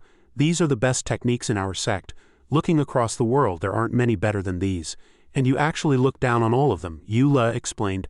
No, the techniques are great, I just don't like them. Zio got even angrier. Then why? Eula felt very awkward. He couldn't exactly say. Because these damn techniques are all too strong. I'm really afraid I won't be able to die even if I want to after practicing them. He found an excuse. Well, Elder, it's mainly that these techniques are all too stable. Zio questioned. Is being stable not good? Zio pressed closer, and Eula found it hard to answer. Then he had a flash of inspiration, putting on the air of an expert. A sword should not be so stable. After answering, he began to worry again. Crap, how could such a moronic answer possibly fool anyone? After hearing this, Zio patted his shoulder. It seems the techniques here are indeed not suitable for you. Come with me. Eula just gave an O, thinking to himself, what else is he planning to give me to practice? Eula followed Zio to another place. Eula asked curiously, Elder Guang, this is? Zio explained that this was the wind forest of the Sword Inquiry Sect. This is where the Supreme Elders live in seclusion for cultivation. Every mountain is guarded by a Heaven Realm practitioner. Supreme Elders don't have to deal with the sect's miscellaneous affairs, only helping out when major events occur, but each elder holds a supreme treasure of the sect in their hands. The two landed on a clearing in the mountains and continued forward. Eula pushed aside some branches. Is the sword manual you want to give me here too? Suddenly he stopped. Where were those voices coming from? The newcomer gave him a fright. Eula looked around for the source of the voice. What is it? He sensed the voice possessed deep mana. Seeing him like this, Zio reassured him. No need to be nervous, she's one of us. Zio told Eula to keep up. Eula observed his surroundings as he walked. Isn't it boring to live in a place like this, no cell phone or computer? The two stopped before a bamboo hut in the forest. Zio led Eula inside. An interesting new disciple has emerged in the sect. I brought him for you to see. Long time no see, junior sister Yuan Feng. An ear twitched and a voice came through. Dispense with the pleasantries. What kind of disciple is worth you specifically bringing him to see me? Hearing this voice, Eula remembered the voice in the forest. Seeing Yuan Feng appear in the form of a small spirit beast, Eula still bowed respectfully. Disciple Eula greets the Supreme Elder. Yuan Feng gestured for the two to make themselves comfortable, then turned to get the teapot, as expected of someone you brought back. Just joined the sect and already at the law realm. Truly gifted. This is a great fortune for our sect. Hearing this, both Eula and Zio felt a surge of guilt and chose to remain silent. Zio gave a light cough. We can talk about the great fortune later. I came today to ask you for something, Yuan Feng asked leisurely. What thing? Zio said. He has gained the recognition of the ancestor's personal sword. I want the sword heart scripture in your hands. Yuan Feng's face changed, and she launched a move at Eula and Zio. Zio quickly pushed Eula away and caught the move. Eula was pushed to the ground, looking up blankly and thinking, what's the situation? Zio and Yuan Feng were still exchanging moves. Yuan Feng appeared somewhat angry. Guang Zio, you couldn't have actually forgotten, could you? Zio responded forcefully. Of course I remember. So what? Yu Li's mortal body possesses a heaven realm Dao heart extremely similar to hers. That manual must be the most suitable for him. Since I have taken on the duty of teaching the disciple, I naturally hope my disciple receives the most appropriate education. He is not Shen Ningzu, and with me around, he will never become Shen Ningzu. Eula looked at Zio. Elder Guang is truly a soft-hearted person with a sharp tongue. Since you trust me so much, I can't let you down. Thinking of this, Eula spoke. Elder Yuan Feng, this disciple will certainly not fail the Sword Inquiry Sect's trust. I choose the Sword Heart Scripture. Yu Li's gaze was resolute, planning to follow Shen Ningju's old path. You can rest assured on this, I definitely won't be able to master it. After hearing Yu Li's words, Yuan Feng fell into silence and then withdrew her hand. The last thing she said to the two was, get out, and she warned them never to come looking for her again no matter what happened in the future. Eula looked at the secret manual in his hand. Despite Elder Yuan Feng being so angry, she had ultimately handed over the sword scripture. Elder Guang, why was Elder Yuan Feng so wary of this sword scripture? Is this technique very powerful? He had a look of innocent ignorance. Zio also frowned. It's hard to say. In short, besides its creator, no one has ever mastered even the second level. Hearing this, Eula exclaimed, it's that hard? That's great. Zio further explained that it wasn't just hard but also extremely dangerous. There are almost heart-pounding terrors at every step. Even a slight mistake could at best lead to total loss of power or at worst death. It could be said that it has absolutely nothing to do with the word stable. The requirements for the Sword Heart Scripture at the Law Realm are extremely harsh. A steady and balanced cultivation will hardly show any results. The cultivator must throw themselves into bloody battles to rapidly increase their cultivation.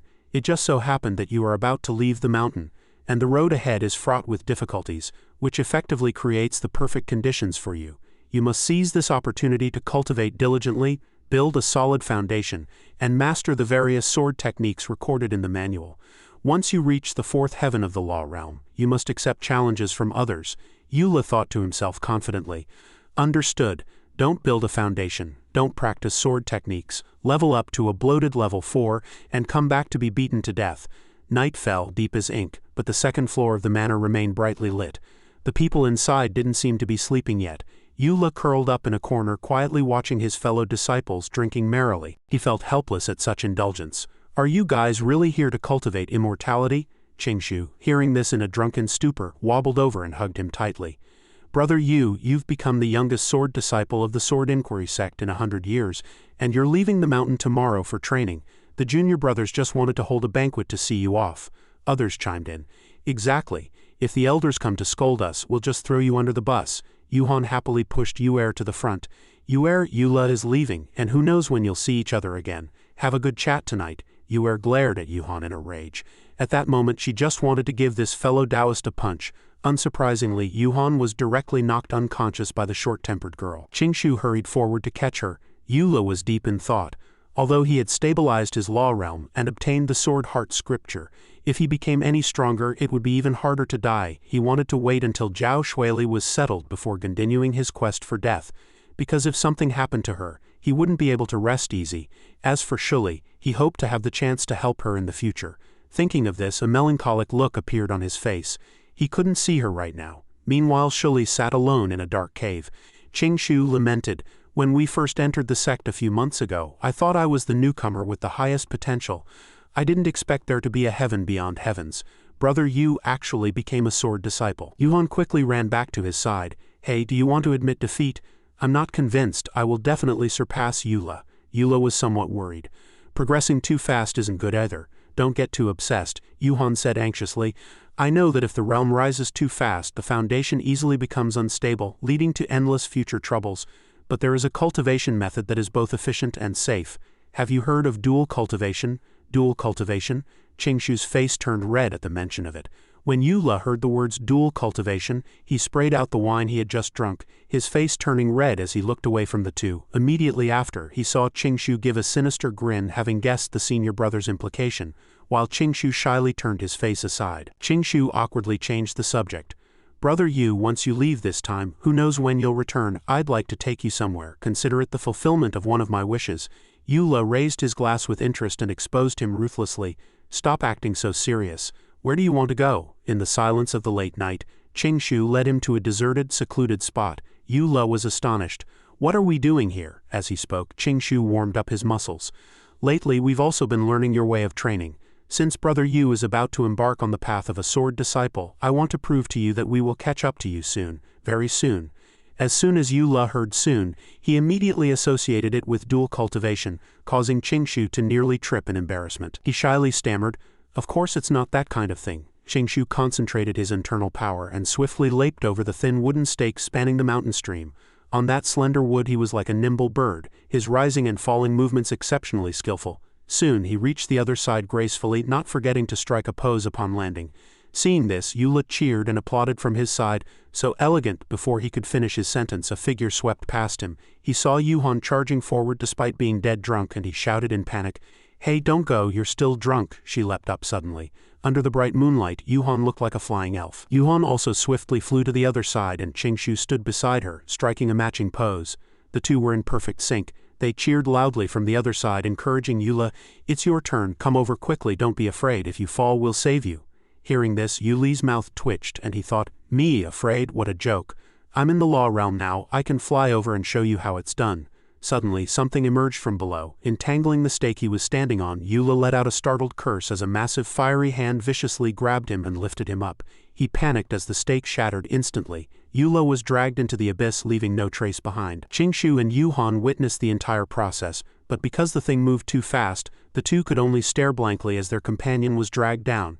It turned out the one who had pulled him down was Shuli. Her aura was dark, making her look like a Shira from hell. With a dark expression, Shuli didn't look at Eula, directly asking, "Aren't you dead yet?" Soon, day broke, and Eula was still at the bottom of the cliff.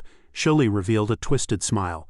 "So you're still alive? Then why didn't you come find me immediately?" Eula sat on the ground cowering as Shuli finally withdrew the fiery hand that had been choking him. She asked point blank, "Do you want to run?" Eula felt a bit guilty. No. I was delayed by some business. Look, didn't I come to the cliff's edge?" This ridiculous answer made her laugh aloud. "Still trying to lie to me? Have you forgotten I'm in the heaven realm?" Eula broke into a cold sweat. Indeed, he had forgotten that detail. Shuli pulled out a red pill. "The soul-absorbing pill is ready, and your law realm foundation is stable. Tonight I can finally leave this godforsaken place." After speaking, Shuli threw her head back and laughed loudly. Hearing this eerie laughter, Eula couldn't help but break into a cold sweat, standing frozen in place. For some reason, Eula looked like he was about to cry. Shuli smiled brilliantly. "It's too late for regrets now." Eula lamented loudly. "Why is the heavens toying with me? Such a good chance to seek death, and now I have to miss it. Waste is a sin." Shuli lunged forward and grabbed his throat, preparing to shove the red pill into his mouth. "I'll be very gentle. I'm entering your body right now." He was terrified. "Senior, let go of me first. I promise to come find you when I return. I really have something very important to do." Shuli smiled and refused. "No way." Unwilling to be controlled by her like this, Eula let out a massive roar. "No." This roar contained powerful internal energy that was too much for Shuli to handle. She gritted her teeth and was sent flying back by the shock. The terrifying power erupting from him repelled her. A deafening explosion rang out. The soul-absorbing pill fell onto the ground where Shuli had been thrown, and thick smoke billowed around. Eula froze at the sight. This might have just been an unintentional act on his part. In the dense smoke, Shuli gasped, "Do you have any idea how much mental energy I spent creating a spatial barrier here just to avoid being discovered?" She walked out in a rage. "You really don't know what's good for you, refusing a polite offer only to take a forced one." Halfway through her sentence, Shuli suddenly noticed that the soul-absorbing pill had somehow become two. Eula said with a bitter smile, "Senior, you can't just eat medicine randomly, your body might be ruined if you swallow that." He thought to himself that this pill given by Lu Yuer certainly wasn't anything good, and it must not be eaten. But Shuli seemed to be under a spell, completely ignoring Yuli's words as she stuffed both pills directly into his mouth. Eula took a few steps back, gritting his teeth and clutching his throat, wondering what kind of reaction swallowing both things simultaneously would cause. He cursed angrily under his breath. "Bastard, why do I have to die so fast only when I don't want to?" Shuli smiled with satisfaction. "It's a success." Eula felt a surge of sharp pain sweep through his entire body. He opened his eyes. "Is this my soul space?" His body was floating motionlessly in midair. Just as he was deep in thought, Shuli's appearance interrupted him. She laughed loudly. "Next I will exchange souls with you, and your body will completely belong to me." He stammered in a panic. "Wait, my soul." He touched his own soul, thinking, "Isn't this protecting the soul to kill the enemy all over again?" Eula couldn't remember the effect of Yuer's pill, but he absolutely couldn't let Shuli have her way here. He shouted at Shuli, "Aren't you going to swap souls? If you have the guts, then choke me to death, do it." Before he could finish, Shuli reached out and gripped Yuli's body tightly with extreme speed. He turned pale with fright, not expecting her to actually intend to choke him to death. Shuli glared fiercely at the tiny Eula in her hand. This was the first time anyone had made such a request. Eula shouted, "Haven't you eaten? A Grand Heaven Realm expert is actually such trash? Does it really take this much effort to choke me to death?" Shuli stared at him. "Brat, the more you act like this, the more I think you have a conspiracy." Yuli's eyes widened, then he calmed down. "My conspiracy is that if you touch my soul, your own soul will directly dissipate. Try it if you have the guts." She was delighted. Years of experience being a victim told her to listen to advice and stay safe. Eula screamed in terror. "No, what are you going to do?" Shuli continued. "If killing you will bring me disaster, then I'll just seal your soul first." He was stunned. She stared at him fiercely and said, "I will receive your body with a smile, kid." After speaking, Shuli vanished rapidly. Eula shouted, "Don't go, don't go." He didn't understand why Shuli would believe his words at a time like this. Eula called for the system in a panic, thinking the system never said protecting the soul to kill the enemy meant this. Hearing his call, the system appeared quickly, and Eula asked angrily, "Doesn't sealing count as harming the soul?" Facing his urgency, the system only remained silent, lowering its head with a sigh. Afterward, the system vanished. Eula shouted into the void in shock. "Hey, say something, don't go." He shouted desperately in the emptiness, but there was no longer any response. Shuli returned to reality. She opened her hands and scrutinized them. It was a success. She had finally succeeded in swapping souls with Eula. Shuli laughed happily toward the sky. "Success, I can finally leave this godforsaken place. Delicious food and fun, here I come." Up on the cliff, Yuhan and Qingshu were stunned.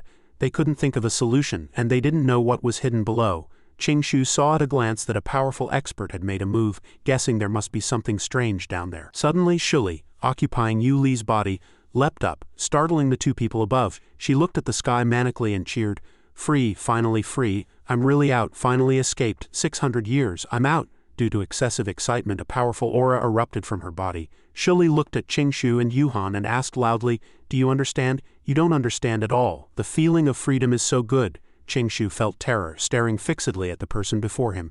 "You're not Eula. Who on earth are you?" she countered fiercely. "Me, I'm just a passing demonic cultivator. Since you found out, then you all can just vanish." At this moment, Shuli, inside Yuli's body, wore an exceptionally hideous smile. She looked at them as if they were already dead. A powerful internal energy was being released. Yuhan said in a panic, "What's going on?" Qingshu's nerves were taut as he warned, "This guy wants to suck us in, you bastard." Although Yuhan was terrified, facing a powerhouse like Shuli, she still shouted firmly, "What have you done to Eula?" Shuli seemed to have lost her mind, laughing wildly. "All of you, vanish where you stand." Suddenly, a sharp pain hit her, and Shuli felt a wave of dizziness. She cried out in agony as her internal energy rapidly dissipated for some reason. The two were safe for the moment while Shuli collapsed powerlessly to the ground. This feeling, it was the demon-slaying pill. No wonder she felt such sharp pain, broke into a cold sweat and trembled all over. In Yuli's soul world, he also saw the anomaly appearing before him. "What is this?" he muttered to himself. What happened? He had thought he would be locked here forever. Meanwhile, Shuli appeared, roaring in a massive rage. "Eula, you bastard, why do you have a demon-slaying pill on you?" Only one word was in Shuli's mind. Run. She had to run to a place where the demon-slaying pill couldn't hurt her, but everything was beyond her expectations. The black and red aura swirled more and more violently. She screamed in terror. The pressure is getting stronger, I can't escape. She hadn't expected this demon-slaying pill to be able to suppress the spiritual power of the 10th heaven of the heaven realm. Damn it, she'd been tricked. Even though she was in grave danger, she still stared at him fiercely and asked, "Eula, this was all your deliberate arrangement, wasn't it?" But from the look of it, he seemed to truly know nothing. Eula stared blankly at the furiously roaring Shuli. Seeing him remain silent, she grew even angrier. "You knew all along that this was the inheritance site of the Crimson Sun Demon Lord, didn't you? You knew all along I was trapped here, didn't you? You knew all along I planned to use soul splitting to replace you and use you as a sacrifice to escape, didn't you?" Eula answered briefly. "I didn't," she continued to speculate. "So you played along to lure me into the trap, set a snare to kill me, and then take all the treasures in the inheritance, right?" He smiled bitterly with helplessness. "If I said I didn't know, would you believe me?" Seeing his calm demeanor, Shuli was even more displeased. "Damn it, Eula, get out here right now," he continued to answer plainly. "If I could get out, I would have long ago." "I was stuffed in here by you," she shrieked. "As a nominal disciple of the Sword Inquiry Sect, you actually have demonic pills in your body. You're clearly hiding your strength. Get out here now, this lady is going to kill you, no matter what." He couldn't win an argument with a woman, so he could only respond mildly. "I really am just a nominal disciple," then he said loudly. "Now as long as you destroy the soul-absorbing pill and let me out, I can help you," Shuli roared. "I don't want to." He was very nervous. "Stop the nonsense, you're about to be consumed until only law realm cultivation remains. The demon-slaying pill isn't finished yet, you can't run." It was indeed the truth. Half of Shuli's body was about to be sucked in. She looked behind her, very unwilling. "Bastard," Eula urged again, shouting loudly. "Hurry up," she thought through gritted teeth.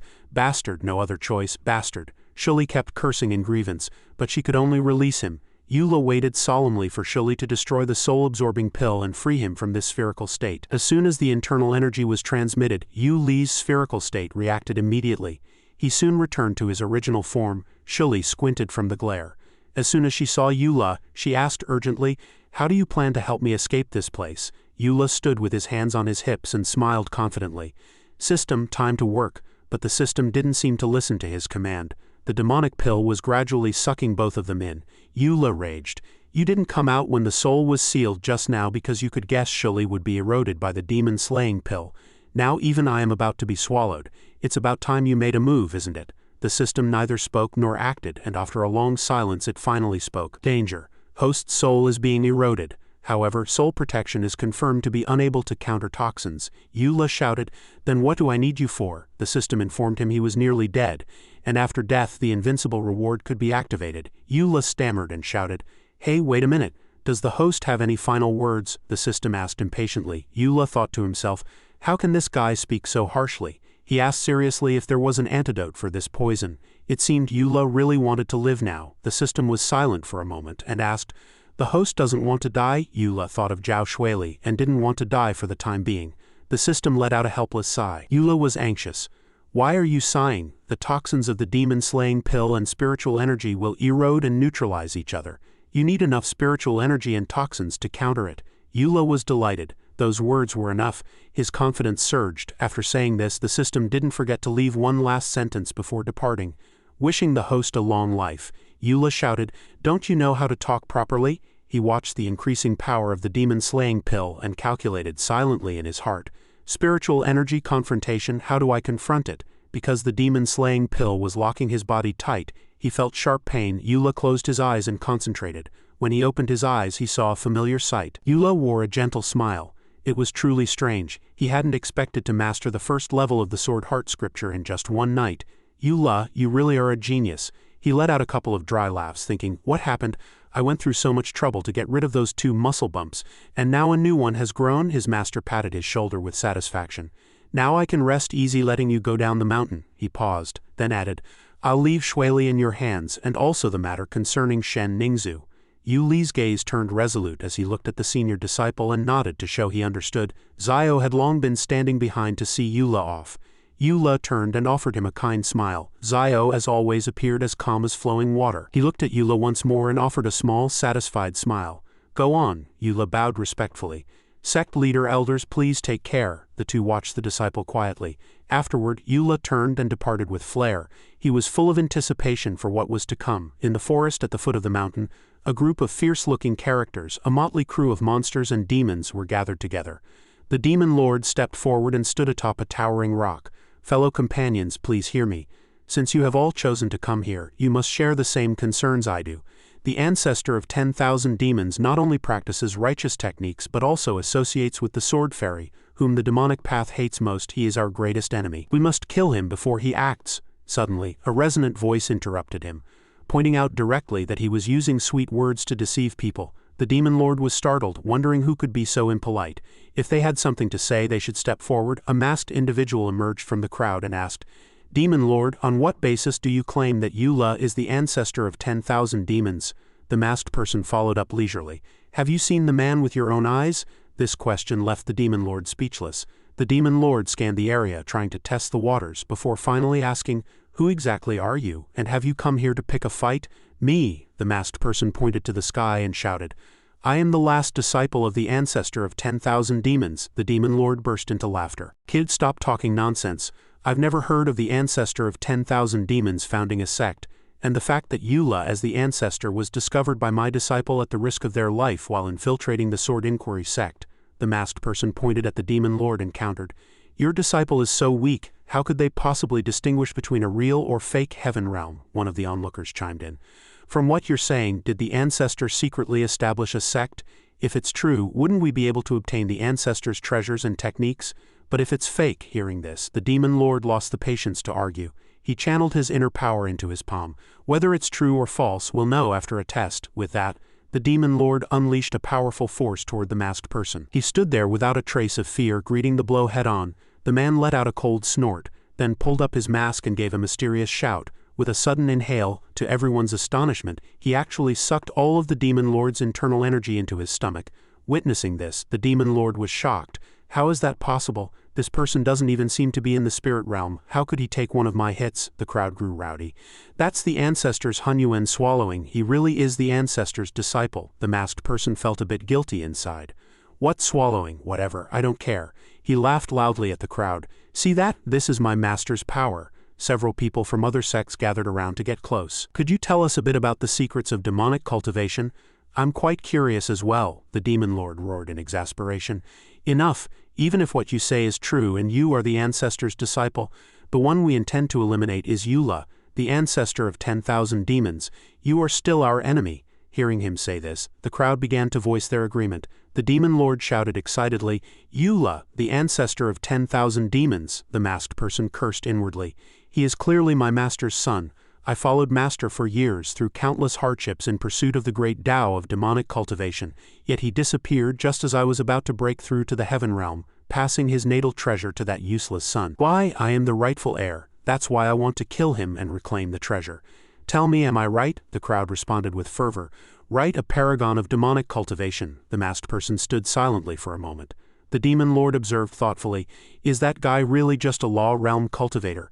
The masked person continued, "Exactly, so as long as you come with me to Medicine King Valley to intercept him, with our combined strength, what is there to fear from a mere law realm? As for Medicine King Valley, what capability could those medical students have? Moreover, the demonic path's nemesis, the Sword Fairy, is heavily injured. It is the perfect time to eliminate her. Once we succeed, my master's natal treasure and the panaceas of Medicine King Valley will all be ours." Hearing of such generous rewards, the crowd joined in one after another. Some people around the demon lord were still hesitating. "Well, should we join?" The demon lord looked at the person's performance and calculated secretly. He has always been cautious, but something still feels off. This kid's story is full of holes. Is he trying to let us fight those alchemists so both sides suffer, allowing him to reap the rewards? But try as he might, he couldn't figure out what benefit that would bring him. Or rather, the demon lord suddenly snapped out of his thoughts and let out a great roar. "His goal is to go to Medicine King Valley, because he is Eula," the demon lord had observed and deduced for a long time, finally reaching a conclusion. The demon lord stared warily at the mysterious youth before him, telling him to remove the mask. The person in the mask stood tall and stared back without fear. "You'll regret this." Hearing this, the demon lord was even more certain his guess was correct. He laughed wildly.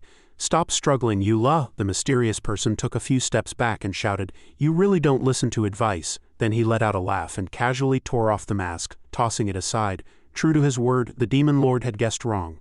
The mysterious person gave a brilliant smile. I told you that you'd regret it.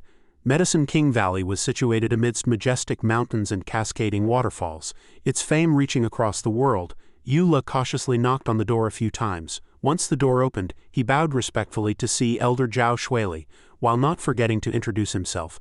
The young medical attendant who opened the door had been ordered to welcome him and invited him inside. When the two reached the main hall, a majestic and beautiful woman was waiting there. She was the person in charge, the Valley Master of Beisao. She turned around, her platinum blonde hair falling like silk. A tight-fitting emerald garment traced her perfect curves. Seeing Eula, she offered a small smile, stating that Zio had already written to her, though she hadn't expected him to arrive so quickly. Hearing this, Eula bowed and requested the Valley Master's permission to see Shuili. To confirm her condition as soon as possible, he had to move as fast as he could, but the Beisao Valley Master suddenly frowned, as if she had discovered something abnormal. She waved her hand to manifest her mana, and with a rip, the two white bandages wrapped around Yuli's arms were shattered, revealing dense scarlet wounds covering both limbs. She stared at him with a murderous intent. Did you force yourself to fly and use the power of the 2-yuan sword to rush here? Eula remained unwavering, still insisting he had to arrive as quickly as possible. The Valley Master didn't understand why there was such a rush, so he explained that because the Sword Inquiry Sect had previously discovered a demonic spy, he had been under constant surveillance. Upon leaving the mountain this time, those people wanted to intercept and kill him midway. Under normal circumstances, he wouldn't have been able to evade their eyes, so he came up with a plan. The scene of memory slowly unfurled. Just as Eula was walking down the mountain, he suddenly discovered a figure hiding behind the shadows of nearby trees. He gave a faint smile, his tone tinged with irony as he told the other person to show themselves directly if they didn't want to hide their presence. As it turned out, it was a young girl with orange-yellow hair and a long dress with a high slit. Eula asked her half-jokingly where she was going dressed like that. Did she want to follow him? She wasn't angry, instead she stared firmly at him and announced she was leaving. After some conversation, she added that the mission her master gave her was unfinished, which usually meant death, and if she didn't leave she wouldn't escape death once the elders of the Sword Inquiry Sect discovered her later. Then she brushed past him, kindly leaving a warning. You should be very careful on this road. Eula frowned in confusion. What do you mean? She looked back and said honestly, I've already reported your plan to go to Medicine King Valley to my master. They will surely intercept and kill you midway. Good luck with that. She truly departed. Eula watched the girls retreating back, pondering the warning of the interception. Then a flash of inspiration hit him, and he slyly realized an opportunity had come. Once the girl was far away and the surroundings were completely quiet, with only him and the natural world, Eula flicked his finger to summon a small ring of fire and leisurely called forth Kai Shuli. She appeared with zero energy, muttering boredly and asking what he wanted now. Looking at her, he simply pulled out a newly refined glowing treasure. It was the core of that law realm peak beast from the secret realm. He could use this to help her reconstruct her physical body, but there were conditions for the exchange. She had to do him a favor. Hearing how powerful the treasure was, Kai Shuli's eyes lit up like searchlights, and she couldn't wait to ask what it was, her gaze never leaving the treasure before her for even a second. Seeing the situation was optimistic, Eula pointed ahead and explained. He was going to Medicine King Valley, and there would be demonic cultivators blocking the way, so he needed to find another path. He needed someone to help block those people and draw their attention so he could arrive at Medicine King Valley first. Speaking of this, Eula glanced at Kai Shuli with a smile. It's just that this Law Realm Beast Core won't be able to help you restore your Heaven Realm cultivation. This errand is very dangerous. If you agree, this treasure is yours. Kai Shuli was now completely obsessed with the fire ring. Although it was only a Law Realm Beast Core with her talent, dealing with a few people in the Tao Realm was a piece of cake. Furthermore, she could restore her strength by devouring them without harming innocents. After all, compared to mortals, demonic cultivators were much more delicious to eat, and so the fire ring flew from Yuli's hand and the deal was made.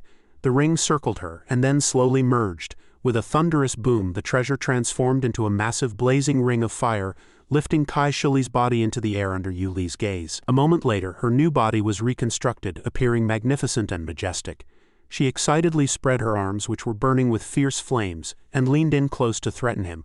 Wasn't he afraid she'd kill him as soon as she had a body? Without a trace of fear, he happily stated that if he were really killed by her, so be it. Kai Shuli flexed her hands and turned her head, crossly calling him boring.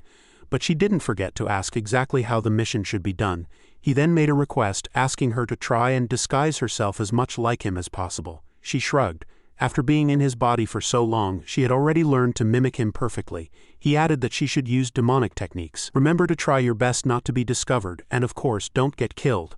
Kai Shuli quickly threw on a black cloak and crossly told him to stop nagging.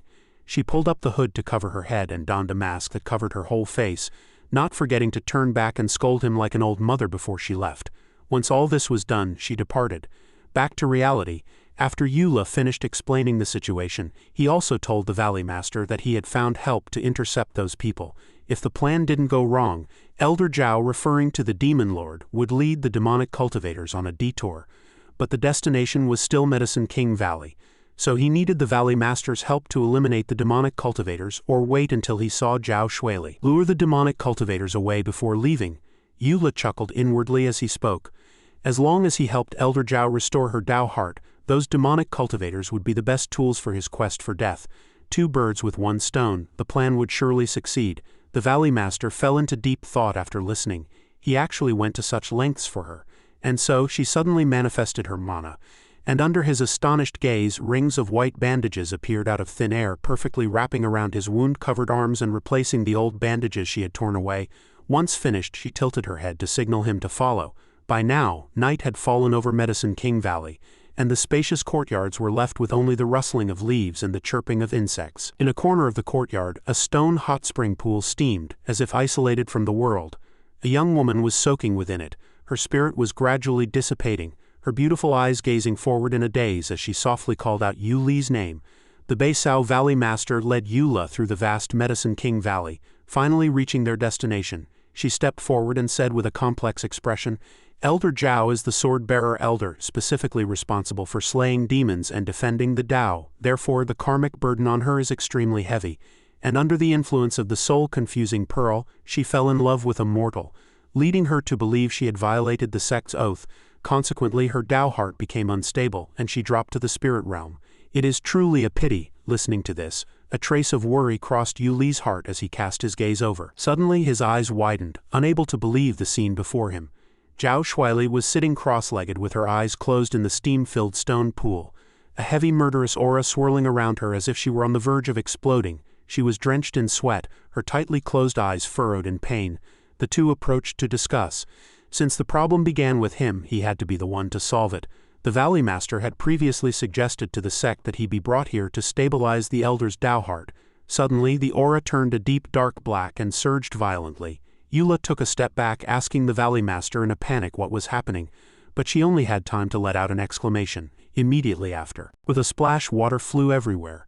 Amidst the cries of the two, Shuili soared into the air, her violent murderous aura subsequently erupting with force, swirling around her body and sweeping out in all directions. The Valley Master hurriedly explained that Elder Zhao had been struggling to suppress her inner demons, and any slight lapse would cause her to fall into Zhouhuo Rumo energy deviation like this. Your appearance must have triggered her. The wind howled as the three faced off. Eula spoke first, loudly calling Shuili's name and introducing himself as Eula. He approached, hoping she would recognize him and thus calm down. But things went against his wishes. Zhao Shuili's eyes rolled back as she roared in denial, believing he was just an illusion created by her inner demons. Seeing the situation was bad, he quickly asked the Valley Master for help. Shuili remained suspended in midair, whispering in a low voice, warning herself not to fantasize about him coming to find her again. She could no longer let her will be weakened by inner demons. She had to bear the responsibility of the Sect. Then she let out a roar and unleashed the flying sword demon slaying technique. Eula sensed danger approaching and whipped his head around, but it was too late.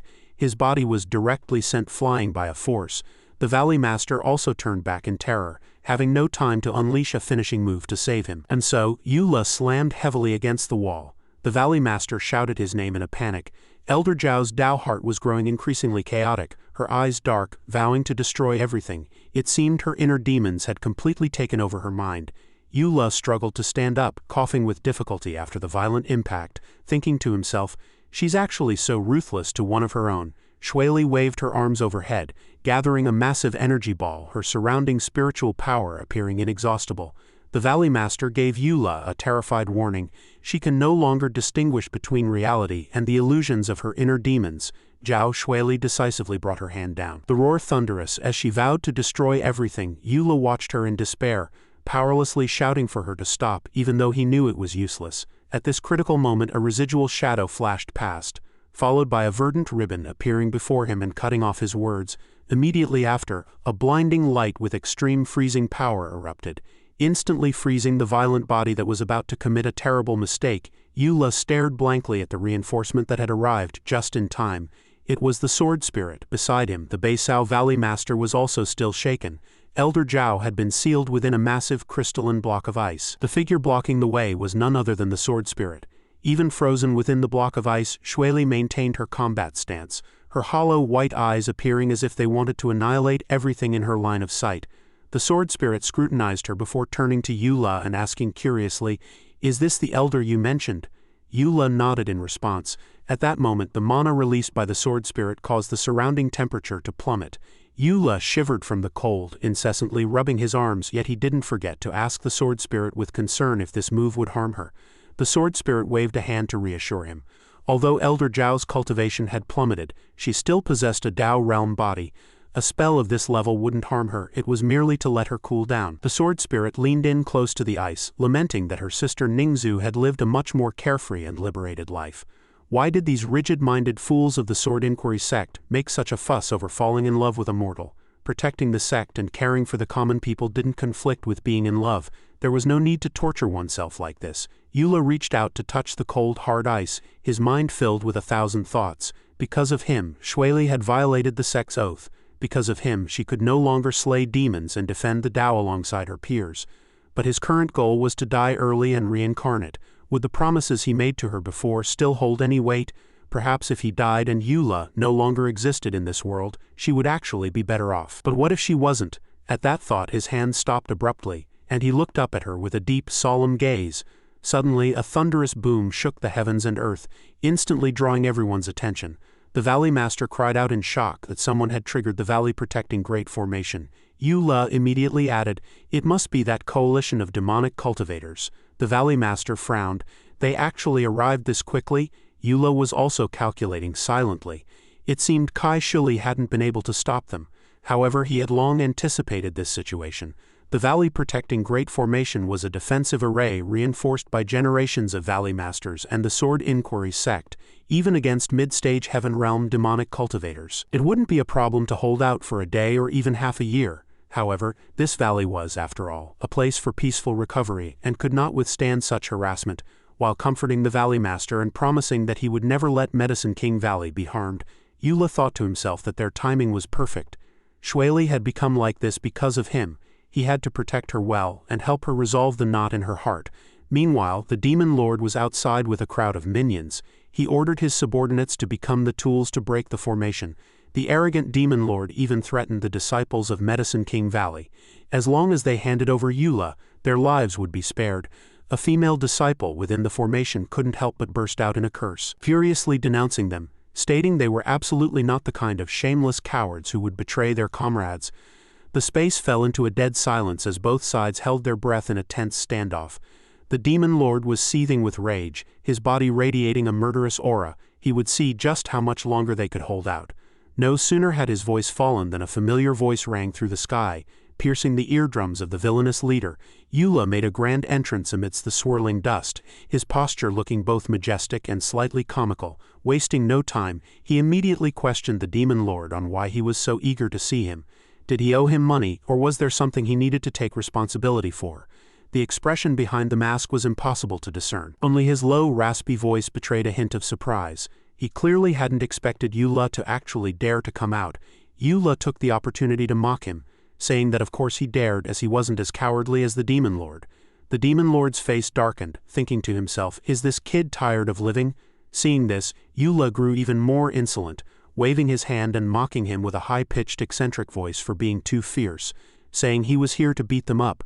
To prove his words, he asked the Sword Spirit to follow their previous agreement from the forest and gave a light shout toward the massive block of ice. The Sword Spirit blew in a wisp of spiritual energy to neutralize the mana, and the ice layer slowly thawed, revealing Xueli's sleeping face with a rosy hue. Time to wake up. The massive block of ice thawed completely. Zhao Xueli gradually woke up and questioned the identity of the person before her. She hadn't expected to encounter someone so fond of joking that they dared to claim to be her ancestor.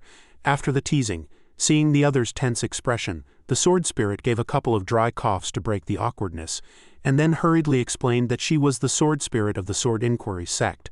She also provided a status update on the battle. Eula was currently outside engaged in a bitter struggle with the demonic cultivators. Hearing that familiar name, the Medicine King Valley Elder's face was full of disbelief. Had he really come here? To prove her words were true, the sword spirit manifested a transparent ice mirror, which clearly reflected Eula standing ready outside the valley with his companions. Whether she believed it or not, he was now a Law Realm cultivator, and had become an official disciple of the Sword Inquiry Sect. He had been pursued by demonic cultivators all the way, yet he still forcibly broke through to see her, and was now struggling to hold his ground using the valley-protecting Great Formation. The sword spirit continued to add fuel to the fire in her ear, saying that he was likely reaching his limit. Meanwhile, outside the valley, Yu Li's performance was the exact opposite of the sword spirit's description. He asked arrogantly, "What are you waiting for? Are you afraid? Did those demonic cultivators only know how to wag their tongues? What a bunch of cowards." The demon lord was fuming with rage. Why was this Eula so insolent? Could it be that he still had some trump card? Whether as the master of 10,000 demons or his confidant, this kid was somewhat difficult to handle. And they absolutely could not act rashly. The demon lord turned to observe the situation and found that the troops sent to bypass the valley had not yet reached their position. It wouldn't hurt to stall a bit longer, since the boy couldn't escape anyway. Sure enough, they were wary of Yu Li's status as the son of 10,000 demons, and dared not step forward. A wicked smile played on Yu Li's lips as he thought, "I'm just waiting for you to charge up here." Meanwhile, behind the demon lord, a disguised Kai Shuli was quietly waving her hand to catch Yu Li's attention. Why was she still here? Wasn't she supposed to just injure a few demonic cultivators and then flee? Suddenly, the leader of the demonic cultivators whipped his head around to look at Shuli, questioning why she wasn't charging forward when the target was right before her eyes. Shuli reacted with lightning speed, making an excuse to deflect. Any observant person could see that the arrogant boy was well prepared, and Medicine King Valley was unrivaled in both medicine and poison.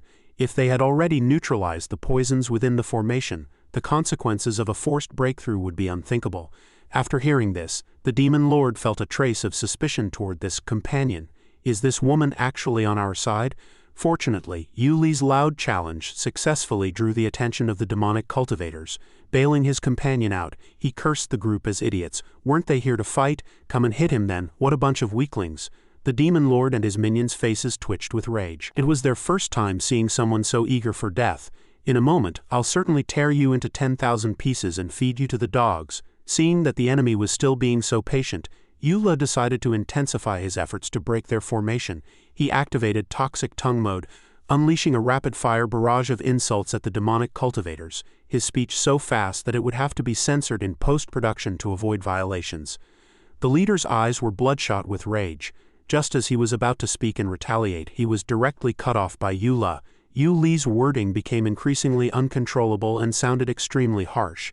Kai Shuli continued to play her role as a demonic cultivator. To solidify her persona, she pretended to scold back on the leader's behalf. "You're about to die, yet you still dare to talk back. Everyone here is a person of status. How dare you speak so insolently?" Eula let out a contemptuous snort. Where did this bunch come from? They were old and ugly and didn't even dare to step forward. Were they even worthy of being called people of status? Kai Shuli raised her voice in turn, saying he was the one who didn't know the heights of the heavens or the depths of the earth. Immediately after, she began to enthusiastically introduce the famous figures among the demonic cultivators. The first was the renowned fiendish Fire Buddha, nicknamed Fire Poison Twin Horns, whose strength was unparalleled. Though his natal fire was currently low, he was not to be underestimated. He was more than enough to burn Eula to ash. After hearing this, Eula applauded. "Impressive, my apologies for the disrespect." Beside him, the demon lord frowned. "Is this kid stalling for time?" Shuli continued the introduction. "This is the world-shaking Golden Mong, the boss of the 8-treasure Gold and Silver Mountain. Although he looks a bit peaky today, he's still more than capable of chopping you up to feed the dogs." Eula nodded with a pensive look. "Golden Mong, eh?" Watching his reaction, the demon lord began to doubt himself. Could I have been wrong? Shuli then introduced the legendary Shadowmaster, a man who leaves no trace in daylight and kills without mercy. "Oh, where did he go?" Kai Shuli pointed into the distance and shouted, "Look, they're preparing to make their move." At this point, the truth finally came to light. The demon lord charged in front of her in a towering rage, roaring for her to shut up. She truly was Yu Li's accomplice and had played them. Seeing this, Shuli laughed happily. It was just a joke, why so serious? Oh, I forgot to mention, just now I conveniently sprinkled a few little gifts on you all. No sooner had the words left her mouth than a series of explosions rang out, directly claiming the lives of several demonic cultivators. The demon lord lost control completely.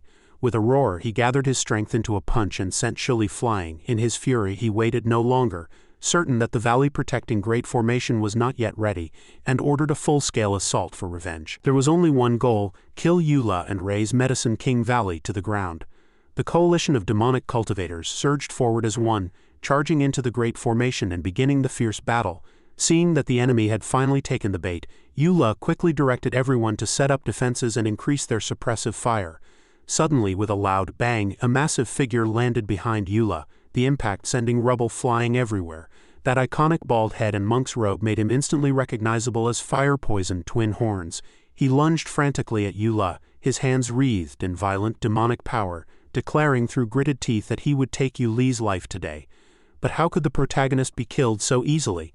A plume of green smoke billowed out from somewhere. The green smoke quickly obscured his vision and caused him to cough repeatedly, forcing him to halt his attack. What the hell is this? From his high vantage point, the demon lord recognized it as poison mist and quickly covered his nose and mouth with his sleeve to avoid it, while shouting to warn his companions to retreat.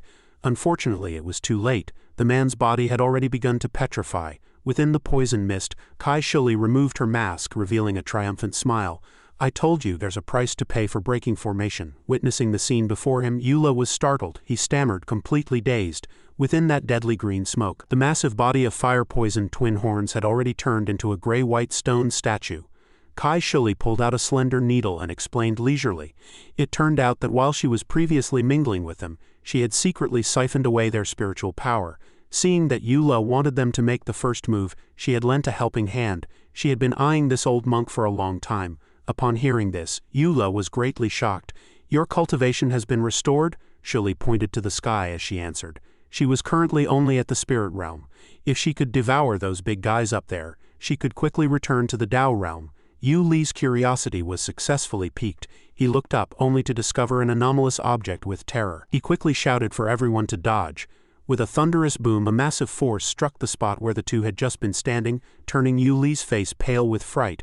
Fortunately, he had dodged just in time, landing steadily after several rolls. He panted heavily to calm his heart. Above them, the taunts of the demonic cultivators rose and fell, shouting to kill Eula, the son of 10,000 demons, and bellowing slogans like, "The demonic path is eternal." Meanwhile, within the sealed forest, Elder Zhao had been monitoring the situation outside through the sword spirit's heaven-peering mirror. She could no longer sit still, and wanted to rush out to help. There were simply too many demonic cultivators, and while the people of Medicine King Valley were skilled in medicine, they were not adept at fighting. She had to go save them. In stark contrast to Shueli's anxiety, the sword spirit was calmly eating a large meal. She said while chewing, "It's useless for you to go out now. You're plagued by inner demons and cannot control yourself.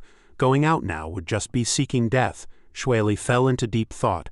She looked at Eula, who was fighting a bitter battle in the mirror, and was filled with self-reproach. She had violated her oath and could not let go of her feelings for him, even though demonic cultivators were wreaking havoc in the world. She was here wasting her cultivation. No sooner had her thoughts broken than Eula was knocked to the ground, groaning and gnashing his teeth in pain. Seeing this, Kai Shuli hurriedly turned back to look at Eula, who was now a lamb for the slaughter, helplessly shouting for reinforcements. Shuli's figure moved like a flash of lightning, both hands unleashing red and black energy as she snatched Eula away like a small chick. In the next second, a smoking deep crater was blasted into the spot where he had just been lying. Had they been half a step slower, the consequences would have been unthinkable. Eula gasped for air and smiled, thanking the senior for saving his life. But Shuli only coldly gestured for him to shut up, her gaze fixed solemnly ahead as if she sensed a powerful enemy approaching. Eula struggled to stand and followed her gaze, only to see a streak of light hurtling toward them at an incredible speed. The streak of light struck the ground and triggered a violent explosion, sending dust and smoke into the sky. Eula hurriedly asked what on earth that was, but before Shuli could answer, a figure broke through the smoke, shouting in a raspy voice that she was a traitor. The two held their breath and observed. The newcomer was a sallow-skinned, sickly-looking demonic cultivator. The man's eyes were wide with rage as he roared. "You really do know this kid, you're in this together." Eula whispered to the senior suspiciously, "Is this the golden Mong you introduced with such exaggeration before? He doesn't look like a fake." Shuli frowned.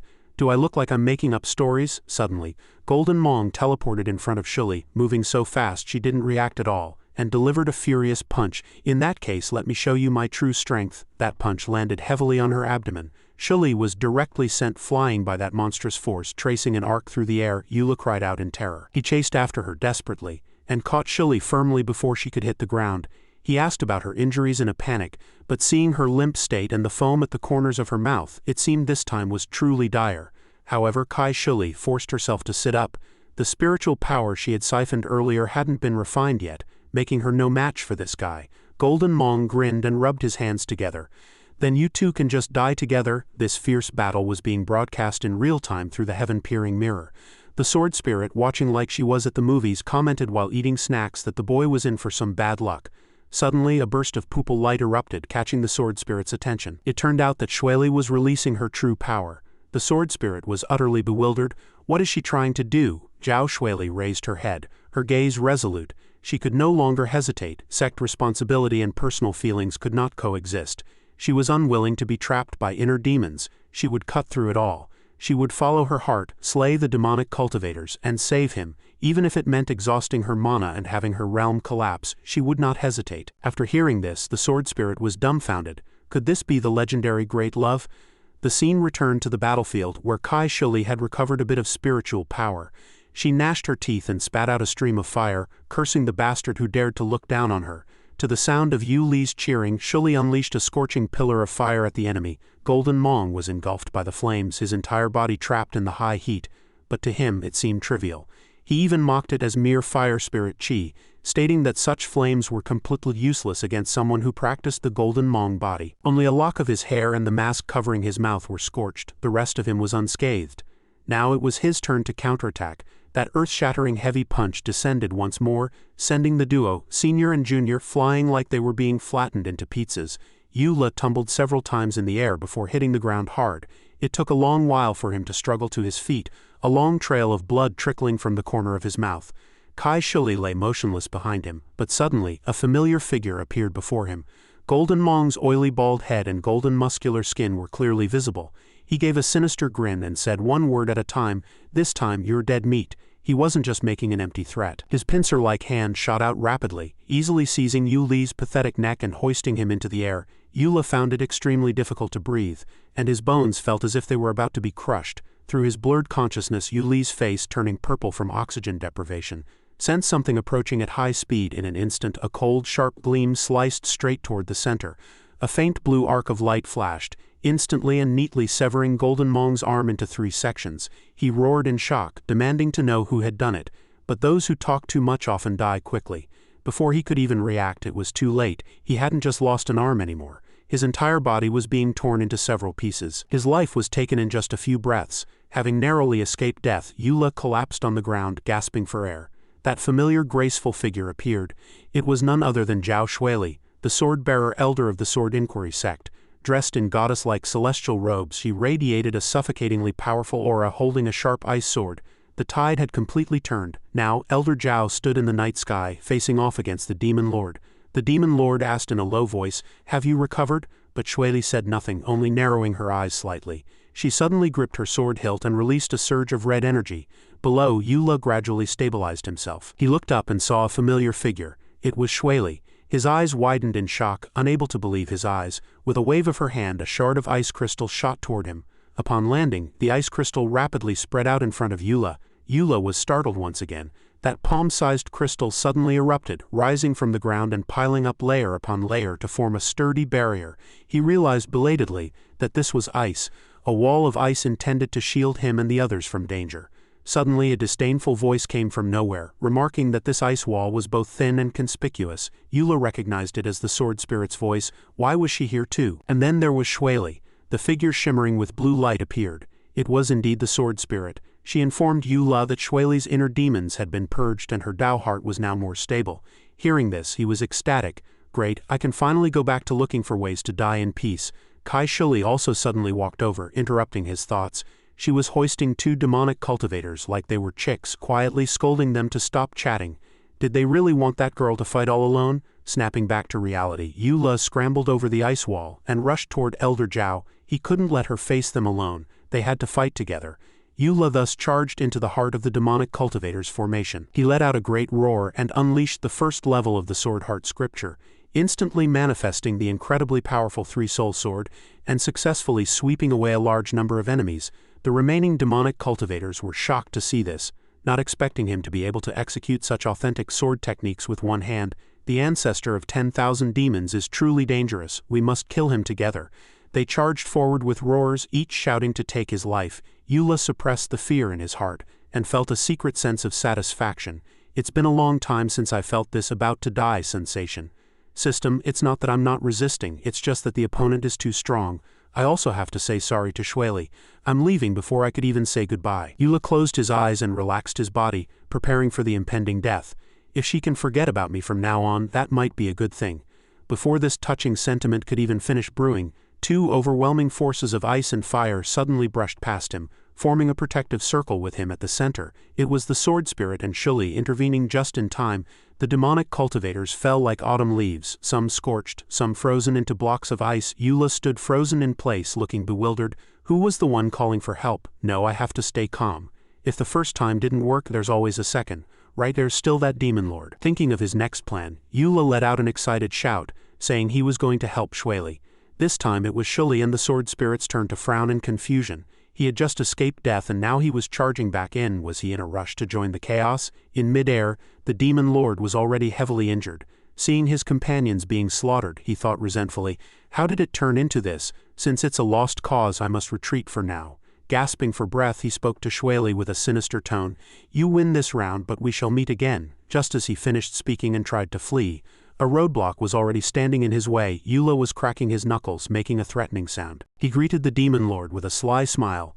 The demon lord's heart sank, and he didn't dare make a sound, hurriedly turning in another direction. The Sword Spirit and Shueli appeared simultaneously, and with the three of them forming a pincer movement, there was nowhere left to run. He fell into a panic, certain they intended to drive him to his death. This desperate situation turned his panic into hysteria. The demon lord clenched his fists, a thick dark aura radiating from his body.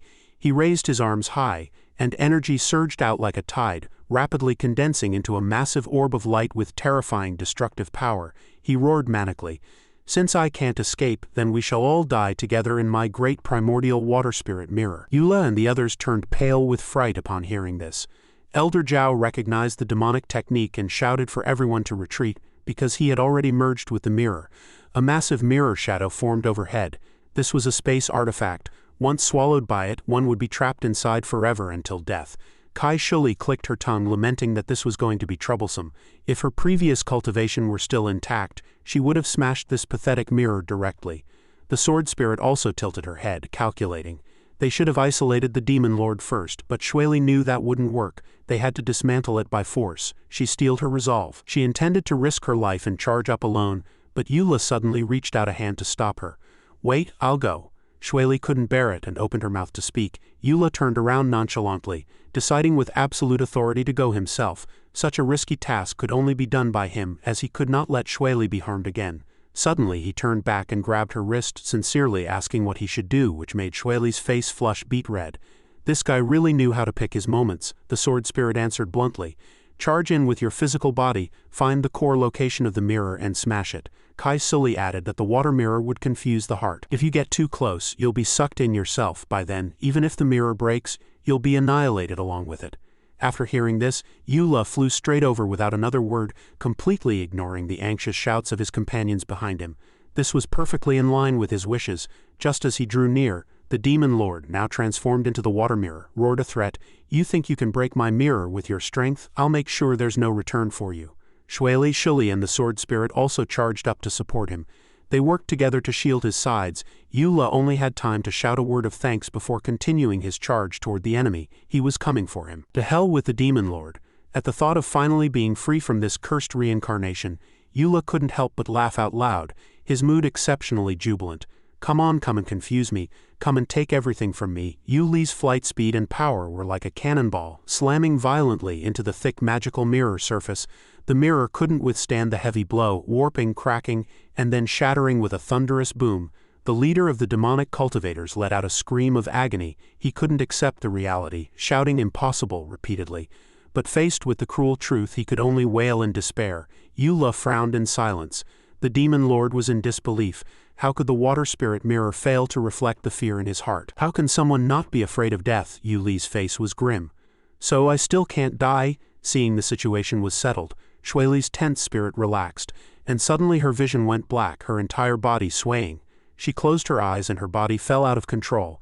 Fortunately, a pair of hands arrived just in time to catch her. It turned out Eula had been paying attention to her condition all along. He held her in his arms, asking anxiously, but received no response. Seeing this, the sword spirit answered for her.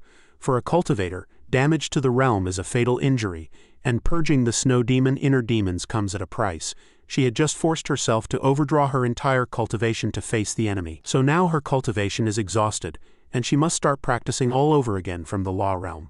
This decisiveness is truly a bit like Sister Ningzu. Elder Zhao kept her eyes closed, leaning tiredly in his arms. Eula sighed in contemplation. After all, he owed her a debt of gratitude. The group slowly departed, leaving behind a field of ruins. Sunlight filled the guest room of Medicine King Valley. Eula stood anxiously outside the window, secretly observing Shueli's medical treatment. Suddenly, the sword spirit hung upside down from above and shouted his name, giving him a huge fright. She asked somewhat displeasurably whether that girl knew the whereabouts of Sister Ningzu. Yuli's heart skipped a beat. He had forgotten about that, but at most it would just be a beating. If it could actually kill him, it would suit him even better. He calculated slyly, thinking it would be fine to just tell her the truth directly. He turned around and offered a casual apology, confessing he had lied to her before. In fact, even the sect leader didn't know where Shen Ningzu had gone, so how could Shueli know? After hearing this, the sword spirit turned around to face him, approaching with a murderous aura. Eula chuckled to himself. Is she unable to resist making a move? In a flash, her right hand turned into a sharp ice spike, stabbing toward the person in front of her without hesitation, stopping abruptly just centimeters from his throat. She warned in a low voice, "I told you, if you dare to lie to me, I'll kill you." Eula suppressed the panic in his heart and answered calmly that he was just telling the truth. This time, besides seeing Shueli, the sect leader had indeed given him the mission of finding Shen Ningzu. Whether they would search together or if she would kill him was up to her. After a few seconds of consideration, the sword spirit dissolved her mana, withdrew the ice spike, and turned to leave. He had actually lied to her for that girl, even daring to face the demonic path with a mere mortal law realm body for her sake. This point was indeed very similar to her sister, willing to disregard everything for what she pursued. The sword spirit made a final decision. Until Ningzu was found, she would follow him. Eula sighed in dejection after hearing this, whispering that it was a great pity. Unexpectedly, she heard him clearly, and demanded to know if he really wanted to die. Eula could only laugh awkwardly, eyes darting about as he made excuses. Suddenly, the guest room door opened, and the Valley Master came out to announce that Elder Zhao's treatment had finished. Shueli was currently sitting on the bed looking out the window. Her complexion looked much rosier, and her spirit seemed refreshed. A call came from outside the door, and Shueli turned back with a gentle smile. It was Eula. He approached full of guilt, apologizing for her damaged cultivation, but she magnanimously said they could just start over. The Valley Master suddenly interrupted. It's not that easy. Cultivators who have reached the Dao realm have built a Dao foundation. Once the foundation is damaged, saying it's easy to repair is one thing, but doing it is another. It's like a piece of rice paper. Once it has creases, it's very hard to restore. Now that Elder Zhao's Dao foundation was damaged, she suggested resting and recuperating for 100 years and not forcing cultivation. Shueli did not agree after hearing this. The Sword Inquiry sect was founded on the way of the sword. If she didn't pursue the way of the sword, it would be a betrayal of the sect. She would never give up. The Valley Master sighed and advised that in the face of the laws of the heavenly Dao, all living beings are but mayflies. Shueli grew even more resolute. Even a mayfly can shake a tree. What does it matter if one dies on the path of pursuing an ideal? The Beisao Valley Master was speechless with shock. When had Elder Zhao become so determined? Seeing the tense atmosphere, Eula hurriedly stepped in to change the subject. Then is there any way to help Shueli? The Valley Master answered slowly that if they really wanted to try, she could tell them a method. Success or failure would depend entirely on fate. In fact, there exists in the world a type of spirit reishi that moves on its own, known as the living celestial Lingzi. Its medicinal properties are enough to repair a Dao foundation. Shueli took over the conversation, saying she heard that 1,000 years ago it was captured by a beastman, but since the despot beast Taoist died unexpectedly, no one knew its whereabouts. That was because he had built a cave 3,000 feet underground. It has now been transformed into a secret realm by the natural sect. Shuili was greatly shocked by this new information.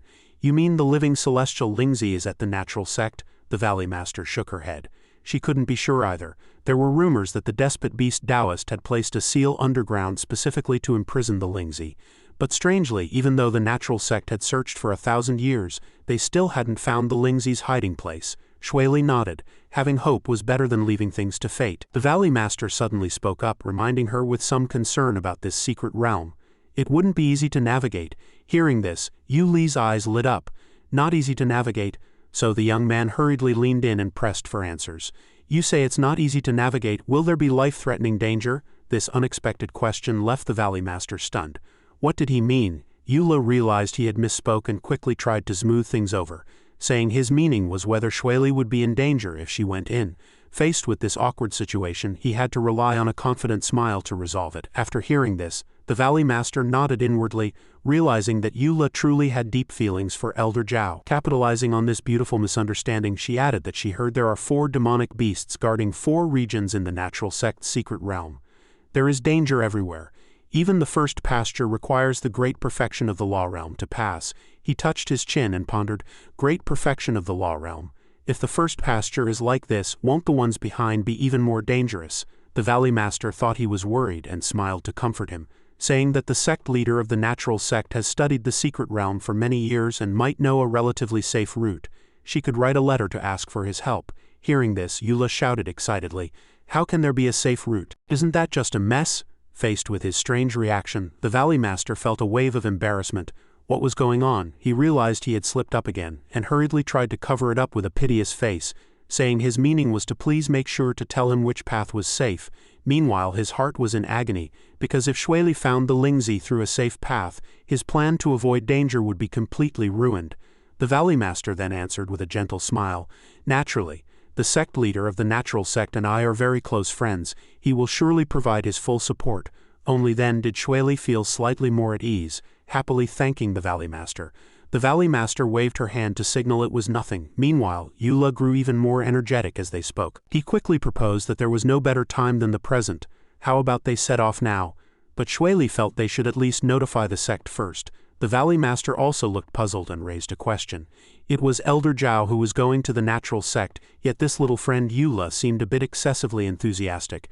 After 3 consecutive instances of abnormal behavior, Eula coughed twice awkwardly, his brain working at high speed to find an excuse to keep the atmosphere from becoming too stiff. Finally, he brought out a standard template, insisting with an air of sincerity that he and Shuili shared life and death and were inseparable. Surprisingly, both of them actually believed him. Eula breathed a secret sigh of relief. He had almost blown his cover. This trip to the natural sect's secret realm had to be handled with caution. The scene shifts to a towering rocky mountain of the natural sect, where the azure sky has been painted crimson by the sunset's afterglow. 3,000 feet below the mountain, lush trees provide ample shade, and a group of white rabbits leaps about freely. Atop the head of one such rabbit sits a tiny human-like figure, let out long sighs. Upon closer inspection, it is a cute little girl with a mushroom-style haircut, dressed entirely in emerald green, lamenting how boring life is as a Lingzi spirit. A new day begins on the flying vessel, and a familiar voice is heard praising the mad alchemist Baisao for being a genius for inventing this. A group of people sits around a table laden with delicacies, at the center of which is a steaming pot. Eula picks up a large piece of meat with his chopsticks and tells Shuili she must try it. In his hometown this is called hot pot. Kai Shuli, needing no invitation, picks up her bowl and begins to gorge herself as if she hadn't eaten for lifetimes. In the blink of an eye she clears her bowl, sets it down briskly and heaps praise upon the meal. In her excitement she speaks without thinking, "This is the best thing I've ever eaten. After my body was nearly ravaged to death by you before, I'm finally feeling better." These words immediately create a misunderstanding, taking the conversation in a very strange direction. A. Li and the Sword Spirit radiate a scrutinizing, murderous aura, thinking to themselves, "It seems Eula gained quite a bit of experience while we weren't around." Eula turns beet red and frantically shouts a correction. It was Shuli's physical body that was destroyed, and now she can only reside within his sea of chi. Shuli, however, looks dazed, wondering if there's even a difference. Hearing this, the Sword Spirit sneers mockingly, remarking that Kai Shuli is nothing more than an artifact spirit herself. Otherwise, how could Eula possibly be friends with a demonic cultivator? Shuli retorts irritably, stating that with her noble status she is certainly not his pet. If she were at full power, she could slap the sword spirit to death with a single hand. Shui Li interrupts with a frown, scolding Shuli and reminding her that as a member of the demonic path, she should be grateful Eula took her in out of the kindness of his heart. If she doesn't know her place, Shui Li won't let her off easily. Shuli, unwilling to back down, immediately snaps back with a biting remark. "With just you," she scoffs, noting how they constantly label others as demonic path while their own sword inquiry sect has a sword demon. Upon hearing this, the sword spirit forcibly lunges forward to push the two apart, roaring, "You're the sword demon, your whole family are sword demons. Do not insult Sister Ningzu." The three of them glare at each other, the atmosphere thick with tension. Eula stands timidly on the periphery, trying to mediate and asking everyone to stop fighting. It's all a misunderstanding, so wouldn't it be better to just sit down and eat hot pot together? In response, all three women scream at him simultaneously, "It's all your fault." Their roar leaves Eula stunned, wondering what on earth he did wrong. After a while, the atmosphere on the boat finally settles down a bit. Eula and Zhao Shuili stand at the bow of the boat as they receive a message from Elder Guang. In the voice message, Elder Guang says that Beisao has already informed him of the situation, and as long as Shuili is safe, all is well. The brief message piques Yu Li's curiosity. Why the sudden contact? Is there something wrong? Ali pulls out a communication device and swipes it open with 2 fingers, causing a pink-purple screen to manifest rapidly, projecting a blurred image of Elder Guang like a hologram. It turns out Shuili wanted him to speak directly with the Elder. As soon as they meet, the Elder states he has something to discuss regarding Yu Li's status as the sword disciple. Eula immediately straightens his back and pats his chest, joking, asking if the Elder is going to send him a gift. Inwardly, however, he sighs, fearing that by the time that happened the grass on his grave would be 2 meters high. Elder Guang, completely devoid of humor, delivers a sharp knock to Yu Li's head, telling him to be serious. The Elder reminds him of his previous statement. A sword disciple must accept challenges once they reach the 4th heaven of the law realm. The original intention was to put enough pressure on the sword disciple before they reached the great perfection of the law realm, but no one expected him to skip that stage entirely and reach great perfection directly. Eula looks blankly, still confused.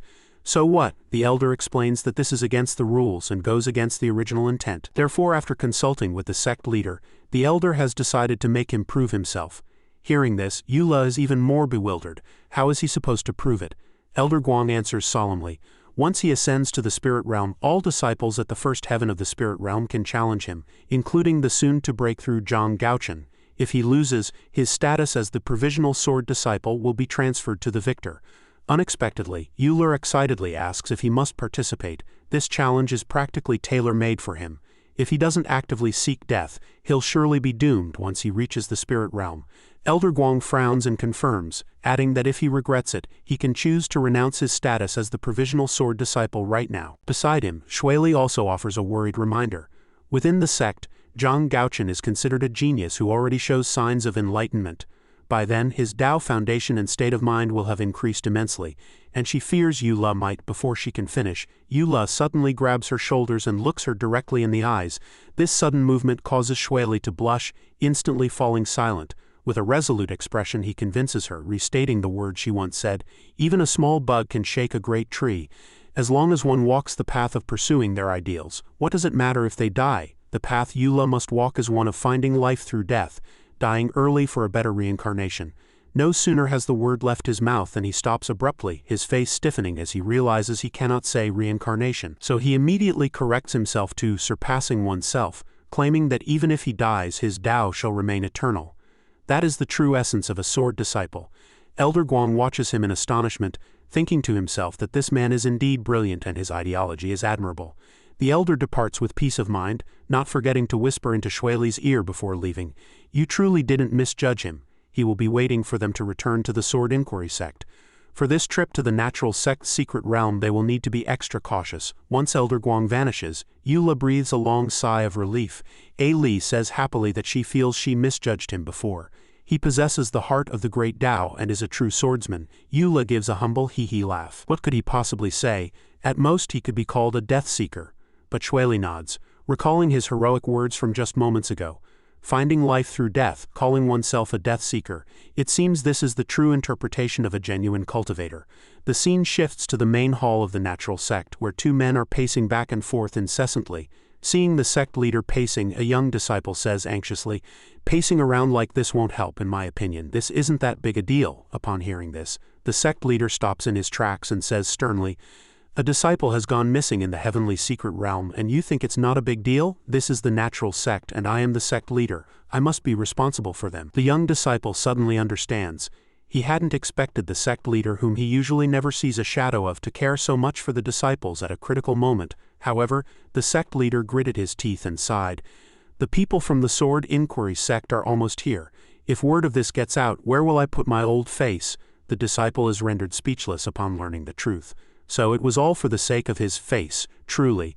"Speak of the devil, and he shall appear." The voice of Zhao Shuili from the Sword Inquiry sect requesting an audience with the natural sect leader echoes through the hall, successfully catching their attention. A massive flying boat breaks through the wind and arrives, visible as soon as one stands at the door. At this moment, the sect leader completely loses it and falls into a panic. He clutches his head and wails in agony. What if they want to use the secret realm? But the issues with the secret realm haven't been cleared up yet. What if something happens again? Driven to a dead end, he grabs his disciple's shoulders and suggests with a silly grin, "How about you be the sect leader instead?" This makes the young disciple look at him with disdain. Do you think this suggestion is funny? While he is shaking and tormenting his own disciple, Shuili and Eula have already landed and entered the hall. Shuili politely asks who the sect leader is, then bows with her hands pressed together, clearly stating that she has come under the guidance of Beisao. She has come specifically to borrow the heavenly secret realm. After spinning his disciple until he was dizzy, the sect leader immediately regains his professional demeanor and advises them not to rush. The Sword Inquiry sect is the greatest sect in the world. Since an elder of the Sword Inquiry sect and the nearby provisional sword disciple have graced them with their presence, how could he not treat them well? Why not rest for 10 days or a half-month first? This proposal is clearly an attempt to evade the issue. Shuili frowns with displeasure, just about to speak. At that moment, his disciple suddenly picks up a communication device to call the sect leader and report a matter. The two walk to a corner to whisper in consultation. Perhaps a message has just been sent back from somewhere? After the discussion, the sect leader returns and coughs a few times. He states coolly that they may enter the secret realm immediately. Having received permission, Ailey bows in satisfaction to express her thanks. Only Eula remains standing quietly, frowning in private thought. He senses something is fishy, but then reconsidered. The more he knows, the slower he dies, so whatever. The natural sect's buildings are grand, currently bathed in the evening sun. At this point, Eula asks the sect leader for guidance. Before entering the secret realm, besides the map for each layer, could they provide information on the spirit beasts of each layer? This is because their trip this time is not a standard trial, but to find the living celestial Lingzi. They must map out the entire secret realm and master the habits and activity ranges of the spirit beasts, so they can easily avoid them. In reality, this is just Eula wanting to make it easier for himself to seek death. Suddenly thinking of something, Eula asks again, "Since this thing is so precious, you won't ask for it back later, right?" The sect leader laughs generously and tells them not to worry. If they truly find the living celestial Lingzi, it will naturally belong to them. As for the things they need, he will have someone prepare them before they enter the secret realm. Having received a satisfactory answer, Eula and Shuili thank the sect leader and take their leave. The sect leader watches the two departing figures. Once they are out of sight, he turns to ask his disciple about the situation over there. Did those fools really faint in a trap just because they didn't look at the secret realm map carefully? The young disciple shudders with a dark face. Although it's embarrassing, it is indeed the truth. The sect leader frowns and orders more people to be sent to continue the search. His right eyelid has been twitching, giving him a premonition of ill omens, and he must find those disciples, send more hands, and ensure the safety of those two fellow Taoists from the Sword Inquiry sect. Before long, the sky grows dark. The natural sect's secret realm is a majestic sight of rolling mountains and winding rivers with trees glowing golden in the sunlight. Eula sits atop a tall tree, making it easy to observe the situation below. He discovers that it should be the lair of the Rabbit King in the first layer of the secret realm. According to the guidance of that bald man, the sect leader, simply snatching away one small rabbit will draw out all the rabbits of the first layer. Shuili turns back to warn him. He has already given her the 2 yuan sword and left Kai Shuli to guard the entrance, yet he insists on acting as bait himself. It's far too dangerous. Eula doesn't back down, his tone firm. Don't forget, I still have to duel Zhang Gaochen and his group. Coming to this secret realm is the perfect chance for experience. The opportunity to break through to the first heaven of the spirit realm is rare, so how can I bring help? Besides, I am also at the great perfection of the law realm. I can definitely help you. Shueli wants to argue, but she is interrupted as soon as she opens her mouth. He explains that this first layer of the secret realm is so large with countless spirit beasts. Even if they have Beisao's spiritual aura-sensing compass, they wouldn't know how long it would take to search. The most reasonable way is for him to draw out the spirit beasts while she searches with the compass. This way he can help Shueli while fulfilling his own grand plan for seeking death. It's simply perfect. Suddenly he calls her name and she responds softly, prepared to listen. This time it's his turn to assist her. After listening, Shueli stammers in response, saying she will find it quickly and come to save him. But that big idiot wonders why her face has suddenly turned red, and the more he asks, the more flustered she gets. She insists firmly that nothing is wrong. The atmosphere between the two of them is exceptionally lively. A few hours later, on the other side of the forest, a figure is sprinting across a grassy slope. It turns out our protagonist is excitedly running at full speed while carrying a small rabbit on his head. Behind him is a pack of rabbit kings in hot pursuit. Eula cannot hide his inner joy, his expression extremely bizarre. How can I let her come to the rescue? You little rabbits, hurry up and chase me. Eula leaps joyfully to evade the pursuit of the rabbit spirits as if playing a game. Only Shueli's side is watching tensely, whispering for Eula to wait for her. She immediately stands straight and tells the 2-yuan sword that she cannot fail Yuli's sacrifice. Everything now depends on it. The longsword transforms into the sword spirit and grumbles, saying she has no interest in hearing her confession, and tells her to hurry up and go. Back with Eula, the atmosphere remains fervent. He is repeatedly dancing on the edge of death, shouting provocations at the rabbits. He excitedly discovers a dead-end valley ahead, meaning he's about to run out of options. He immediately tosses the little rabbit in his arms back to the giant rabbits like a plush toy, startling them into a frantic scramble to catch it. Two of the most muscular rabbits, armed with weapons, charge up to kill him for revenge. Eula calmly opens his arms to welcome it. Finally, the moment has arrived. Yuli's scheme is finally about to succeed. Suddenly feeling a bit bored, he thinks up a move to give them as a farewell. Though it lacks power, just as one of the rabbits charges to within an arm's length of him, Eula delivers a palm strike with extreme relaxation. He names the move Sayonara, but unexpectedly, the ensuing scene leaves everyone aghast. This seemingly playful palm strike actually succeeds in flipping the two giant rabbits, sending them flying into the distance. Eula shouts in terror. How can this be? Weren't the giant rabbits in the first layer of the secret realm supposed to be at the great perfection of the law realm? They should have all charged at once and torn me to shreds in a minute. He looks back at them, only to find that they have all recoiled in fear after witnessing that scene. Eula wails in agony. What's wrong with them? Is everything I did for nothing? No, there's still a chance. There are at least several hundred giant rabbits here. Even if their mana is split equally, being at the 6th or 7th heaven of the law realm is enough to exhaust my great perfection mana and lead to my death. As long as they have no retreat, Eula reaches out his hand once more. He forcibly snatches the small rabbit from the giant rabbit's arms, ignoring its desperate resistance. He holds the small rabbit in his arms, giggling and rubbing against its soft fur. Since a furry fluff lover moment has appeared, he's going to snuggle it to death. Hearing this, the rabbit kings radiate a murderous aura and launch a group attack as he wished. Come on, come and tear me apart. A pack of rabbit demons surges forward with various heavy weapons. Eula is unarmed with the small rabbit tucked in his arms, praising them for a job well done. Now let's see my fists. With a roar, Eula smashes a giant mallet with a single palm strike. He looks around with a contemptuous smile. Is this all you've got? Suddenly, a sharp pain comes from the hand used in the battle. His arm is already injured and bleeding. Eula takes a secret breath. That spiked mace actually has some power. Immediately, the rabbit wearing a scarf is provoked by him and points a finger to give an order. Another squad of fierce rabbits stands in his way. Eula nods privately. Pain is right. This is exactly the feeling I wanted. The scene shifts to another part of the forest where Shueli and the sword spirit are still searching everywhere, but there is still no reaction. It seems the Lingzi is not in the first layer of the secret realm. Shueli is filled with anxiety, wondering how Eula is doing. They must rush back as soon as possible. It seems her worry is misplaced. Over on Yuli's side, a series of wild explosions are occurring as he repeatedly unleashes thunderous punches. Those rabbits are falling at his feet like mown grass. Eula excitedly shouts to the remaining rabbits, "Hurry over here, put some more effort into it."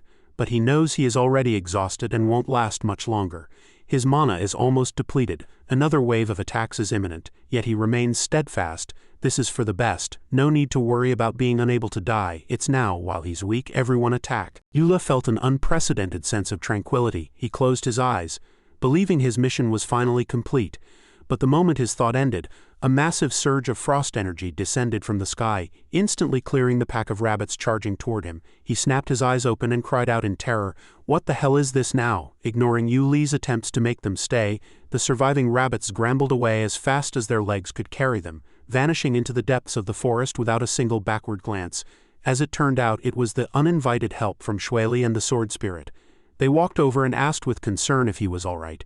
Yu Li collapsed to the ground in agony, forcing out the words that he was fine, which left the two of them looking completely bewildered.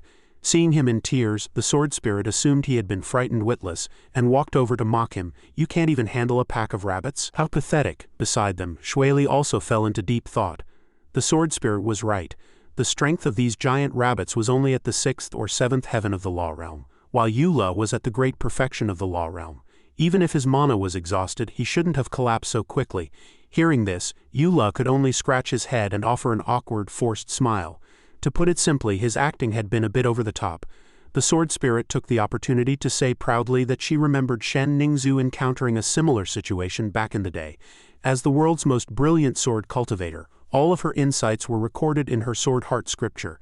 Yu Li was filled with wonder after hearing this, thinking to himself, what exactly is written in that book? But the sword spirit didn't tell him directly. She merely gave him a bored roll of her eyes. She told him to go see for himself. Yu Li was rendered speechless, thinking to himself that girls really were a handful. After a while, Yu Li's facial muscles tightened from excessive mental exertion. He sat on the grass, rubbing his chin as he filtered through the information in the book one by one. After condensing a sword heart and undergoing constant tempering, the mana of the sword heart scripture would become exceptionally sharp, so sharp that it could not be stored in the dantian at all and could only reside within the sword heart. However, the maximum mana capacity the sword heart could withstand only allowed one to step into the 2nd heaven of the law realm. This meant that once this limit was reached, one's cultivation could no longer advance, which was an utterly unacceptable price. Yu Li suddenly realized the truth. It turned out his current great perfection was actually a sham. After years of painstaking effort, Shen Ningzhu had devised two solutions. First, if mana could not be stored within the body, then draw it outside the body.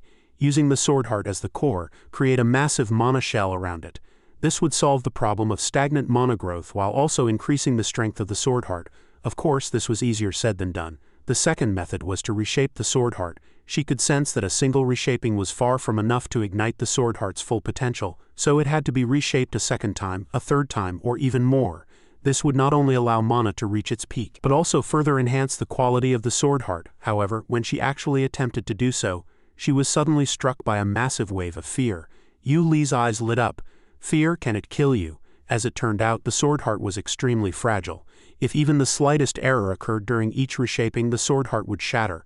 Furthermore, the sword heart was linked to the cultivator's physical heart. If one was damaged, both suffered. The moment the sword heart shattered would be the day the cultivator lost their life. Reading this, Yu Li nodded repeatedly in understanding. So diligent study and hard training really could lead to death. He was so moved that tears filled his eyes. Thank the heavens, thank all living beings, thank the ancestors. To Yu Li this was simply fantastic. He had finally found a way to seek death anytime, anywhere. If his diligent cultivation led to a sudden death, that system couldn't possibly rule it as suicide, could it? Shui Li asked about the situation with concern from the side. He put away his previous playboy attitude and told her with a serious face not to worry. The sword heart scripture was written in great detail. They would go directly to the 2nd layer of the secret realm now. It would be the same old rule. He would act as the bait, but the sword spirit objected, saying he had no mana left at all. He could only scratch his head and make an excuse, saying there must be a technique for rapid mana recovery in the sword heart scripture. Upon hearing this, Zhao Shuili asked curiously, "What kind of method is it?" Yu Li stood with his hands on his hips and answered unhurriedly, "It is extracting blood to refine essence." In the 2nd layer of the secret realm, a brilliant pillar of light descended from the sky, shining directly onto a massive boulder at the mountain peak. 3 blurry figures gradually manifested, Yu Li, Shuili, and the sword spirit. According to the guide, the demonic beasts of the 2nd layer were rock-armed apes, creatures with arms as hard as stone and immense strength, capable of easily lifting a 1,000-pound tripod. They had to kill these beasts, extract their flesh and blood essence, and refine it into mana to be absorbed into the body, thereby restoring their cultivation. Hearing this, Shuili frowned. Extracting flesh and blood? That doesn't sound like a proper technique. The sword spirit flew over and retorted displeasurably, saying that the quality of a technique depends on the cultivator. If someone has a crooked mind, even a righteous technique will harm others. Besides, this was a technique researched by Ningzu. How could there be a problem? Shueli was still unconvinced and was about to argue when Eula stepped in to calm her down first. Although this method was fast, the mana would be mixed with impurities, easily damaging one's foundation. However, by coordinating it with the reshaping of the sword heart, this side effect could be eliminated. Even as he spoke, he secretly lamented, if only the impurities couldn't be removed. The three of them arrived at the edge of a steep cliff. Shueli issued a warning that the territory below belonged to the rock-armed apes, so they had to be careful. Although those demonic beasts weren't very intelligent with his current mana state, it was still very dangerous. Eula looked down and gave a light laugh. It's fine, I've already recovered a bit of mana. Besides, with Boss Sword Spirit taking action, it's a sure thing. And so, the Sword Spirit transformed, her tall figure rapidly shrinking and turning into a sharp blue longsword. A reminder came from within the sword for them to hold on tight, but before Eula could even react, the longsword dove toward the deep valley at an incredible speed. Eula and Shueli couldn't stop screaming in terror. The Sword Spirit encouraged them to hang in there as they would reach the bottom shortly. Within the dark, deep cave, the green glowing longsword broke through the wind as it descended. After circling in the air a few times, she finally decided to land. Upon reaching the destination, the Sword Spirit reverted to her original form. Shueli panted heavily, still shaken, while Eula bent over with his hands on his knees. It turned out he had sword sickness, and was vomiting as if he were going to bring up his internal organs. While vomiting, he complained to the Sword Spirit not to fly so fast next time, as his soul was struggling to keep up with his body. Suddenly a scream rang out. "Look out!" Eula snapped his head up. In the dark corner of the cave, thousands of pairs of glowing red eyes were staring fixedly at him. He backed away in shock. Didn't the records say the rock-armed apes were few in number? These damn records were a lie. Immediately after, packs of rock-armed apes roared and surged forward. Facing the swarming monkeys, the Sword Spirit flew out to meet them in battle. She reminded the two to be careful without looking back, while waving her hand to fire countless sharp ice crystals. The demonic beasts caught in the frontal assault let out piteous cries as they were blasted apart. Massive ice crystals froze the swarming apes midair. The Sword Spirit hurriedly turned her head, warning Shueli that several were charging straight for her. A giant rock-armed ape leapt in front of her. It swung its stone-like arms, preparing for a crushing blow, but the moment it fell, Shueli dodged it nimbly. Suddenly, two other rock-armed apes lunged out from nowhere and headed straight for Eula, giving him a bad feeling. Shueli and the Sword Spirit sensed the danger at the same time and cried out, "No!" Their speed was incredibly fast, reaching him in the blink of an eye. Eula lipped up in fright, thinking to himself that these guys really knew how to pick the weakest target. The two apes roared as they charged, their lead ball-like arms raised high. Eula was backed into a corner and shouted powerlessly, "No!" His hands and feet flailed instinctively, and then an astonishing scene occurred. The companions present couldn't believe their eyes. A basic horizontal slash had actually sent the demonic beast flying as beautifully as a tennis swing. He panted heavily to calm his heart, sensing something was wrong. How did it feel like he was slashing through thin air? Was the first heaven of the spirit realm really this weak? Another demonic beast attacked Eula again. He snapped his eyes open and thrust his sword forward once more. The ape let out a piteous scream, which was completely wrong. Didn't the book say the arms of the rock-armed ape are the hardest part of its body, and require at least spirit realm cultivation to break? Why did that just feel as easy as cutting water? It seemed that just like the first layer, the demonic beasts here had also been nerfed. Shueli fell into deep thought upon hearing this. The demonic beasts here had indeed become weaker. But Eula directly interrupted her, believing it must be the sect leader of the natural sect who intentionally spread fake news to stop them from finding the living celestial Lingzi. A Li retorted, saying that was impossible. The sect leader of the natural sect was the head of a sect and would never do such a thing. As for the Sword Spirit, she didn't join the argument but secretly found it strange. Even if these demonic beasts were nerfed, she had clearly sensed just now that they possessed the strength of the great perfection of the law realm. Eula was also at the great perfection of the law realm. How could he one-shot a demonic beast of the same level when his mana was insufficient? Could he be a monster like Sister Ningzu, possessing the strength to fight across realms? At that thought, the Sword Spirit shook her head decisively. Absolutely impossible. Elsewhere, Eula recalled how the sect leader seemed to be intentionally stalling for time when they first arrived at the natural sect, combined with the anomalies in the first and second layers. Could there have been some change in the secret realm? Zhao Shueli's brow furrowed slightly. A change? Then why did he let us in later? Maybe. Eula nodded in agreement. Probably because they thought the change wasn't serious, or they were afraid of losing face in front of other sects. In short, as long as it doesn't affect the plan, it's fine. He walked over and picked up a rock-armed ape's arm, calling out to Shueli. He informed her that he was about to start reshaping his sword heart, which might take a lot of time. He told her and the sword spirit to go look for the living celestial Lingzi first. Shuili pressed with concern, "Do you really not need us to stay and guard you?" Eula turned and pointed at the mountain of rock-armed apes on the ground, reassuring her that he knew what he was doing. Besides, now that the demonic beasts had become weaker, what was there to worry about? Faced with his persistence, Shuili had no choice but to compromise, repeatedly telling him to be careful before calling the sword spirit. The two departed together. As their silhouettes vanished at the end of the cave, only Eula remained. Once he was sure they were far away, he raised his hand to set up a layer of soundproof barrier. In an instant, dots of spiritual light manifested in midair. Yes, those lights lit up the dark and damp cave like stars. Eula then gripped his sword and silently counted the time. The first reshaping had only succeeded by chance because Kai Shuli was there. Now he had to perform the second step, grinding the edge and tracing the mana source. His face darkened as he locked onto his target and swung his sword abruptly. The longsword slid smoothly into the monster's body. This was extracting blood to refine essence. The rock-armed ape closed its eyes in agony, a low roar coming from its throat as its final resistance. A surge of thick blood-red power erupted from the demonic beast. This power quickly separated from the beast and surged toward Eula. The next step was reshaping the sword heart. While Eula was focused on restoring his mana, he didn't notice a figure observing him from behind a distant rock. She poked out her head with its small pigtails and let out a sly laugh. The next target had appeared. That morning the roar of an elder losing face rang out once again within the natural sect. He roared at a group of disciples, "How could you fall into a trap you set yourselves? Do you have any idea the people from the Sword Inquiry sect arrived today? My old face has been completely disgraced by you." The disciples lowered their heads in shame, only able to apologize in small voices.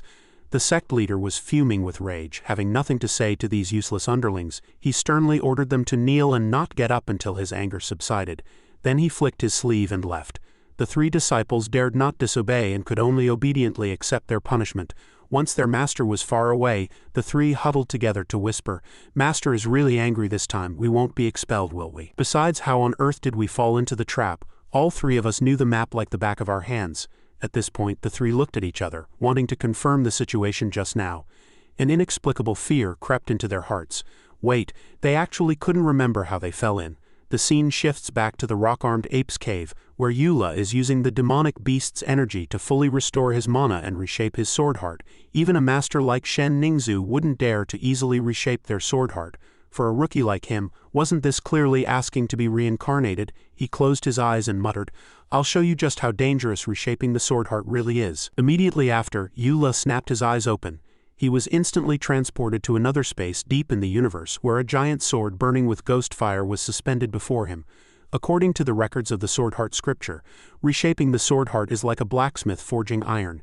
Eula waved his hand to condense a ball of dark red flame around his hand, slowly transforming it into a small hammer radiating intense heat, aimed at the sword. In the end, wasn't it just turning energy into a hammer to smash the sword heart? Too simple. Eula swung his arm and the small hammer struck squarely at the center of the sword heart. A strange sensation followed. He suddenly froze. His knees buckled as he fell to the ground, his entire body feeling as if it had suffered a violent impact. With blood spraying uncontrollably from his mouth, Eula reached out a trembling hand to look. His palm was filled with bright red blood. As expected of a technique even a great expert like Shen didn't dare to practice, it really did have some skill. He let out another wild roar and charged forward, the fire hammer delivering another heavy blow to the longsword. The blue light generated by the impact flew rapidly toward Eula, too fast for him to dodge, and he was directly knocked to the ground, rolling several times. He propped himself up in pain, his eyes filled with tears from the agony. Is this the feeling of death? It hurts so damn good. He looked up at the object in front of him, recalling the Sword Heart scripture stating that the sword heart is extremely fragile and carries a risk of shattering with every mana eruption, with the risk increasing at higher realms. In that case, why not just smash it directly? Having made up his mind, Eula frantically manipulated the fire hammer and delivered a flurry of blows to the sword. Soon, the sword turned crimson and became covered in cracks. Is it about to break? At that moment, the system suddenly popped up a congratulation. First reshaping successful, mana limit increased to the second heaven of the law realm. Eula scratched his head and gave a silly grin after reading it, humbly saying he wasn't that great. The space fell into a dead silence for a few seconds as his brain rebooted.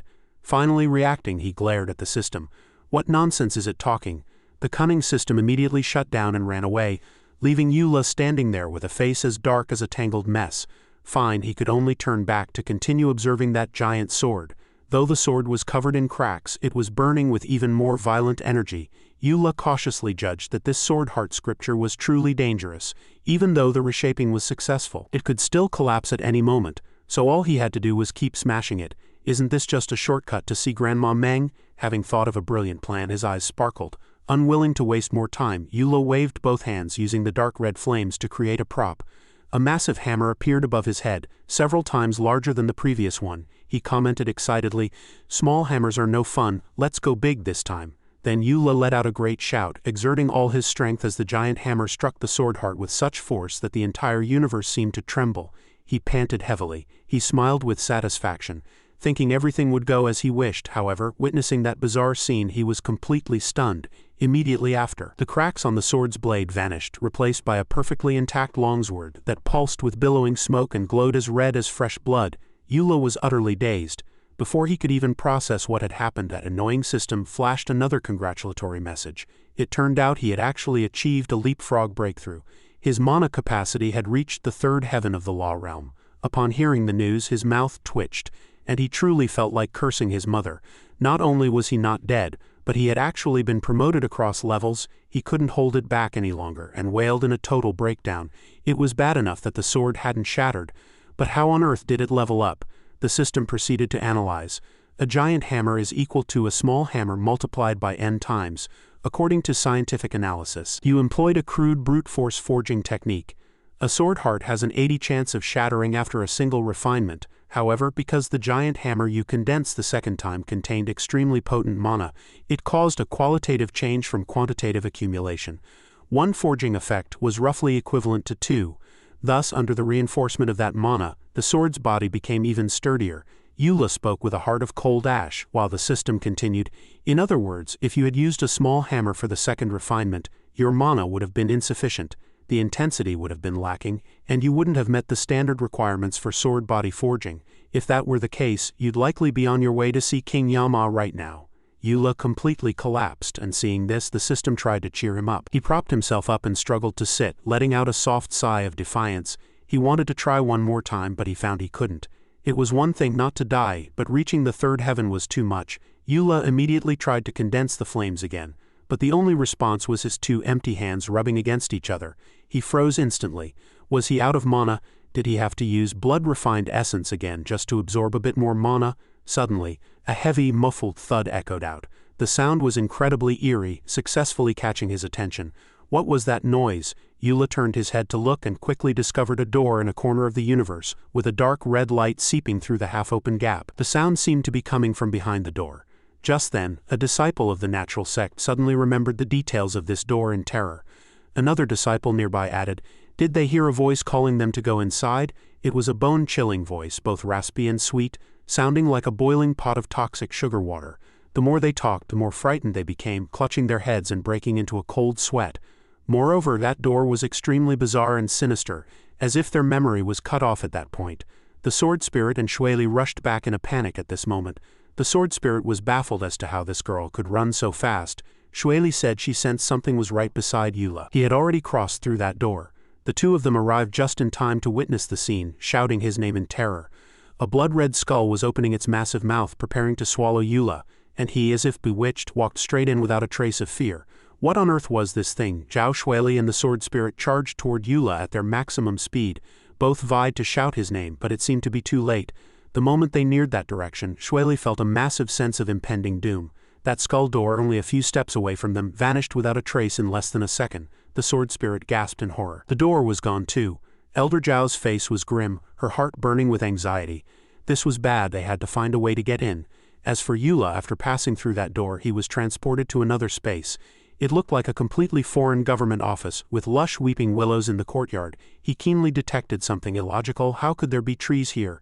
He tried to step forward to observe. In the center of the courtyard was a pool of water so clear one could see the bottom, surrounded by shimmering crystalline light.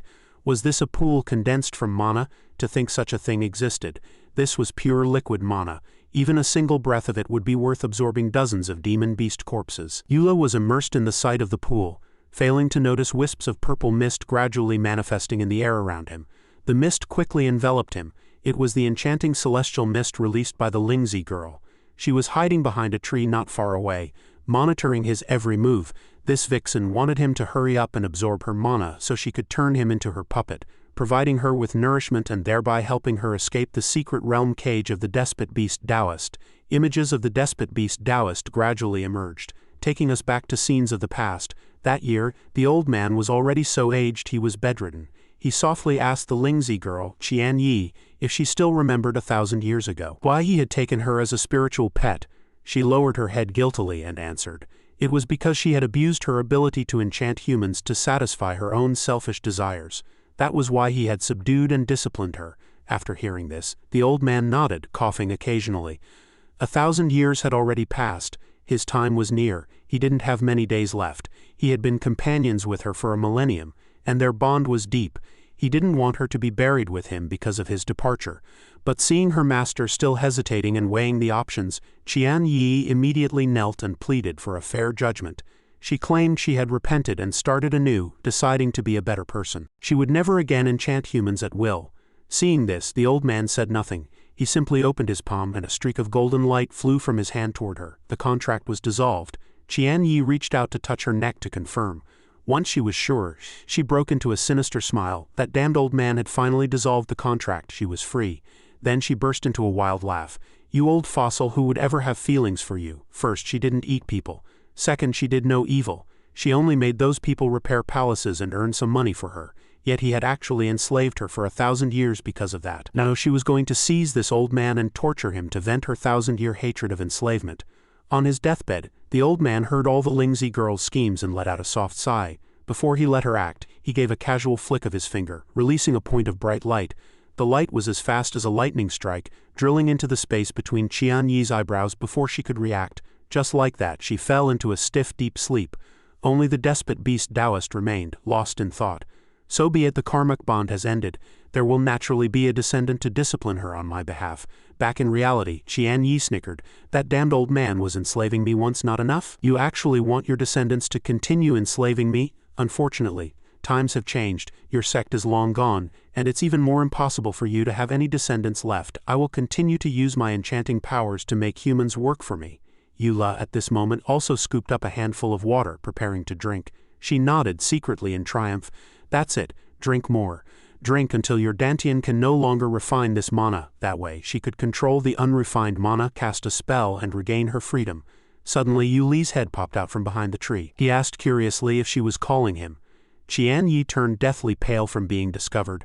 How could he possibly see her? Her invisibility technique could not be seen through by anyone without spiritual perception. He was only in the law realm. How could he see her? Eula answered unhurriedly. You're shouting so loudly here, it would be hard not to notice, right? Immediately after, Eula grabbed the little mushroom on the Lingzi girl's head and hoisted her up with ease. So you're the living celestial Lingzi. Talk about finding it without any effort. But she struggled desperately and argued back, lying and saying she wasn't a Lingzi. Eula thought to himself, this girl is really good at making things up. Then what's that thing on top of your head? Do you think I'm blind? Despite this, Eula decided to play along. After putting her down, he feigned ignorance and asked who she was and why she was hiding behind a tree peeping at a handsome guy. Qian Yi put her hands on her hips and told him not to be so narcissistic, then stuttered out a fabrication, saying she was the guardian of the spirit spring, and was observing the chosen one. Seeing that he seemed to believe her, she triumphantly wove a perfect script. Not just anyone could enter, only the chosen one could see that door. She urged him not to distinguish between good and evil and to hurry up and absorb the spirit spring to increase his strength so she could also finish her mission. After hearing this, Eula looked back with a cold smile and evaluated. This mushroom spirit scamming methods are far too clumsy. Even a third-rate novel wouldn't dare to write such a dangling a carrot scenario falling from the sky. So he coughed a few times and gave her some half-joking pointers, saying she should say it like this. I see that you, young hero, have extraordinary skeletal structure and innate talent. As long as you pass the trial, you can obtain the mana of the spirit spring. Then he leaned close to her ear and whispered, humans are all perverse, they won't cherish something obtained too easily. You should set up a few more obstacles. Qian Yi actually listened with extreme seriousness, nodding her head as her eyes sparkled, indicating she had learned something. But then she felt something was wrong. After thinking it over, she finally realized, jumped back in a rage and roared. What a cunning human, daring to call her stupid in a roundabout way. Today, even if you don't want to absorb the spirit spring, you're going to drink your fill. Eula thought to himself that the way this mushroom spoke had a familiar vibe. He couldn't help but think of Kai Shuli. It seemed this mushroom might have some sort of magical power to make people dazed. Rather than being enchanted by her again, it was better to play along. At that thought, he feigned the entry of toxic gas into his body, his expression turning blank with drool running down his chin. He muttered to himself, "This mana is really potent." Before she could react, he suddenly lunged with a splash into the mana lake, essentially throwing himself into the net. He popped his head out and took a breath. "I'm alive, still alive." Eula took the opportunity to summon his longsword from his arm. He thrust the sword into the bottom of the lake. He didn't know what tricks were hidden in this spirit spring mana, but he hoped it wouldn't disappoint him. The Lingzi girl was still frozen there. Everything had happened too fast, making her feel as if she weren't quite conscious. As for him, seeing the situation was stable, he tossed the sword aside and sat directly in the center of the lake to begin casting his spell. Wisps of blue and white power rapidly rose from the surface of the lake, subsequently forming a spiral that enveloped him. Qian Yi couldn't help but marvel at the scene before her. This new way of absorbing mana was quite interesting and looked even faster than her enchanting him to drink water. But no matter what method you use to absorb it, the faster you absorb, the less you refine. Once the mana he absorbed exceeded her refinement capacity, she would have her way. At that thought, Qian Yi snickered sinisterly. In the rock-armed ape's cave, wisps of white smoke diffused. It squeezed into every corner, searching every crevice of the cave. As it turned out, these were Zhao Shuili's mana. She concentrated her mind to sense the information sent back by the mist, only to discover to her shock that she found nothing. She couldn't even capture a trace of his aura. Eula didn't know where he had been transferred. Upon hearing this, the sword spirit dismissed the idea, saying that since there was a seal, he must still be within the secret realm. It was just that the old man from the natural sect hadn't told them about the portal, nor was it mentioned in the records. Shuili fell into deep thought. This was indeed very strange. Eula was the provisional sword disciple of the Sword Inquiry sect, so the natural sect certainly wouldn't want anything to happen to him. Unless even they didn't know, the sword spirit was startled. Even the natural sect didn't know. Could it be the place where the living celestial Lingzi was hiding? The scene shifted back to Eula, who still maintained his posture of absorbing mana in the lake. Qian Yi observed with a dark face. The last 3 cultivators had filled their mana in less than the time it takes an incense stick to burn. Yet this guy was taking even longer. He must be a core disciple of an outside sect. The benefits obtained from him would surely far exceed those of those 3 ordinary disciples. At this point, her imagination also took flight completely, fantasizing about herself sitting comfortably on a throne while he knelt below to present precious sacrifices. She really couldn't help but laugh wildly with joy. She would teach him the wickedness of this world. At that very moment, Eula, who had been focused with closed eyes for a long time, suddenly snapped them open. She jumped in fright, wondering if she had accidentally laughed too loudly. But he said nothing. He only moved his hands close to the water's surface, slowly immersing his entire arms into it. Was he absorbing with his hands? To think he could even use his hands, as expected of a core disciple with many methods, but that was as far as it went. She had spent over 100 years setting up this trap. The spiritual energy here was thin. After waking from the seal, day after day and year after year, she had been alone, constantly absorbing the thin spiritual energy of heaven and earth and converting it into mana for storage. Fortunately, after the spirit spring formed, more and more demon beasts were enchanted by her, all becoming her nourishment, and her speed of absorbing spiritual energy increased significantly. The spiritual energy she had accumulated now was such that even a Tier 10 spirit realm cultivator would explode and die from inhaling too much. Just as she was lost in thought, she was surprised to find Eula suddenly diving headfirst into the lake water. He opened his mouth wide and gulped down the water, as if he had been thirsty for a long time. Qian Yi's hands were trembling. She was truly going to explode with rage. Feeling this was simply preposterous. Had modern cultivators reached this level of formidable strength? How could a human cultivator's Dantian have such a large capacity? Unless he wasn't human. He poked his head out of the water, hurrying to open his mouth to breathe fresh air. Water droplets splashing from the tips of his hair in a movement that appeared extremely skillful. However, after doing this, Eula closed his eyes again and returned to silence. She still stood in the distance, monitoring warily. Seeing that he hadn't moved for a good while, she asked herself in doubt, had he finally reached his limit? Then it was her turn to harvest. Before she could finish her sentence, he suddenly stood up. A roar like a torrential rain echoed out, followed by an outward explosion of energy. The Lingzi girl squeezed her eyes shut, struggling to withstand it. The shockwave he created was incredibly terrifying. shaking her so much that her posture became unstable and the muscles on her face wrinkled together, making her look quite disheveled. After a while, everything finally returned to calm. Qian Yi leaned against a nearby tree trunk to steady herself. Was that a breakthrough just now? But according to the realm she observed, how was he still at Law Realm Great Perfection? What kind of technique exactly are you practicing? Yu Li's face was dark, and he still maintained the posture of looking down at the spirit spring. The shimmering lake light was reflected in the depths of his eyes, as if he truly were bewitched. Suddenly, he exerted all his strength again in excitement and stomped violently on the water's surface, sending splashes into the sky. Qian Yi's mouth fell open in shock. He could still continue. Just like that, he sucked all the remaining lake water into his belly in one go, his stomach becoming round and bloated, which startled the Lingzi girl into a piteous cry. "Stop drinking, it's gone. There really isn't even a drop left." The mana she had accumulated for hundreds of years had been completely sucked dry before she even had time to wipe her tears. A crisp crack sound was heard, and she immediately felt a sharp, tearing pain throughout her entire body. Her strength left her, and she collapsed to her knees, unable to stop herself from trembling as she looked back for the culprit. Who else could it be? It was our protagonist, currently entering tree-gnawing mode, having bitten off a chunk of wood from the tree trunk. Qian Yi was so angry she charged forward and unceremoniously kicked Yula away, screaming at him to shut up. He was kicked into a daze and sat in a corner rubbing his head.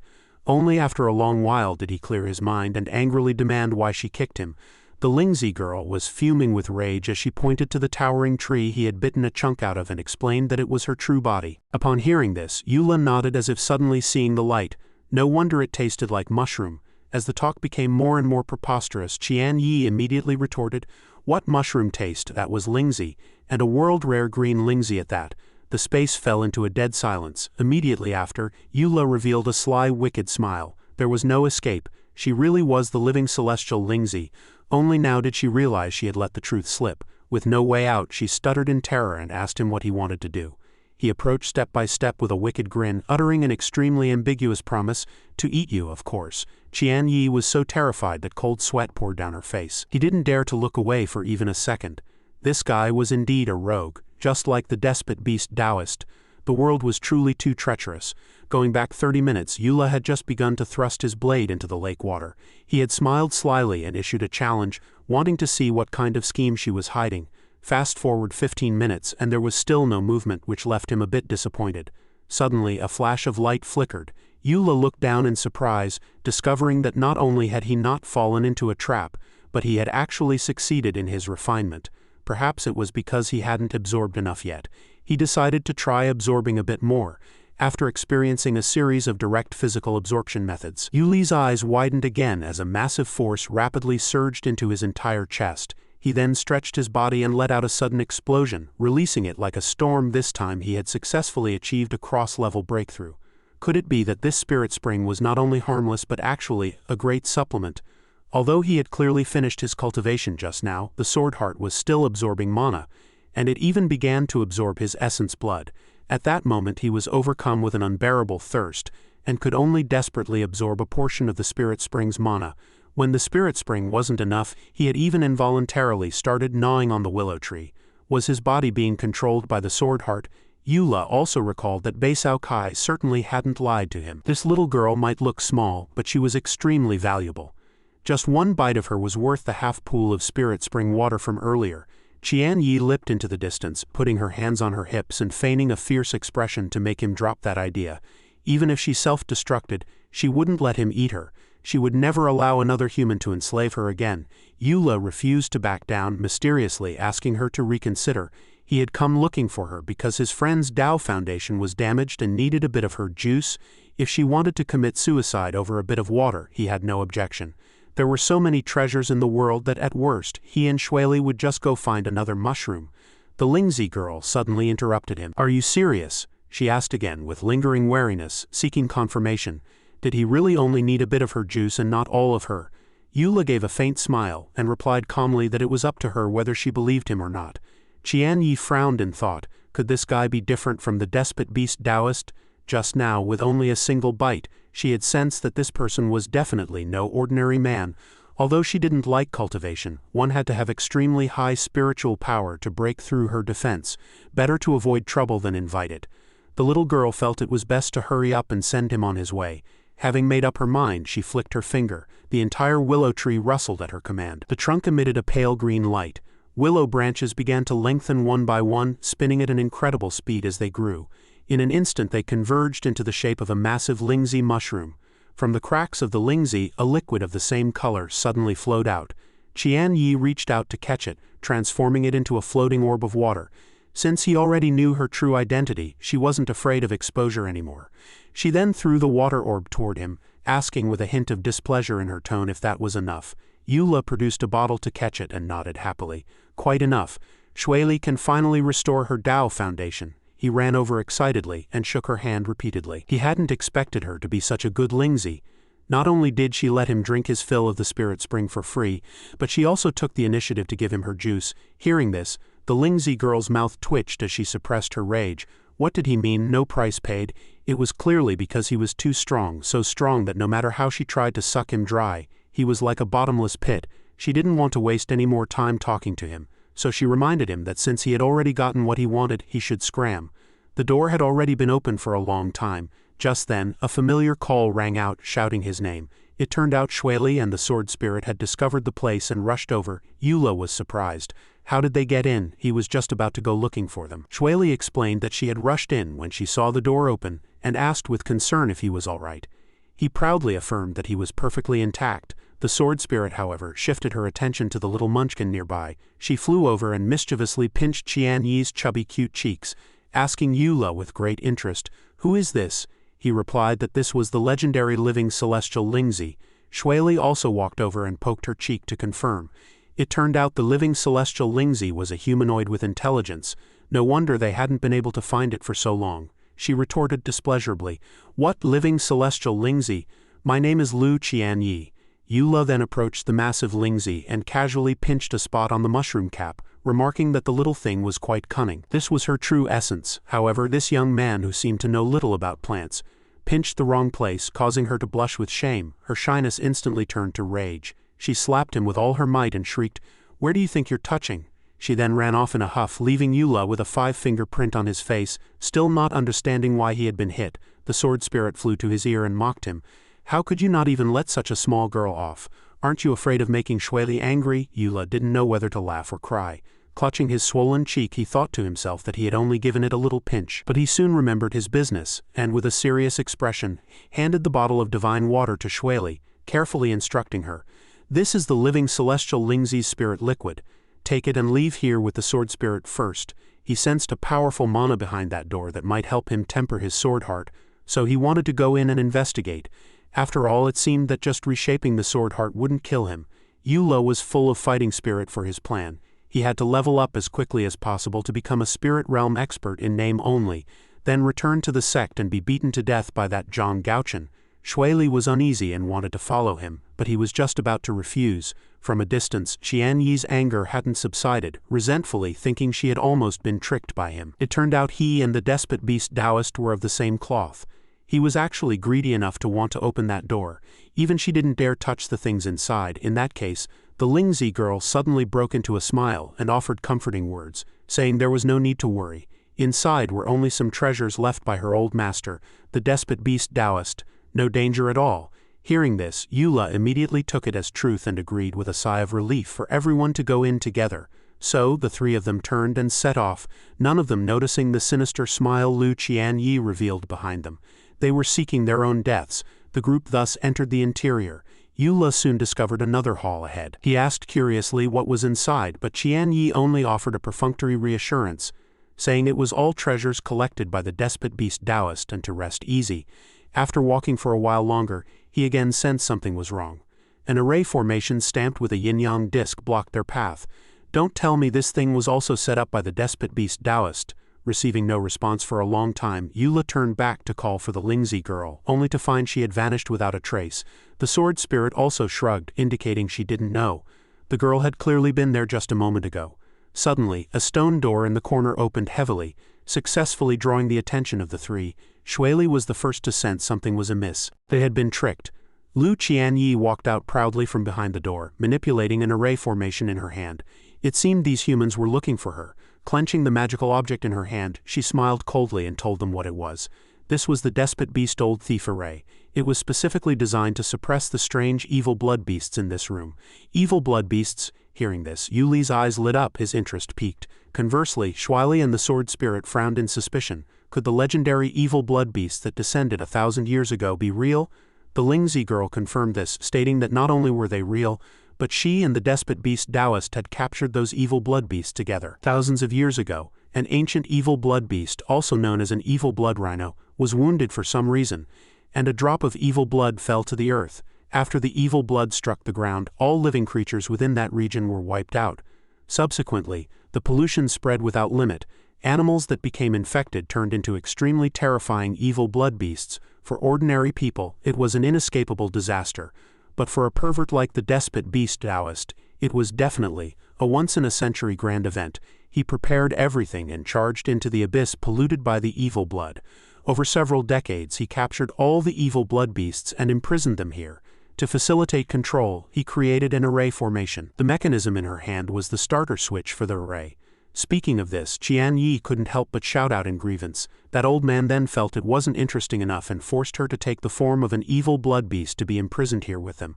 How do you think a Lingzi spends its days? The surrounding space fell into a dead silence for a few seconds. Eula spoke first, a bit awkwardly.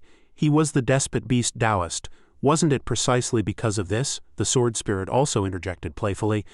I'd only heard before that the despot beast Taoist liked to collect monsters. I didn't expect him to have this fetish too. Little mushroom, keep going. What else did he like to make you do? Lu Qian Yi lowered her head, her eyes welling with tears as she whispered that he also made different evil blood beasts mate. He forced her to constantly monitor their breeding process and record every single detail in a book. Eula and the sword spirit let out excited exclamations, while only Schweili, who stood nearby, was both ashamed and annoyed, her fists clenched tight. She swung her sword, wanting to end the conversation. Enough. They had no way to verify the grievances between her and the despot beast Taoist. No sooner had her voice fallen than the ground began to shake violently, as if a high-intensity earthquake had struck, throwing everyone off balance. Once the shaking subsided, the two women landed gracefully, while only Eula fell freely to the floor. They warned each other in terror as a group of massive spiders appeared, their bodies covered in glowing red patterns. He looked up, stunned. These spiders were the masterpiece of the Lingzi girl's sinister smile. Puny humans, are you scared witless seeing evil blood beasts for the first time? However, Eula showed no sign of fear. He blinked and continued to observe.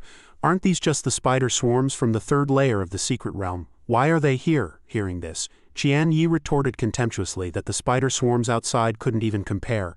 These were the ancestors of those spirit beasts outside, with strength at least the first heaven of the spirit realm. Eula immediately locked onto his target. He then leapt up and drew his sword. Before anyone could react, a heavy strike of incredible power fell, successfully cleaving the monster in two. Seeing this, the Lingzi girl broke into a cold sweat. Before she could even finish her sentence, he had killed a giant spider. Immediately after, two more lunged forward. Before them, he looked no larger than their toenails. They hissed and charged toward Eula, pouncing manically. He also swung his sword repeatedly, the sword light crisscrossing so intensely that it was blinding. The remaining three stared fixedly like they were petrified. Unable to believe their eyes, in a short while the spider corpses had been sliced into fragments by him, falling all over the ground like autumn leaves. Eula landed, gasping for air. He looked around and marveled, so strong. He picked up the weapon that had just performed so brilliantly and examined it. The chopping sensation was good. It seemed these spirit beasts were not only hard but also agile, truly worthy of being evil blood beasts. As for Lu Qian Yi, she was mentally traumatized, clutching her head and screaming. Didn't he think his standard for evaluating the enemy's strength was a bit insulting? Those were at the seventh heaven of the spirit realm. To think they were killed by him the moment they showed their faces, slain in a single second. Do they even have the face to see anyone again? Schweili still hadn't recovered from her shock. She asked the sword spirit if she felt Eula was excessively strong. Although the sword spirit was unwilling to admit it, she had to concede that the kid was indeed formidable. Before she could even finish her thought, the Lingzi girl's murderous aura erupted again. Since he liked that feeling, fine. Her eyes were sharp and full of calculation as she muttered under her breath, "Fine, I'll grant your wish." Another door was opened, and the breath of death spewed out with it. Through the gap, a pair of fiercely glinting blue eyes could be seen as a massive wolf-like creature stepped out. The monster's eyes glowed in the darkness as it bared its serrated fangs and roared, its voice shaking the entire area. Yuli's face darkened, becoming somewhat wary. The spirit beast approached step by step, its hooked sharp claws treading heavily on the ground. Lu Qianyi had already hidden on high ground to observe and ensure her safety. She introduced it sinisterly as the heaven-swallowing flying wolf. As the name suggested, it was both fast and gluttonous. Not to mention you human cultivators, it could even bite through the heavens. Yula turned and discussed the battle plan with the sword spirit. She was to protect Shuili and leave these guys to him. Elder Zhao stared at him with worry but ultimately said nothing more. The giant wolf then raised its head and let out several primal howls. He simultaneously dropped into a stance. Yula swung his sword to attack. The sword tip immediately erupted with several streaks of sword chi that shot forward. These sword chi flew toward the heaven-swallowing flying wolf like arrows of light. Does he want to create distance through long-range attacks? The Lingzi girl evaluated disdainfully. That move is useless. With just that bit of sword chi it can crush them in one bite. But just at the moment they were about to be bitten, the sword chi suddenly veered and dodged. As if possessing intuition, the sword chi immediately transformed into human fingers, luring the giant wolf closer. Just as the monster approached in confusion, it took a heavy punch to the cheek, followed immediately by an uppercut combo. Those sword chi acted as if they were playing with it, transforming into several wriggling strange hands around it to constantly provoke it. The heaven-swallowing flying wolf flew into a rage from the humiliation. Unable to remain calm any longer, it barked manically and leaped up and down, trying to bite back at the sword chi, but it seemed to have no effect. Yula gave a bitter laugh. It was clearly just a stupid dog after being toyed with for a long time. The sword chi was already circling the wolf's head, leaving it no chance to resist. Having been spun until it was dizzy, it was now his turn to reach out his finger and give it a light flick. Its body collapsed to the ground with a boom following that finishing blow, falling into a total coma. This epic battle was completely unexpected, and Qian Yi stared with wide eyes in disbelief. Shuili and the sword spirit were also stunned. Their mouths wide open and speechless, Yula proudly straightened his back. With his longsword propped on his shoulder, he said half-jokingly to the little mushroom, "This monster is no good, not fast enough, and the tactile feedback is poor. Fortunately, I've already collected some power." Her pride wounded, Qian Yi shouted, "Don't get too ahead of yourself. If that's the case, then take them all on together." She immediately pressed the array starter button. This time, multiple stone doors were pulled open heavily. The gates opened to their maximum height. Terror from hundreds of thousands of years ago gradually manifested. That bear was an armored brown bear followed by a giant bird, the iron-veined ground chicken, and that fiery red fox was the fire soul fox. Finally, there was the valiant silver shadow steel fox. The group of spirit beasts as tall as stone pillars swarmed toward Yula in a dark mass. The Lingzi girl laughed wildly in triumph. "With so many monsters, there's bound to be one that suits you, right?" But he showed no fear, only curling his lip in mockery. He then spun his sword to bring up a wild wind, blocking the giant bear that wanted to pounce and attack. Yula took the initiative to circulate his chi and fly into the air, the sword chi whistling as it slashed forward with his gesture. The spirit beast suffered heavy strikes of absolute power, one after another, howling in pain. They tried to roar in resistance, but the rain of swords continued to fall incessantly, leaving deep wounds on their thick fur. In a short while, the divine sword was already stained with blood. He ended the brilliant battle with flair, leaving behind a group of spirit beasts collapsed on the ground like mown grass. "How is this possible?" Qian Yi slapped the table and stood up in indignation. Yula unhurriedly turned back and thrust his blade deep into the corpse of a spirit beast he had just defeated. He put his hands on his hips happily, not forgetting to thank Senior Living Celestial Lingzi for the gift. Leaving her speechless with rage, he would receive the essence blood of these monsters with a brilliant smile. Without further ado, Yula then sat down and began to cast his spell. With so much essence blood, it should be enough to temper his sword heart once more. Immediately after, a tremor occurred, shaking the entire dark area. The Lingzi girl let out a startled cry. "What's happening now?" A blurry spectral head emerged from within Yula, surrounded by a surging sky-high inferno. "Has this boy fallen into a demonic state?" Sensing the situation was taking a turn for the worse, Shuili and the sword spirit shouted at him, trying to force him to stop. But the head continued to rotate, violently spewing sparks that blocked anyone who dared to approach. With his eyes shut tight, he seemed unaware of what was happening as the fiery aura tunneled into his chest. Then, as if sensing something, Yu Li's eyes snapped open, filled with terror. On the hilt of the Qingming sword, a sharp singular eye had appeared. It glared back at him, radiating a murderous aura that was not to be underestimated. This cyclopean eye seemed to possess its own spiritual essence, manipulating the flames to pounce upon him. Each flick of fire acted like a supple rope, searing him as it coiled around his entire body in an attempt to control him. What on earth was this thing? Yula bowed his head as more and more flames entwined him.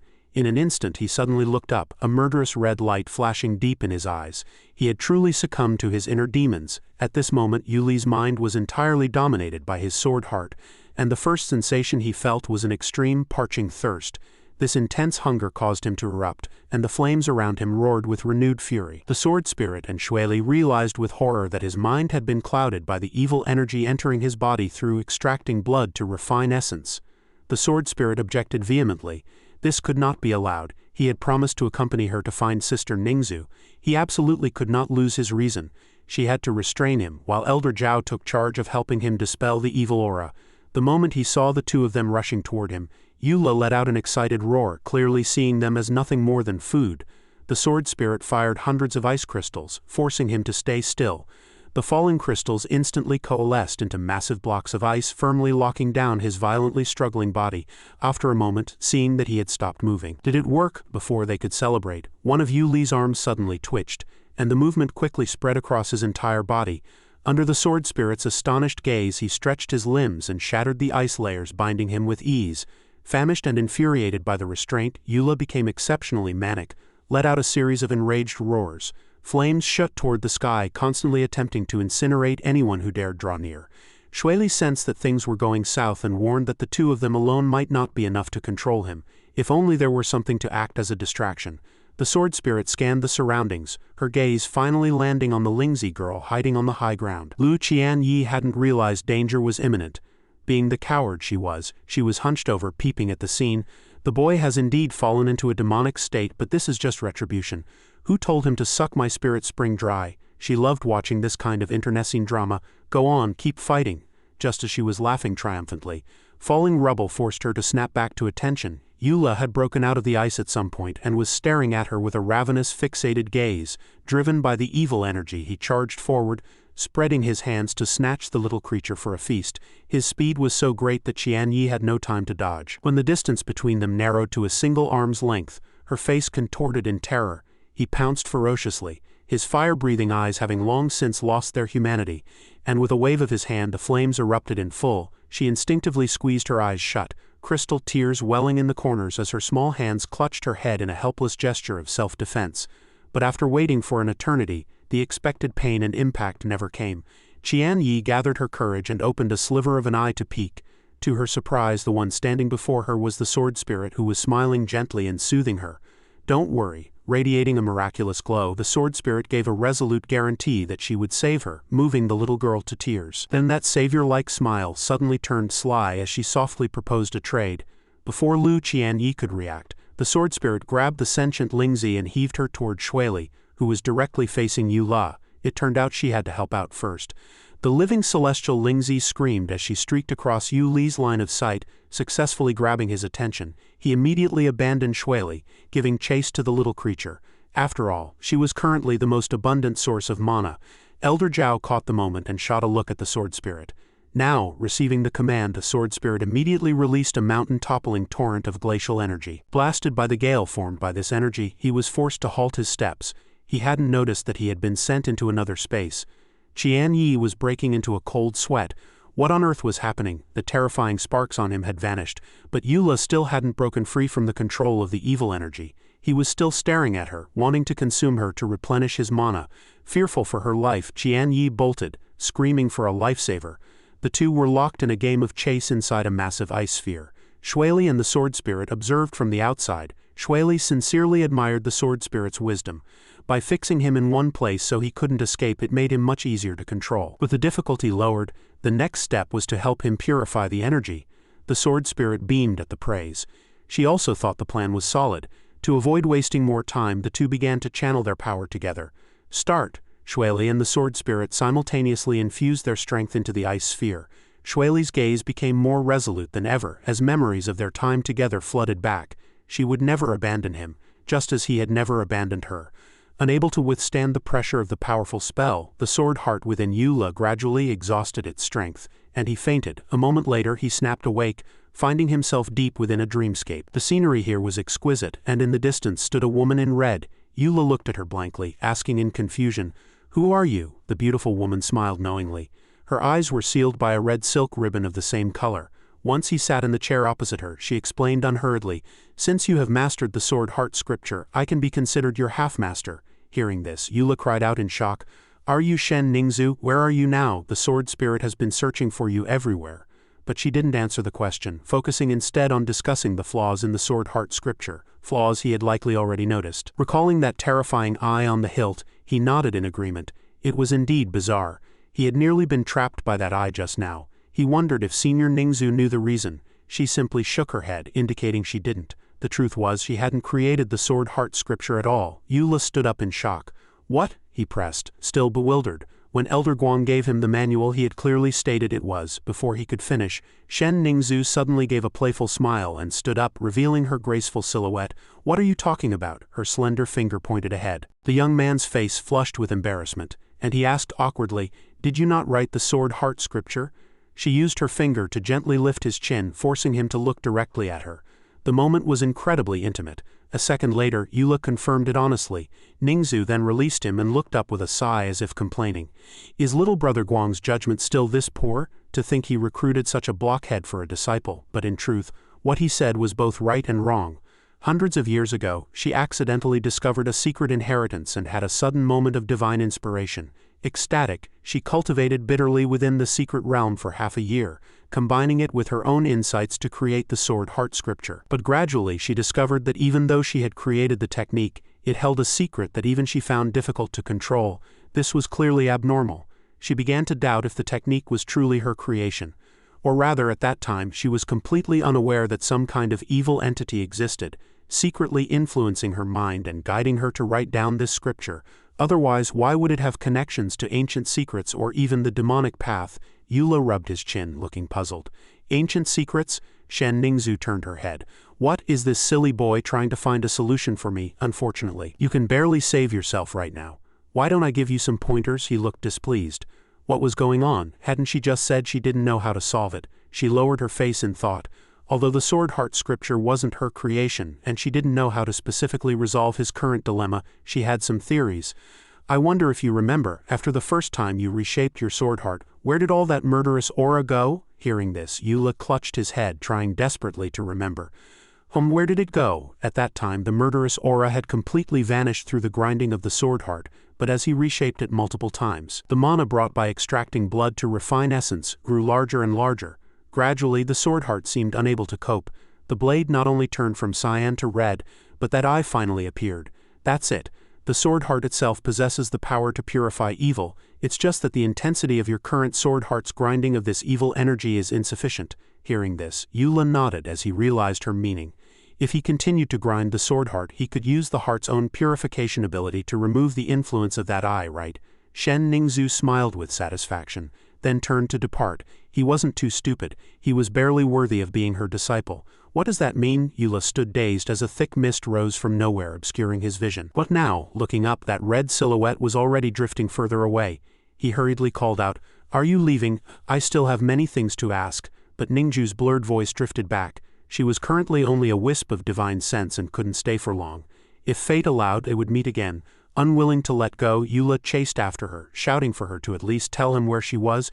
Just as he was about to grab her, she dissipated like smoke, only having time to urge him to take good care of the sword spirit. He exerted too much force and slipped, falling straight into a deep pit beneath his feet.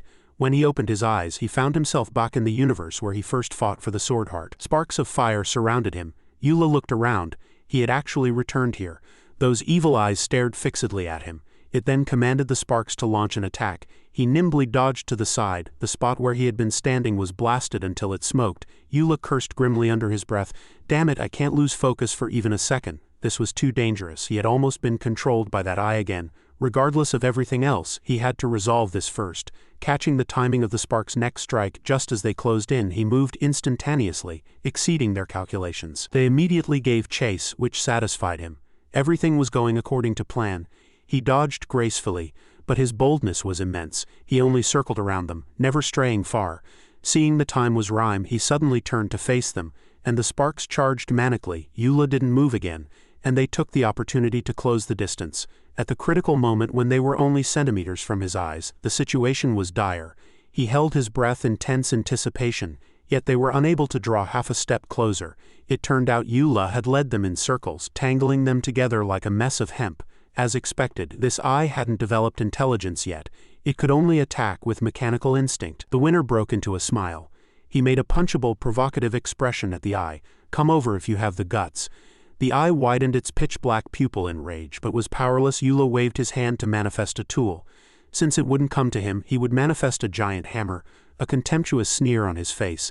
Then he would go to it. He charged forward aggressively, swinging the massive hammer down hard against the sword heart. With a world-shaking boom, he exerted all his strength to strike the longsword. The hammer vanished, and the sword heart simultaneously erupted with a blood-red blinding light. The eye at the hilt seemed to want to say something in its fury. Cracks began to appear, spreading crisscross across the entire eye.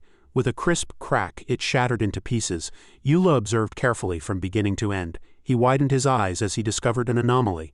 The red on the sword's body had actually turned back to cyan, and it radiated a brilliant light. His body also sensed a brand new power.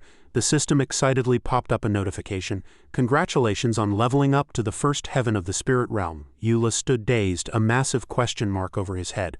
"What the hell?" Then his vision went dark, and a familiar voice called his name. It was Shueli. She shouted for the third time in her anxiety, shaking him as she toned him to wake up. Eula finally opened his eyes and returned to reality.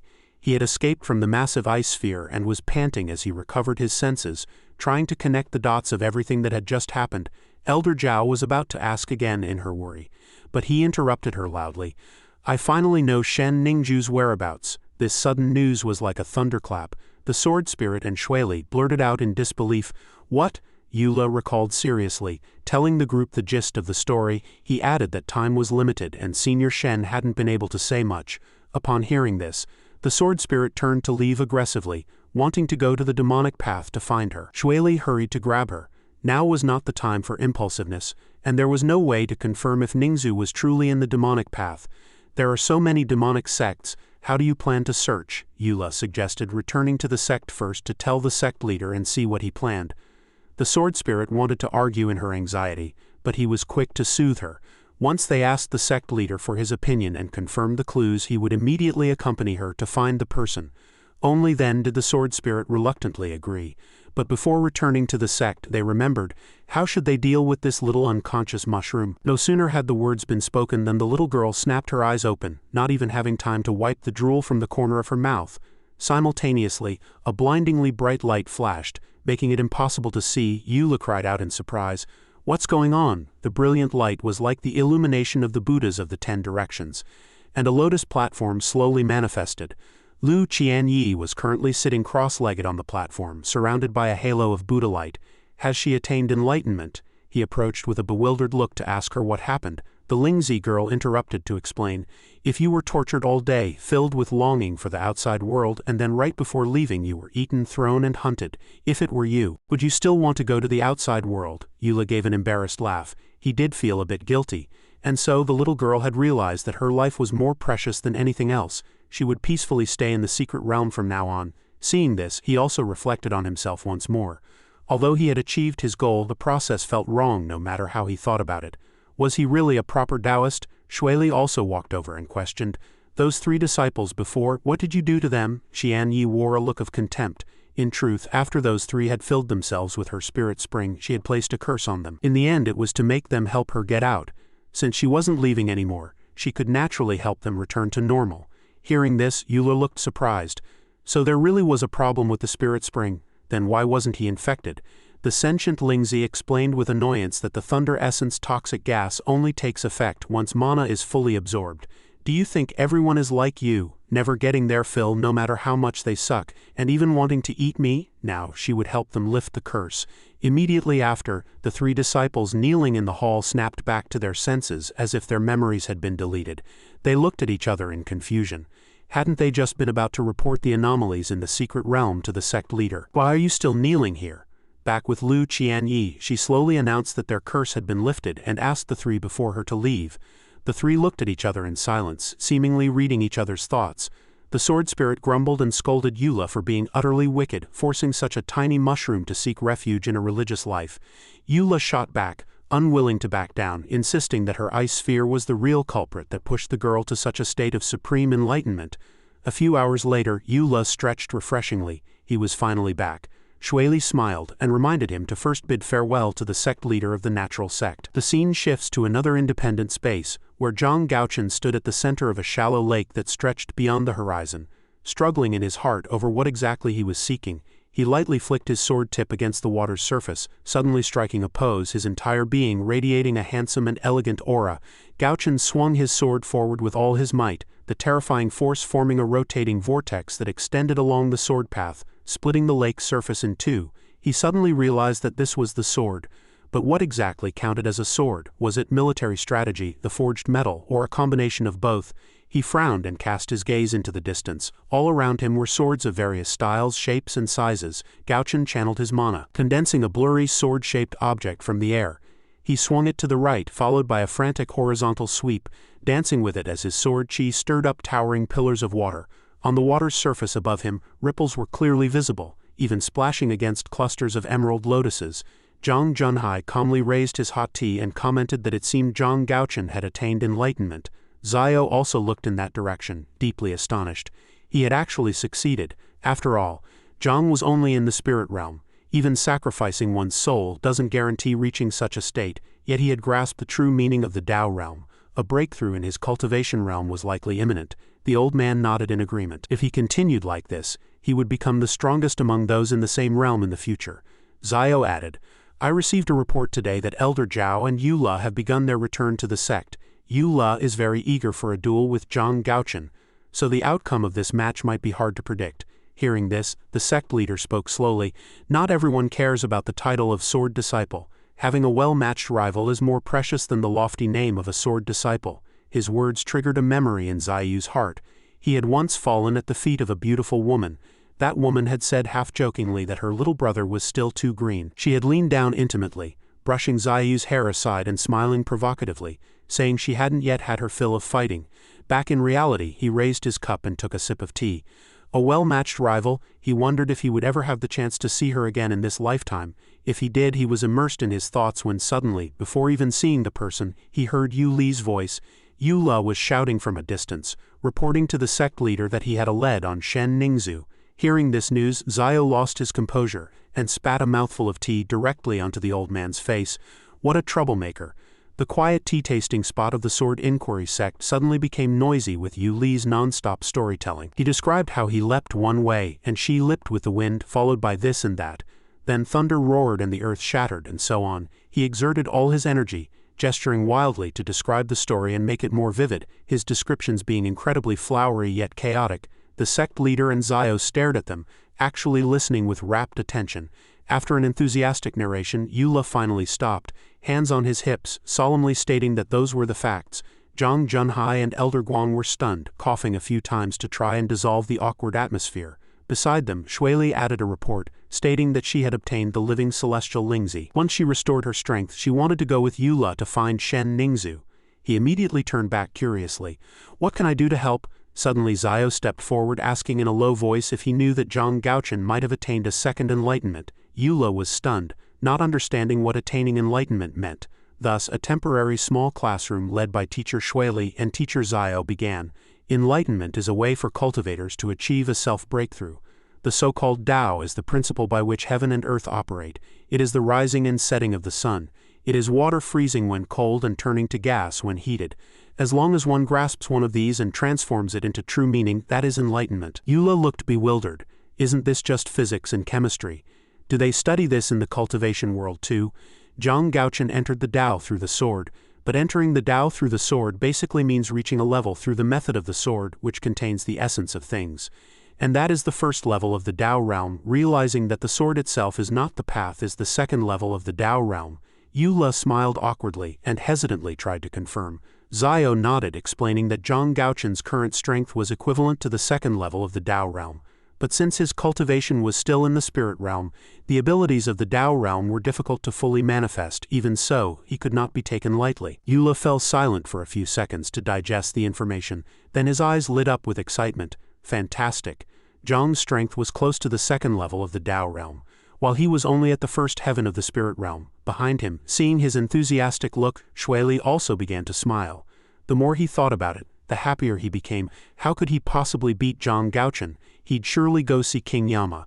Thus he couldn't help but laugh toward the sky, while Elder Zhao thought he wasn't intimidated by his opponent's second enlightenment and admired him to no end. That morning, thousands of spectators gathered around the arena. Eula looked around curiously. "Why are there so many people here?" Shuili explained that everyone wanted to see Zhang Gaochen's strength after his enlightenment. Hearing this, he felt delighted. It seemed that so-called enlightenment was indeed very powerful. Elder Guang hadn't lied to him. Eula then channeled his power and leapt onto the stage. Facing Zhang Gaochen, Eula felt that despite the talk, he still had to use his brain if he wanted to naturally die by Zhang's sword during the match. He spoke first.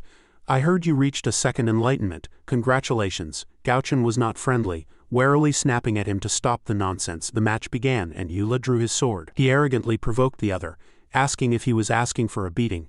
He would fulfill his wish, telling him not to have any reservations and to use his full strength.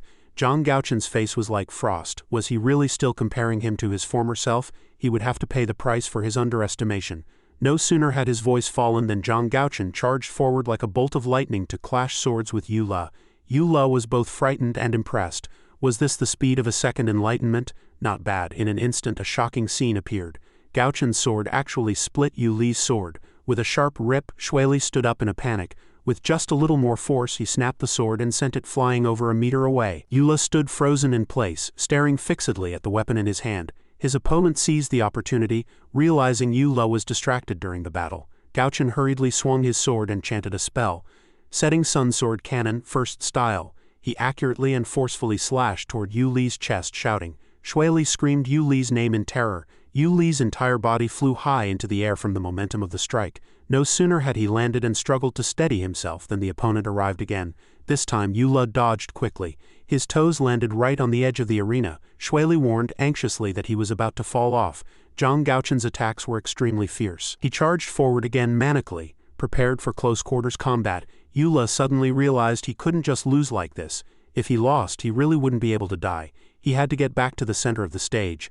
With that thought, he stepped aside and dodged a blow. The sword tip brushed past a lock of his hair. It was Yuli's turn to counterattack. He suddenly gritted his teeth and threw a punch. Caught off guard, Zhang Gaochen took the punch squarely in the abdomen.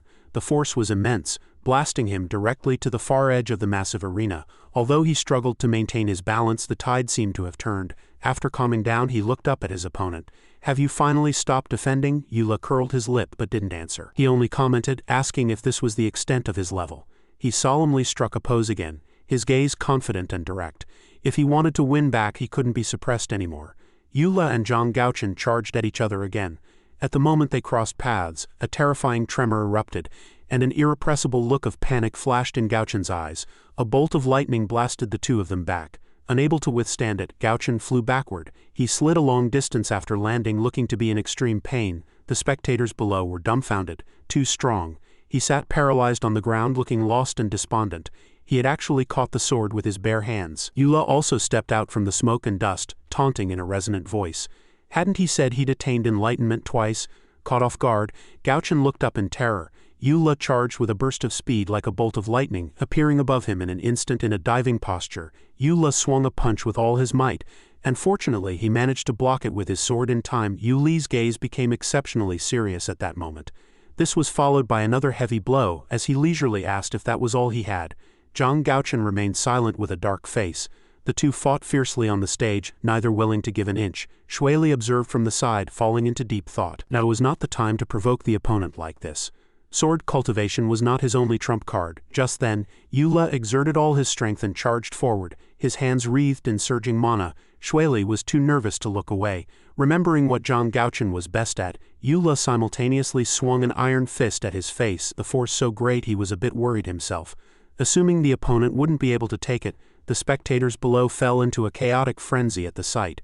A direct hit to the face, that punch might destroy senior brother Zhang's face. Suddenly, blood began to drip steadily onto the stage.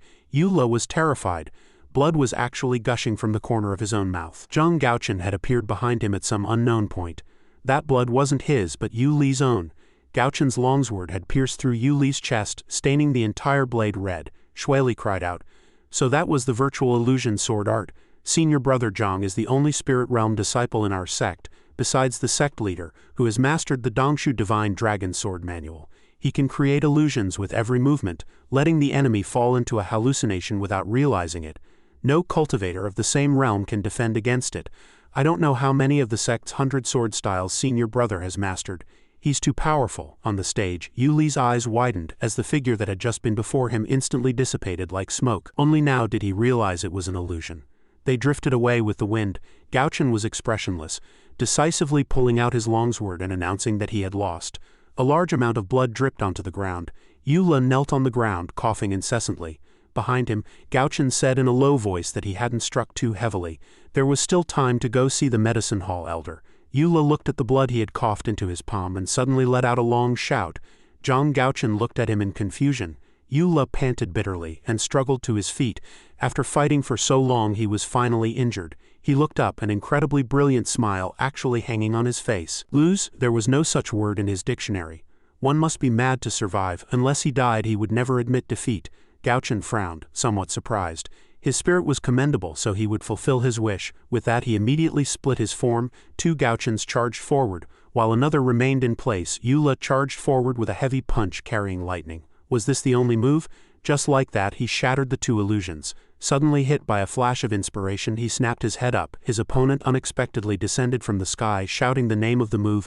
Motsong Iron Wing Sword. He curled his lip with satisfaction. That was more like it. In the end, he only needed to pretend to counterattack once. Yu Li closed his eyes and waited quietly. When the sword tip was only an arm's length away from him, a surge of intense light erupted from within his body. Caught off guard, Gauchen cried out, "What is this?" Yu Li developed his power and unleashed it like an atomic bomb, shaking heaven and earth and directly sending Senior Brother Zhang flying again. He was slammed away violently, his body rubbing against the arena like a ball. And he couldn't help but spit out a mouthful of blood. Shui Li quickly activated a shield to block the sand and stones sent flying by the strike. They were still shaken, not yet understanding what had happened. On the arena, the place where Yu Li stood had been destroyed into a deep pit, with a long friction mark left behind by Gauchen. Only then did he open his eyes in a daze. Finding Gauchen already kneeling before him, bleeding profusely and looking wretched, he shouted in terror, "Big brother, I only used half my strength. Is it reasonable for him to be injured like this?" Praise came from below. It was Shui Li. She excitedly stated she knew he could do it, that the strike just now was his true strength. Yu Li didn't know whether to laugh or cry at the praise, repeatedly denying that he had done it. He hadn't meant to. He hadn't counterattacked or used his full strength. He was just pretending. No, he was only at the first heaven of the spirit realm. Why was he so strong? Why was there such a massive amount of mana in his body? Had he accidentally activated something again? Wasn't he back at square one? Had all his efforts during this time been in vain? He was immersed in his personal agony. Zhang Gauchen had quickly recovered somewhat. He muttered, "If one hears the Tao in the morning, one may die in the evening." Then he excitedly charged forward, wanting to continue. He hadn't noticed that Yu Li's side was already radiating a murderous aura. Unwilling to give up, he suddenly grabbed a newly summoned weapon. Believing the opponent was wasting their effort, he swung his weapon to trigger a terrifying bolt of lightning that broke through the wind in a counterattack. That terrifying lightning shot straight toward Gauchen. He struggled to withstand the resulting gale. Zhang Gauchen made up his mind. If that were the case, this would be his final battle. He then exerted his remaining strength and charged forward with a shout, standing proudly in front, not dodging at all.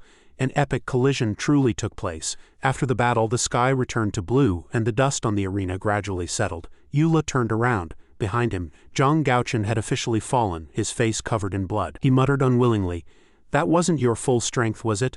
Looking at his departing back, that power was simply like a monster's. The medical staff also hurried over. They had to get him to the medicine hall immediately. Yu Li departed coolly, but his heart was full of sorrow. When exactly had he become this strong? Back at the martial arts field, a violent explosion suddenly came from the corner. The sect leader of the Sword Inquiry sect was coughing with a dark face. It turned out he was sparring with Yu Li to determine Yu Li's true strength. Yu Li asked a bit awkwardly if they should continue. The old man rubbed his lower back and shook his head. "There's no need to continue. I've learned everything I need to know," he asked with hands on his hips. "So what exactly is my ability?" Zhang Junhai pondered and stroked his white beard before answering. "Your mana has already reached the strength of a second heaven Tao realm cultivator. This sword heart you've refined is completely different from ordinary people's mana in both essence and form. It is extremely difficult to defend against and is powerful beyond imagination. In other words, within the spirit realm, Yu Li was invincible. Only someone also in the Tao realm could defeat him. This shocking fact left both Shueli and the old man dumbstruck, while only Eula scratched his head in agony, shouting and asking why his ability had turned out like this. If he had known it would turn out like this, he never would have practiced the sword heart. If he kept getting stronger at this rate, how on earth was he supposed to die? Unwilling to accept his fate, Eula punished himself by slamming his head repeatedly against a pillar. Watching from a distance, Shueli was utterly perplexed. What was he doing? He looked completely dejected. She walked over and called his name, entirely misunderstanding his intentions, attempting to comfort him. Her words instead felt like daggers to his heart. Cultivation depends on the right time, the right place, and the right people. You have already reached a major realm. There is no need to be so harsh on yourself. As soon as she finished speaking, Eula fainted. Immediately after, a crisp thwack rang out. Old Man Zhang showed no mercy, waking Eula up with a sharp thump to the head. Old Man Zhang warned him not to become complacent over a single victory, for the sword inquiry following the Sword Disciple tournament was the true trial. Upon hearing this, Yuli's interest was instantly piqued. His eyes sparkled as he asked, "What is sword inquiry?" The old man answered mysteriously, "You will find out in a moment." A short while later, the sect leader led Eula quickly down the long corridor of the scripture pavilion.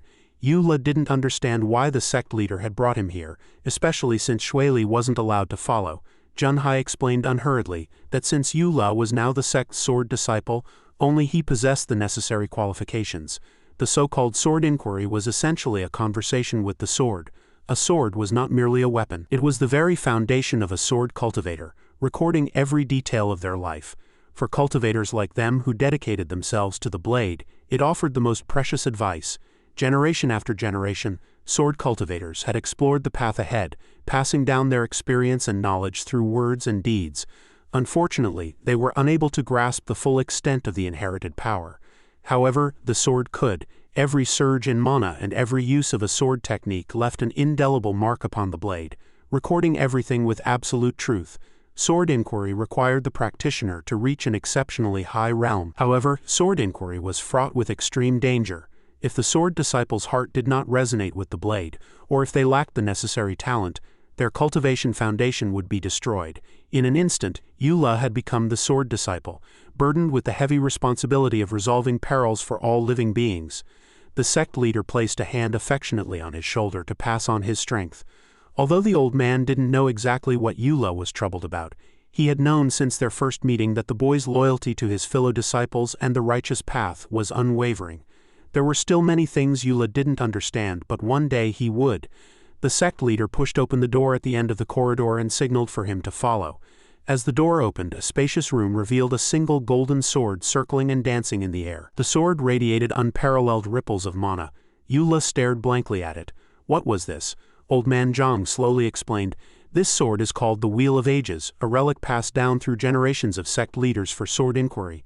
Not only does it bear the marks left by past leaders, but it also hides the secrets of the secret realm's owner from 10,000 years ago. One could say that sword inquiry is the ultimate goal everyone in the world dreams of." He turned to ask Eula how he felt and if he wanted to try.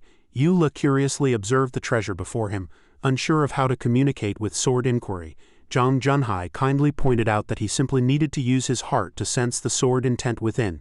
The sword would naturally answer him. Hearing this, Eula stepped forward with great ambition, his hands already forming the necessary seals. Suddenly remembering something, the sect leader leaned forward and grabbed his arm. The master carefully cautioned his disciple. He knew that with Yuli's temperament the boy would surely disregard danger, but he had to offer a warning. The Wheel of Ages had passed through many hands and held many people's memories. If he felt his own memories gradually slipping away during the sword inquiry, he had to remember to withdraw immediately. Eula accepted the order solemnly. The disciple understands. Finally at ease, the old man allowed him to approach the sword.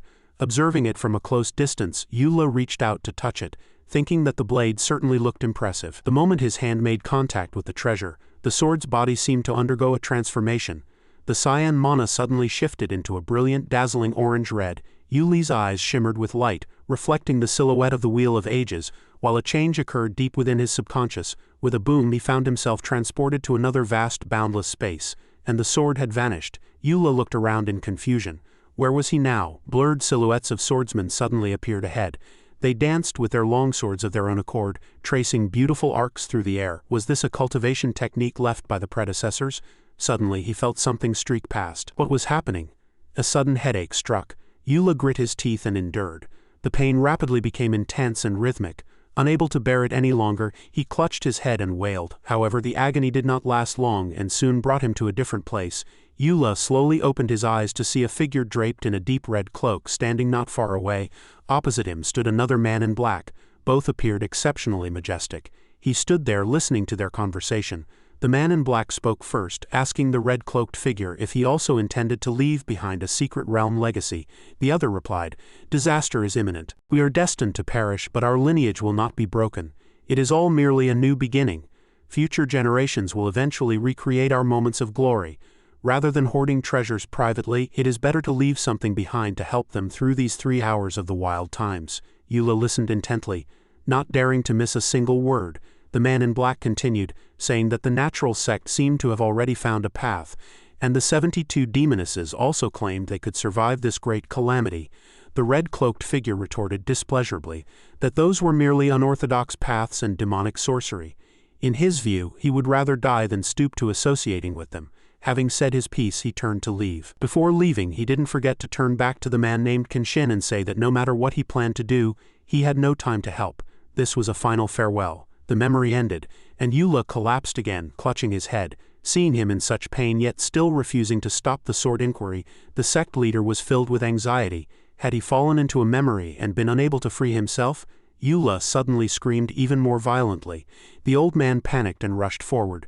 If this continued, the boy would become a mindless puppet or go mad and die. At that thought, he hurriedly channeled his chi to cast a spell. He had to pull him back. But contrary to his fears, Eula didn't want to leave that space at all. He growled to himself, saying that leaving was impossible. He wouldn't leave for the rest of his life. He didn't want to live the life outside, yet he couldn't die. If he missed this chance, Ghost only knows if there would be a next time. It was just watching a few more short films, wasn't it? He could endure it. As soon as he finished speaking, Eula suddenly stood up. A tsunami rolled up from nowhere, pouncing toward him at an incredible speed. He was swept away by the waves just like that. Eula struggled desperately, but continued to sink. Whose memory was this anyway? Back in reality, his entire body was submerged in water. It turned out that Zhang Junhai had created a water sphere to encase him. He frowned and thought, why hasn't he woken up yet? Does the ordinary method of waking someone not work? It seems I'll have to use a big move. Hang in there, Eula. The old man turned his hand to condense a dazzling cyan sphere, striking a pose to attack. Suddenly, Yuli's body reacted. Lightning churned within the water sphere, leaving the sect leader stunned.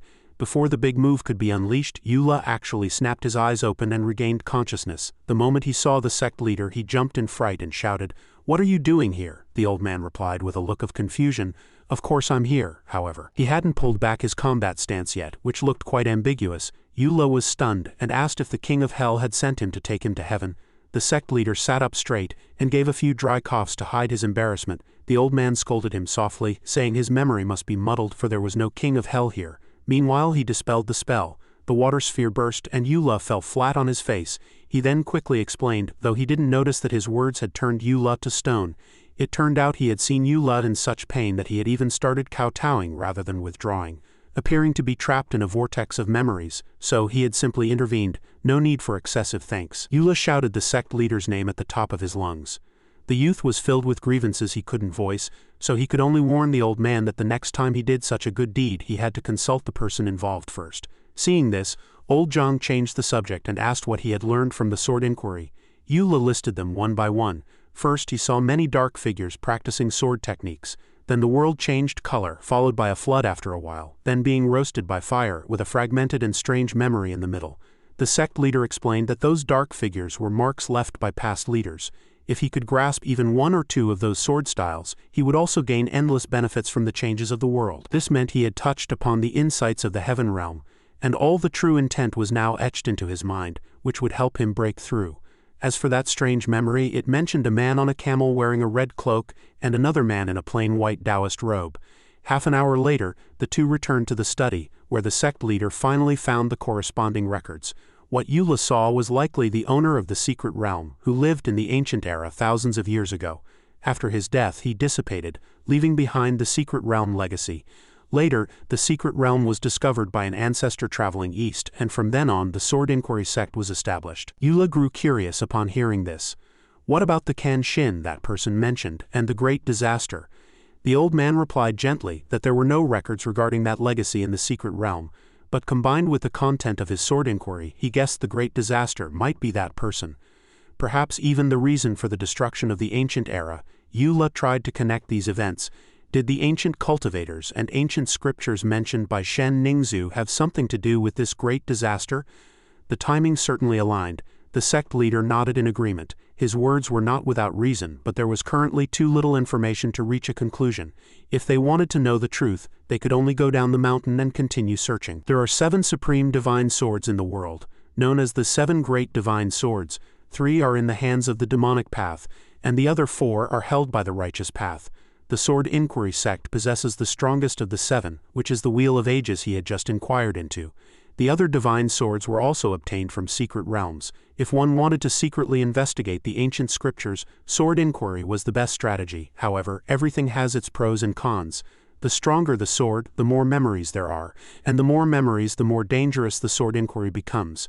Hearing the word dangerous, Yuli's eyes lit up, and he stated firmly that he absolutely had to participate. Sword inquiry was the job he wanted to complete for the rest of his life. Junhai could only compromise and agree.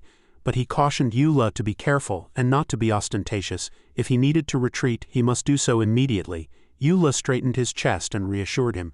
"Don't worry, I'm a man of discretion, I won't be ostentatious." But in his heart, he knew perfectly well that only a fool wouldn't be. Early the next morning as the sun rose, Eula and Zhao Shuili set off down the mountain. He waved goodbye cheerfully to the sect leader and elders. The two watched their retreating backs. Zio remained inevitably worried. The great disaster, the ancient scriptures, Shen Ningzhu, the matters of the past are no small thing. Will Eula and Shuili be enough? The old man turned to him and said that he had also inquired into the sword. But he had never seen the owner of the secret realm, nor had he heard of any great disaster. Zio looked at him thoughtfully. Since the sect leader established his own sect, hundreds of sword disciples have inquired into the sword countless times, yet only Eula could see the memories of the secret realm's owner. His soul strength is truly a once-in-a-millennium find. The senior brother nodded in agreement. Previously, even the highest-level sword disciple could only inquire back 1,000 years, yet Eula had actually reached 10,000 years, and on his very first attempt, Zhang Junhai added. The owner of the secret realm said that the methods other cultivators used to survive the great disaster were unorthodox and evil, and Shen Ningzhu had once been controlled to write down the sword heart scripture. Whatever the relationship between them, Eula was currently the only one who could uncover the truth. At the foot of the mountain, the streets and crowds were bustling, and the buildings were majestic. There was a famous luxury restaurant with an endless stream of customers. 4 people sat at a corner table laden with delicacies. 2 fierce-looking men were bragging. They said that a righteous cultivator had recently charged into their eastern demon territory all alone. That guy was truly bold. The moment he arrived, he started shouting loudly, as if he were afraid no one would know he was from the righteous path. The other 2 people sitting opposite were none other than the protagonist and Elder Zhao. They were disguised as a couple who had met for a meal by chance, but were actually scouting for information. The young man played along, saying that guy must be unafraid because he had strength and a powerful background. The guy with the raised eyebrows retorted that they didn't know the half of it. The 5 ghosts of the West Mountain tried to capture him to refine his soul the first time they met, but they were killed instead. He wiped them all out with a single move, and later it was heard that even the white-faced ghost Slaughter lost his life. The King of Hell went to great lengths to find out about this, wanting to personally step in to eliminate the threat for the demonic cultivators. He painstakingly set a trap to lure the enemy in, thinking he had succeeded, only to end up decapitated.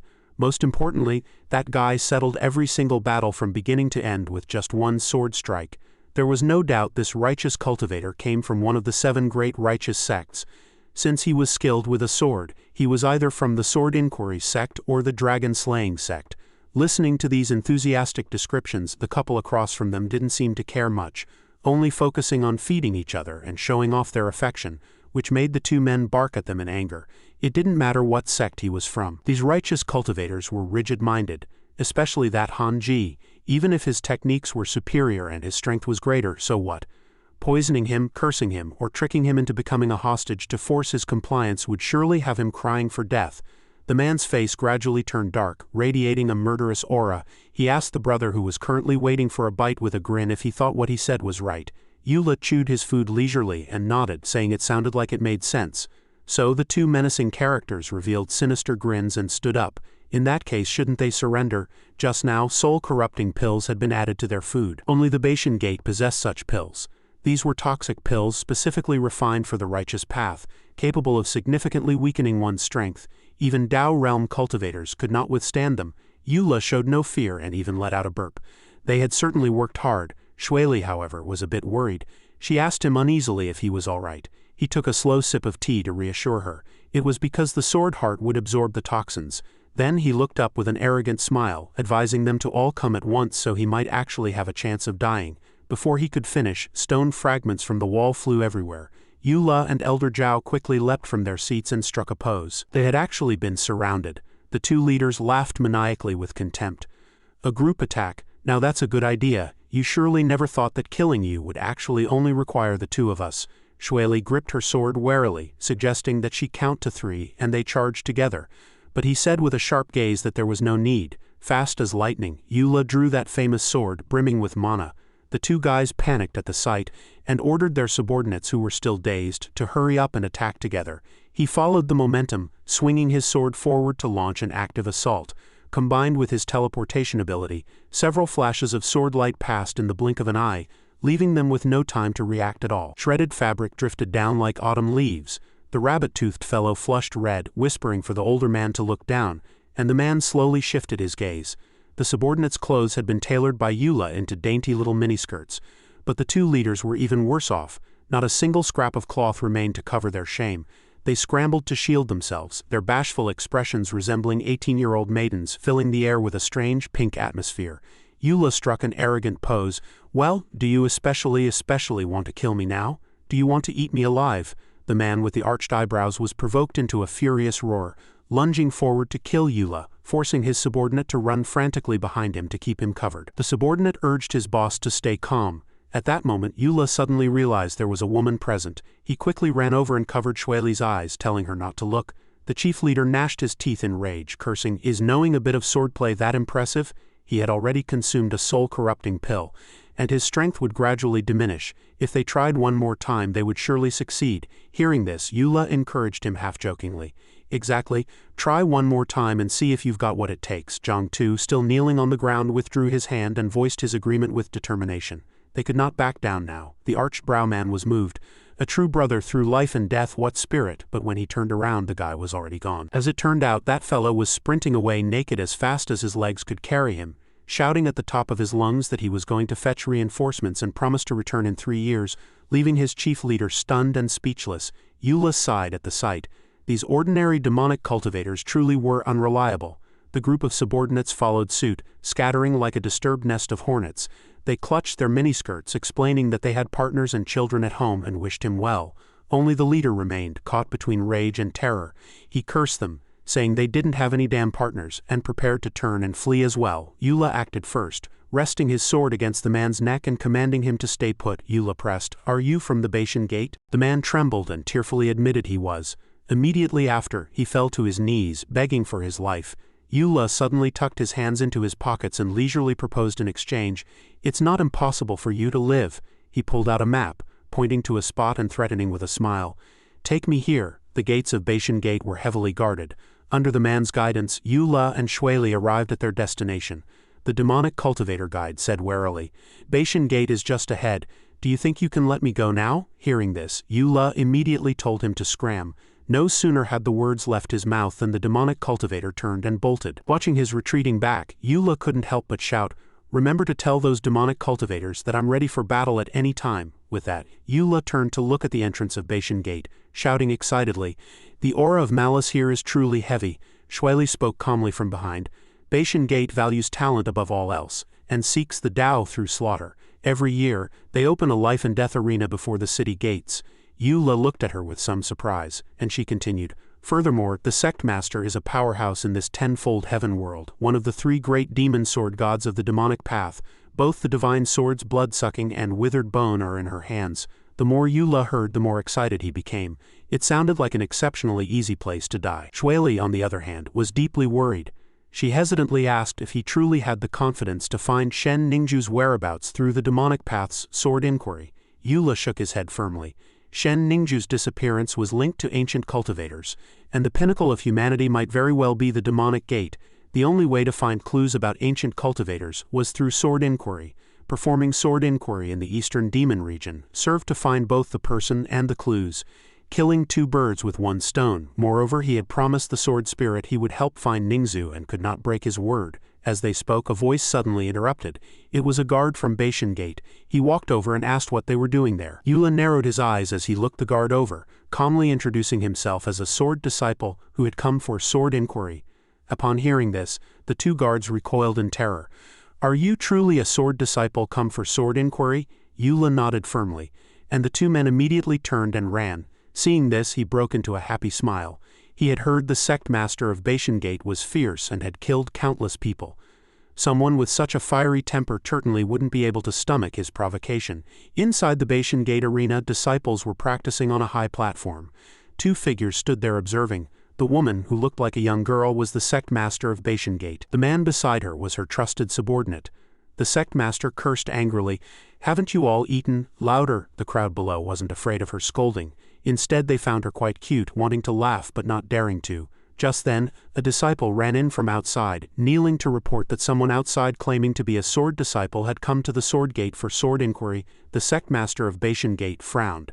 If a sword disciple refused to go to other righteous sects for sword inquiry and came here instead, what were they doing?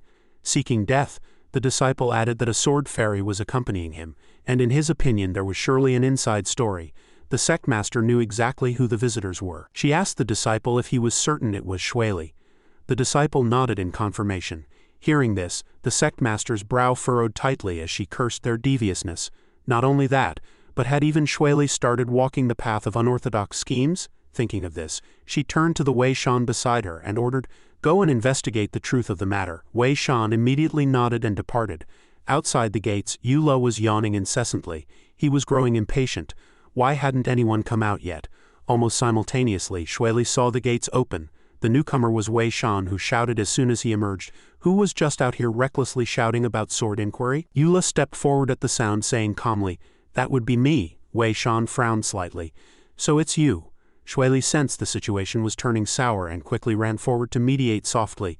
"We mean no ill, we only wish to borrow your sect master's blade to complete the matter of a sword disciple's sword inquiry." Wei Shan narrowed his eyes at her, stating coldly, "Everyone knows that sword disciples only perform sword inquiry in the central continent. I've never seen anyone dare to come to the Eastern Demon region for it." Hearing this, Yula cut in. "That is precisely why the swords of the Eastern Demon region are worth inquiring." Wei Shan glared at him, coldly cursing his arrogance. "Did you take the wrong medicine?" Yula was startled, whispering to Shueli. Was this guy crazy? Why was he shouting at him? Wei Shan narrowed his eyes and spoke with an air of self-righteousness. "Do you think everyone is a genius like Shueli? According to the rules, only the strong are worthy of a grand reception from Bashan Gate. If you say you are a sword disciple come for sword inquiry, having such courage and confidence counts as a skill in itself." Yula squinted at him and said calmly, "It doesn't matter if you don't believe in my ability.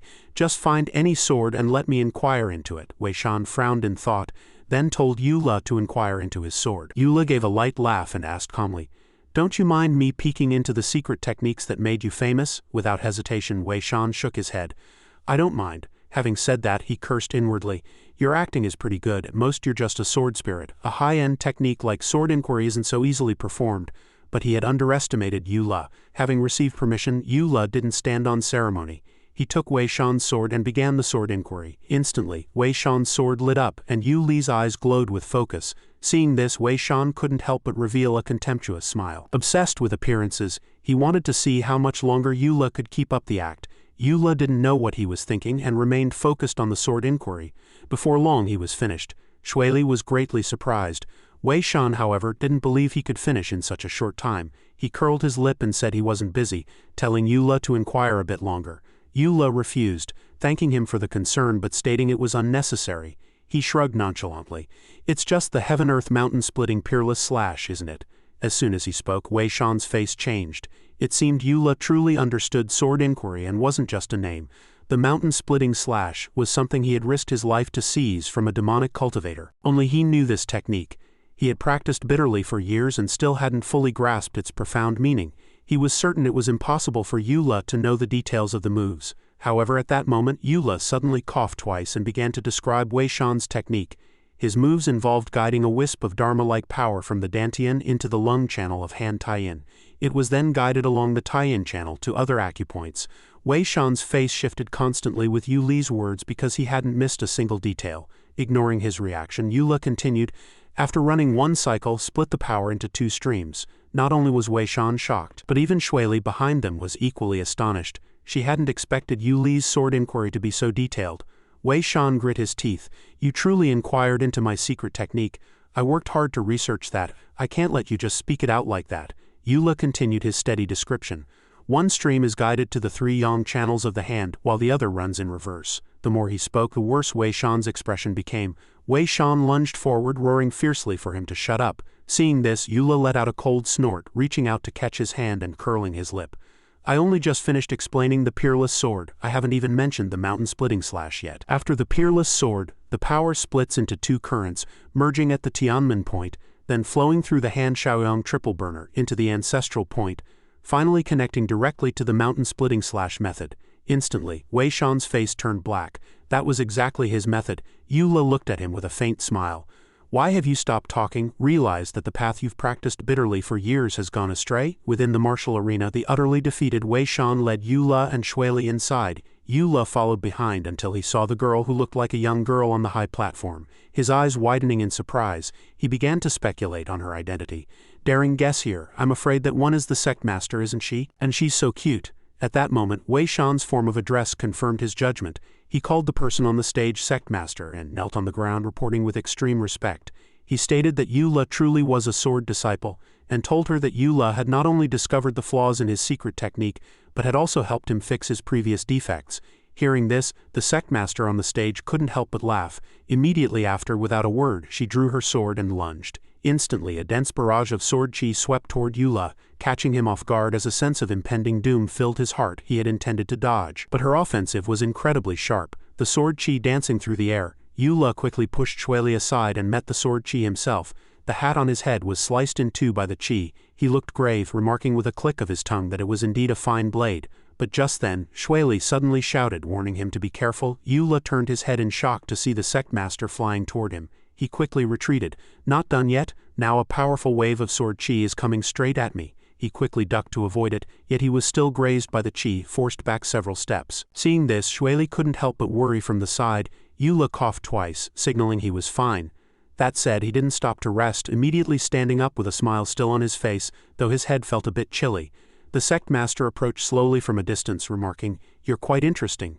She narrowed her eyes at him, asking with a light laugh, "How was the experience of that sword strike just now? This is the divine sword you desire, blood-sucking withered bone. Normally white as bone, but at full speed it turns red as blood." She looked at the sword in her hand as she spoke, her tone full of provocation. "If you can defeat me, I'll let you inquire into this sword." As soon as she spoke, Shui Li voiced her opposition. This was simply impossible. She was a powerhouse of the 10th tier of the Heaven Realm. Shui Li wanted to say more, but she was stopped by Wei Shan before she could finish. Wei Shan narrowed his eyes and said to her coldly, "You are not the one who wishes for sword inquiry, nor are you qualified to speak to the Sect master." He asked her to stay calm. She bit her lip hard, glaring at him, wanting to resist but powerless to do so. On the other side, contrary to Shui Li's worry, Yu was extremely excited, thanking the Sect master for her generosity and asking her to make her move. Hearing his words, her first thought was that this kid wasn't afraid to die. She let out a cold snort, narrowing her eyes as she asked, "Are you certain? I won't show mercy. I'm not afraid of people saying I'm bullying a junior, nor will I do something as stupid as saying you win if you can survive a few of my strikes." Hearing this, Yu Li's face actually flushed with excitement, his heart bursting with wild joy. "Well said, now that's how a person should talk." He looked at the Sect master with shining eyes as if she were his savior. Sensing his gaze, she couldn't help but shudder. "Your look is disgusting." After a moment of excitement, Yu regained his composure. He spoke unhurriedly. "You worry too much. With your figure, how can you talk about bullying?" This successfully enraged the Sect master, and she glared at him furiously. But this was exactly what he wanted. He smiled happily. "Go ahead and strike. I'm ready." His flippant attitude pushed her rage to the limit, and she immediately stepped back with her left foot, beginning to control her sword. Instantly, a massive phantom of a skeletal hand manifested around her, the blade surrounded by a layer of red spiritual energy. "Since you wish for death, I shall fulfill it." Seeing this, Yu couldn't help but be shocked. This was the power of the 10th tier of the Heaven Realm. While he was lost in thought, the giant hand already lunged toward him. But for him, this wasn't enough. He quickly created a defensive barrier around his body. The next moment, the phantom slammed into the shield, instantly triggering a massive explosion. Eula was somewhat surprised. He hadn't expected his defense to be so easily dismantled. As the smoke cleared, the Sect Master had already arrived with her sword.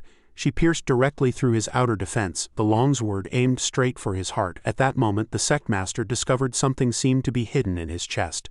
She hastily activated her spirit eye to peer inside. Staring intently, she indeed saw a sword there. Without a word, she pulled out her longsword, bringing with it a spray of blood, and he was sent flying by the impact of the strike. She narrowed her eyes at his chest. Where there should have been blood gushing out, it was now filled with spiritual energy. She couldn't help but frown. His survival didn't depend on his own mana or defense, but on that sword. Shueli saw this from the other side and ran over in a panic. Eula took the hit. Unable to stop himself from coughing up a large amount of blood, she quickly helped him sit up. However, she soon discovered something strange. His aura had not weakened. Instead, it was exceptionally stable, despite his chest clearly having been pierced by the sword. Filled with confusion, she looked at his chest, only to see the wounded area surrounded by a spiritual glow, as if it were healing him. On the other side, the Sect Master also saw clearly that the sword was indeed saving him. What kind of technique was this? He was certainly no ordinary sword disciple. His potential was terrifying. To be able to take one of her hits at only the spirit realm. What if he were allowed to continue practicing until the heaven realm? At that thought, she suddenly burst into a loud laugh, startling the worry-filled Shueli into looking back at her. The corners of her mouth curled slightly, her eyes brimming with anticipation. She raised her longsword high, shouting with excitement that this was truly getting her blood pumping. Watching her actions, Shueli was momentarily speechless.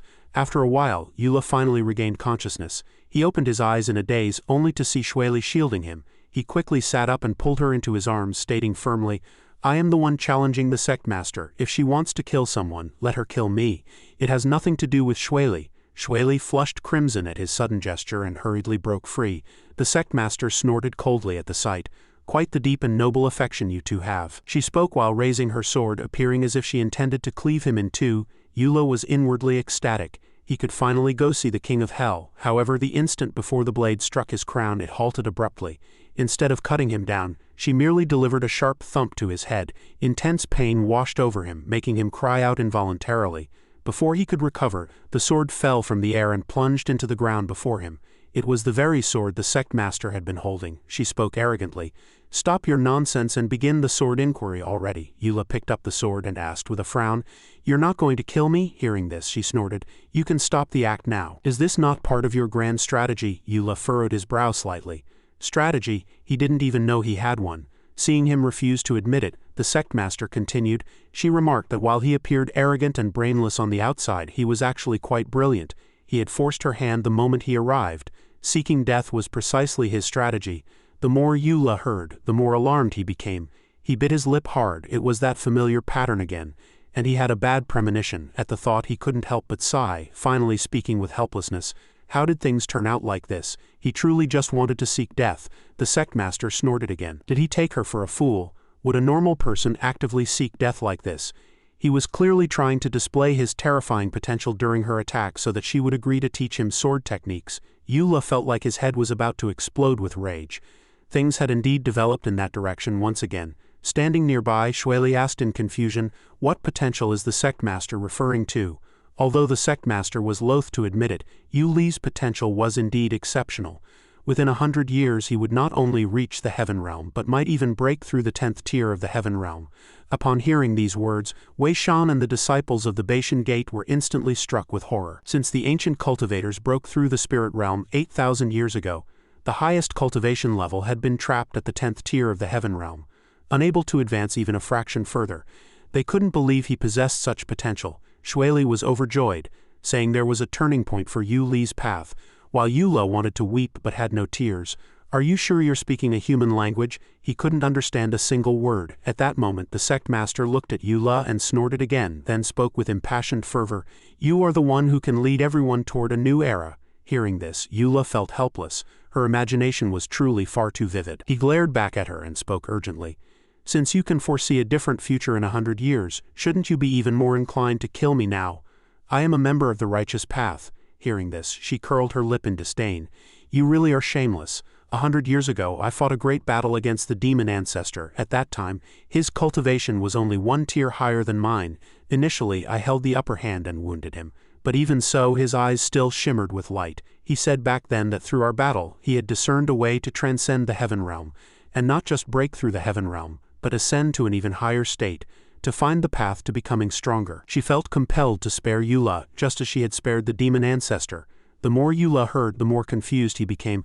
Aren't you afraid of being tricked by him? She didn't care. She was forcing him to practice his sword immediately, to grow stronger and to level up quickly, or else he'd face the consequences. Eula felt helpless and cautiously advised, "Please calm down. I'm only at the first heaven of the spirit realm, impulsive and prone to taking risks.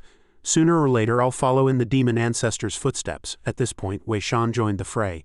He requested the sect master's permission to follow Eula in his training, promising to protect him with all his might. Eula, fuming, told him to go play somewhere else. Shui Li also stepped forward with joy. She thanked the sect master on Yu Li's behalf for her cultivation. If he truly found the opportunity to break through, she and the Sword Inquiry sect would certainly offer a generous gift. Eula felt like crying. Why was even she acting this way? The sect master snorted, telling him to stop pretending. Hadn't he promised to help her complete the Sword Inquiry journey? She would tell him everything she knew. "The day you become stronger will be the day I kill you." With that, she laughed loudly and turned to depart. Eula and Shui Li watched her back, rendered speechless. After a moment, Shui Li looked at Eula and spoke. "Though it's a bit strange, your plan succeeded. The sect master has agreed to help us." Eula felt he had no way to explain himself, and was utterly helpless. The sect master was unscrupulous in her pursuit of strength. If he didn't agree, she would likely make an exception and use Shui Li as a threat, but agreeing wasn't much better. How long would he have to remain strong before he could finally reincarnate? He couldn't help but pull Shui Li into a hug, weeping incessantly. Shui Li was startled. Why was he crying? Was he physically unwell? She asked him with concern. Standing to the side, the sect master's face darkened as she barked in anger. "Can you two save the drama for later? Don't you want to learn the sword? Get over here and start the sword inquiry." Hearing this, Eula could only stifle his tears and look at the longsword before him, which was surrounded by red spiritual energy. The sect master narrowed her eyes at him and cautioned, "The divine swords of the demonic path are different from those of the righteous path. Don't think you'll succeed easily." Eula frowned slightly and asked in confusion, "How are they different?" She explained slowly. "The sword inquiry method you practice is essentially a return to the righteous path. Righteous divine swords can naturally accept it, but demonic divine swords have recognized only demonic art since they were seized. You possess a righteous cultivation. Rashly attempting to cultivate it would be like..." Before she could finish, Eula interrupted her. "It would be like a mathematics graduate looking for a job in manga. The professional mismatch will lead to a fatal rejection. So this journey is destined for sacrifice, right?" The more he spoke, the happier he felt. Standing nearby, the sect master suddenly felt that this guy was not quite right in the head. Regardless of what the sect master thought, Eula was still immersed in his own joy. This sword inquiry was dangerous, and no patriarch would intervene. Perhaps he really would succeed. The sect master watched this scene and sighed helplessly. It seemed he truly was abnormal. Bringing his thoughts back, Eula spoke. "Let's begin then." As soon as the words left his mouth, he stepped forward and reached out to touch the sect master's sword. The moment he made contact, his soul felt as if it were being sucked into another space. Once he calmed down and looked around, he saw a giant hand before him. This was the world of the blood-sucking withered bone. Eula surveyed the area. It looked impressive, but what on earth was that on the arm? He focused his attention upward and was immediately struck with surprise. What was plunged into the top was the demonic divine sword. He hadn't expected it to be placed so high. With that thought, he immediately leapt up. Ever since he had entered the sword heart, there had been no movement from the outside world. Did he have to take this sword first? With that thought, he immediately reached out to touch the blade. In the next second, as soon as he made contact, the longsword erupted with a violent surge of energy. Eula couldn't help but frown and marvel. Such powerful energy, but I won't let go. In an instant, bursts of blood-colored hostile mist appeared around the longsword. Eula grit his teeth and gripped the hilt with all his might. It could actually produce a blood-red mist and even transform into blade-like weapons. He disregarded everything and shouted frantically, "Come out for me!" with a roar. He seemed to focus all his strength into his arms, violently pulling the sword upward. After a moment, through Yuli's efforts, the longsword was finally pulled free. However, due to the conflict in cultivation techniques, the harder he tried to pull out the blood-sucking withered bone, the more the red mist attacked. But he was not afraid. Instead, he wore an extremely excited smile. "This is truly heaven helping me. No matter what happens today, I will not let go. Eula held tightly to the longsword as it continuously spewed out blade-like red mist. Observing from the outside, the sect master couldn't help but frown. She had never expected such a situation to occur. Since she inherited the blood-sucking withered bone, she had never seen anything like it until now. It was like a violent fluctuation of power. Looking at the streaks of blood-colored energy being shot out, she marveled with a click of her tongue. Even now, she couldn't determine whether he would succeed in the sword inquiry. Within the space of the blood-sucking withered bone, Eula continued to grit his teeth and persevere, holding the longsword without letting go even as wounds appeared on his body. The sect master and Shueli were horrified by the sight. He was in trouble. The sect master hadn't expected that during the sword inquiry of the blood-sucking withered bone, the injuries sustained would actually affect the physical body. At that thought, she smiled triumphantly. Truly worthy of being the divine sword of the Bashan Gate. Simultaneously, the blades formed by the red mist became increasingly violent. Yuli's figure remained standing there, surrounded by the blades. The more Shueli watched, the more alarmed she became. If this continued, Eula wouldn't be able to hold on. With that, she immediately began chanting a spell to intervene. But before she could act, a hand stopped her. It was the sect master who leaned into Shueli's ear and whispered, "Giving up already? If you're afraid of damaging your Tao realm cultivation, you should go in yourself. If your hands are itching for a fight, I can play along with you." Shueli stared at the sect master in shock as she withdrew her hand, asking hesitantly, "You're still in the mood for jokes?" Given the speed at which Yuli's physical body was being destroyed, he wouldn't last long, even with the recovery ability of the Sword Heart scripture. So she couldn't stand by and watch him lose his life here. With that, she immediately shoved the sect master aside and charged forward with all her might. Seeing this, the sect master instantly broke into a cold smile, then rushed past Shueli's side like lightning. In an instant, she blocked Shueli's path. She grabbed Shueli by the collar and glared at her, warning through gritted teeth. As long as he still had a breath left in him, Shueli had to wait right here. Otherwise, the sect master wouldn't mind teaching her a hard lesson. Shueli bit her lip hard, wanting to resist, but she knew she was no match for her. At that moment, Wei Shan suddenly spoke up. "Shueli is mistaken." Hearing this, the two who were in a standoff turned back in shock. Wei Shan gazed at Eula and then continued, "He can not only recover on his own, but he's even enjoying it." In the world of the blood-sucking withered bone, Eula continued to suffer attacks from the red mist blades. But instead of fear, a trace of excitement was on his face. He felt it. Death was enveloping him. He had already lost a massive amount of blood. How much longer until he died? If he just held on a bit longer, he would get his wish. With a joyful heart, Eula was intensely enjoying the sensation of holding the longsword as he waited for death to arrive. But he failed to notice that the sword in his hand had already begun to retract those red mists. His excitement lasted only a moment. Then the red mist within the longsword completely dried up. Eula sensed this, his eyes snapping open as he shouted in horror, "Why did it stop?" He raised the longsword in his hand to observe, only for it to disappear shortly after. He collapsed to his knees, letting out a long howl toward the sky. "Who practices a demonic sword like this? Why didn't you continue? I didn't even do anything to it." As soon as he spoke, a plume of red mist appeared before him again. When he opened his eyes once more, he was faced with an unfamiliar sight, and he was being surrounded. He looked down at his own body. He was wearing a set of strange clothes, and he couldn't help but marvel. Why was there a costume change in this memory? Before he could recover his wits, his arm suddenly moved, surrounded by bursts of red mist. His arm lifted directly, and those red mists drifted out from the crowd ahead and tunneled into his body. In the blink of an eye, those people were sucked dry, becoming mummified corpses. He frowned in horror. What on earth was this? Looking at the people before him, he made a bold guess. This was likely spiritual energy. This body was absorbing the spiritual energy of these people, and he was currently within this body. After a while, the spiritual energy seemed to fill his body, causing him to throw his head back and roar. Blurred memories surfaced again, still showing terrifying scenes of slaughter as the body he inhabited absorbed the spiritual energy of others.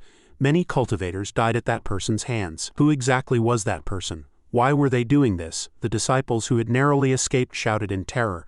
"Run!" That person stood in a sea of fire, radiating a murderous aura like an asura returned from hell, striking terror into everyone's hearts. Just then, a woman's voice suddenly rang out. She addressed the person before her as Lord of the Blood Alliance. The woman approached him with sword in hand and spoke coldly. "The spiritual energy has dissipated. You've been completely eradicated. Fairy Qingjun has been reduced to a mortal, and Fairy Daolin is preparing to retreat into the mountains. To think you'd seize the mountain and name yourself king while the Yushu Gate's realm has plummeted. Does he know that the heavenly Tao is fair? Sooner or later, he will meet his end here." the Lord of the Blood Alliance snorted coldly upon hearing this. So what? As long as he stays one step ahead of them in ascending to the heavens, he can find a way through the great disaster. The woman frowned at his words. He wouldn't get that chance. As soon as she finished speaking, she immediately swung her sword and charged at him, and even the surviving disciples joined forces to attack. After a while, under the fierce assault of so many people, the Lord of the Blood Alliance finally fell. Seeing this scene, Eula couldn't help but marvel that he could actually block such a combined attack. The strength of this body was at least at the heaven realm. While he was still marveling at the other's strength, the scene shifted again to another unfamiliar environment. But this time the body was aged. He frowned in surprise. How many years had passed? Just then a voice rang out again. Eula looked up to see the woman from that previous battle. Her appearance remained unchanged, showing no signs of aging at all. She raised an eyebrow at the person before her and greeted him. Long time no see, Eula observed her, inevitably stunned. Several hundred years had passed, so how was this woman growing younger as she lived? After speaking, the woman stepped forward and gripped the hilt of the sword in the Lord of the Blood Alliance's hand. She spoke coldly. Back then, the demonic cultivators waged war everywhere, causing the common people to live in misery. It had been barely 10 years since then, yet he could not escape the natural cycle of birth, aging, sickness, and death. Hearing this, Eula was instantly shocked. To think it's only been 10 years, can a heaven realm cultivator truly not last 10 years? The woman glared at him and continued. The diviner has calculated it. This great disaster is an irreversible destiny, all because they sucked spiritual energy without restraint, leading to a spiritual imbalance. Therefore the world is destined to collapse. The will of the world is thus accelerating the retraction of spiritual energy. Once the spiritual energy vanishes, the collapse of their realms was the fate they deserved. The more Eula heard, the grimmer his expression became. Is this the truth behind the great destruction? Having finished her story, the woman snatched the longsword and walked slowly forward. Before leaving, she turned back to leave one last sentence. Back then, the Blood Alliance leader destroyed the entire Yushu Gate. Now after 3 reincarnations, it is time for me to take his blood-sucking withered bone. I shall treat it well in his stead. No sooner had she spoken than she vanished rapidly. The Blood Alliance leader watched the longsword in her hand, his body swaying unsteadily. The final scene in his eyes was the silhouette of that woman walking away with his sword. The Blood Alliance leader collapsed powerlessly on the ground, his life force fading day by day. Eula knew that the owner of this body was about to die. At the moment he closed his eyes, a voice suddenly echoed in his ear, calling his name, causing him to snap awake. It was Shueli's voice. He hurriedly turned his head to look for her, only to see a fist flying straight toward his face. The one who struck was none other than the Sect master of Bashan Gate. Before he could understand what was happening, he took the punch. Eula was sent spinning, dazed. By the time he opened his eyes again, he saw Shueli guarding him, asking with a face full of worry if he was all right. He wanted to weep but had no tears, pouting as he looked at the Sect master and asked why she had hit him. The Sect master completely ignored the fact that he had been hit, instead offering a faint smile. Who knows what you saw during your sword inquiry? You were swinging that blood-sucking withered bone around like a madman. I was helping you clear your head. Having said that, she asked him what he had encountered inside and what results he had obtained.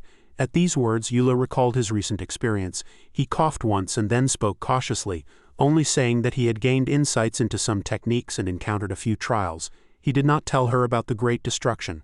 That was a world-shaking secret. This Sect master acted without much regard for consequences, so it was best not to let her know. Hearing this, the Sect master fell into deep thought for a moment. Your sword inquiry went so smoothly. It truly is extraordinary. But how is it that your realm hasn't increased at all? Thinking of this, she immediately stepped forward and grabbed Yuli's hand. Her sudden movement startled him. She quickly dragged him away, saying they needed to find an open area for a fight to test the results of the sword inquiry and see if his strength had grown. And so the two found a place to spar. But to call it sparring wasn't quite accurate. It was entirely the Sect master one-sidedly thrashing Eula, the entire process filled with his piteous screams. Shueli watched this scene from the side, feeling somewhat helpless and unsure of what to do. After a while, the Sect master finally had her fill of fighting, but Yuli's condition was not great. He lay in a large pit smashed out by the Sect master, and Shueli rushed over anxiously to check his injuries. The Sect master told her not to worry. Although his realm is still the first heaven of the spirit realm, he now has the force of the fifth heaven, and his recovery speed is even faster than before. At these words, Shueli's eyes widened in shock, and she asked in disbelief, "Is it really the fifth heaven?" The Sect master nodded slightly in confirmation, even cocking her eyebrow triumphantly. "I really didn't misjudge you." Eula felt no joy upon hearing this, secretly weeping in his heart. After all that work, not only did I not die, I actually became stronger. It truly infuriated him, however. If the great disaster he saw from 1,000 years ago was real, and so much time had passed, would the current era also undergo a change? Or was it still repeating the old path? Before he could figure it out, he heard the Sect Master speak again, saying that with his current strength it would be almost meaningless to go to the Yuan Demon Sect to inquire into the divine sword Blood Dragon Abyss. He looked at her with a puzzled frown, and she slowly turned to explain. Ever since the old sect leader of the Yuan Demon Sect was killed, the sect has been in total chaos, now split into two factions. One is the Saintess raised by the old sect leader, and the other is the Sect Elders led by the Heaven Realm Elder. The two factions are constantly fighting internally and marginalizing each other, resulting in heavy casualties among the disciples. Originally, she thought they would fight to the death, but who could have known that the Yuan Demon Sect's old neighbor, the Blood Shadow Tower, would actually come knocking for trouble. Before the Yuan Demon Sect fell into chaos, the Blood Shadow Tower already had its eye on the divine sword, Blood Dragon Abyss. Now that the sect leader is dead, they want to take the chance to steal the sword even more, which is why those two factions have called a temporary truce to face the common enemy. At this point, the sect master couldn't help but click her tongue in admiration. This move to loot a burning house was truly insidious. Eula also nodded in agreement beside her. Then the sect master produced a bottle of pills. She introduced them as pills for disguising oneself as a demonic cultivator. The Yuan Demon Sect was heavily guarded, and these could be used to infiltrate and find the location of the divine sword. After speaking, she tossed the medicine to Eula. He caught it, asking in surprise, "There's actually such a medicine?" The sect master nodded slightly. "This pill could only make you look like a first heaven law realm demonic cultivator. Aside from those naturally suspicious, the Yuan Demon Sect has lost many hands due to the previous civil war. As long as the disguise is proper, there's no need to worry about them not taking people in." After speaking, she gallantly patted her chest. "Once you notify me that you've found the Blood Dragon Abyss, I'll help you settle the Yuan Demon Sect, and then you can go in for the sword inquiry." This ambitious display left Eula with only an awkward laugh as he waved his hand in refusal, saying he couldn't bear to trouble her with a small matter like sword inquiry. He had heard of this woman's nature. If she were to resolve the danger, how could he continue his game? Shueli had listened to their entire conversation from the side and now spoke up with a suggestion. "Stop the small talk for now, let me try first." Having said that, she immediately popped a pill into her mouth, and her hair instantly began to undergo a transformation. Before long, her full head of black hair had turned purple, even her eyes changed color, and her appearance was completely altered. Seeing this, the sect master immediately became gleeful. "Not bad at all." Shueli found it hard to believe, but to Eula, it just looked like her hair had changed color. However, in Shueli's eyes it was completely different. She looked at the mirror the sect master handed over and discovered she had completely transformed into another person. The sect master was very proud, not even considering whose pill it was. Eula looked at Shueli, stunned like a wooden block, unable to speak for a long time. The sect master snorted coldly and gave him a thump on the head, pouting, "Staring at a beauty until you've gone stupid. Demonic cultivators and righteous cultivators have different roots. You can't tell with the naked eye." After speaking, she handed the pill to him. It was his turn. He obediently took the medicine. Immediately after, the two set off for the Yuan Demon Sect. After walking for a distance, they stopped at an inn. To their surprise, as soon as they heard the rules set by the innkeeper, the two shouted out in shock. There was actually a registration fee and they had to pay just to sign up? The innkeeper snorted coldly upon hearing this. "Nonsense. The Yuan Demon Sect isn't a vegetable market. You think just anyone can get in?" The more Shueli heard, the angrier she got, shouting furiously, "A sect has to be paid just to recruit disciples?" Eula hurriedly stopped her, saying if they wanted money, just give it to them. He leaned into her ear and whispered that this was the bullying of the demonic gates. They were unreasonable, so it was best to get in first. Hearing this, she thought it made sense and nodded in agreement. Eula then produced a string of coins and handed them to the innkeeper, asking if it was enough. Unexpectedly, as soon as he got it, the string of coins was thrown back. The innkeeper even cursed fiercely. "You think you're tipping a beggar? He needs at least 30 taels of gold." At these words, Shueli instantly radiated a murderous aura, gnashing her teeth as she cursed. "Don't go too far, he's clearly using the Yuan Demon Sect's name to amass wealth." The innkeeper laughed arrogantly upon hearing this. "So what? If you have the guts, go file a complaint." But no sooner had he finished speaking than a streak of spiritual power flew in from a distance, striking him square in the face. He was sent flying straight into the wall behind him. Eula and Shueli were somewhat pleasantly surprised, and turned to look in the direction the spiritual power came from. They saw a beautiful woman standing there, followed by attendants who addressed her as Saintess. Yula observed the woman before him, and she was simultaneously watching him. The moment their eyes met, the two finally recognized each other. The woman was none other than Lu Yuer. After recognizing her acquaintance, Yuer led Yula and Shueli into a room, letting them stay there for the time being. This was closest to her, so if anything happened it would be convenient for her to respond. Yula nodded slightly, apologizing for his intrusion. Yuer heard this and arched an eyebrow as she looked at him. Pouting, she said, "Enough nonsense. I want to know what a righteous cultivator like you is doing running to the Yuan demon sect, and even bringing a strange female demonic cultivator." Speaking of this, she walked over and hooked her arm around his neck, teasing, "Did the sword fairy dump you? Is that why you ran to demonic territory to pick up girls?" He quickly pushed her away, explaining that she was Shueli. Yuer was somewhat surprised to hear this. Hasn't Shueli already recovered her cultivation?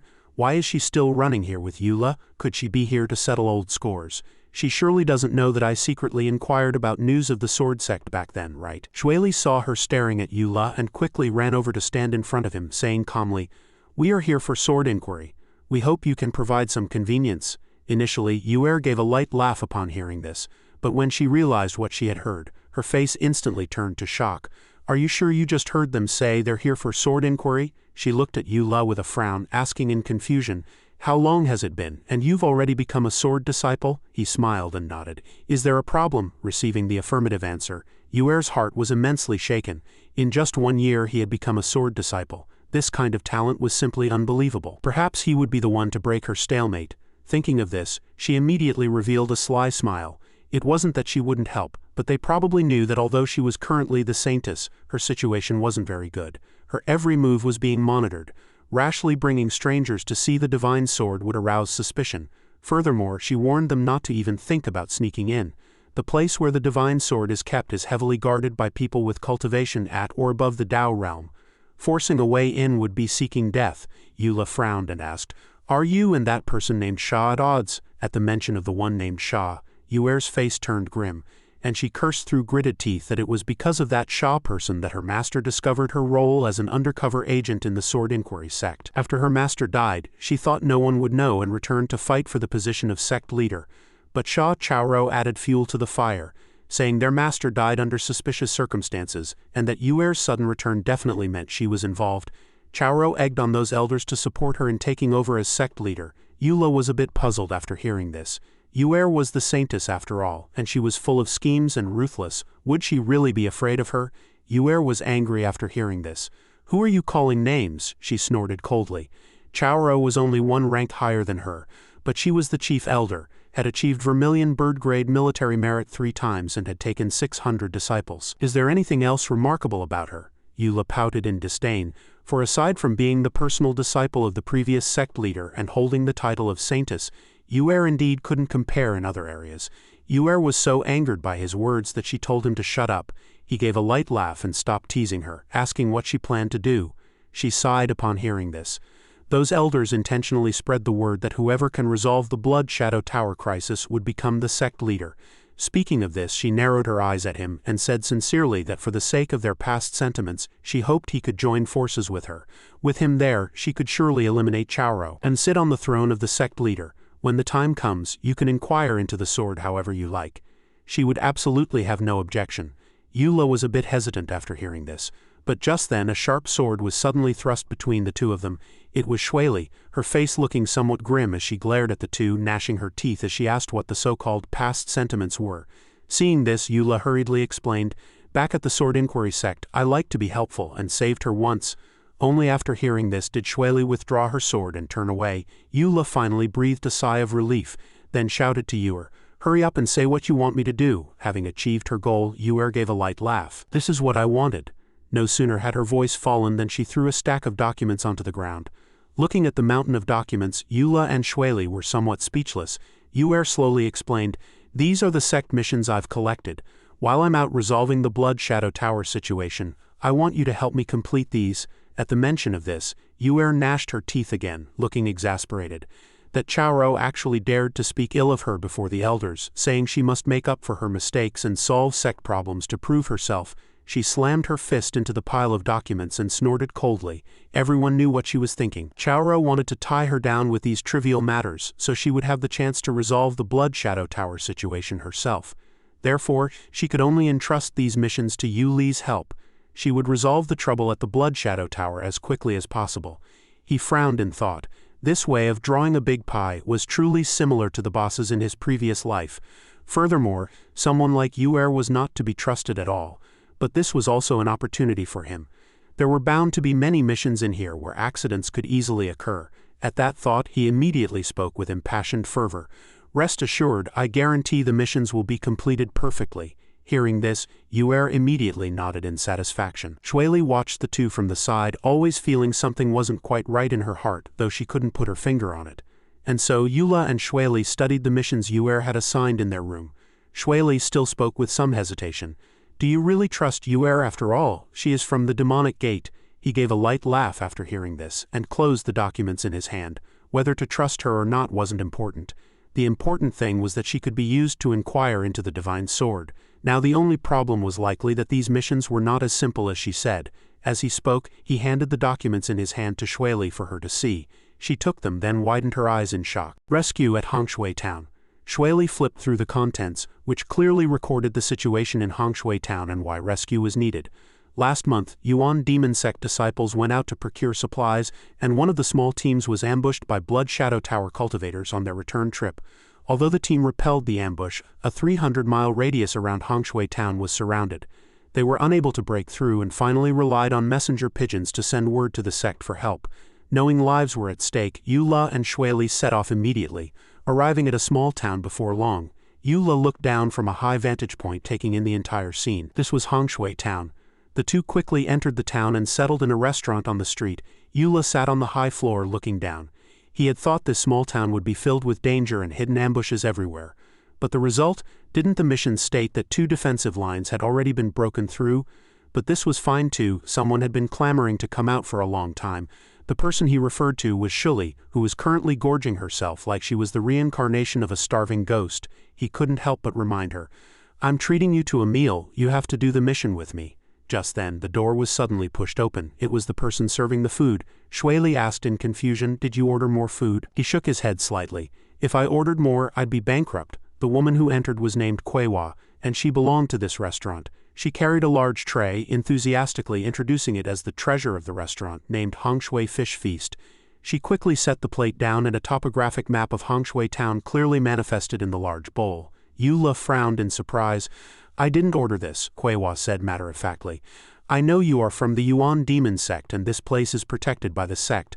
This is just a small token of appreciation." Shueli looked at the image in the bowl and couldn't help but marvel at its precision. "But why was no one on this road?" Hearing this, Kuewa gave a light laugh and explained that a road follows the town's spiritual vein, and the spiritual energy there is too potent for mortals to handle. If people were to live and multiply there, their newborns would likely die young. So no one has lived there to this day. As she spoke, she suddenly winked at Shueli and Eula, her tone turning suggestive. "Would you two like to try Wind Dew Heaven? There are hidden treasures left behind by previous masters there." Shueli didn't understand the implication, but Eula got the message instantly. He quickly pushed the woman out while repeatedly saying, "No, thank you." She grumbled with disappointment, remarking that he truly didn't know what was good. Only after getting rid of her did Eula breathe a sigh of relief, as expected of a town under the protection of a demon lord. The service industry was remarkably bold. Just then there was another knock at the door. Before he could even speak, the door was pushed open.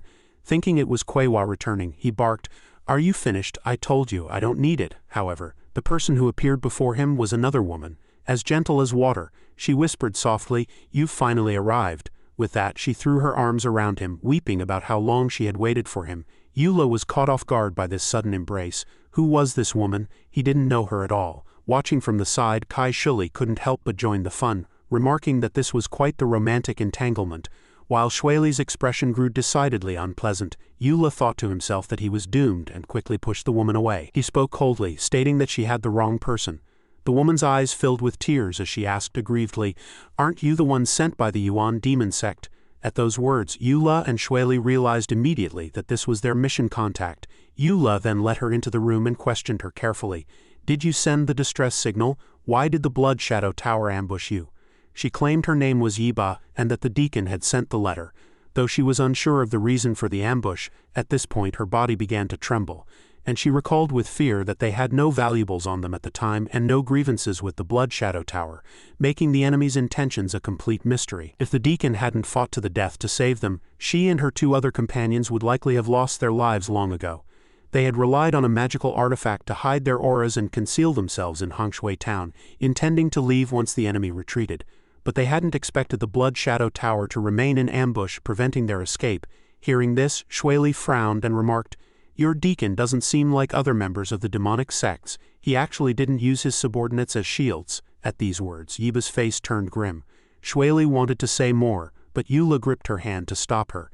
He then spoke, "The demonic path isn't entirely composed of selfish people. Take you and me, for instance." He raised an eyebrow as he spoke, and Shueli, taking the hint, said no more. Eula nodded with satisfaction and turned back to Yiba. If a single deacon could handle a group of cultivators, then the enemy's strength must not be that great. Did you not meet the 2 Dao realm experts sent previously? Before Yiba could speak, Kai Shuli interjected with a light chuckle. They fell for a trap. Yiba's hand clenched tightly under the table as she forced herself to stay calm. If you're saying the Blood Shadow Tower people disguised themselves as townsfolk, then those 2 experts have likely already lost their lives. At this, she suddenly stood up, putting on a shy expression. Her fellow disciples died for her, yet she only cared about her own hiding. But the moment she saw him, she understood that she couldn't keep running away.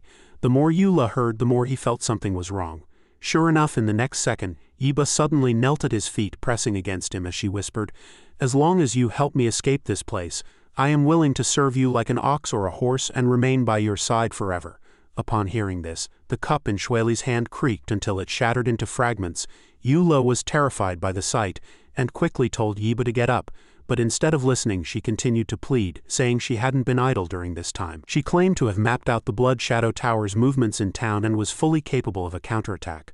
By now Shueli was pinching Yuli's arm, causing him unspeakable pain. He quickly promised Yiba to get her to stand up, otherwise his arm really would be ruined. Having received his promise, Yiba's grief turned to joy, while he was left wanting to weep but having no tears. Yiba pulled a piece of paper from her bosom and said slowly, "According to my intel, they meet at the southwest of town for 15 minutes every night." She suggested using this opportunity to set an ambush on the roof for a one-shot kill. Eula took the paper and told her to head back for now. He also told her to notify the remaining person. Yiba agreed softly and made an appointment to meet again tonight before pushing the door open and leaving. The sound of the door slamming shut echoed through the room. Only the 3 of them remained. Shueli reminded him that it was suspicious that Yiba hadn't asked if they could save the deacon. Shuli asked him what he planned to do. After a moment's thought, he decided to go to the meeting as agreed. After all, it was their only lead and was closely related to the mission. In truth, he was thinking that since it was a trap, how could he miss such a perfect opportunity to seek his own death? At that thought, he spoke with heroic abandon. "If something happens, I'll take the brunt of it." He told Shueli and Shuli to hide obediently behind him and never put themselves in danger. As night fell, the 3 arrived at a building in the southwest as planned. Eula muttered with a frown, "Is this the meeting spot?" and pushed the door open to enter. However, the moment the door opened, a faint, delicate fragrance wafted toward them. Shueli took a breath and thought it smelled quite nice, but she soon realized the scent was wrong. Unfortunately, it was too late. Her body trembled, and she fell powerlessly into Yuli's arms. He called out to her anxiously, even as Shuli beside them began to feel a sense of vertigo. She then collapsed. Just then, footsteps came from behind the door. It was Kuewa and Yiba. Kuewa chuckled triumphantly, noting that the trick had worked. But when she saw that Eula was still conscious, she immediately mocked Yiba. "Your poison-making skills are getting worse and worse. There's actually one who hasn't fainted." Yiba snorted coldly. "What's the rush? It's only a matter of time." Eula narrowed his eyes at the 2, secretly sneering. Just as he suspected, Yiba was a major problem. At that thought, he took the opportunity to toss Shueli onto a higher spot, and then feign being poisoned, collapsing right on top of Shuli, with Shueli landing on him. He put on an act of extreme weakness, angrily questioning who the 2 of them were and why he couldn't move. Yiba raised an eyebrow and smiled. "They are your fellow disciples, of course." She then walked over to Eula and laughed manically. She told him that there was no ambush at all, and the deacon leading the team hadn't died. The distress signal he sent was merely to lure people from the Yuan demon sect here. Hearing this, Eula frowned and asked, "Then why are you doing this? What's the point of going to such lengths to frame your own disciples?" At these words, the expressions of Kuewa and Yiba instantly turned dark. The 2 barked in exasperation. Are you really a demonic cultivator or not? What's the point? Isn't it obvious? It's for the valuables on you three, of course. Yiba complained through gritted teeth that although the Yuan demon sect claimed to be a prestigious great sect, the gap between disciples was massive. Those with high cultivation could easily obtain vast resources, while they were just ordinary Tower Realm disciples. She grabbed Eula by the collar and yanked him close, cursing fiercely that this mission was only to collect data. And after running around outside for over 2 months, their reward was only 2 bottles of low-grade pills. If they didn't resort to crooked paths, how were they supposed to survive? And among those crooked paths, wasn't murdering fellow disciples the easiest? Killing one Tower Realm disciple and seizing their cultivation was worth at least a year of her hard training. They had made quite a profit during this time. The more Eula heard, the more helpless he felt. Having stayed at the Sword Inquiry Sect for too long, he had almost forgotten the way of the demonic path. At that thought, he grabbed her hand and pressed further. But why choose Hongshui Town for the ambush? This place is so close to the sect. Aren't you afraid of being discovered? Yiba shrugged nonchalantly and spoke frankly. Because of the proximity, the distress signal doesn't look suspicious. It only attracts weaker deacons. If they sent someone too strong, they would be exposed immediately. Eula still had doubts and continued to question, but the mission has already sent out several waves of reinforcements. Since 2 Dao Realm cultivators have gone missing, the sect will eventually send someone to investigate thoroughly. Won't you be exposed then? Yiba snorted coldly, a hint of contempt flashing in her eyes. Just then a voice came from behind the door. That is not for you to worry about. Eula narrowed his eyes and saw a man holding a pagoda, appearing quite sanctimonious, walking out. Kuei-hua and the other woman quickly and respectfully called out, "Deacon." Yiba used her old line again, saying she had been waiting for a long time. Eula couldn't help but curse inwardly. Don't you get tired of that line? The deacon glared at him and said coldly that the Yuan demon sect was no longer an option, and he had his own destination. There were plenty of great demonic sects in the world, and if one place wouldn't have him, another would. Hearing this, Eula realized instantly that this guy intended to defect to the Blood Shadow Tower. The man chuckled, praising his intelligence, then displayed the arrogant pagoda in his hand. This is the sincerity offered by the Blood Shadow Tower, the Thunderbolt Pagoda. It can instantly release lightning to incapacitate Dao Realm cultivators. As long as one isn't in the Heaven Realm, anyone who comes here will never return. In the Yuan Demon Sect, they wouldn't touch a treasure like this in a lifetime, but in the Blood Shadow Tower, this was just the reward for completing a single mission. He mocked Eula, saying he should consider himself lucky to experience the power of a Dao Realm artifact before he died. Hearing this, Eula wasn't afraid. Instead, his eyes lit up with excitement. Bring it on. He hoped they wouldn't show mercy just because of his handsome looks. He was literally begging for death. Just then he took a heavy punch to his back, the pain forcing him flat on the ground. It was Shuli's doing. She complained that he was about to crush the life out of her. At the same time, Shuili also woke up. She stood up with her sword, sneering, "So it's dog eat dog. Scum who murder their own fellow disciples. I'm going to take you back to the sect to answer for your crimes." Seeing this, the faces of Kuei-hua and the other two changed drastically. How were they awake? Shuili looked at the three with contempt, saying they had been on guard all along and naturally hadn't truly fainted. Shuli echoed her from the side, saying Yiba's clumsy poisoning methods were useless. Even without guard, she would have woken up quickly. The deacon gnashed his teeth and said it was fine that they were awake. They could go die inside his pagoda. Seeing this, Eula naturally wasn't going to give him the chance. He immediately jumped to the front, shielding Shuili and Shuli. He cursed the three as traitors, then drew his sword and said coldly, "Come at me, stay away from them." In reality, his eyes were fixed on the Dao Realm artifact in the deacon's hand. As long as the opponent made a move, the power he described would surely send him to the afterlife. Wasn't this the perfect chance to be reincarnated? This time, he really had to thank the Blood Shadow Tower's ancestors. The deacon then ordered Kuei-hua and Yiba to proceed as planned. Eula shouted with anticipation, "Hurry up, I'm ready." However, the 3 people in front of him suddenly fled in 3 different directions. Eula and the other 2 were stunned. What kind of act was this? Eula instantly flew into a rage. What about the Dao Realm artifact? Why are you running? With that, he turned and suggested that Shuili and Shuli drive them toward each other to force them to fight. He was determined to fight these cowards to the death today. Shuli looked at his expression and asked with some suspicion, "Has your man gone stupid from rage? Why surround them? Isn't it better to defeat them one by one?" Shuili shook her head slightly. "He surely has his own plans." She walked to Yu Li's side and asked if he was worried the fight would harm the townsfolk and thus wanted to surround them and lead them elsewhere to deal with them. He nodded repeatedly, but in his heart he thought, "A 3-on-1 fight makes it much easier for me to die." but he couldn't say those words aloud. Shuili suggested leading them to the spiritual vein, where no one lived and they could fight freely. Shuili pouted nearby, calling it a hassle. Then the three split up to give chase. Shuili chased after Yiba, cursing under her breath, saying the town was full of mortals and since Eula didn't want them hurt, she had to lead her to the spiritual vein. Yiba was sprinting ahead when she suddenly felt a powerful surge of spiritual energy, startling her out of her wits. In an instant, Shuili had caught up and blocked her path. Without a word, Shuili attacked directly, two massive phantom hands reaching for her. Yiba performed a backflip midair, narrowly avoiding the grasp.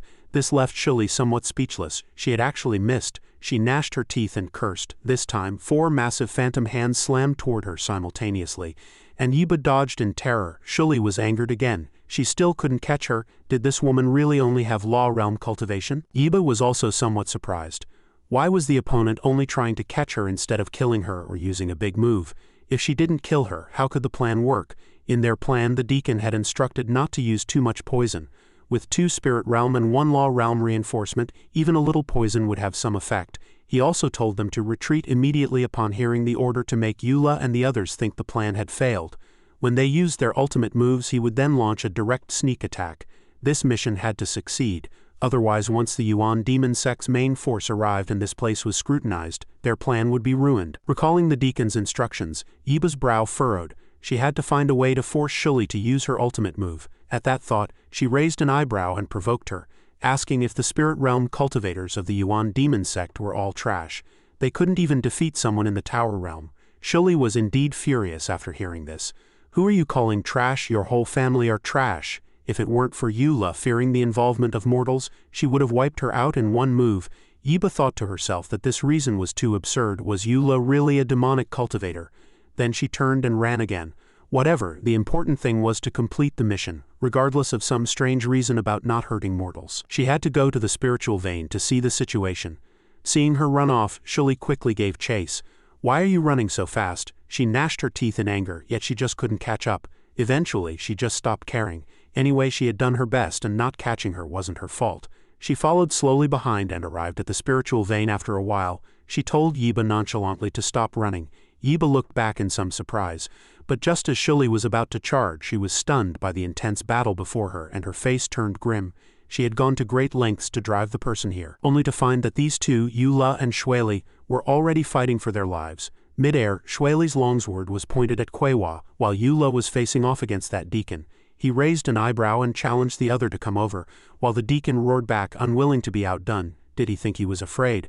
A single strike from his pagoda could lay him low. Hearing this, Eula felt somewhat helpless. Then just attack, why so much talk? He had to lower his guard to make the opponent think there was an opening, but he couldn't be too obvious. At that thought he cursed again. You coward, if you have the guts, stand right there and face my ultimate move. The deacon was instantly galvanized. His opportunity had finally arrived. At that moment Eula had already unsheathed his sword and began to bluff, brandishing the blade incessantly. He was being so obvious that there was no reason for the opponent not to come and take his life. Thus he closed his eyes and stood rooted to the spot, waiting for the other's strike. But after waiting with eyes shut for an eternity, no attack came. He immediately felt a surge of dissatisfaction. Why hadn't that guy unleashed his move yet? Meanwhile, the deacon was also fuming with rage. What kind of trash ultimate move was this? Who could this possibly kill? Eula maintained his pose until he finally couldn't fake it any longer. He gritted his teeth fiercely and let out a great shout, "Take this sword!" Along with the cry, a powerful surge of sword chi swept out. Seeing this, the deacon was overjoyed. Excellent, it's finally here. He stood there with his eyes closed, waiting for death to descend. However, that sword chi merely grazed past his body and slashed directly toward the back. The deacon was instantly consumed by rage, cursing out loud. Damn it, I'm standing perfectly still and you still managed to miss? Are you blind? Eula was not to be outdone, roaring back at him. You're the one who's blind. I unleashed my ultimate move. Why haven't you counterattacked yet? Just as the two were glaring at each other, Kwewa, who was behind them, suddenly spat out a large mouthful of blood. Hearing the commotion, the deacon snapped his head back and let out a horrified cry. Eula was also somewhat surprised. How did he hit her? Although she had been struck, she showed no fear. Instead, a smile hung at the corner of her mouth. It seemed she had finally completed her mission. In the blink of an eye, Kwewa's body erupted with a bang, vanishing into thin air. Witnessing this, Shuili spoke up in confusion. I clearly didn't attack her. Why did she throw herself that way? Eula had no idea what had happened, and began to suspect. Could this woman also have a salted fish system like me? Seeing Kwewa killed, the deacon roared in a furious rage. Since he had killed her, he would pay with his life. Eula curled his lip. If he had the guts, he should just make his move. After that last encounter, this guy must have realized he was a fraud and would surely launch a direct, fierce assault now, right? On the other hand, the deacon was also exceptionally excited. Surely he could land a hit this time. Eula thought to himself that even if he didn't attack directly, missing twice in a row would be enough to prove he was a useless hack. At that thought, he charged forward fiercely. Take another sword strike from me, instantly. Sword chi erupted once more, charging straight for the deacon's face. The deacon waited for the strike with full anticipation, but the result left him disappointed yet again. This move missed once more, grazing past his face and slashing toward the battlefield behind. This attack flew directly toward the rear battlefield. Seeing this, Yiba was not only unafraid but actually revealed a satisfied smile. This was truly a golden opportunity. At that thought, she immediately shouted at Kai Shuli, claiming she never expected her hidden trump card would be exposed here today. Given Kai Shuli's strength, Yiba told her she should feel honored to die by this technique. With that, she formed a hand seal and let out a fierce shout, Heaven-Earth Reversal Backstab. Kai Shuli watched her in shock. What was she doing? In an instant, Yiba's body was suddenly enveloped in a layer of pale red spiritual energy. However, she didn't launch an attack. Instead, she labed backward. Because of this, she directly intercepted Yuli's missed sword strike, spitting out a mouthful of blood. Kai Shuli was left dumbstruck. What kind of act was this? Wasn't she supposed to be attacking? Why did she jump backward to seek her own death? Even Eula hadn't expected this. He had clearly intended to miss the deacon, so how did he kill someone else? Kai Shuli even thought he had done it on purpose and loudly praised his brilliant calculation. The deacon gritted his teeth fiercely, cursing him as a despicable villain. He glared at Eula and spoke through clenched teeth. So you weren't missing, you were aiming for my subordinates. Eula didn't hesitate to curse back, saying she had sought her own death. The deacon was somewhat helpless. If he had known the strike wasn't meant for him, he wouldn't have stood still. Wouldn't it have been better to just charge? At that thought, he let out a cold snort, his gaze turning sinister as he fixed it on Eula. You killed 2 of my companions. Today we fight until death. Following his roar, multiple figures of the deacon suddenly appeared in the surroundings. Eula had thought he only had the pagoda, but it seemed this move was both offensive and defensive. Under high-speed movement, no one could capture his true form. His clones held pagodas, delivering thunderous strikes that no one could block, telling Eula to just wait for death. Seeing this, Shueli hurriedly wanted to step in and help, but Eula shook his head and refused. This guy was just a clown, he could solve this in one move, so he told them to stand aside and watch. Hearing this, the deacon let out a cold, contemptuous laugh. He wanted to see exactly how the other would kill him in one move. With that, he immediately tilted his head back and let out a great shout, and the Thunderbolt Pagoda instantly suspended itself in midair. The surrounding lightning struck down incessantly. Eula looked up at the lightning, his heart feeling extremely satisfied. There was hope again. He knew the heavens wouldn't treat him poorly. He didn't believe that by striking randomly he could actually hit the target. At that thought, he immediately swung his sword at the lightning.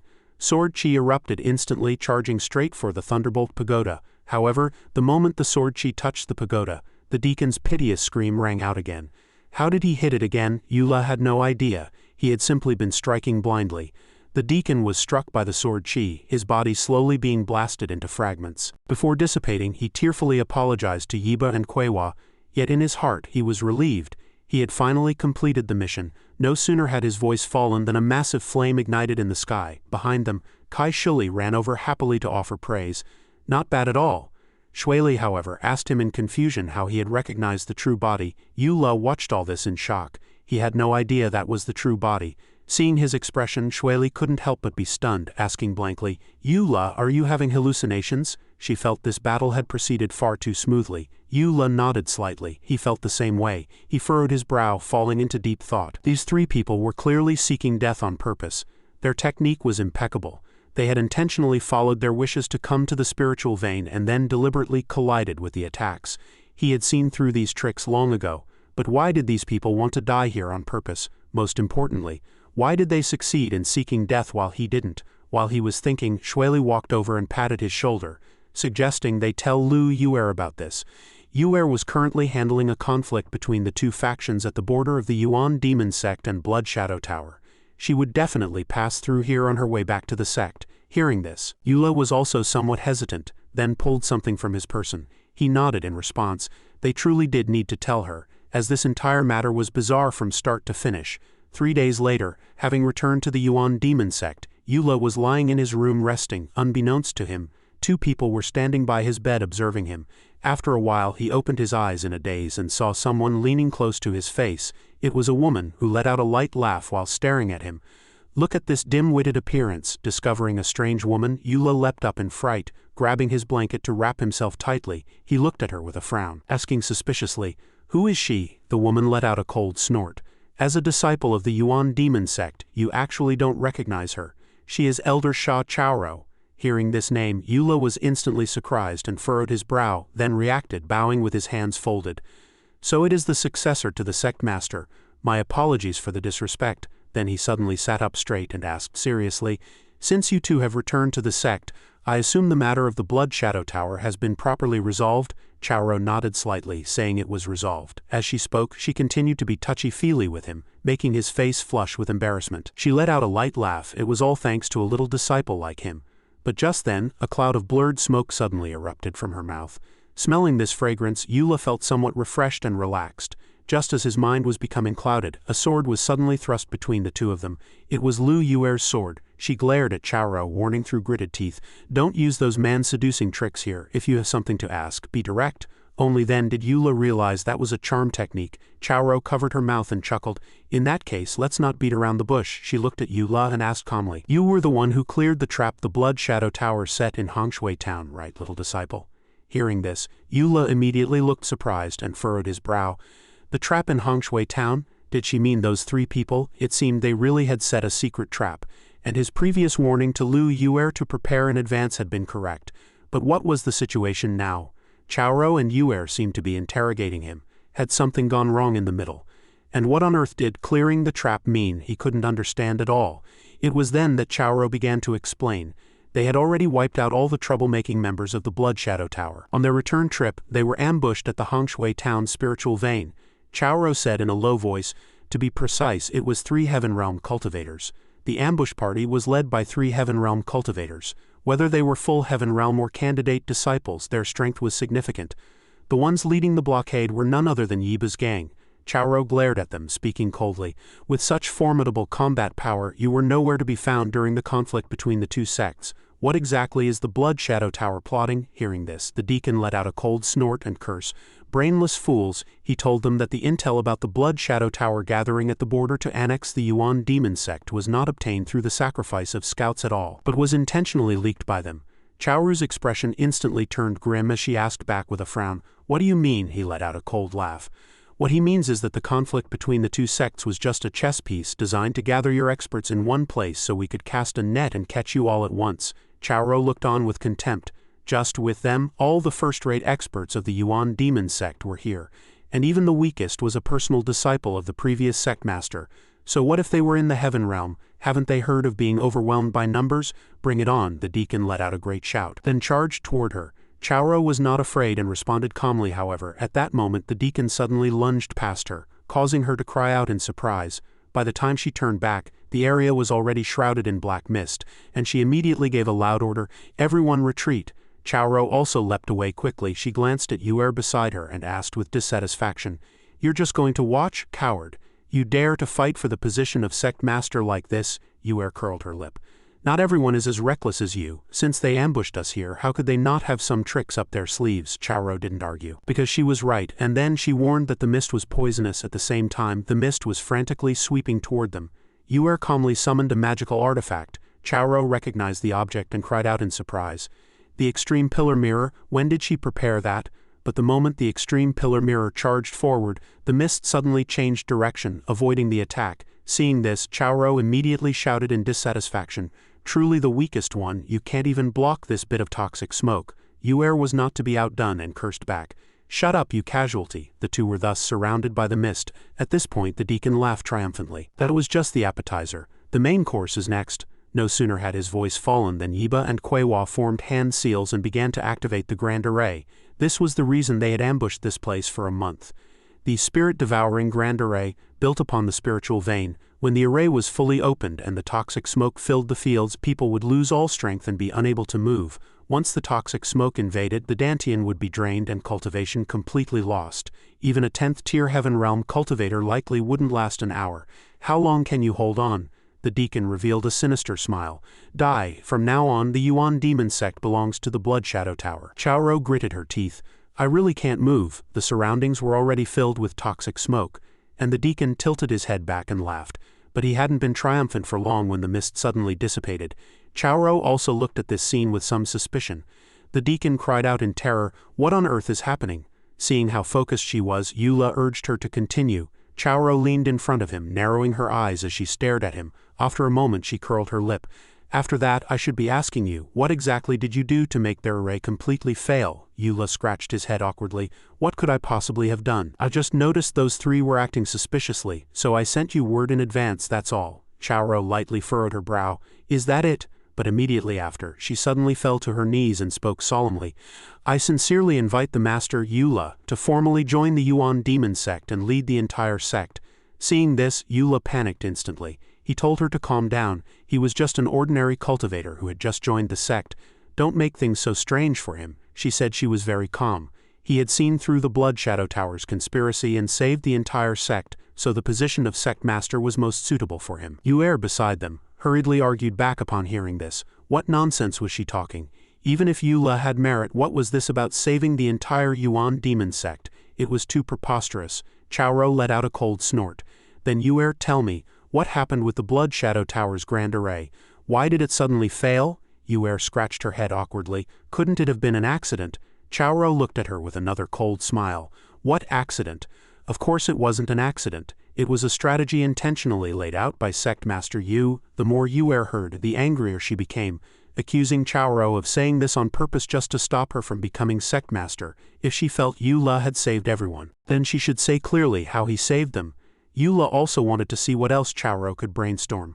Chaoro truly had an answer, she explained slowly. Initially, those scoundrels from the Blood Shadow Tower were caught by a deacon while setting up the array in Hongshui Town. They wanted to kill him to silence him, but they didn't expect the deacon to be one step ahead and send out a distress signal before dying. To keep the secret, the Blood Shadow Tower killed all the deacons who had previously investigated. But their approach to solving the problem was wrong. As soon as these words were out, Eula looked at her in horror. "The Yiba he had met was actually a fake?" Chaoro nodded slightly and continued. "The more deacons died, the more attention the sect paid to Hongshui Town, making the secret even easier to expose. To solve the problem once and for all, they came up with an idea. They used a series of methods to make Euler think the truth of Hongshui Town was fellow disciples murdering each other. After being killed by him, they would then report the matter to the sect. That way, they could set up the array in Hongshui Town without any worries." Eula was somewhat helpless after hearing this. They could play it like that? As it turned out, the sucker who wanted to seek death was actually him. Chaoru raised an eyebrow at him and continued. "Their plan was meticulous, but despite all their calculations, they underestimated you." She claimed that he had not only seen through their conspiracy but had even deduced the reason they were setting up the array. Thus he had used their own scheme against them to sabotage the plan. She spoke with absolute conviction, but Eula didn't feel he had that kind of ability at all. Seeing him still demurring, Chaoru pressed further. "If you hadn't seen through it, why would you lead them to the spiritual vein?" Eula hesitated for a long time, unable to answer. He didn't know how to make up a story. Yuer, standing nearby, spoke up quickly to answer for him. "He was just afraid of hurting the town's common folk." As soon as those words came out, Yu nodded in agreement. But Chaoru didn't buy it. Rather than a demonic cultivator, he sounded more like a member of the righteous path. Would a demonic cultivator actually worry about hurting civilians? Did that sound plausible? Not really, right? However, she truly didn't know your real identity as a righteous cultivator, and Yuer couldn't expose your secret either. So she could only grit her teeth and ask back, "Then you tell me, what was his reason?" Chaoru let out a light laugh and stated frankly, "It was to destroy the spiritual vein." At these words, Eula and Yuer were instantly struck with shock. "You can even do that?" Chaoru slowly explained. "The array set up by the Blood Shadow Tower must rely on our sect's spiritual vein. Otherwise, the mana wouldn't be enough to sustain the array's operation. Therefore, the simplest way to break the array is to destroy the spiritual vein. Hongshui Town's spiritual vein is located beneath the town center, but a direct strike would be blocked by the Blood Shadow Tower's cultivators. So Eula needed a cover. It was for this very reason that you lured them to the spiritual vein. On the surface, you were eliminating enemies, but in reality, you were taking the opportunity to use techniques to shatter the spiritual vein." At this, Chaoru looked at Yu with eyes full of worship. "This plan is simply brilliant. Eula, listening to it, even you find it makes a lot of sense." Yuer was so angry she barked. "Wake up already." You were slightly stunned and awkwardly apologized to her. She sighed helplessly and said, "There's another possibility. In aerial combat, it's common for technique attacks to hit the ground." Eula was just acting out of habit. After hearing this, Chao Ru frowned. "That is also a possibility." Eula instantly echoed her with excitement. "Exactly, it was just a coincidence." But before you could be happy for long, Chao Ru let out another light laugh. "Anyone with a bit of knowledge knows that a spiritual vein is formed by the gathering of heaven and earth's spiritual energy. If a cultivator's realm hasn't grasped the Tao of heaven and earth, it's impossible to destroy it. Yu Li's cultivation is only in the spirit realm. The attacks he launches are easily deflected unless he happened to strike the most fragile node of the spiritual vein. So she is certain that none of this was a coincidence." As she spoke, she gripped Yu Li's arm tightly, making it impossible for him to escape even if he wanted to. She gazed at you sincerely and whispered, "Sect Master, stop pretending. I know you are fiercely loyal to Yuer and want to give the credit to that useless person so she can sit on the Sect Master's throne, but unfortunately, the game you set up has reached this point. You even went as far as to send me word, but nearly let the Blood Shadow Tower succeed. She Yuer is clearly an incompetent person who can't achieve anything great. I'm telling you truthfully, if you want me to yield the position of Sect Master, you must either surpass me in strength, or outwit me in strategy. Otherwise no one is worthy, and in my eyes Yuer has neither strength nor cunning." Beside them, Yuer felt like she was being brainwashed by Chao Ru's words, even starting to think Eula was quite suited to be Sect Master. At this moment, Eula lay on the bed feeling somewhat powerless. Was he really going to be made Sect Master? He bit his lip hard, clenched his fists and sat up. Although becoming Sect Master would allow him to sword inquire freely, once he was in power he would be above 10,000 people, making him the target of everyone's ire. The more he thought about it, the more helpless he felt. He looked at Yuer, took a deep breath and spoke frankly. "Chao Ru's analysis is correct, but you missed one crucial piece of information. You forgot who gave me the mission documents for Hongshui Town." As soon as those words were out, Chao Ru's expression changed drastically. Could it be the person she was thinking of? Seeing that she had guessed it, Eula gave a light laugh and admitted that it was Yuer who had sent him to Hongshui Town. It was also she who had seen through the Blood Shadow Tower's conspiracy and ordered him to find a way to destroy the array. Furthermore, she was the one who told him the location of the spiritual vein's weakest point. Eula used all his strength to help hype up Yuer, but Chao Ru didn't believe it at all. She let out a cold snort. Feeling that Yuer's realm was low, her talent was poor, and she was lazy and greedy, running away at the first sign of trouble. Since she couldn't even be a good undercover agent back then, how could she suddenly become so smart? Every word she spoke was to belittle Yuer, which made Yuer so angry she gave a loud warning that her patience was limited. Eula sighed helplessly. The debts one accrues in normal times truly can't be relied upon in critical moments. Regardless, he still had to push this matter onto Yuer. He gritted his teeth and continued, "If it wasn't her, why would a spirit realm disciple like me pick a mission so far beyond my grade?" Hearing this, Chao Ru felt it made some sense and her expression softened. Eula continued his brainwashing mode, hinting that he knew all along he wouldn't die. But having just arrived at the Yuan demon sect, he had no source of intel, so how could he be certain he would survive such a dangerous mission? Naturally, it was because someone had paved the way for him in advance, implying that person was Yuer. Therefore, the one who saved the sect was Yuer. She just liked to play dumb and enjoy everyone's shocked expressions. He patted Yuer on the shoulder and joked with a light laugh that she was so young yet so full of schemes. Chao Ru was half convinced, staring at Yuer and asking, "Then before, facing the ambush, the reason you took out that broken mirror was also because you knew the array wouldn't hold?" Yuer could only grit her teeth and admit it. Chao Ru narrowed her eyes to observe her, trying to see if she was lying. Could the truth really be like this? Eula looked at this scene feeling a bit nervous. Why had she stopped talking? At least give some reaction. After a while, Yuer led Eula to a pagoda. Eula asked if this was the place where Blood Dragon Abyss was kept. Yuer nodded in affirmation. She was a woman of her word. If he wanted to inquire into the sword, he could do so as much as he liked. There was no time limit. As she spoke, she pushed the door open to enter. Inside was a longsword surrounded by spiritual energy in the shape of a massive dragon. This was the ancient divine sword of the Yuan demon sect. Blood Dragon Abyss. Shui Li frowned as she looked at the sword, her voice low. "The evil aura is too heavy, even more oppressive than blood-sucking withered bone." Eula, on the other hand, had eyes glowing with excitement. He liked it very much. With that, he stepped forward and asked the two to step back. He was going to begin the sword inquiry. He didn't forget to caution them that no matter what happened, they shouldn't speak to him, lest he fall into a demonic possession. Hearing this, Yuer pouted.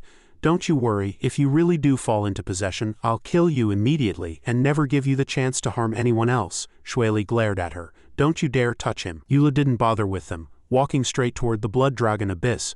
Sword inquiry was the priority. With a determined gaze he reached out and gripped the hilt.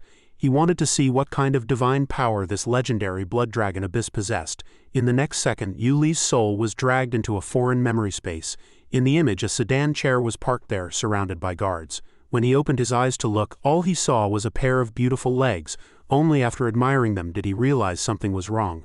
How did his body have these strange parts? This time he had possessed a woman, and she was the sect master of the Tianjun sect, Bai Lian. Suddenly his head began to throb, and a sharp pain quickly struck. Seeing this, the subordinates outside asked with concern if the sect master was unwell, and if they should fetch a physician. Eula bit his lip hard and took a deep breath, as if suppressing something. Only after a moment did he speak, saying he was fine. In reality, Shueli and the other were observing the sword inquiry and suddenly discovered his body was twitching. Yuer asked in confusion if it was like this the last time he inquired. Shueli couldn't figure out the reason either, shaking her head in denial, and saying it wasn't exactly like this. Inside the memory space, Bai Lian stared at the subordinate below, and asked coldly, "Did I not tell you to assemble the nearby rogue cultivators? Where are they?" The subordinate quickly bowed to report, "The word has been sent out, they should arrive very soon." No sooner had he finished speaking than Bai Lian kicked him, cursing him as a piece of trash. She ordered him to hurry and push them. This was the only way to survive the great destruction. So he should tell those who didn't want to die to get over here immediately. The subordinate took the order in fear and departed. Only then did she breathe a sigh of relief, truly so angry her makeup was ruined. Her husband didn't love her anymore. What was she to do? Half an hour later, at a cliff edge not far away, many people had gathered. Bai Lian stood on high ground, looking down at the crowd, and spoke arrogantly. "You are all heroes and champions, yet unfortunately born at the wrong time. Heaven wishes to destroy me. Allow me to ask, are you all willing?" As soon as she spoke, someone immediately responded. "Sect Master, speak plainly. You are the head of the Tianjun sect, a heaven realm venerable. We will certainly give your words deep thought." Hearing this, Bai Lian gave a light laugh.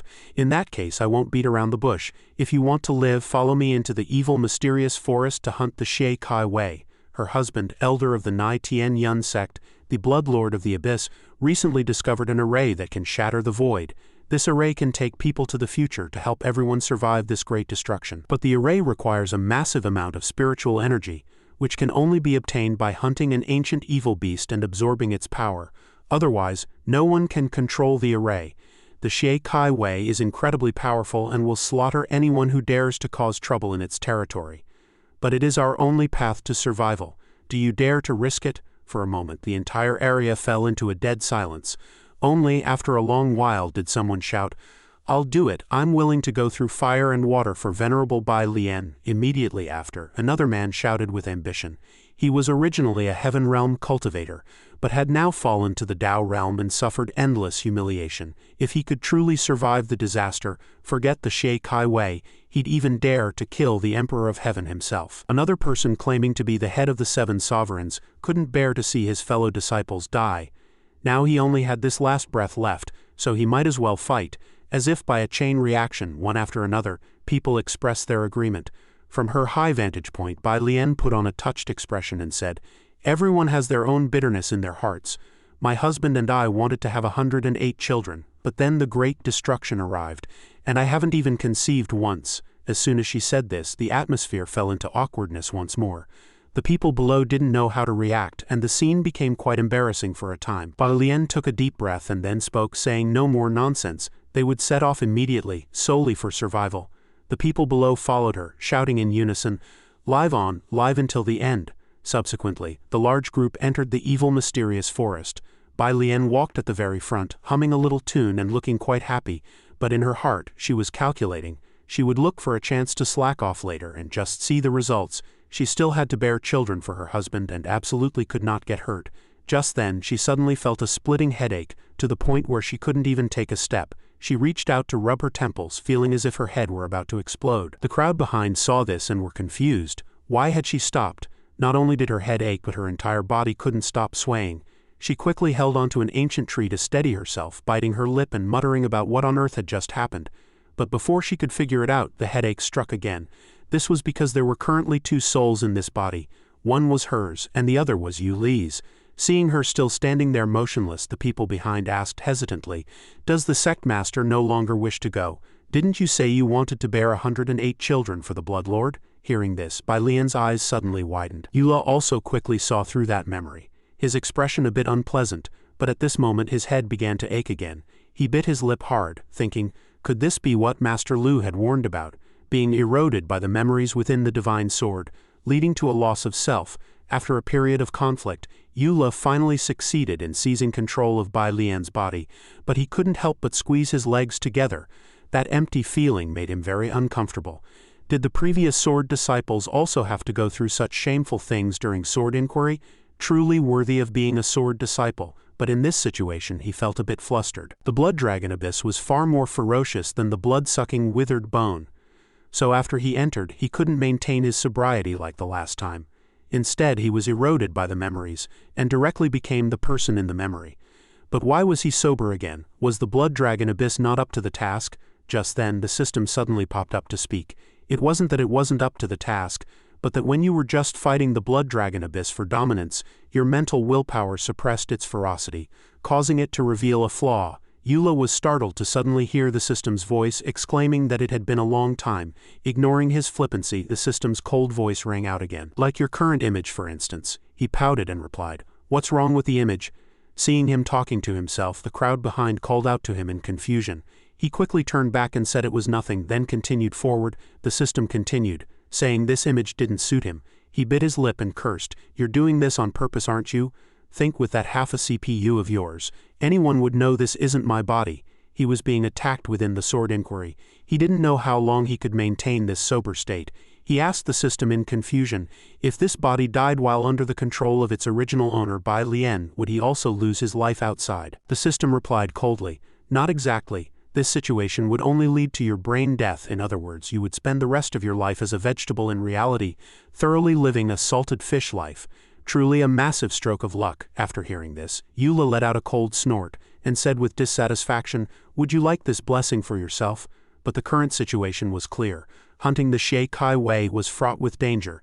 This was the Blood Dragon Abyss's method of attack, taking advantage of his loss of consciousness.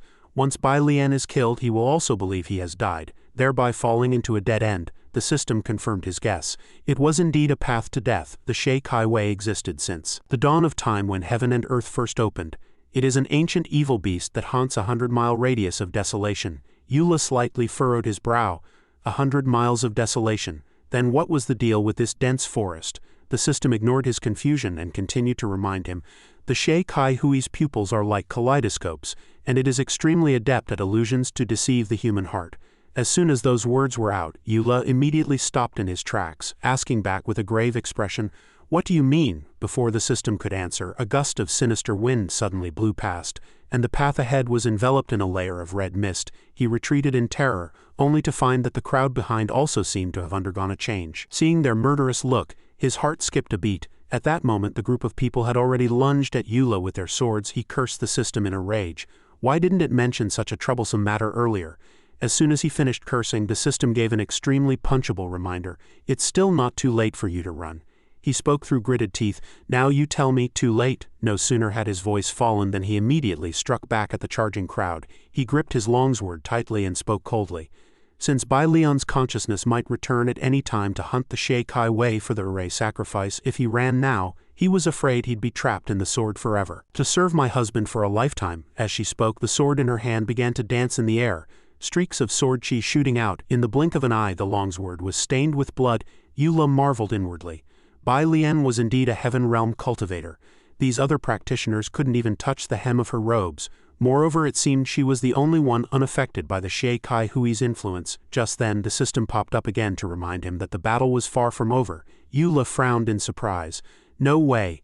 They've all been killed." The system asked coldly if he didn't plan to deliver the finishing blows, as their consciousness would still be manipulated to attack him. He let out a cold snort. Did he look like the type to be soft-hearted?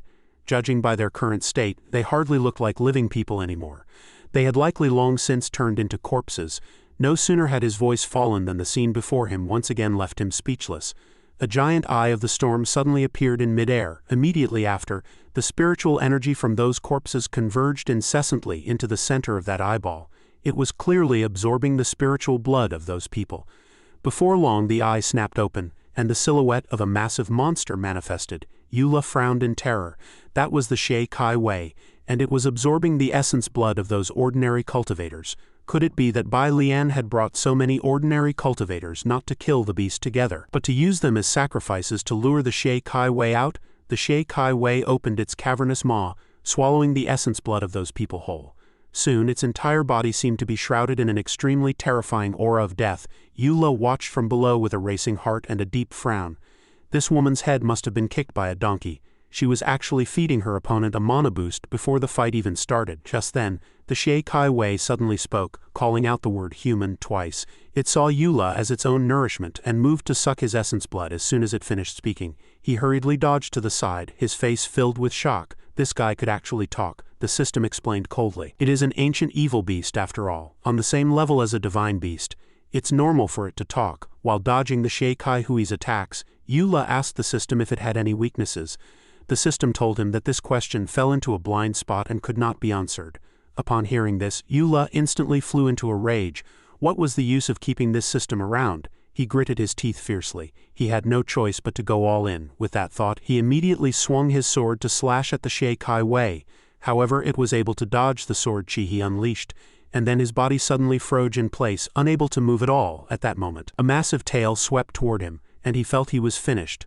Unable to move, he could only stand there and take the hit. Just like that, he was sent flying. However, it had no intention of letting him go. Red spiritual energy generated from its body began to coil around Eula. Before long, he was tied up tight. The Shay Kai Wei continuously sucked out his essence blood. His consciousness gradually became blurred. At this rate, his soul would soon be scattered. But at this critical moment, he absolutely could not disappear like this. He snapped his eyes open and then circulated his spiritual power to shatter that red spiritual energy. In the outside world, Shuili and Yuer were still observing Yu Li's sword inquiry. The sudden anomaly at this moment left both of them shocked and delighted. Shuili watched the scene in disbelief. This is the pressure of the heaven realm. How could Eula possibly achieve this? Yuer also gritted her teeth fiercely. Given his method of sword inquiry, not only would he die, but they would lose their lives as well. With that, she immediately turned to flee. She didn't want to stay there, but Shuili wanted to help Eula. Seeing this, Yuer was frantic. "Do you have a death wish?" She hurriedly tried to stop her, noting that the mana fluctuations were so violent that even Shuili wouldn't be able to pull him back. But Shuili's gaze was exceptionally resolute. Eula was performing the sword inquiry for the sake of all living beings, and she couldn't leave him alone. Yuer felt somewhat helpless toward her, constantly urging her to let go. "Why are you so stubborn?" Just as the two were at a stalemate, the mana fluctuations suddenly stabilized. The two were slightly stunned and turned to stare fixedly at Eula. He still had his eyes shut tight, but a few drops of cold sweat had appeared on his face. What on earth was he experiencing? In the memory space, the main soul of the venerable Bai Lian had now manifested. She looked arrogantly at the Shay Kai Wei, cursing in a rage. "To think it dares to bind me. The only one allowed to bind me is my husband." As soon as she spoke, she immediately swung her sword to slash at it. It was still that same sword strike, but this time the spiritual power was far more formidable. Sharp sword chi charged toward the Shay Kai Wei with the force of breaking through the wind. However, at that moment, its eyes snapped wide open, and a massive crack actually appeared in the sky, incessantly sucking up the essence blood from below. Seeing this scene, Eula was instantly struck with horror. This ancient evil beast could actually swallow souls and even pass through the 6 paths of reincarnation. It seemed he might truly lose his life here. Bai Lian's soul remnant stared at the Shay Kai Wei, her expression extremely wary. Just then, it opened its maw again, spewing red spiritual energy to attack Bai Lian. It was sucking away Bai Lian's soul remnant, causing her body to become extremely weak, falling half-kneeling to the ground. But she did not give up. The sword chi guidance in her hand had not ended. Since she had lured it out, it was to seek enlightenment. As soon as her voice fell, the longsword in her hand immediately charged forward. It pierced directly into the Shay Kai Hui's mouth. Cyan spiritual energy burned it just like that. Intense pain struck instantly, and the Shay Kai Wei roared in fury. Damned human, to think she would use her own soul to strike it. Seeing this, Bai Lian revealed a triumphant smile, and continued to command the longsword to attack. However, at that moment, a buzzing sound suddenly echoed in her mind, and Yu Li's soul gradually began to manifest. Eula gritted his teeth fiercely. "Don't wake up at a time like this, it hurts like hell." the system hurriedly popped up to remind him. The host's consciousness exists within the body, the soul is about to be devoured, and the death countdown has begun. Eula frowned slightly. She wanted to use her soul to fight the Shay Kai Wei, but she had to lose consciousness first. Could it be that even the soul power of the heaven realm couldn't handle this monster? Then he suddenly remembered something. Right, the soul. He hurriedly called the system and asked, I am currently inside the blood dragon abyss. Can only my consciousness and Bai Lian establish a connection? The system replied coldly. Yes, he followed up. Is there a way to let my soul establish a connection with the sword? After several sword inquiries, he had roughly grasped the root cause. Those flashing images were all transformations of the hidden power within the divine sword. Even the sect leader couldn't see through his Tao heart. His soul power was already equivalent to the heaven realm. The system seemed to see through his objective, asking back suspiciously, Do you want to borrow your own soul power to fight against the blood dragon abyss? He curled his lip at it. Can't you even do that? Truly useless. The system flew into a rage after being insulted. I hope you'll change your phrasing the next time you seek the system's help.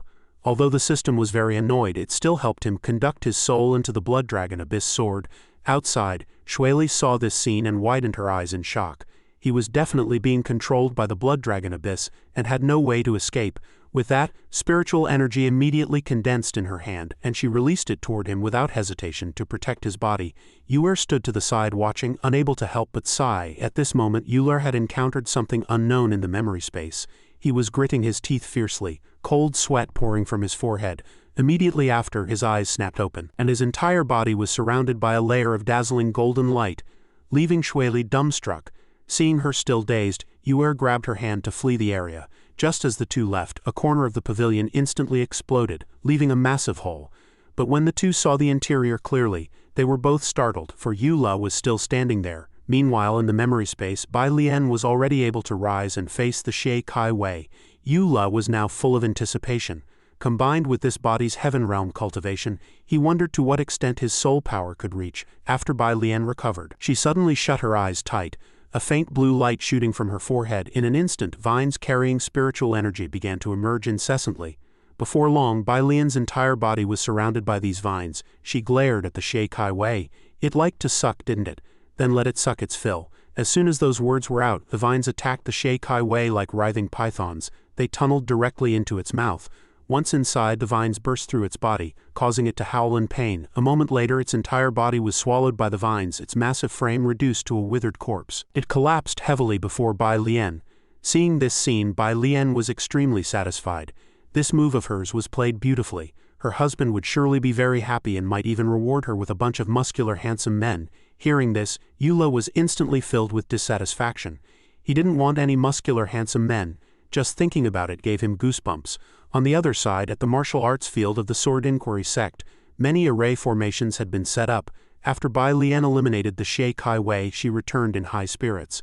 When the man on the stage saw her, his expression changed drastically. He was none other than Bai Lian's husband, the Longyuan Bloodlord, and he asked suspiciously, How did you return so early? Bai Lian threw herself directly into his arms, saying bashfully, Why does he look so surprised? Does he think I couldn't handle the Shay Kai Wei?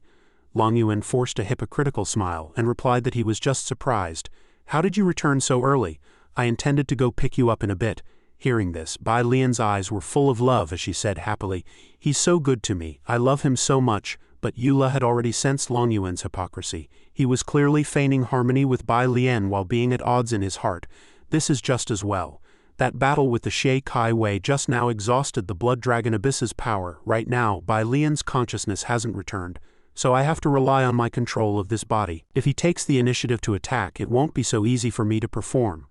Bai Lian had mentioned that Longyuan had obtained an array capable of shattering the void to take them to the future, and Ningzu had said her writing of the Sword Heart scripture was related to ancient cultivators.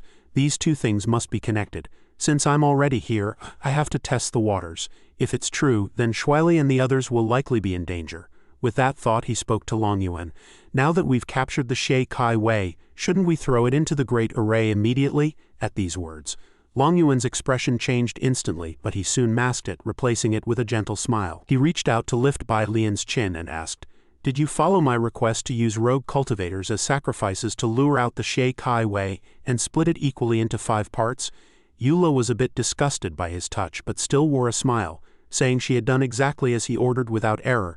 Hearing this, Long Yuan finally nodded in satisfaction, even wanting to reward her with a kiss. He was terrified upon hearing this, secretly praying for him not to come over, but unfortunately he still pressed his lips to Bai Lian's face. Although the physical body belonged to Bai Lian, the one in control was him. Eula was truly weeping incessantly in his heart. Then Long Yuan proposed, "Hurry and place them into the 5 arrays we've prepared, so that we can go to the future together to fulfill our grand plan of having 108 children." Eula nodded slightly and hurriedly broke free from his embrace. "Once I learn more about that great array, I'll definitely kill him. 108 children, my foot, he better scram quickly." Eula suppressed the disgust in his heart, and threw out 5 small jade stones emitting cyan light from his space, then waved his hand to toss them into the 5 arrays on the arena. The moment the jade stones made contact, the array's spiritual energy was filled. Witnessing this, Long Yuan cheered excitedly that they had succeeded. At this moment, Eula suddenly leaned into his ear and shouted, "Husband," giving him a fright. He even reached out and slapped his butt, teasing him a bit before asking what they should do next. He asked if the great array was about to be activated. Eula was secretly smug. "Dare to get touchy-feely with me? See if I don't mess with you to death." Long Yuan was startled at first, but soon turned the tables, pulling him back into his arms to caress him, then said with a laugh, "That's right, but first there is an important matter you need to do. Having the Xie Kai Wei isn't enough to truly complete the sacrificial array. There is still one thing missing." As he spoke, his hand had already reached toward her back. He revealed a mysterious smile and said, "The thing I need is precisely what can connect and guide the array's sacrifice." No sooner had his voice fallen than he reached out and pierced through Bai Lian's body, pulling out the ivy heart. This was her bloodline. Having lost her bloodline, Bai Lian's body immediately stumbled to the ground. Long Yuan showed no mercy, laughing toward the sky. Using this method, this should be correct. Eula gritted his teeth fiercely. He had been careless. This guy had intended to strike Bai Lian from the very beginning, which is why he was so hypocritical toward her. Eula looked up at him and asked through gritted teeth why. He let out a light laugh and stated frankly, "To survive the great destruction, of course. To shatter the void, the rhino's reincarnation ability alone isn't enough. Other people's souls must be used as soul threads for guidance." He rested his sword against Yuli's neck and cursed, "Fool, although we are cultivators, we are ultimately just mortals. How could we possibly withstand the pressure of traveling through time and space? But the soul is different. It can travel between the realms of yin and yang, naturally possessing powerful resistance. The stronger the sacrifice, the stronger the soul thread refined, and the stronger the resistance when shattering the void." Since that person told him this plan, he had chosen Bai Lian as the sacrifice. Eula had grasped the general idea by now, but still continued to pretend to question why he had cheated her. Long Yuan roared with eyes full of hatred. What he hated most were women like Bai Lian, licentious and insatiable. Staying by her side day and night was agony for him. Eula pouted after hearing this, his face full of disdain. "If you're incompetent yourself, fine, but don't blame others." Long Yuan then raised his eyebrows and laughed. Now that he finally had the chance to get rid of Bai Lian, he naturally couldn't wait. As soon as his voice fell, this guy crushed the ivy heart in his hand. The breaking of the bloodline caused Bai Lian's body intense pain. From within the body, Eula couldn't help but cry out. He asked the system what would happen if he died in this state. The system told him that the influence the Blood Dragon Abyss had on him was lifted and he could perform the sword inquiry as usual. At this moment, Bai Lian's soul remnant was already standing opposite him. He spoke slowly. What had happened could not be changed. Now she was still alive. She had heard clearly just now, right? What did she want to do next? Bai Lian opened her tearful eyes and said through gritted teeth, "I want him to pay a painful price." Eula nodded in response. "I understand." Long Yuan stood before him, somewhat confused by his whispering. "What are you saying?" Eula slowly stood up, narrowing his eyes at Long Yuan as he said coldly, "Since we've shared this body, I won't be affected by it. I'll barely satisfy her final wish." Seeing this, Long Yuan asked in terror who he was. At that moment, Bai Lian's body underwent a transformation in the blink of an eye. Her slender arms became knotted with muscle, and her legs were no exception. Before long, Bai Lian's entire body became exceptionally strong. Eula let out a light laugh and said, "I am his wife, can't you tell?" But then again, he had never truly looked at Bai Lian, so naturally he wouldn't recognize her. Speaking of which, sky-high hatred ignited in his eyes as he let out an enraged roar. "Die, you piece of scum!" Immediately following his cry, he gathered a surge of powerful spiritual energy in his palm and slammed it forward with a vengeance. Long Yuan let out a scream of pure terror. With a world-shaking boom, the arena instantly shattered and collapsed. As the spiritual aura gradually dissipated, Eula had reverted to his original form. He looked around at his surroundings, muttering with lingering fear, "I'm finally back." He hurriedly lowered his head to check his pants, letting out a sigh of relief as if a heavy burden had been lifted. "Thank God, I'm a man again." He tilted his head back to stretch his body and muttered to himself, "I need to find Shueli right away." However, at that moment, waves of dense spiritual energy fluctuations suddenly erupted around him. Eula frowned in surprise. What was going on outside the pavilion? Shueli and Yuer had not left. At that moment they suddenly felt a surge of mana fluctuations within the pavilion that shot straight into the clouds. Shueli cried out in joy. "This is it! Eula is about to advance to the Dao realm." Yuer was somewhat surprised, but she quickly sensed something unusual. She frowned and asked Shueli if anything could go wrong during such a mana breakthrough. Shueli understood her concern and explained with a light laugh, "Their mana is clear and pure. It doesn't look at all like someone falling into a demonic state." Before her voice even faded, a figure suddenly streaked past the two of them. It was Eula. The moment he appeared, he grabbed Shueli's hand to take her away. "Run before the people from the Yuan demon sect realize what's happening." Yuer watched their retreating backs, cursing in a rage. "If you run away, how am I supposed to explain the righteous mana fluctuations coming from the Longyuan pavilion to Chao Ru?" But Eula couldn't care about any of that. He pulled Shueli along in a frantic sprint until they reached a safe zone where he finally produced a jade pendant. Instantly, the spectral image of the Sword Inquiry's sect leader manifested. Eula told him everything that had happened, start to finish. After hearing the tale, the sect leader let out a couple of dry coughs and asked back suspiciously, "You really possessed a female demon cultivator from the ancient era?" Seeing the sect leader's reaction, Eula spoke with some dissatisfaction. "I can see you're secretly laughing over there." Standing beside him, Shueli couldn't help but tease, "You didn't actually turn into a female cultivator, did you?" Eula roared in exasperation, "You two, wake up, the focus here is the great destruction, the great destruction." Only then did Zhang Junhai turn serious. He mentioned that the great destruction they learned about through the blood-sucking withered bone was merely due to a sudden imbalance in the world's spiritual energy, causing cultivators to fall into dire straits and gradually regress into mortals. Eula then supplemented this with what he had seen in the Blood Dragon Abyss, noting that he discovered the cultivators of that time were not willing to accept their destruction. They wanted to use the remains of ancient evil beasts to set up arrays, using human souls as a medium to travel to the future. Eula nodded in confirmation, stating that this was exactly what the Longyuan Bloodlord had intended. He just didn't succeed. Otherwise his sword wouldn't have ended up in the hands of the Yuan demon sect. Upon hearing this, sect leader Zhang spoke with a grave expression. Just because he didn't succeed doesn't mean others didn't. Otherwise, how could Ningzu have disappeared? Think carefully, who exactly taught the spell for shattering the void and traveling through eras to the Longyuan Bloodlord? Eula frowned in deep thought. "Let me think." After a moment he shook his head solemnly. It wasn't explained clearly in Bai Lian's memories. As soon as these words were spoken, the three of them fell into silence. However, right then, Eula suddenly spoke up. "There's no need for everyone to worry. Even if ancient cultivators really did come here, their numbers wouldn't be large. We have so many people we could wear them down through a battle of attrition." Hearing this, Shueli curled her lip, feeling that they might not necessarily be able to win. At this point, sect leader Zhang asked Eula seriously, "Do you know why the top-tier sects of today are so powerful?" Eula thought for a moment and replied quietly, "Probably because our predecessors worked hard to create many new cultivation techniques." The sect leader sighed. "That is certainly one aspect, but it's more because every sect sits upon secret realms passed down from 10,000 years ago, along with those 7 divine swords. The secret realms contain a massive amount of secret techniques that are like heavenly tomes to the people of this era, and based on your description, the blood-sucking withered bone and the blood dragon abyss are merely the sidearms of heaven realm experts from the ancient era. They can't yet be called true divine swords." Eula frowned slightly, puzzled by the meaning.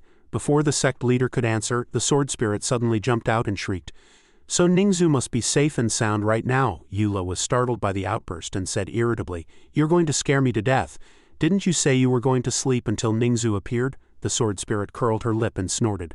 "That's called conserving energy and accumulating sharp intent. Do you even understand?" Her eyes suddenly became bright and sparkling. She fantasized about the moment she saw Ningzu. If they encountered a moment of crisis, she would be able to strike in her peak state. By then, tales of her beauty saving the hero would spread across the world. After hearing this, Eula let out a cold snort, ruthlessly shattering her fantasy. He asked back, "Then on what basis did you just conclude that Ningzu wouldn't be in trouble?" From what they had just heard, the ancient cultivators sounded far stronger than them. The sword spirit raised her eyebrows triumphantly. "You only understood the literal meaning. I'm talking about reading between the lines." Eula shrugged and curled his lip. Then please, great sword spirit, explain this so-called reading between the lines. She let out a light laugh. Her expression became mysterious, and she waved her hand, causing a surge of spiritual energy to appear around her. In the blink of an eye, she was actually holding a microphone with a look of great importance as she began her explanation. Everyone says ancient cultivators were far stronger than those of the present. If such experts truly lurked and came to this era, they would either be blending into life quietly or planning some major scheme. But judging by Ningzu being controlled, they are clearly not law-abiding types. Long Yuan sacrificed Bai Lian to refine soul threads. The stronger the sacrifice, the more stable the thread. Because Yu Le and Ningzu practiced the sword heart scripture, their soul strength far exceeds that of ordinary people. The logic here is obvious without me saying more. She raised an eyebrow at Yu Le, who replied slowly after a moment of thought. What she means is that Ningzu was the chosen sacrifice. But since they've already succeeded in traveling through time, why would they need to activate the array again? No sooner had he finished than the sword spirit called him an idiot. She snorted and continued her analysis. Is it possible that in that era there were too many people and too little to go around? So they sacrificed the heaven realm experts there, and now they want to sacrifice people of this era to bring more of their people across. After hearing this, Yu Le frowned, feeling there was indeed some logic to it. The sword spirit snapped her fingers in satisfaction and revealed a look of relief. Because of this, she was almost certain Ningzu was still alive. If they had already sacrificed her, how could we not have noticed the commotion from a massive spell like that? Having said her piece, the sword spirit raised an eyebrow and asked Yu Le, "Aren't I smart?" Yu Le gently rubbed her head and praised her. Truly smart. Although the speculation might not be entirely reliable, it's finally given the sword spirit some hope. The sword spirit was very happy to be praised, saying Ningzu used to praise her intelligence often too. At this point, sect leader Zhang spoke again. The sword spirit's analysis is good, but it's only a speculation. To confirm if the ancient cultivators truly succeeded and if Ningzu is indeed a sacrifice, we still need more clues. Yu Le nodded in agreement upon hearing this. He would continue his sword inquiry. If there were no clues even after the last demonic sword, he would set off to inquire into the final 3 divine swords of the righteous path. Sect leader Zhang let out a light laugh and reminded him that sword inquiry was a must, but before that, he wanted Yu Le to cast a spell toward the massive mountain behind them to show him. Yu Le was surprised by the request, but despite his confusion he complied. He swung his sword toward the rear mountain. There was a world-shaking boom as dust and smoke filled the air. When the smoke cleared, everyone wore looks of shock. The massive mountain before them had been split clean in half. Shueli said with joy, "You just displayed the strength of the second heaven of the heaven realm." Beside her, the sword spirit also voiced her praise. She really hadn't misjudged him. He was indeed perfect for accompanying her to find Ningzu. Seeing this, sect leader Zhang also nodded with relief. Fighting in a heaven realm body during the sword inquiry had allowed Yu Le to grasp the true meaning of the heaven realm, and his strength had now reached that level. He could now go to the Manhua gate with peace of mind. Everyone was happy about this, except for Yu Le. Now things were great. Reaching the heaven realm meant that seeking death would be even harder than before. He secretly lamented in his heart. Forget ancient cultivators, forget whatever sacrifices they needed. If they had the guts, they should come and sacrifice him. Yu Le, Shueli and the sword spirit traveled over land and water to find the Manhua gate. The closer they got to their destination, the more intense the heat waves became, leaving the 3 of them drenched in sweat. The sword spirit couldn't take it anymore and simply climbed onto Yu Le's back to let him carry her. Yu Le sighed helplessly, as expected of the Manhua gate, choosing to establish their sect in such a volcanic wasteland. Even cultivators couldn't handle it. Shueli urged him to hold on a bit longer. Once they reached the border, they could take their specially made cooling pills to beat the heat. Yu Le nodded slightly, and the 3 continued forward. Before long, the sword spirit suddenly shouted, "There's a restaurant ahead." Yu Le was equally joyful, thinking he could finally buy some pills. But upon closer inspection, it wasn't a restaurant at all. It was clearly a body-collecting shop. The 3 looked at the shop, momentarily speechless. Yu Le said helplessly, "The customs in the territory of the Manhua gate are certainly rustic." With that, the 3 turned to leave, intending to head straight for the Manhua gate. But just then, Yu Le's arm was suddenly grabbed. He was startled and looked back, only to see a little girl who had appeared from nowhere, looking at him with a smile. This little girl is named Ning Qingqing. She enthusiastically asked what he wanted, saying she had everything here. Yu Le hurriedly pushed her hand away, saying awkwardly, "You're running a coffin shop, and we're very much alive." As he spoke, he clearly felt a surge of murderous aura rising behind him. He looked back and sure enough saw Shueli staring at them with a deadly gaze. Seeing this, the sword spirit behind them also spoke up to remind her, "Qingqing, don't just grab a man's hand, he already has a partner." Shuili knew the sword spirit was talking about her and lowered her head bashfully to explain, "I'm not that petty really." Qingqing raised an eyebrow at this, looking thoughtful. Then she grabbed Eula and Shuili's hands, forcing them to hold each other. She then asked happily how their relationship was. The two only turned their heads away bashfully, neither saying a word. After a moment, Eula scratched his head awkwardly and said it was fine, and if nothing went wrong they planned to stay together until their next life. Hearing this, Qingqing nodded in satisfaction and spoke enthusiastically, "Congratulations to you both. My shop happens to be running a promotion." She tried to sell them the partner's coffin, saying it was specially designed to fulfill their wish of living and dying together, sharing a quilt in life and a tomb in death. Upon hearing this, the faces of Yu Li's trio changed drastically, unsure of what to say. Qingqing didn't notice the strange atmosphere and continued her pitch. "Additionally, if you spend at least 3 taels of silver, I'll throw in a copy of a chamber arts manual I wrote myself, and some exquisite funerary items." As she spoke, she pulled out a pile of items for the two to see. Looking at these things, Eula almost sprayed a nosebleed. Were the sizes really that large? The sword spirit understood these things too, covering her mouth with a light laugh. Cultivators nowadays certainly play in colorful ways. Only Shuili asked with total innocence, "Why are there whips and candles among the funerary items?" Qingqing heard this and enthusiastically wanted to explain, but before she could speak, Eula clamped a hand over her mouth. "We didn't come here to arrange a funeral." Qingqing looked at him in confusion. Could there really be a logic to doing business with the living? Eula sighed helplessly. He asked her seriously if she knew anyone from the Manhua Gate. He wanted to find the sect master for sword inquiry. Qingqing narrowed her eyes suspiciously. "Aren't you here to crack the secret realm?" At these words, Shuili was instantly startled. They had never heard of a secret realm being here. Qingqing looked at them with lively eyes and asked, "You don't know anything. A month ago, the Manhua Gate announced to the public that their sect master found clues to an ancient treasure in a certain secret realm." This news left Yu Li's trio stunned. Was it really an ancient treasure? Seeing their expressions, Qingqing couldn't help but chuckle. "Your news is too far behind. That won't do." She told the three that according to the Manhua Gate sect master, the clues were within that volcanic group that never stops burning, which everyone calls the Volcano Pass secret realm. Eula frowned after hearing this, asking hesitantly, "These reports came from the Manhua Gate sect master. Why would he do that?" The sword spirit also felt suspicious. According to the habits of the demonic gates, shouldn't such a lucrative job be kept for oneself? Qingqing shrugged indifferently and explained plainly, "What he wants is one thing, but whether reality allows it is another. The Manhua Gate discovered the secret realm decades ago, and later the sect master personally led the elders inside. Unfortunately, there was no progress.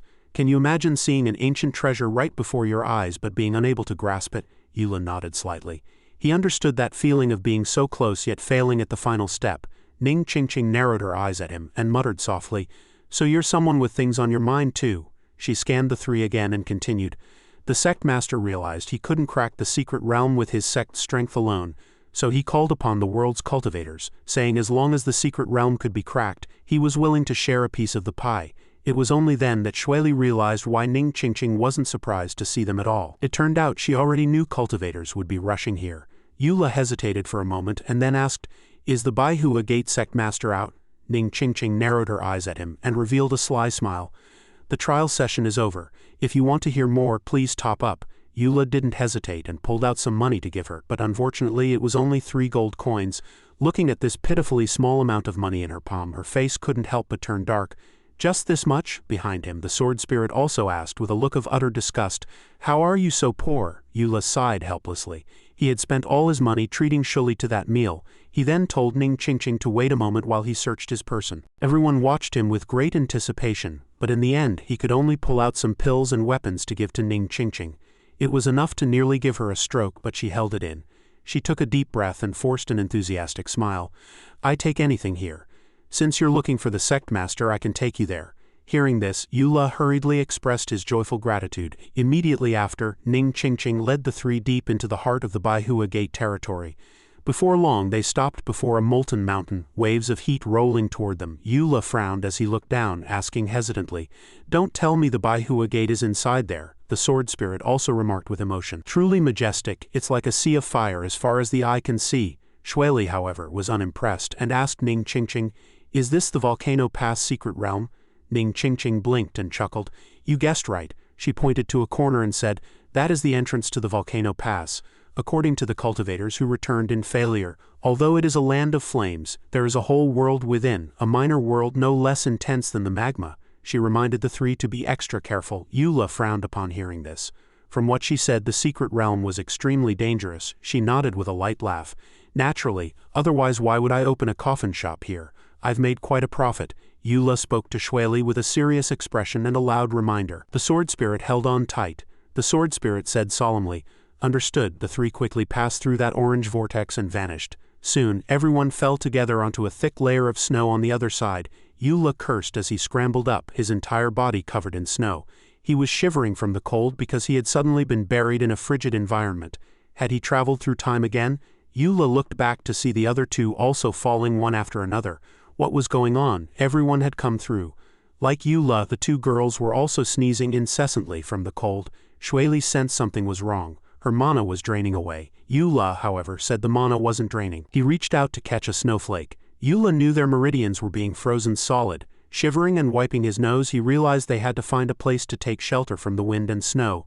If they continued like this, they wouldn't be able to move at all. The sword spirit trembled as she looked around at the endless expanse of white. Where should we go? Eula felt she had a point. He stopped to ponder for a moment. Thinking perhaps he could, he slapped his thigh and gave a sinister smile. Little system, what happens if I go east? The system manifested dejectedly. Its face scrunched up as it spat out two words, certain death. He then pointed upward and continued, what about south? The system replied angrily, inevitably dead. Unwilling to give up, Eula pressed further. What about west? The system gave the same answer. Certain death. He hadn't abandoned hope yet, stubbornly asking about the final direction. And north, the system curled its lip. A slim chance of survival, 1 in 10. It seemed everything was stacked against him. Eula stroked his chin in silence, seriously considering his strategy. Faced with 3 dead ends and 1 narrow path to life, he had to decide carefully. Seeing him contemplate for so long, Shueli grew anxious. She stepped forward and asked, should we go south? Yuli's own dark side also tempted him to head south. Facing this dilemma, Eula gritted his teeth in frustration. These choices truly seemed to have him stumped. We're going north. My granduncle just gave me the direction in a dream. His decision left Shueli and the sword spirit staring at each other in confusion. The sword spirit quickly flew after him. Wait for me, what dream? Who exactly is your granduncle? In the end, the three followed Yuli's decision and moved north. Elder Ning was astonished. She couldn't understand why he was able to pick the only path to survival after just staring at the ground for a moment. Before her confusion could linger, the jade pendant at her side spoke up. We have already deployed surveillance personnel in all areas.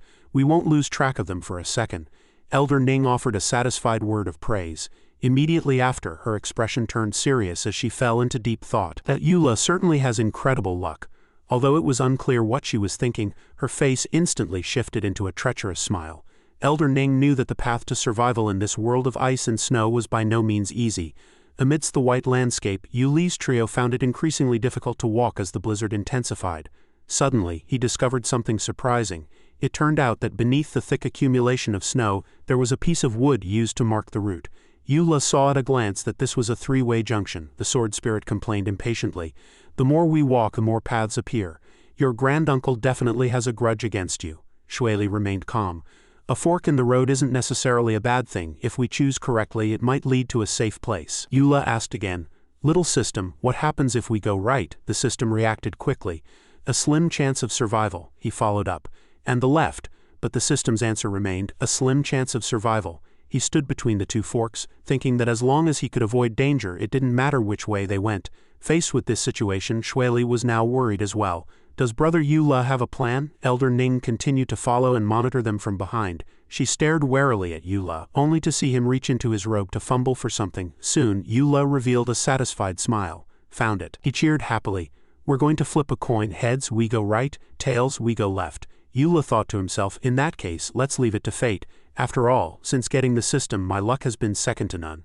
The sword spirit completely lost her patience and flew over, delivering a heavy punch straight to Yuli's face. You call this a plan? Elder Ning was also furious, feeling she was truly a fool for thinking for a split second that he might have something like a VIP card. The coin was tossed and soon landed. Eula happily announced, tails, we're going left. Elder Ning watched him helplessly, feeling as if she had no words left for the man before her by the time she snapped back to her senses. Elder Ning grew even more depressed. He had actually managed to pick the path without snow wolves using such a method. But when she saw the three of them strolling leisurely along the path he had chosen, she told herself it had to be just good luck. Unwilling to accept it, Elder Ning refused to believe Eula could remain lucky forever. What drove her crazy was that for the next several turns he decided everything by flipping a coin. Elder Ning was dumbfounded, feeling like she was losing her mind. Was this some kind of joke? An hour later, she sat alone on the ground, powerless and weeping, her thoughts a mess. Elder Ning's face was livid as she roared in rage.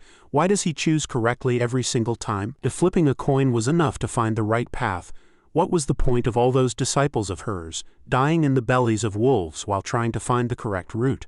But Elder Ning did not give up, still closely following the footsteps of Yuli's party. She hadn't expected them to actually find the way to the Great Hall of Extreme Cold. This was the center of the snow mountain, the hub of the array formations. Except the blizzard inside this mechanism was even more terrifying than the one outside. Years ago, over a dozen disciples had entered to investigate and were all frozen solid after accidentally triggering the traps. In an instant, only one disciple standing at the door had narrowly survived. However, this was another opportunity to observe whether he truly had good luck or had seen through everything long ago. Eula was thinking seriously. The two paths he had previously chosen by coin toss were both slim chances of survival, yet they had arrived here without hindrance. That meant the real crisis could only be, just as he thought this, he looked up to observe. It was right here, the door to the ice cellar where Yuli's group stood. Seeing his movement, Shueli asked, "Eula, have you discovered any anomalies?" The sword spirit remained impatient. "Is your granduncle ignoring you now?"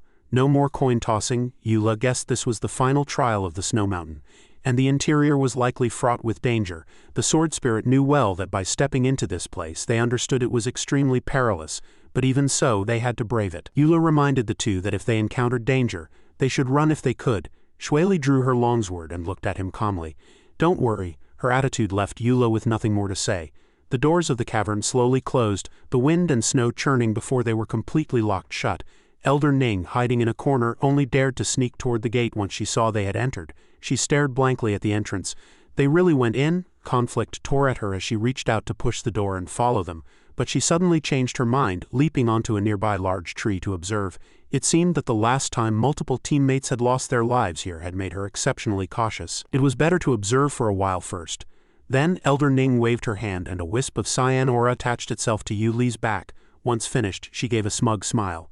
It seemed they hadn't even noticed the tracker on them. Inside, the three stared blankly at everything around them, wondering if this kind of power could destroy the Great Hall of Extreme Cold. Shueli was a bit afraid. "The door is locked. It shut right after we came in. We have to find another exit." The sword spirit trembled. "Or let's just destroy this place directly. It's colder here than outside. If we don't break through, we'll probably end up like these people, turned into ice sculptures." Shueli guessed the source of the cold here might be the block of ice in the center of the hall. The three looked simultaneously at the giant central ice block she mentioned. Eula drew his sword. Even the sword spirit couldn't endure this level of cold. "I'm afraid we won't last long. The longer we delay, the harder it becomes to move. We might as well just try directly."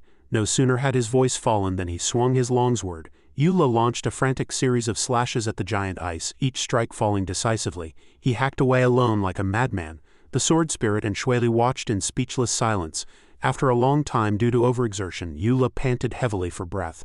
But the crucial problem was that the ice block was completely unscathed. Not even a single scratch remained. He was dumbfounded. With my Tier 2 Heaven Realm strength, hacking at it didn't even leave a mark. Suddenly, a strange sound rang out, like the sound of ice cracking. All three heard it. Eula panicked slightly. What was that? A whirlwind began to churn violently. Elder Ning was right. The interior was more dangerous than the exterior. Someone was watching them. The three looked up blankly, searching only to find it was Shueli. She was struck dumb by the giant ice block the moment she appeared. Crossing her arms with a serious face, she said, "If you want my help, that's fine, but I want a Manchuhan Imperial Feast." Eula gave a wicked smile. "Once we get out of here, not only will you have the Manchuhan Feast, but you'll also have a special meal at the Baihua Gate." Seeing Eula act so sycophantic, the other two women were full of disdain. Tricking a child again. Hearing there was food, Shueli set to work with full enthusiasm. Eula cheered from behind, "Go Lily!" She took a deep breath and flames gathered from her abdomen. Then Shueli suddenly spat out a long pillar of fire. The flames soared as if a volcano were erupting. Shueli's fire seemed to be working. The ice block began to melt slowly. She appeared to be using all her strength, but the melting speed was not ideal. Eula encouraged her loudly. "Keep it up, a small corner of the ice has already melted." After a long time, Shueli seemed to run out of breath and could no longer breathe fire. Yuli's face darkened as she panted and shook her head. I'm out of energy. He was very disappointed. Can you do this or not? Eula felt the situation was dire, thinking. Physical attacks and fire attacks both failed.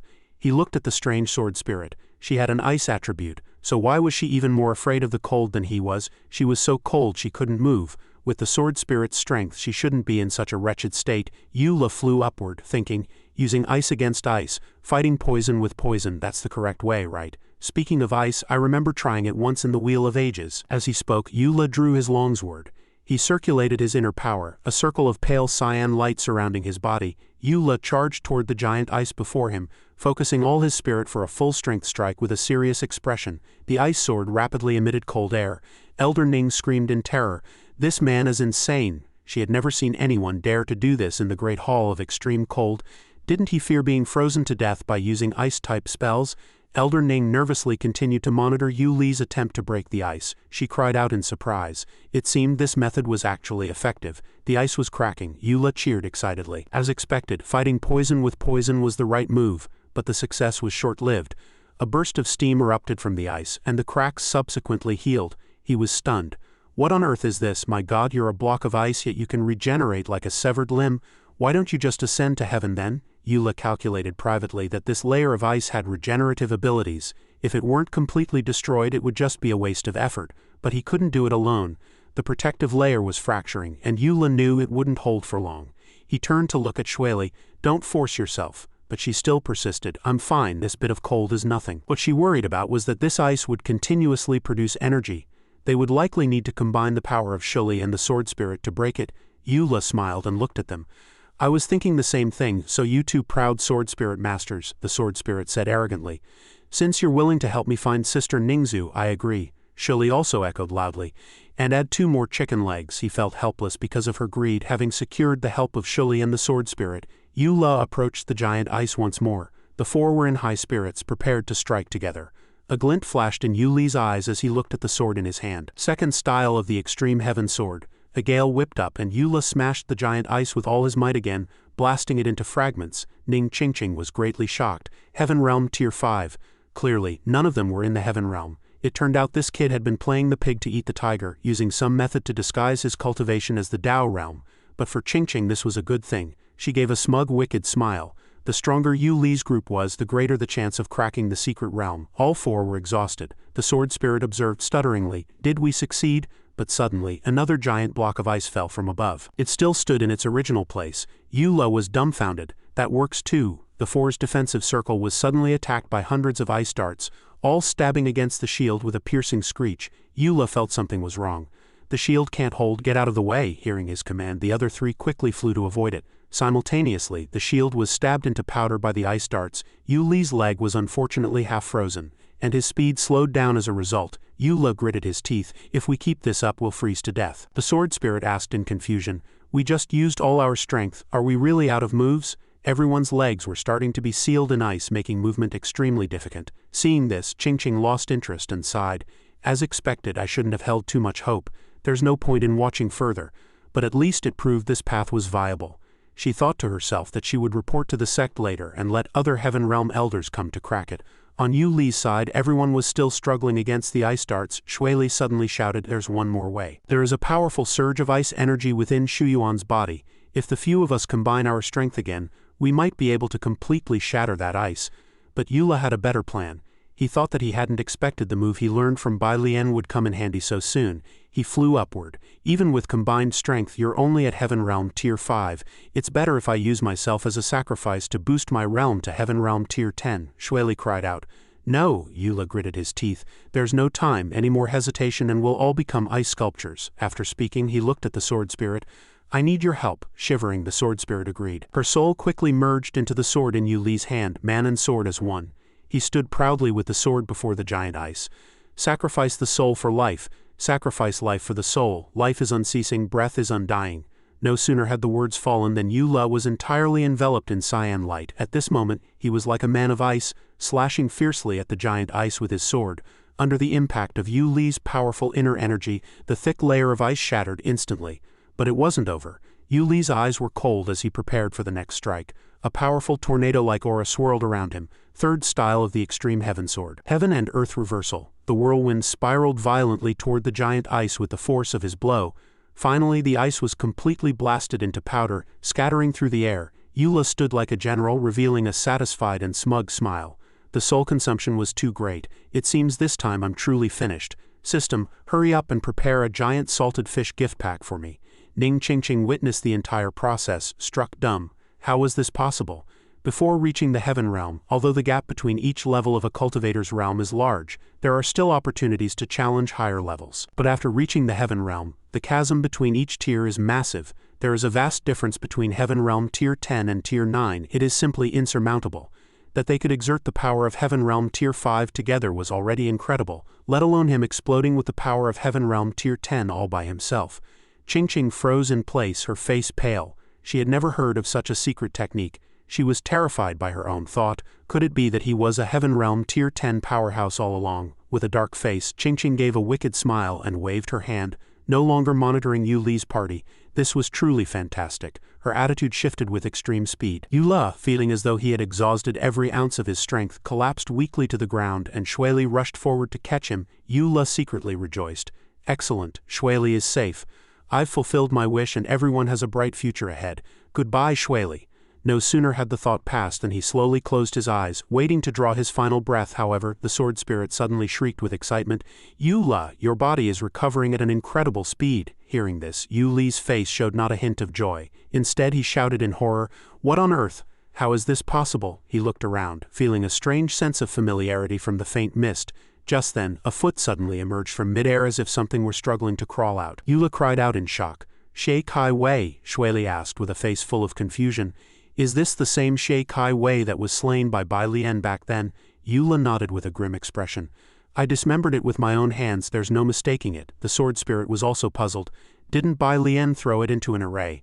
How did it end up in the snow mountain?" Yula guessed that something must have gone wrong along the way. Allowing it to escape, the sword spirit had a sudden realization. No wonder this place is called extreme cold. If it weren't for this freezing power suppressing it, we would have been burned to ash the moment we entered the secret realm. Yula felt another wave of doubt.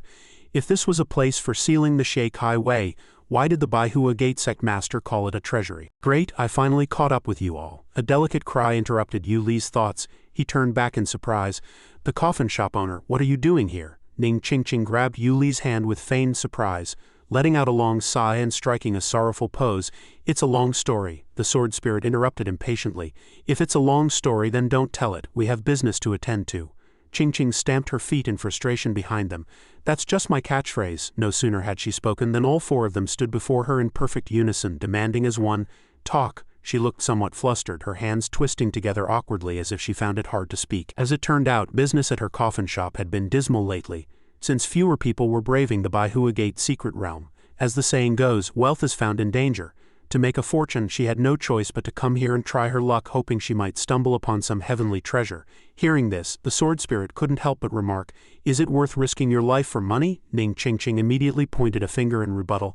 "Sister, that's hardly fair. May I ask, can you go without breathing?" The sword spirit replied quickly. "Of course not. Unless you're a turtle, you'd be dead." Ning Qingqing threw up her hands righteously. "Well, there you go. To me, money is air. I absolutely cannot do without it." Shuili also nodded in agreement. "There's some truth to that. If I couldn't eat delicious food, life wouldn't be worth living." Watching Ning Qingqing's behavior, Yuli's suspicions grew even deeper. This person was highly suspicious. Should they really bring her along? Shuili said with a grave expression, "It's no matter if we take her. If there really is a problem." She paused, then stared sharply at Ning Qingqing. "We'll just kill her." Ning Qingqing was terrified but forced a smile. "Sister, you really love your jokes." Internally, she cursed them for being a bunch of freaks. Then she turned to Yula and asked, "Where are you two headed? Take me with you for the teleportation." Yula looked blank. "Teleportation? There's a teleportation array here." He stared at Ning Qingqing with wide, uncomprehending eyes. Qingqing laughed behind her hand. "Big brother, your news is too outdated. A few days ago, a group of Taoists worked together to break open the Hall of Evil Light, and the internal arrays have been restored, revealing the teleportation circle. Since you've cleared this place, there's naturally a teleportation array here too. If you don't believe me, look." Following the direction of her finger, a compass radiating a faint cyan light indeed appeared in the corner of the hall. Yula stared at the compass, muttering under his breath, So someone has already cleared the other halls, Ning Qingqing explained patiently. That's right, I heard they've already headed for the poison sea hell. Yula calculated privately. Since a part of the Shay Kai Hui's body was suppressed here, there must be something significant about the poison sea hell as well. He had to figure out what kind of trick the Baihua gate was playing. Pulling back his thoughts, he turned and left decisively. Let's go see the poison sea hell as well. Ning Qingqing watched his back with a look of admiration, thinking to herself, to face the unknown with such lack of fear is truly extraordinary. He really is favored by the heavens. In that bizarre sea, the water appeared a vibrant violet red, with giant waves constantly battering the shore. On the beach, the teleportation circle for Yu Li's group emerged. Several of them were spun until they were dizzy, clutching each other's hands and closing their eyes as they left themselves to fate. Before long, Yula slammed heavily onto the ground, leaving him aching all over. Though his head was spinning, he struggled to his feet. We finally teleported over. But before he could even catch his breath, the sight before him made him scream in terror. He hurriedly circulated his internal energy to block the oncoming tidal wave, but human strength has its limits, and his speed was no match for the majesty of heaven and earth. He gritted his teeth. Damn it, I'm too late. At that critical moment, a giant golden compass suddenly manifested in midair, deadlocking the massive wave in its path. The wave poured down like a waterfall but was held back by the light screen. Immediately after, a white blur shot out from behind Yula. The speed was staggering, making it impossible to see the movement clearly. A young boy in Taoist robes, holding a magical artifact, charged into the giant wave without hesitation. Though young, his brow carried a righteous aura that commanded respect as he stood amongst the billows with a whisk in hand. Ning Qingqing recognized the move instantly. That's the yin-yang path's 4 ounces deflecting 1,000 pounds. Alone and proud amidst the waves, he let out a clear shout. Under his immense pressure, the churning sea instantly calmed, and everything seemed to stand still. The young Taoist was like a peerless commander, forcing even the waves to bow in submission. Once the sea was calmed, he flew down to Yu Li's group and asked with concern, "Is everyone all right?" The sword spirit was practically drooling on the side. Staring at the boy with stars in her eyes, she cried, "This little fellow Taoist is just too cute," and prepared to lunge forward for a hug. Yu Li's trio watched with darkened faces, and Shuili tried to stop her but was too late. The young Taoist took a cold step back, his expression grim as he spoke a stern warning. Although this female fellow Taoist possesses a righteous aura, her behavior is like that of a demonic enchantress. Please, lady, show some self-respect. Being rejected in public, the sword spirit instantly flew into a rage. What did you say, you brat? Yula couldn't bear the embarrassment any longer, and reached out to clamp his hand over her mouth. He offered an awkward apologetic smile, explaining that the sword spirit had lived in her shell for too long and wasn't quite right in the head. Then he spoke seriously, "Thank you for saving us, fellow Taoist." The boy replied humbly, "I can tell that her head isn't right." Being muffled and insulted at the same time made the sword spirit's eyes bulge with rage as they spoke. A shout came from midair. "Chan Xin, you rushed over to save people, so why are you arguing with them?" Another figure dressed as a Taoist arrived in an instant. The man clasped his hands politely. "I am Han Si, please forgive us fellow Taoists. Chan Xin has a blunt nature and can be reckless with his words." Shuili responded gracefully. "I am Zhao Shuili of the Sword Inquiry Sect. Seeing fellow Taoist Chan Xin perform yin-yang arts just now, might you two be experts from the Wang Si sect?" Han Si replied somewhat bashfully, "We belong to no sect, we are merely rogue cultivators. We were traveling when we had some free time." Han Si explained with a simple smile that they truly were rogue cultivators who had just cleared the Hall of Evil Light and followed the teleportation array here. Chan Xin had sensed from afar that they were in trouble and rushed to their aid. Despite his sharp tongue, he truly had a chivalrous heart. Yula echoed him with a dry laugh. "Yes, I can see his tongue is sharper than his heart is warm."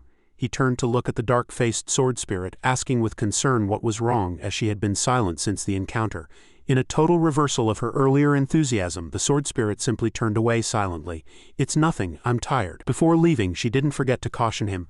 "I consumed too much spiritual energy in the Hall of Extreme Cold just now. You'll have to handle the remaining trials yourself." Yula felt a bit depressed. Why did her temper flare up so suddenly? Was it that time of the month? Chan Xin ignored her and looked straight at Yula. "Hey, what's your name?" Yula blinked. "Me, I'm Yula, also a disciple of the Sword Inquiry Sect," Chan Xin pressed. "Are you the new sword disciple chosen by the Sword Inquiry Sect?" Yula was a bit surprised. "You know me." Chan Xin's expression turned serious. "The sword disciple who inquired into 2 demonic divine swords has quite a reputation. You're the first." Yula waved a hand smugly. "You flatter me, you flatter me." Before Yula could finish gloating, Chan Xin let out a cold snort. "I was mocking you for being reckless and having no sense of proportion. You're a complete fool." Yula awkwardly leaned toward Chan Xin, intending to thank him for saving Shui Li, even though he hadn't saved Yula. But the boy's tongue was just too sharp. Under normal circumstances, Yula would have struck back. Suddenly, Chan Xin reached out to cup his face. Yula was momentarily stunned, wondering if he was going to apologize with his cuteness. But contrary to his wish, a loud slap landed on his face the next second. Chan Xin's blow was incredibly heavy, and the unsuspecting Yula was sent flying. Shui Li and Han Si were both dumbfounded. The two stared with eyes wide and mouths agape. Yula, Chan Xin. Chan Xin looked at the figure he had slapped away and said coldly, "Sharp tongues are the style of the strong." He glared at Yula with disdain. "Kid, you don't know your limits. Your cultivation is far from enough." Shui Li ran over anxiously. "Yula, are you okay? Why did he suddenly hit you?" Yula, however, just let out a silly giggle. "I'm fine." Shui Li was furious. "How can you still laugh?" Yula looked at Chan Xin. That strike just now had incredible force. This person was definitely a Heaven Realm expert with unfathomable strength. He began to drool with anticipation. "A powerhouse. I love powerhouses. Please hit me more. Ideally, just kill me outright." Shui Li was speechless, wondering why he was making such a face. Seeing this, Chan Xin's face turned even darker, certain that Yula was a fool.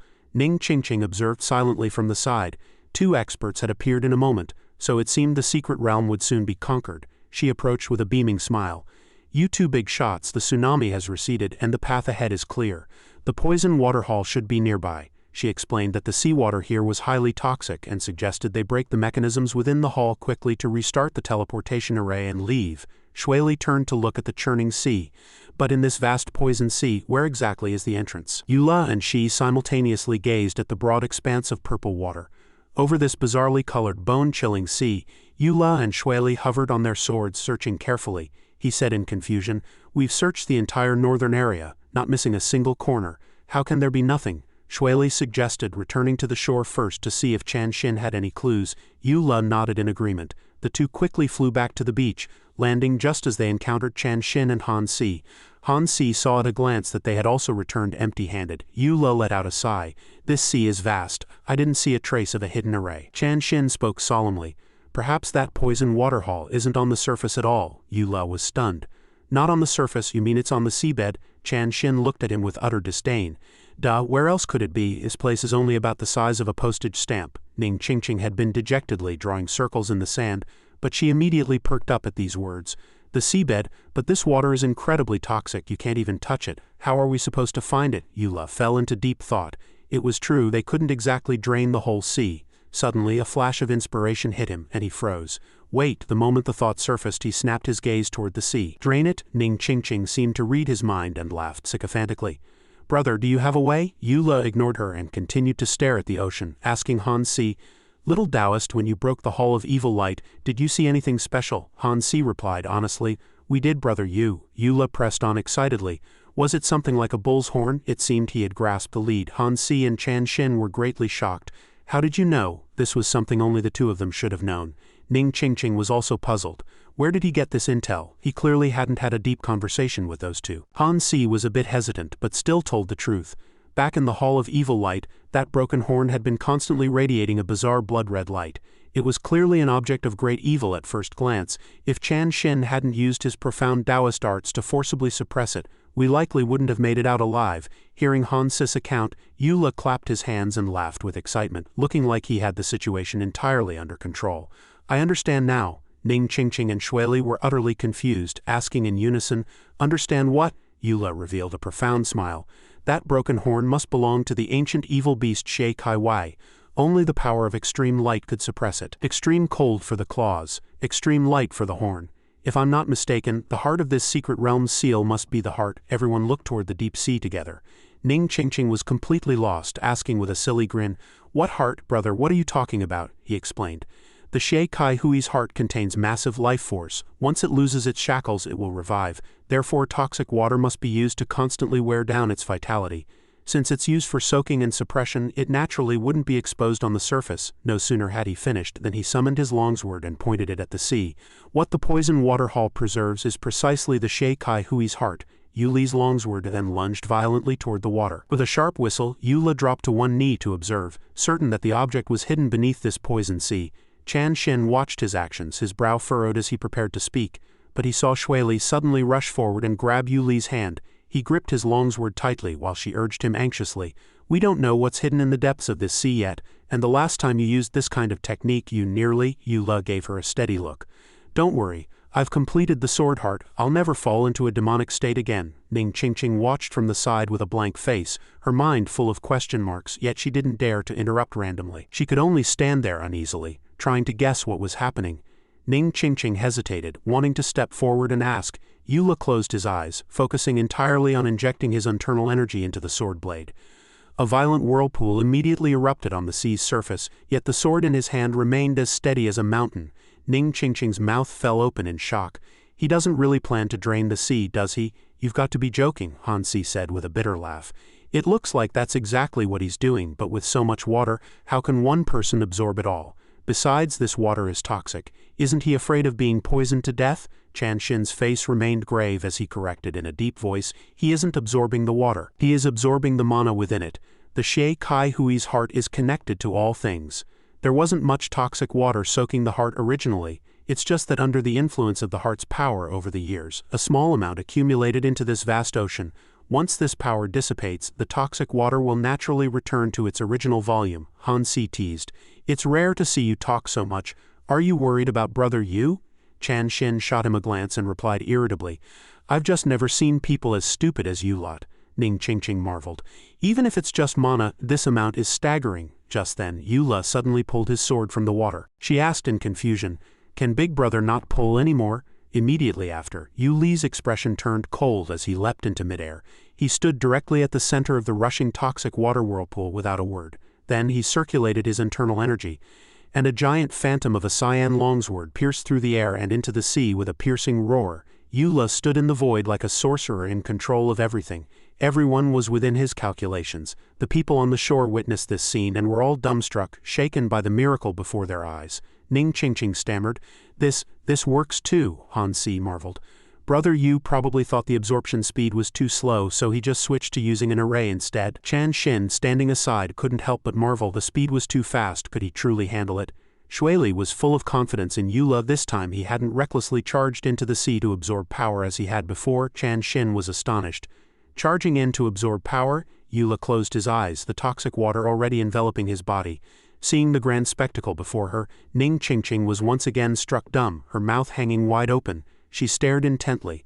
Only half of the seawater remained. Ning Qingqing looked at the ocean, her face pale, unable to believe such a thing was possible. Han Si also watched the water level with wide eyes. Now only 1/5 was left. The gaze with which Chan Shin looked at Eula had already changed. He mused to himself that the more he absorbed, the faster the speed became. Eula suddenly snapped his eyes open, his gaze like torches and his expression grim. Without hesitation, he leapt into the toxic sea. Ning Qingqing was surprised once again. Why had he jumped down beneath the murky toxic water? Eula radiated a glow like a brilliant pearl. The highly toxic seawater began to corrode his flesh, causing him excruciating pain, but he gritted his teeth and persevered. Strangely, however, the injured skin healed rapidly. On the surface he appeared calm, but in reality Eula was enduring unspeakable agony. He had initially thought that jumping into the toxic water would cost him at least half his life if not kill him, but he had forgotten that the Sword Heart scripture possessed an automatic recovery ability. Now his body was caught in a cycle of constant corrosion and constant repair. He wailed helplessly in the water, tears flowing. This was sheer torture. Suddenly, a massive boom echoed behind him. Eula turned back alertly, only to see a colossal divine sword standing before him, radiating light. Eula focused all his attention, wanting to see what would happen next. To his surprise, the divine sword flickered in and out of existence, emitting a unique aura. The power wasn't just surging into his sword heart, it was beginning to enter the phantom image. Was the sword heart expanding? He fell into deep thought. Since his sword heart cultivation reached completion, there had been no changes even as his realm increased. Why was it suddenly expanding now for no apparent reason? Could it be because the mana he was absorbing originated from the Shay Kai Wei? Just like when he first tempered his sword heart, Yuli's face turned ashen. Was he making himself even harder to kill? Just then, he realized he was standing firmly back on the shore. Everyone ran toward him with faces full of worry. "Eula, are you okay?" Hearing their shouts, he looked back. The group quickly surrounded him to check his condition, fearing he had been harmed by the toxic water. Shuili asked with a face full of concern, "How are you? Do you feel unwell anywhere?" Seeing this, Chan Shin turned his head away awkwardly. Eula gave a silly grin. "Aside from my mood being a bit down, everything else is fine." Chan Xin spoke up, noting that he was perfectly intact from head to toe, with not even a hem of his robe torn. Rather than worrying about him, they should look over there. Everyone turned in unison toward the direction Chan Xin pointed. Yula was initially puzzled, but upon seeing the bright red object he shouted excitedly, "It's the Shay Kai Hui's heart," Yula marveled. No wonder they couldn't find the poisoned sea hall. He gazed up at the heart. In truth, there was no so-called hall here at all. The entire sea area was actually the place of suppression. Shui Li said, "With this the claws, horns, and heart are all gathered. Perhaps other parts of the Shay Kai Wei are hidden elsewhere." Yula examined the things securing the heart. This volcano pass secret realm was essentially a sacrificial array. Listening to Yula and Shui Li's conversation, Ning Qingqing was inwardly terrified. How did these two know about the Baihua Gates plan? Her face was pale, and she became even more guarded against Yu Li's group. Whatever she was calculating, a treacherous smirk appeared at the corners of her mouth. Ning Qingqing licked her lips. It seemed it was time to activate the heavy water Jiyu on him. Han Si stepped forward and asked, "Fellow Taoists, could you explain in detail? Is there some hidden story behind this volcano pass secret realm that we don't know?" Ning Qingqing suddenly rushed over at high speed. "Exactly, big brother. What is going on? I'm so scared." No one noticed her taking the opportunity to tamper with Yula. He felt a wave of discomfort. "Little girl, don't be so touchy-feely, it's quite troublesome," Ning Qingqing pouted. "Oh really, big brother, do you truly think I'm troublesome?" Unaware of what other trick she had played, Yula suddenly froze. He wanted to speak but found his body as if frozen solid, unable to utter a single word. Seeing this, Shui Li rushed to his side in a panic. Yula stood frozen on the spot, unable to move. Shui Li angrily drew her sword and pointed it at Ning Qingqing. "What did you do to him?" It was only then that Ning Qingqing tore off her disguise, giving a treacherous laugh as she turned to depart. "Big brother, I'll see you at the next level." Yu Li's eyes instantly turned crimson as if he were being controlled. He stared expressionlessly in the direction Ning Qingqing had left, then leapt into the teleportation array, roughly shoving Shui Li aside as if he had never known her. Seeing this, Han Si said anxiously, "Oh no, he's being controlled." After Yula jumped into the teleportation array, Ning Qingqing shamelessly looked back and waved, "Everyone, until we meet again." Shui Li cursed in anger and followed him in. And just like that, everything is turned upside down, guys. That insane plot twist and betrayal by Ning Qingqing completely mind-controlled Yula, making him violently shove Shui Li out of the way to step into the teleportation circle. Her evil little farewell means a huge storm is coming in the next level of the secret realm. Can Shui Li catch up to him in time? Where is this all heading? Find out in part 2 right here on BALA Manhua Recaps. Let me know your predictions down in the comments. Also, please smash that like button, subscribe, and ring that notification bell to support me so you don't miss out on the next part. Thanks a ton for watching. Peace out and see you next time.